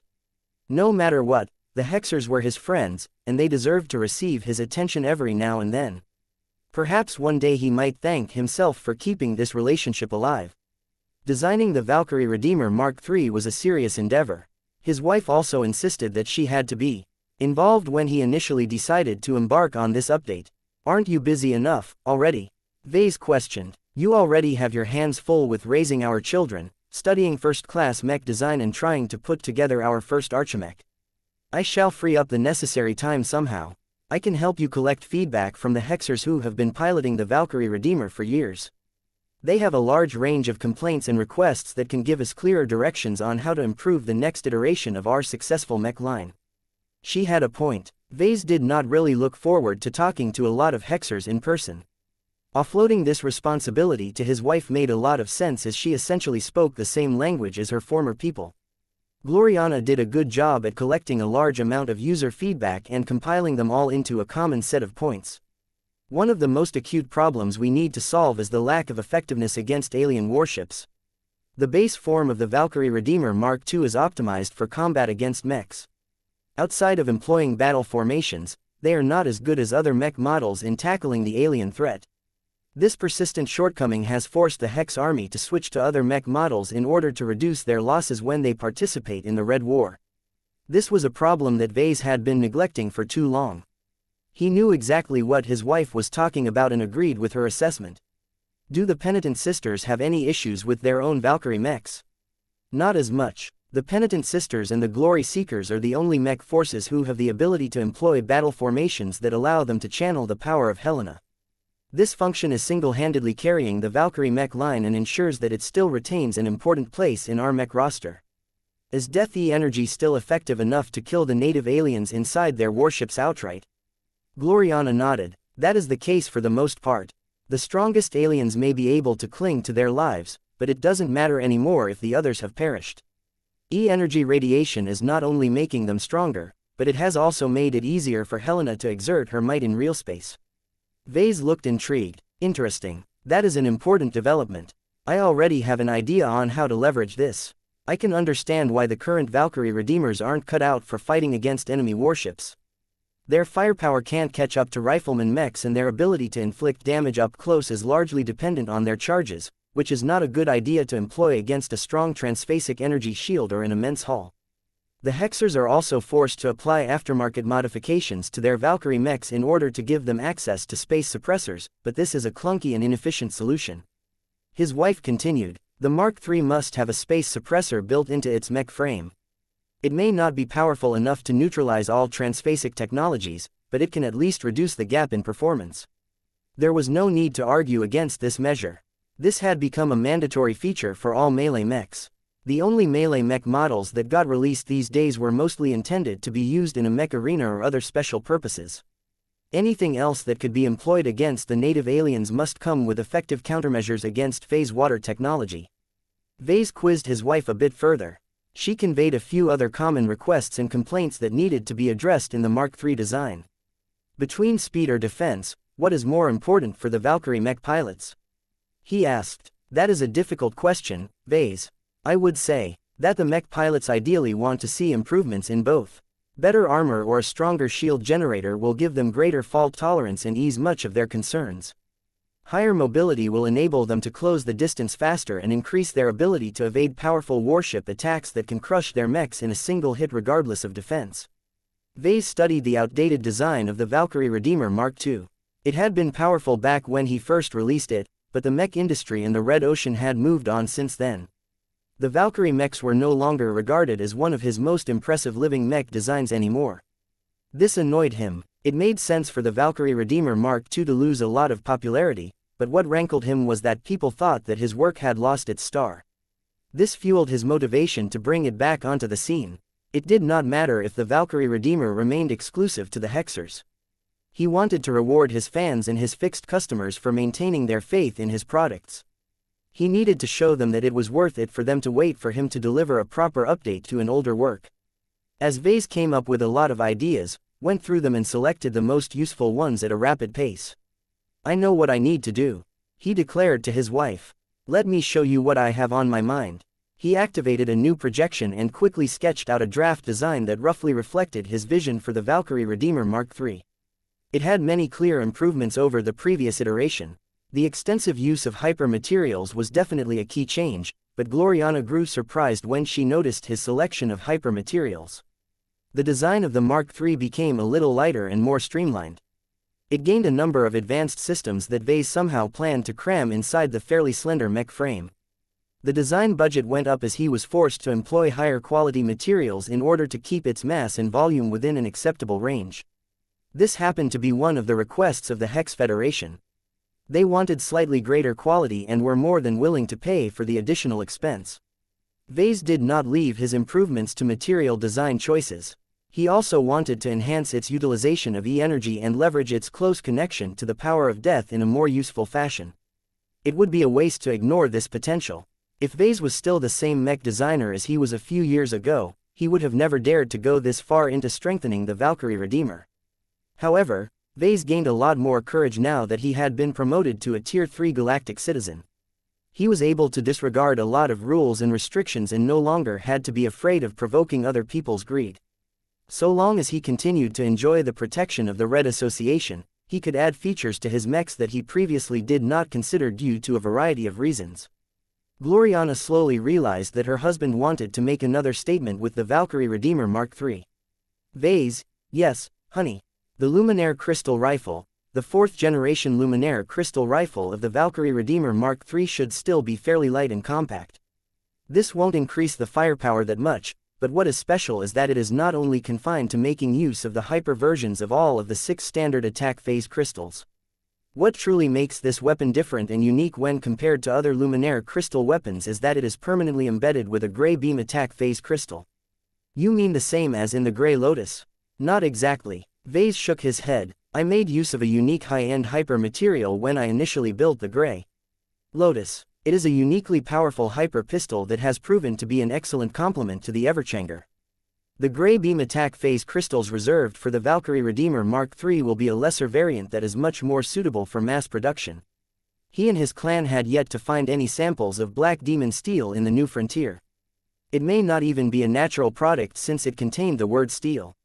That was a shame. Black Demon steel was such a good hyper material that was not only compatible with deathy energy, but all kinds of other negative energies as well. Vase could think of so many uses for this material. In any case, there were many lesser alternatives that were much more widely available. The Valkyrie Redeemer Mark III was still meant for mass production, so Vase could not go too far in this aspect. How effective do you think these rifles will be? Gloriana asked. They offer an alternate means to neutralize enemy warships. I don't think the lesser Grey Beams will be as effective as the Grey Lotus in penetrating the transphasic energy shields of enemy warships, but I don't know for certain. We do know that hyper-energy shields are remarkably more effective at neutralizing these sorts of attacks. It is only a matter of time before more and more aliens upgrade the defenses of their warships with stolen human technology. Even if they can only really start slaughtering alien crew members inside their own warships after breaching past transphasic energy shields, that is still a lot more effective than trying to tear through meters of thick hull plating. Gloriana consoled Vase. I guess you are right. This is only a part of the package, though. I have other features in mind that will make this mech a lot more amazing, but the Grey Beams should serve as their most dependable killing tool. Chapter 5697A Big Gift Chapter 5697A Big Gift. Grey Beams enabled the Hexer mech pilots to neutralize enemy warships without inflicting excessive damage to their integrity. This would make it easier to recoup the losses of a battle and plunder larger quantities of intact phase water. Gloriana still did not think this change was extreme enough. A Luminaire crystal weapon that can fire Grey Beams will most definitely increase the versatility and combat effectiveness of the Mark III, but it is not a unique advantage anymore. Death hyper materials are becoming increasingly more prevalent, and most notably appear in greater quantities on past battlefields. I think that more and more mechs will be released that are able to employ similar attacks. I know. Vase shrugged his shoulders. We definitely enjoy a head start compared to the competition. We also have Helena backing up the Valkyrie Redeemers. There won't be any other second-class mech models that can match their performance. Besides, this is only a single piece of the puzzle. I think we can be a lot more ambitious about preparing the general version of the Mark III for combat against alien warships. What do you mean by that, Vase? He smirked and pointed at the draft design. There are 2 more gimmicks which will further cement the Valkyrie Redeemer as the premier mech model in harnessing the power of death. The more subtle of the 2 is a change in how my living mech grows through battle. Aside from the normal means of growth, I think I can make it so that the Valkyrie mechs grow a lot faster when they harvest more lives. That certainly attracted Gloriana's interest. That sounds troubling, but also promising. Are you sure that the Valkyrie mechs can absorb death energy without suffering any negative consequences? It does not come without its risks. Vase admitted. However, I know it is possible to turn my Valkyrie Redeemers into carnivores because they already have this capability. It is just too weak to attract much notice. My comprehension of spiritual engineering has advanced a lot further since then, and the introduction of E-energy radiation and hypermaterials has given me a lot of new tools to enhance this previously obscure function. The speed in which the next iteration of Valkyrie Redeemers can grow will be noticeably greater so long as they are actively used in battle. Will this produce any major differences in performance that is obvious enough to make a substantial difference in battle? Do not take offense at this, Vase, but much of the growth of a living mech is invisible. The mech pilot may notice the differences and perform better as a result, but it is difficult to attribute these improvements to the machine. I know what you mean, honey, but this will definitely make the older Valkyrie Redeemers stand out more. The Mark IIIs will all be 4th generation living mechs, which means that they can only evolve to a 3rd order living mech a lot easier, but acquire ascension runes as they grow further. The faster their growth, the further they can develop along an ascension path. I am still not entirely clear of their origin and their working principles, but what I do know is that a Valkyrie mech with multiple ascension runes will be able to harness E-energy to a stronger degree. Their attacks and other properties related to E-technology will definitely be stronger, and the best part about all of this is that this growth should have a very high ceiling, which means that there is hope that the best Valkyrie mechs will eventually grow as powerful as expert mechs. This was an ambitious claim. He had no idea whether this was possible, but that was no reason for him to set aside this dream. Vase possessed a lot of faith in his 4th generation living mechs. He had incorporated a few useful principles related to traditional blacksmithing into the latest version of his most famous design application. The recent changes and additions had brought his latest version of his living mechs closer to high-level artifacts. This meant that each of them had the potential to become as powerful as the Oceancaller one day. How will you ensure that the Valkyrie mechs will not be overtaken by contamination? I will employ multiple safeguards to slow or limit the absorption rate. He answered, if the mech has killed a lot of aliens at once, there will be a hard limit in place that will make sure that the mech will only absorb enough death energy that it is able to handle. Helena will remain as its design spirit and will help to regulate this process as well. Even so, I expect that it is impossible to completely filter out every undesirable element. The mechs will probably grow more flawed as they get older, but it is a worthwhile trade-off for a substantial power boost. The addition of this accelerated growth measure ultimately pleased his wife. Gloriana was glad that the Hexers would gain a powerful advantage that was not accessible to other people. More power ultimately benefited the Hex Federation and ensured the second-rate colonial state would remain strong enough to survive the coming tribulations. I see. The Valkyrie Redeemer Mark III will become a powerful force on the battlefield if you can deliver on your promises. She deliberately emphasized the latter words, as if she was questioning whether Vase could deliver on his bold claims. Vase possessed plenty of confidence in his ability to do so. This was a feature that was tailor-made for the Valkyrie Redeemers. Don't worry, most of the building blocks of my planned Soultaker system already exist in other living mech designs. I just need to borrow them and put them together to produce this powerful result. They continued to talk a bit more about this special E-energy system before they moved on to another addition to the Valkyrie mech line. If the Soultaker system is supposed to be the more subtle addition to the Mark III, what else do you have that will make the Mark III even stronger? Gloriana asked with anticipation in her voice. He smirked. It's quite simple. I will free up the restraints that prevent unauthorized people from employing battle formations. What? His wife looked shocked. As far as she knew, Vase had always been stingy about the use and the proliferation of his precious battle formations. Their power was undeniable, but it also served as one of the strongest and most effective trump cards of the Larkinson clan. Vase had already shown a lot of tolerance by allowing the Glory Seekers to pull it off as well. To open the floodgates and potentially allow any serving member of the Hex army to make use of battle formations while they piloted a Valkyrie Redeemer sounded crazy even to Gloriana. The Hexers would definitely generate a lot of fear and envy once they employed battle formations on a larger scale. A dozen of them could easily appear in a single battle, thereby overwhelming any typical alien raiding fleet and scouring all of their powerful starships from life. Hyper-energy shields might be able to take the edge off these attacks, but strong enough battle formations should still be able to overwhelm them due to Helene's overwhelming power. Is it possible for the Hexers to employ battle formations on demand? Gloriana asked. I thought that they impose strict requirements that necessitate special training. You are not wrong, but I do not think it is a challenge for many more Hexer mech units to meet all of the requirements. The Glory Seekers managed to do this for years.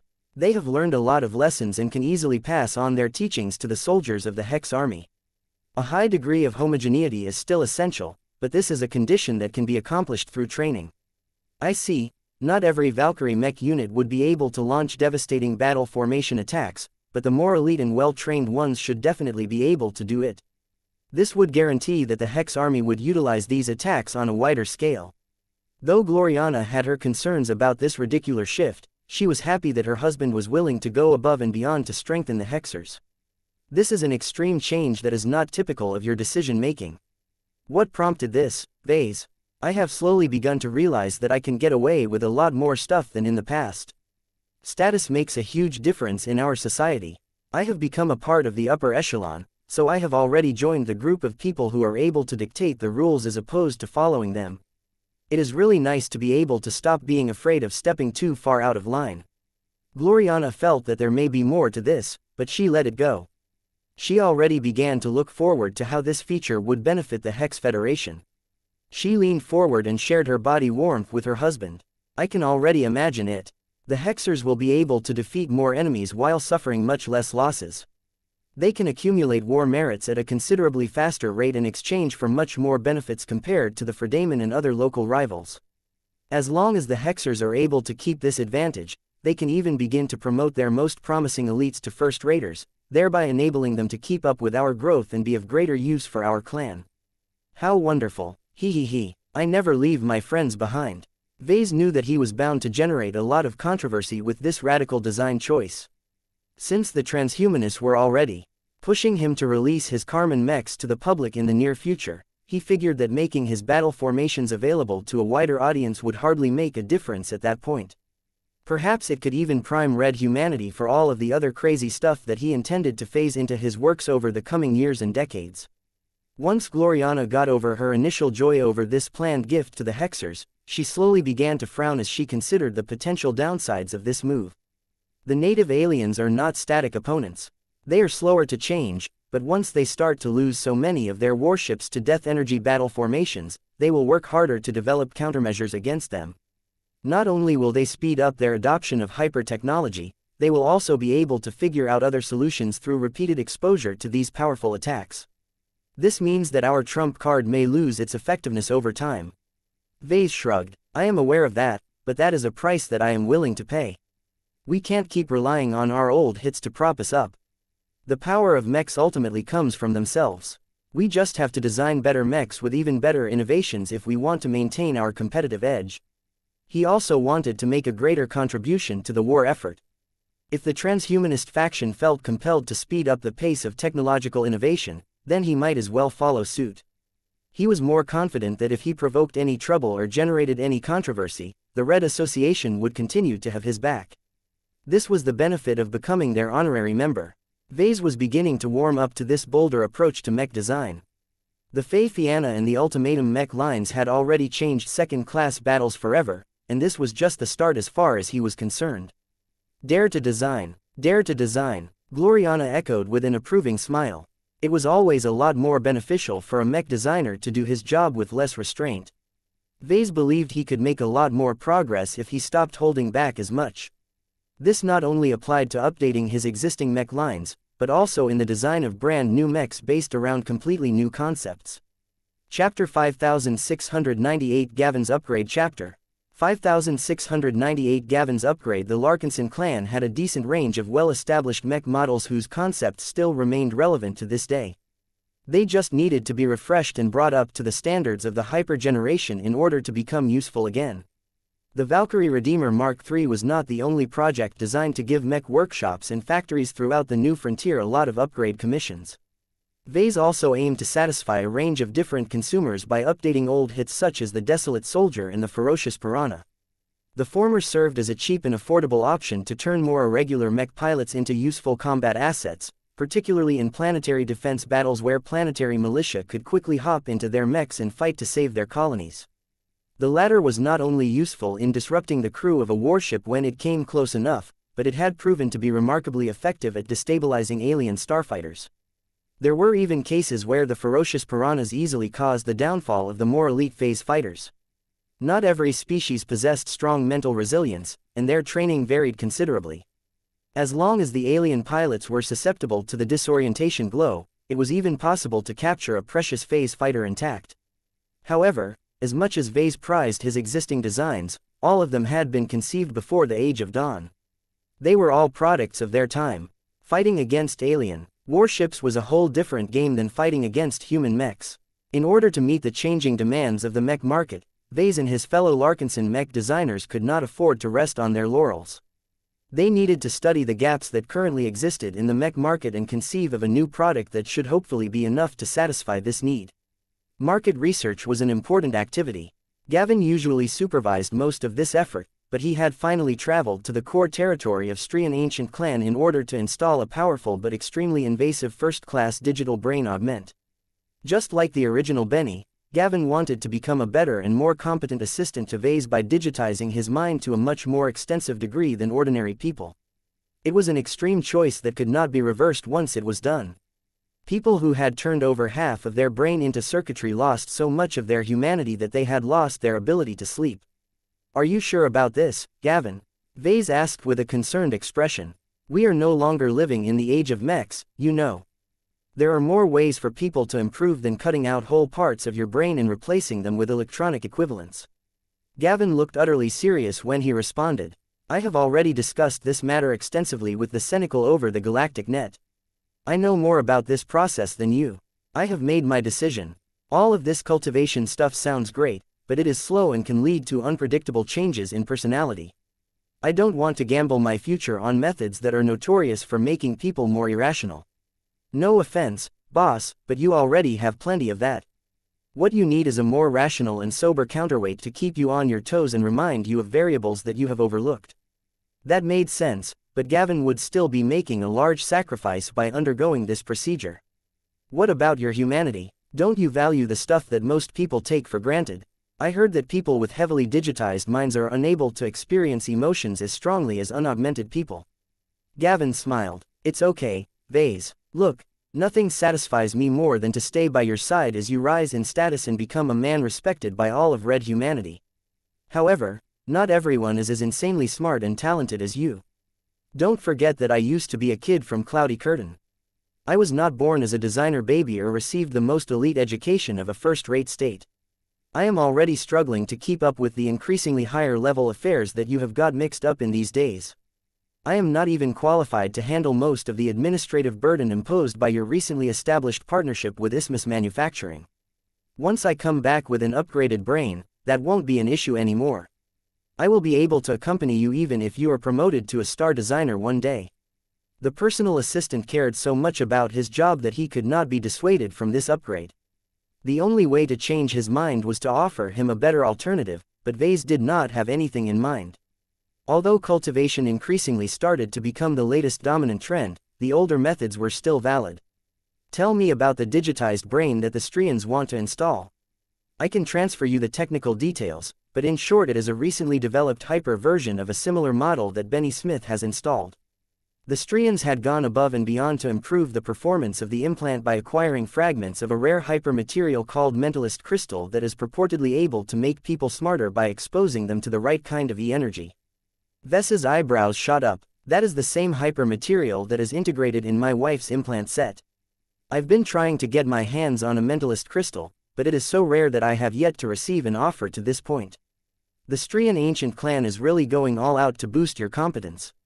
This is a heavy favor that I will have to repay in the future one day." He no longer felt concerned that Gavin was making a choice that he would regret over the long term. Even if the personal assistant's newfound capabilities became inadequate in the distant future, Vase could just spend a lot of money and resources to upgrade Gavin's digitized brain to a new model. Organic growth was hardly the only way for people to improve. Vase reminded himself that not everything had to abide by the principles of his design philosophy. "Very well, I trust the Strians. You shall be in good hands. Just make sure that your operation will take place within the range of General Axelar Strian's Saint Kingdom." General Axelar had proven himself to be a reliable friend and ally, but the same could not be said for the implant surgeons and other members of the Strian ancient clan. Gavin chuckled. "You do not need to remind me of that. I would not ever allow my new additions to be compromised in any way. It would be a dereliction of my duty if I was negligent about the risks." The Strians projected that it would take months to complete this augmentation process, so Vase was left to work with other assistants that he was not familiar with. While the recent hires from the Terran Alliance were clearly a lot more knowledgeable and more adept at working with numbers, they lacked the personal connection that he took for granted. Nonetheless, Vase was able to gain a lot of detailed market research data on the second-class mech market. The mech landscape was evolving quickly. Hyper-technology had become widely available for a while now, and most large players had already released their initial batch of proper hyper-mech models. It became increasingly hard to steal their market share as mech designers did their best not to get overtaken by their faster rivals. They did not want to end up as the next SKL Mech Industries by having one of their reliable cash cows taken away from them because they had been a bit too slow to refresh all of their aging mech lines. Most of the immediate gaps in the markets have already been filled by the established mech companies, but there are still many niches that you can fill, sir. One of the assistants of Terran origin explained to Vase. Landbound mechs sales have diverged. Melee mechs without flight capabilities have become so unpopular that many mech companies are forced to suspend production on them because inventory kept piling up. They are partially able to recoup their losses by offering to convert them into aerial mechs, but that is not a high-margin activity. What about ranged mechs? Landbound ranged mechs have become more popular as of late. What sells especially well are cheap and simple frontline mechs. Colonies have been buying them up in droves because of their affordability, lower maintenance requirements, disposability, ease of piloting and so on. They are being used by planetary militia to put any remotely decent potentate in a cockpit in the event of a planetary invasion. Vase furrowed his brows as he imagined this mobilization scenario. I suppose these mech models are able to do their jobs, but I get the feeling that they are mostly employed as mobile turrets, and even their weapons are only able to attack targets that have dipped into the atmosphere of a planet. Their calibers are probably not enough to strike warships hovering in high orbit. Many buyers are aware of the limitations, but people are desperate for security, sir. They want the comfort of being in the presence of a large quantity of mechs and guns. The frontline mechs can still play a useful role in repelling or slowing down planetary raids where troop transports and smaller warships try to approach a settlement to plunder it as opposed to bombarding the entire site into oblivion. Vase tapped his chin in thought. We already have the Desolate Soldier, which can already play a similar role in a better capacity so long as they are stored on orbital space stations. The margins of this model are already very low. If we proceed to design a frontline mech, I doubt we'll earn any meaningful profits. Let's leave this to the other mech companies who are able to make significant savings by producing on a wider scale. Very well, our mech company is already contributing to planetary defenses by selling the ultimatum. Although it is a highly specialized mech that is not only vastly more expensive, but also requires much more competent mech pilots to be utilized in an effective manner, their ability to strike targets from land to orbit has made them increasingly more popular in more and more settlements throughout the middle zones. In other words, there was no pressing need for the Larkinson clan to design any further mechs meant for groundside deployment. Vase expected this to change in a few years once the deep strike operations came online. A lot of alien planets accumulated a huge amount of wealth and phase water that would be difficult to recover without deploying a lot of forces to the ground. Demand for premium landbound mechs and possibly even demi-mechs that were able to navigate small and complex urban environments should probably shoot up during that time. Tell me about the most immediate unmet demand for premium spaceborne mechs. Vase instructed. At this time, it is most worthwhile to focus on selling good spaceborne mechs that people are willing to pay a hefty premium for. What do the mech forces fighting in the border need the most? What sort of mech are we able to make that can produce the greatest impact? The young man paused for a few seconds before he offered a response. Most mech companies have put their focus on two types of products. First, they have prioritized the release of hyper-ranged mechs that can more effectively strain the defenses of alien warships. Second, they developed new hyper-melee mechs that are equipped with space suppressors that can effectively finish off the weakened vessels. This is the basic strategy employed by most mech forces in the Red War. What is missing from this approach is a third pillar. And that is, an auxiliary mech. An effective support mech can act as a force multiplier that can increase the survivability of both ranged and melee mech units. Chapter 5699 Auxiliary Mech Focus. Auxiliary mechs generally received much less appreciation from the mech community than more direct combat-oriented machines. Mech pilots generally wanted to become the hotshots that beat up their opponents and save the day.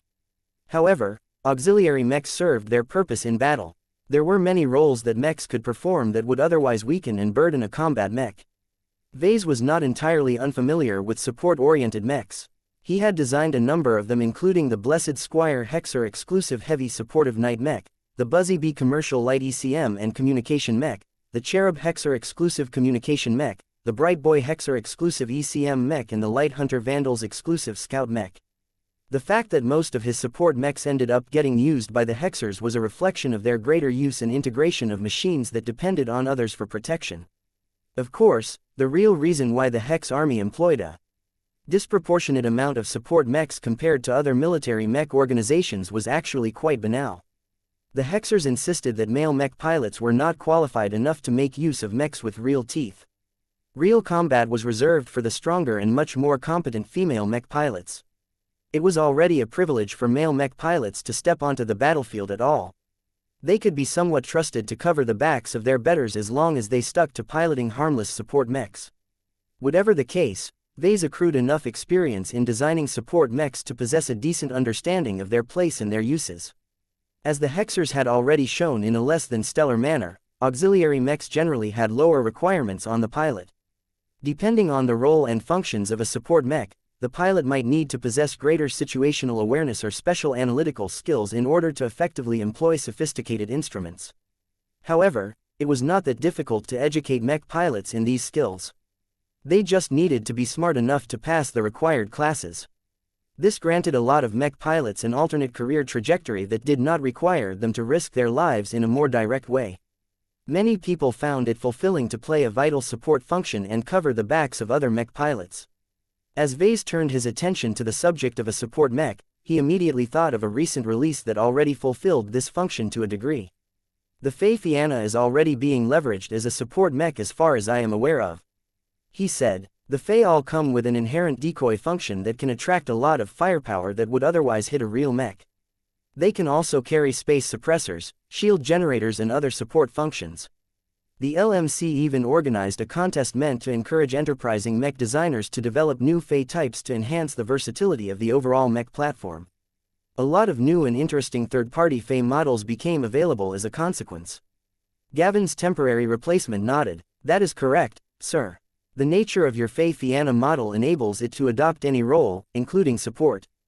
It may not be the best or most cost-efficient means to fill up auxiliary mech roles, but your popular drone mech is filling a need in a good way. Doesn't this mean that it is not entirely necessary for us to design an auxiliary mech? The xianxia is a flexible drone mech model. It is not supposed to be a universal solution for everything.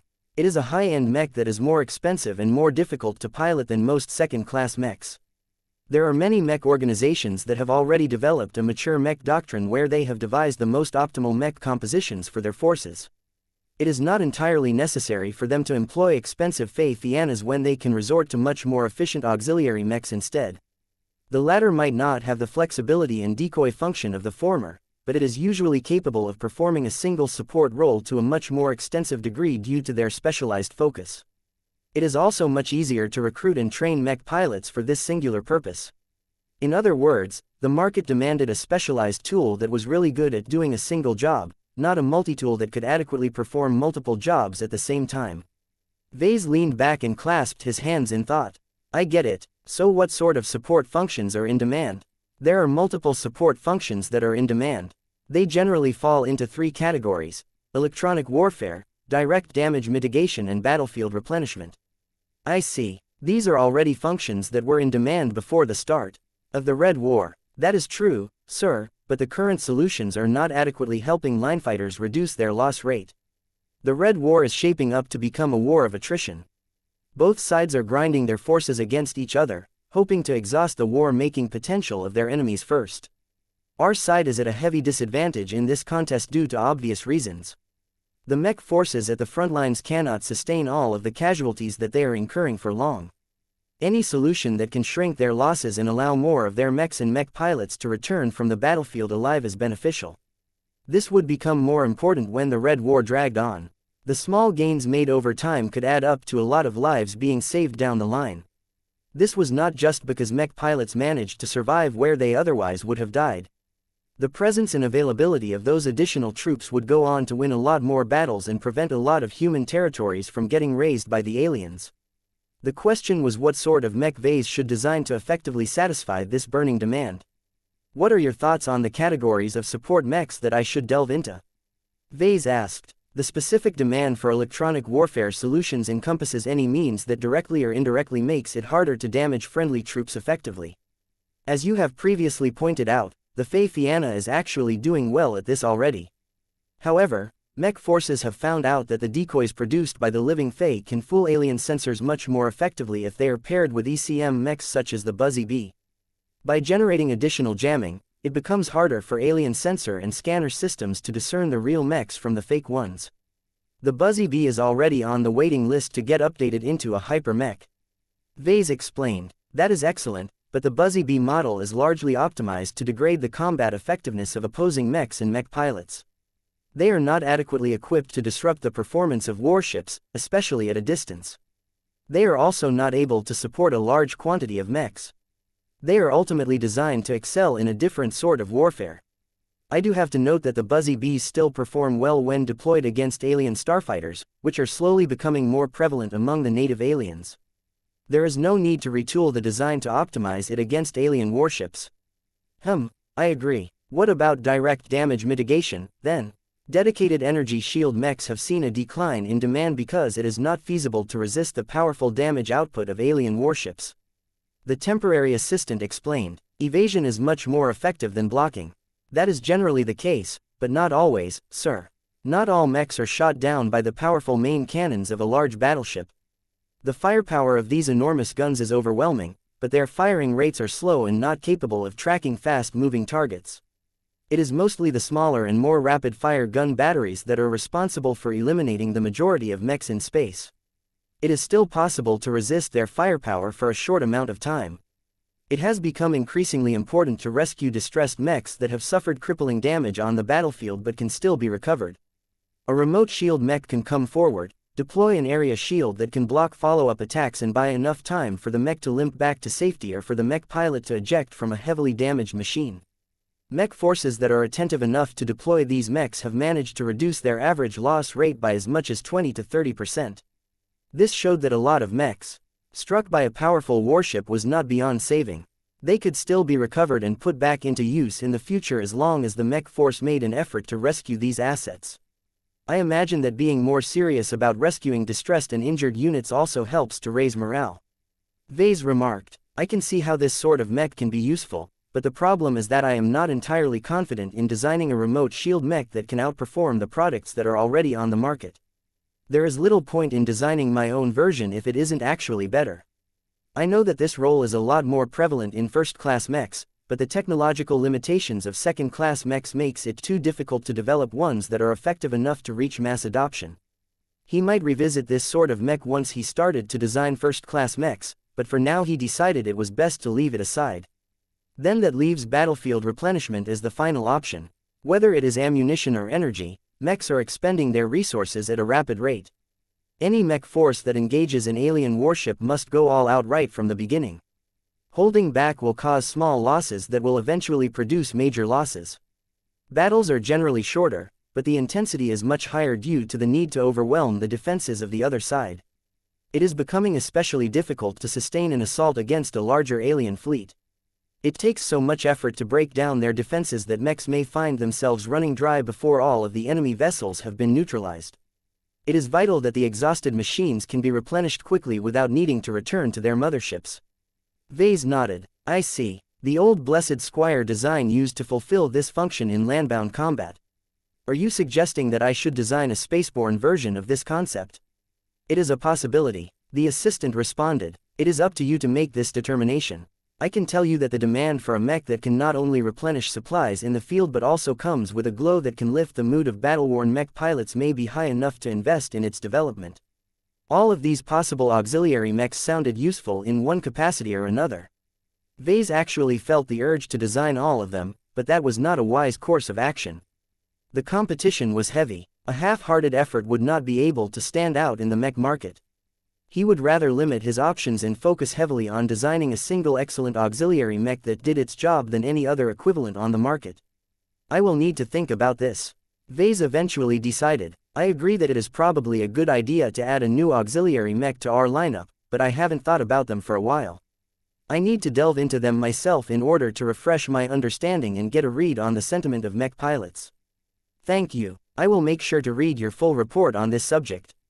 He wanted to talk about auxiliary mechs with other people aside from a newly assigned assistant who never worked directly with mechs in his life. There were plenty of people that Vase could think of who might be able to provide much greater insights on this matter. Chapter 5700 Impossible Request Chapter 5700 Impossible Request. Vase wanted to make a serious effort into designing an auxiliary mech this time. While he had designed a number of them in the past, he mostly treated them as ordinary design projects.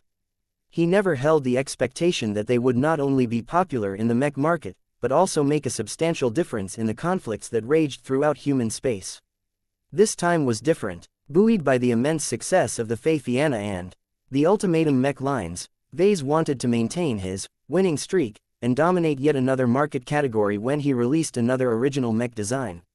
Sure, he could gain a lot of satisfaction by refreshing existing mech lines such as the Valkyrie Redeemer and the Ferocious Piranha, but much of the novelty of them had already worn off to him. He was addicted to designing new mechs and would not feel satisfied if he kept revisiting a lot of old stuff. Since he wanted to make a serious attempt at designing a groundbreaking auxiliary mech, he first decided to consult one of the best authorities in this field. He attempted to call Master Viro Goldstein. Naturally, he got redirected to one of his secretaries, who luckily informed Vase that Master Goldstein would become available for an hour in a few days. "Please schedule this appointment for me," he said. "What is the priority of this meeting? Please be both accurate and honest, Professor Larkinson. Master Goldstein carries numerous responsibilities that may necessitate his personal intervention at any time. We may have to reschedule your appointment if that happens." That was annoying, but understandable. "The priority is low, I suppose," Vase honestly said. Noted. A few days passed without incident. Vase had gone on to inquire other people about auxiliary mechs in the meantime. His wife did not have much to say about the topic. "I cannot think of any mech that you can design that can offer much greater support than existing ones," she said. "Glows cannot be the main feature of your next product because your current mech catalog already covers the most common use case. You have the Desolate Soldier to inspire duty, the Ferocious Piranha to evoke fear, the Pacifier to calm humans and aliens down, and so on. You will have to do the hard work to develop a more concrete and practical benefit to potential buyers." Vase sheepishly smiled. "Do you have any suggestions?" "Play to your strengths," his wife answered. "You are more adept in both hyper-technology and e-technology than most other mech designers. If your new auxiliary mech can provide assistance from a more metaphysical angle, then your product will not only fulfill a need that has never been met before, but also make it harder for the competition to imitate your new mech model." "I already figured that out myself, Gloriana. Thanks anyway." Commander Casella Ingvar offered a more informed opinion. As a mech commander and a high-tier expert pilot with plenty of experience under her belt, she was much more able to identify shortcomings that mech designers would be able to address. "We need better ECM," she bluntly said over the remote connection. "Mech pilots everywhere are dying needlessly because they are being asked to deploy into a vacuum environment where there is no cover to be found and where their emissions can easily be traced by enemy warships. Haven't you guys taken to employing the xianxias to divert enemy firepower?" "It has helped, but not enough, Patriarch. The issue with using decoys is that it can increase the amount of targets that the aliens have to shoot, but that does not mean our actual mechs are free from harm. Enemy guns can still strike them down if they happen to choose the correct targets. The lower the quantity of decoys, the higher the probability of suffering serious losses. Aren't you able to utilize Buzzy Bees or other ECM mechs to interfere with enemy targeting even more?" The female commander shook her head. "I am sure you know your own tech better, sir. The Buzzy Bees cannot completely negate alien sensor systems, especially when they are so powerful. The space environment isn't helping either. The emissions of our mechs are high because they need to operate at full power. Our ranged mechs must fire their rifles as fast as they can, while our melee mechs must accelerate forward as much as possible to avoid getting shot down." That was true. It was much easier for mechs to obscure themselves in a complex planetary environment. Fighting in space was so damn risky because every mech became completely exposed once they entered the Great Void.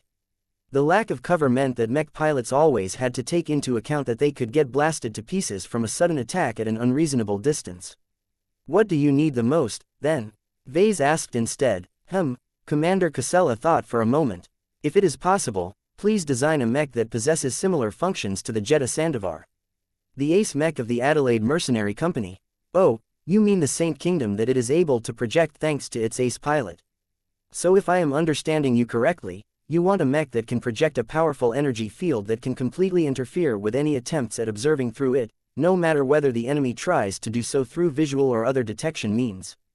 Yes, Patriarch, I know that my request is not realistic, but it is truly the most effective form of battlefield concealment that I have personally witnessed in action.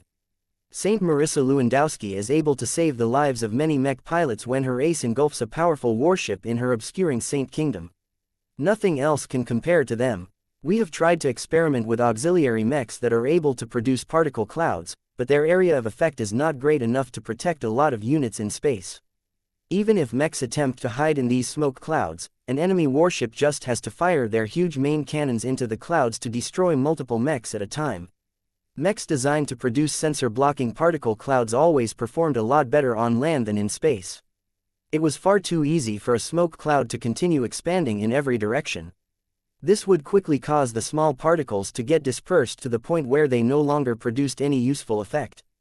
The only way to counteract this problem was to produce a huge amount of particles, but they were not exactly abundant and easy to carry by mechs.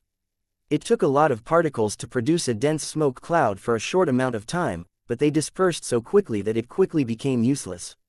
There were ways to reduce their dispersion rate and keep them in a single area around a mech, but these were only effective at shorter ranges. This was useless when a cannon with a diameter that could fit several mechs fired right into this obvious smoke cloud. Besides, it was a lot harder to keep a smoke cloud intact when on the move, which was practically a necessity to prevent easy targeting. Vase nonetheless felt intrigued by this kind of solution. It would be great if I can design a mech that can imitate the power of an ace mech, but it is easier said than done.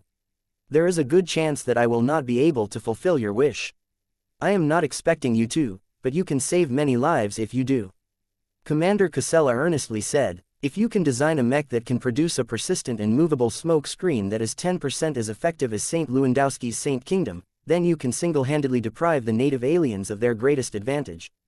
Their ability to strike at human mechs at extended distances will degrade so much that it will cut the loss rate of both our ranged and melee mechs in half, if not more. Her suggestion planted a promising idea in Vess's mind. He knew that an effective smoke screen mech would be able to give a powerful edge to the Larkinson army and many other mech forces. It could effectively render warships so much less effective that the aliens could only fight back effectively if they deployed a lot more starfighters in order to fight against mechs at much shorter distances. Vase deeply wanted to design such a mech. However, he also wanted to fulfill many other ambitions such as becoming a star designer, producing a grand work and defeating the threat that originated from Messier 87. Just because he wanted it did not automatically mean his wish came true. The difficulty of designing the mech envisioned by Commander Casella was insanely high. If it was any easier, then another brilliant mech designer would have already completed this challenge. The only feasible ways to realize this mech concept in a practical form was to rely on exotic alien technology or leverage the power of E-energy. Vase was only familiar with a few forms of alien tech, and none of them offered any obvious solutions. Hyper-technology and E-technology offered better prospects to a mech designer like himself. He felt that it may be possible to develop somewhat effective solutions by relying on these fields. He still needed to do a lot more work before he could figure out whether his vision was viable enough to form the basis of an experimental design project. Thank you for your feedback. I will try my best to see whether I can work with your idea. If not, I will try to offer other solutions that can help reduce your casualties. After talking with a few more people, Vase finally managed to get a hold of Master Goldstein. The man did not reschedule the appointment, so that was nice. Vase had been in sporadic contact with the bald and well-dressed master mech designer, but much of their discussions were purely related to serious business such as the deployment of kinship networks or the growing proliferation of companion spirits. It was rare for Vase to request a talk with Master Goldstein, mostly to take advantage of his specialization. He was known as a powerful specialist in support mechs, with a focus on wide-area support systems. When the master quietly listened to Vess's explanation, he immediately understood his role. I am willing to provide consultation to you. The investigation that you have conducted so far shows that you have adopted the correct attitude. Your earnestness and respect for the actual needs of mech pilots is what we always want to see in other mech designers. I think you are biting off more than you can chew by weighing the mech concept that you have mentioned. Imitating the reality-defying power of an ace pilot is impossible through normal means. You need to develop a powerful advantage in order to overcome this steep challenge. If you do not have a solution or a plan to come up with a solution, it is better to put it aside and pursue another direction. Vase shook his head. I don't want to give up so easily, Master. I have spent a bit of time coming up with potential solutions. I would like you to review them and tell me whether you think they are viable. I would be happy to do so, but first I want to ensure you possess a proper assessment of the purpose and positioning of auxiliary mechs in the current age. Master Goldstein wanted to make sure they were on the same page before they proceeded any further. The man began to conduct an oral test where Vase had to answer numerous questions based on his current knowledge base. The survivalist did not look completely satisfied with every answer, but he judged that Vase knew enough that there was no need to go back to the basics. Chapter 5701 Support Mech Renaissance Chapter 5701 Support Mech Renaissance Master Viro Goldstein was an unusual mech designer. He had dedicated most of his life to designing auxiliary mechs. This was rather odd, as much like mech pilots, mech designers loved to create war machines that possessed the biggest guns or the flashiest armor. It was so satisfying to design a mech that could crush other opponents in a direct confrontation that people could do it over and over. Instead of designing such powerful mechs, Master Goldstein instead made the unusual decision to specialize in support mechs of any kind. He had turned the craft of designing mechs that could amplify the combat performance of other combat assets into an art form. His greatest strength was to design singular powerful support mechs that could provide useful assistance to a lot of mechs at once. Whether it was through exceptionally potent jamming or the ability to replenish the energy reserves of exhausted mechs over longer distances, his works had become a fixed addition to the mech roster of many raw mech units, particularly the larger ones dedicated to fighting the most arduous battles against the native aliens. Although he became implicated by the downfall of the polymath, he was way too good of a mech designer for the mechers to ostracize him. It was not as if he was an insider to the Star Designer's grand master plan to reform red humanity under her exclusive rule. The knowledge and insights contained within his mind were extremely valuable. Even a casual conversation with Master Goldstein was easily worth millions if not hundreds of millions of MTA credits. However, Vase was effectively able to obtain the guidance of this bright mind for free due to his high standing with the Red Association. Vase might not like the mechers most of the time, but he had no qualms about taking advantage of this organization's many useful services. The state of auxiliary mechs is in the best place in 5 mech generations. Master Goldstein's projection explained as he pressed his fingers together while sitting behind his clean white desk. Support functions are highly dependent on external factors such as viable technologies, resource availability, and in certain cases pilot qualifications. While this is also the case for combat mechs, external factors play a much greater role in the breadth and reach of support mechs that can be designed. So you're saying that the introduction of hyper-technology and e-technology has sparked renaissance in the support mech sector? You can say that for every sector, Professor Larkinson, but that is indeed the message that I wished to convey. Facewater technology has led to fantastic advancements in materials science, energy shield technology, faster-than-light travel, spatial sciences and other related fields, yet in the decade that these possibilities became available, their impact on our society has been well below their potential. That's because phase water is too damn scarce. Vase grumbled. It's really hard to obtain enough of this substance to mass-produce anything. Correct. The hyper generation is different from the facewater generation due to how ubiquitous and abundant the new resources have become. Every mech designer worth their salt has been avidly researching and exploring all of the new technological possibilities that have become available with the change in environment. The mech industry has already made many strides into improving combat mechs, but I believe that support mechs can benefit much more. Do you know why I think this is the case? The master clearly did not want to hear a shallow answer to his question. Vase thought carefully about what Goldstein had been steering towards all this time. He suddenly made a connection that seemed very relevant to support mechs. E-energy radiation. Continue. Master Goldstein made an encouraging gesture. The secret is E-energy radiation. Vase became increasingly more certain in his answer. One of the most persistent constraints of most auxiliary mechs is that they are only able to produce energy-dependent effects as much as their energy reserves allow. While it is true that more advanced first-class mechs can mitigate this problem somewhat by making use of support-linked technology, this feature is only viable for the most extensive range of standard mechs. There is no way to economically apply this high technology to second-class mechs and third-class mechs. This is the main reason why auxiliary mechs in those markets are not as strong relative to combat mechs. The arrival of E-energy radiation changes that because space is no longer as barren as before. It can help to sustain useful effects without being limited by the power supply of a support mech. Precisely. Master Goldstein grew more enthused when Vase brought up the correct subject. E-energy is a difficult resource to work with, but that does not stop clever and inventive mech designers such as us from devising new design applications that can effectively leverage it for our own purposes. Think about jamming fields that can be sustained over longer distances at reduced power consumption for an ECM mech. Think of scout mechs that can utilize E-energy to make detailed observations on the disposition of an enemy force several light minutes away. Think of repair nanites that can keep filling up the gaps of a damaged mech despite their notoriously limited energy supply. All of this sounded fantastic, but Vase was not immediately swayed by all of these promising possibilities. All of that sounds great, but that is based on the premise that you can convert E-energy into electric energy. This is not an easy process, and even if work on it has produced a number of useful results, I doubt that E-energy can replace the power reactors of entire mechs. The concentration of E-energy in the environment is too dispersed to power anything too intensive. That is true. Goldstein sighed. E-energy radiation cannot be used to substitute the existing energy model for mechs. However, it is still a useful addition nonetheless. You are not entirely correct in your earlier assessment. Which mechs generate and consume the greatest amount of energy? First-class multipurpose mechs. Which mechs consume the least amount of energy? Third-class mechs. When you compare their energy levels to the state of E-energy radiation, which sort of mechs benefit the most from the addition of the latter? Vase widened his eyes as he made another connection with the help of Master Goldstein. Third-class mechs stand to gain the greatest benefit from the availability of E-energy radiation.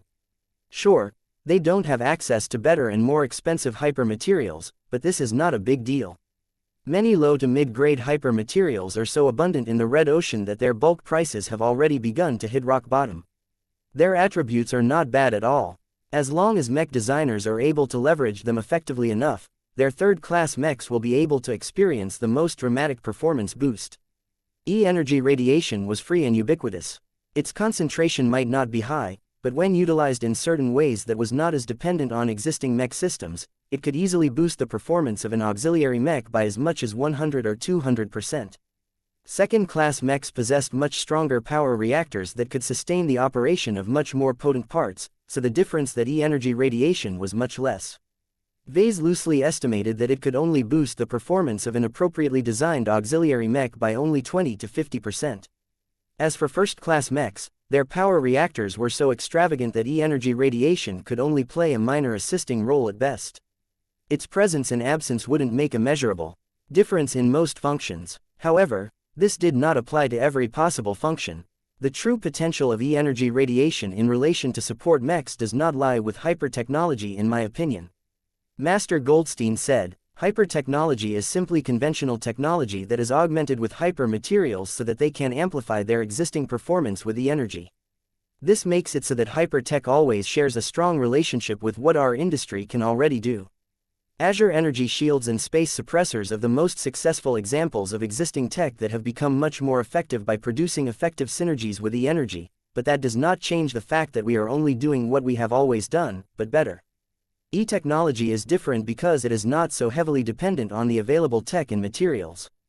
Vase stated, yes, it makes sense that you understand this principle, especially given that you have developed so many E-technology solutions well before the start of the Age of Dawn. Your E-tech has become considerably more powerful after the Great Severing, is that correct? That's an understatement. It is like moving from a desert to a well-hydrated forest. This is a clear indicator that the availability of E-energy radiation has a much higher multiplier for E-technology. To support mech designers such as myself, this is a key interaction that compels us to direct more research in this exotic field with the hopes of developing a brand new auxiliary mech that can provide powerful support without relying on expensive materials or significant advancements in conventional technology. This is your home game, Professor Larkinson. You have an enormous head start in this field, so you have greater promise in developing a new kind of support mech that can fulfill a need that has never been met so extensively in the past. What class of mechs are you planning to design? Second class. Vase answered, it is my most familiar territory. I am aware now that I can design a much more effective third-class support mech, but that is not my focus at the moment. I see. Second-class support mechs tend to be more effective in electronic warfare relative to the other classes, but it is usually not cost-effective enough to engage in repair or replenishment functions. What role do you envision for your proposed auxiliary mech? Electronic warfare. Vase replied. More specifically, I am hoping to develop a special mech that can produce a smoke screen or a more exotic equivalent that can persistently obscure all friendly mechs within range from enemy detection. I have been inspired to explore this mech concept due to the existence of an ace pilot and ace mech that is able to produce this effect. Vase explained the preliminary ideas he had on his mind. Master Goldstein listened patiently and fell in thought. I agree with you that if you are able to design these auxiliary mechs, you can make an enormous contribution to the war effort. I understand now why you desired to seek my consultation. The challenges that you have taken upon yourself are not easy to solve. Trying to convert the free-floating E-energy in the environment into a smoke screen that can effectively block the target acquisition of alien warships over an extended range is an ambitious goal to say the least. I do not have any readily available solutions. I may be able to refer you to a handful of other specialists that can assist you in this matter, but I expect that you will still have to do most of the heavy lifting yourself. Are you up to the task? I already have a few ideas in mind. Vase said with a confident smile. I can't guarantee that it will work out, but I am not entirely hopeless. Oh, pray tell me your idea. Vase had been thinking about this specific proposal for a while now. It was not an entirely reliable solution, but he would be happy as long as it did the job. It's not actually a proper solution. Instead of developing the E-technology myself, I can cheat by borrowing the capabilities of other powerful entities. I am thinking about taking advantage of the glows of my existing design spirits or simply acquiring a new one that can produce the effect that I desire. There are so many exotic and diverse mutated beasts out there that one of them should be good at blocking the sight of dangerous predators. As long as I have found the right design spirit and glow, everything else will be easy to solve.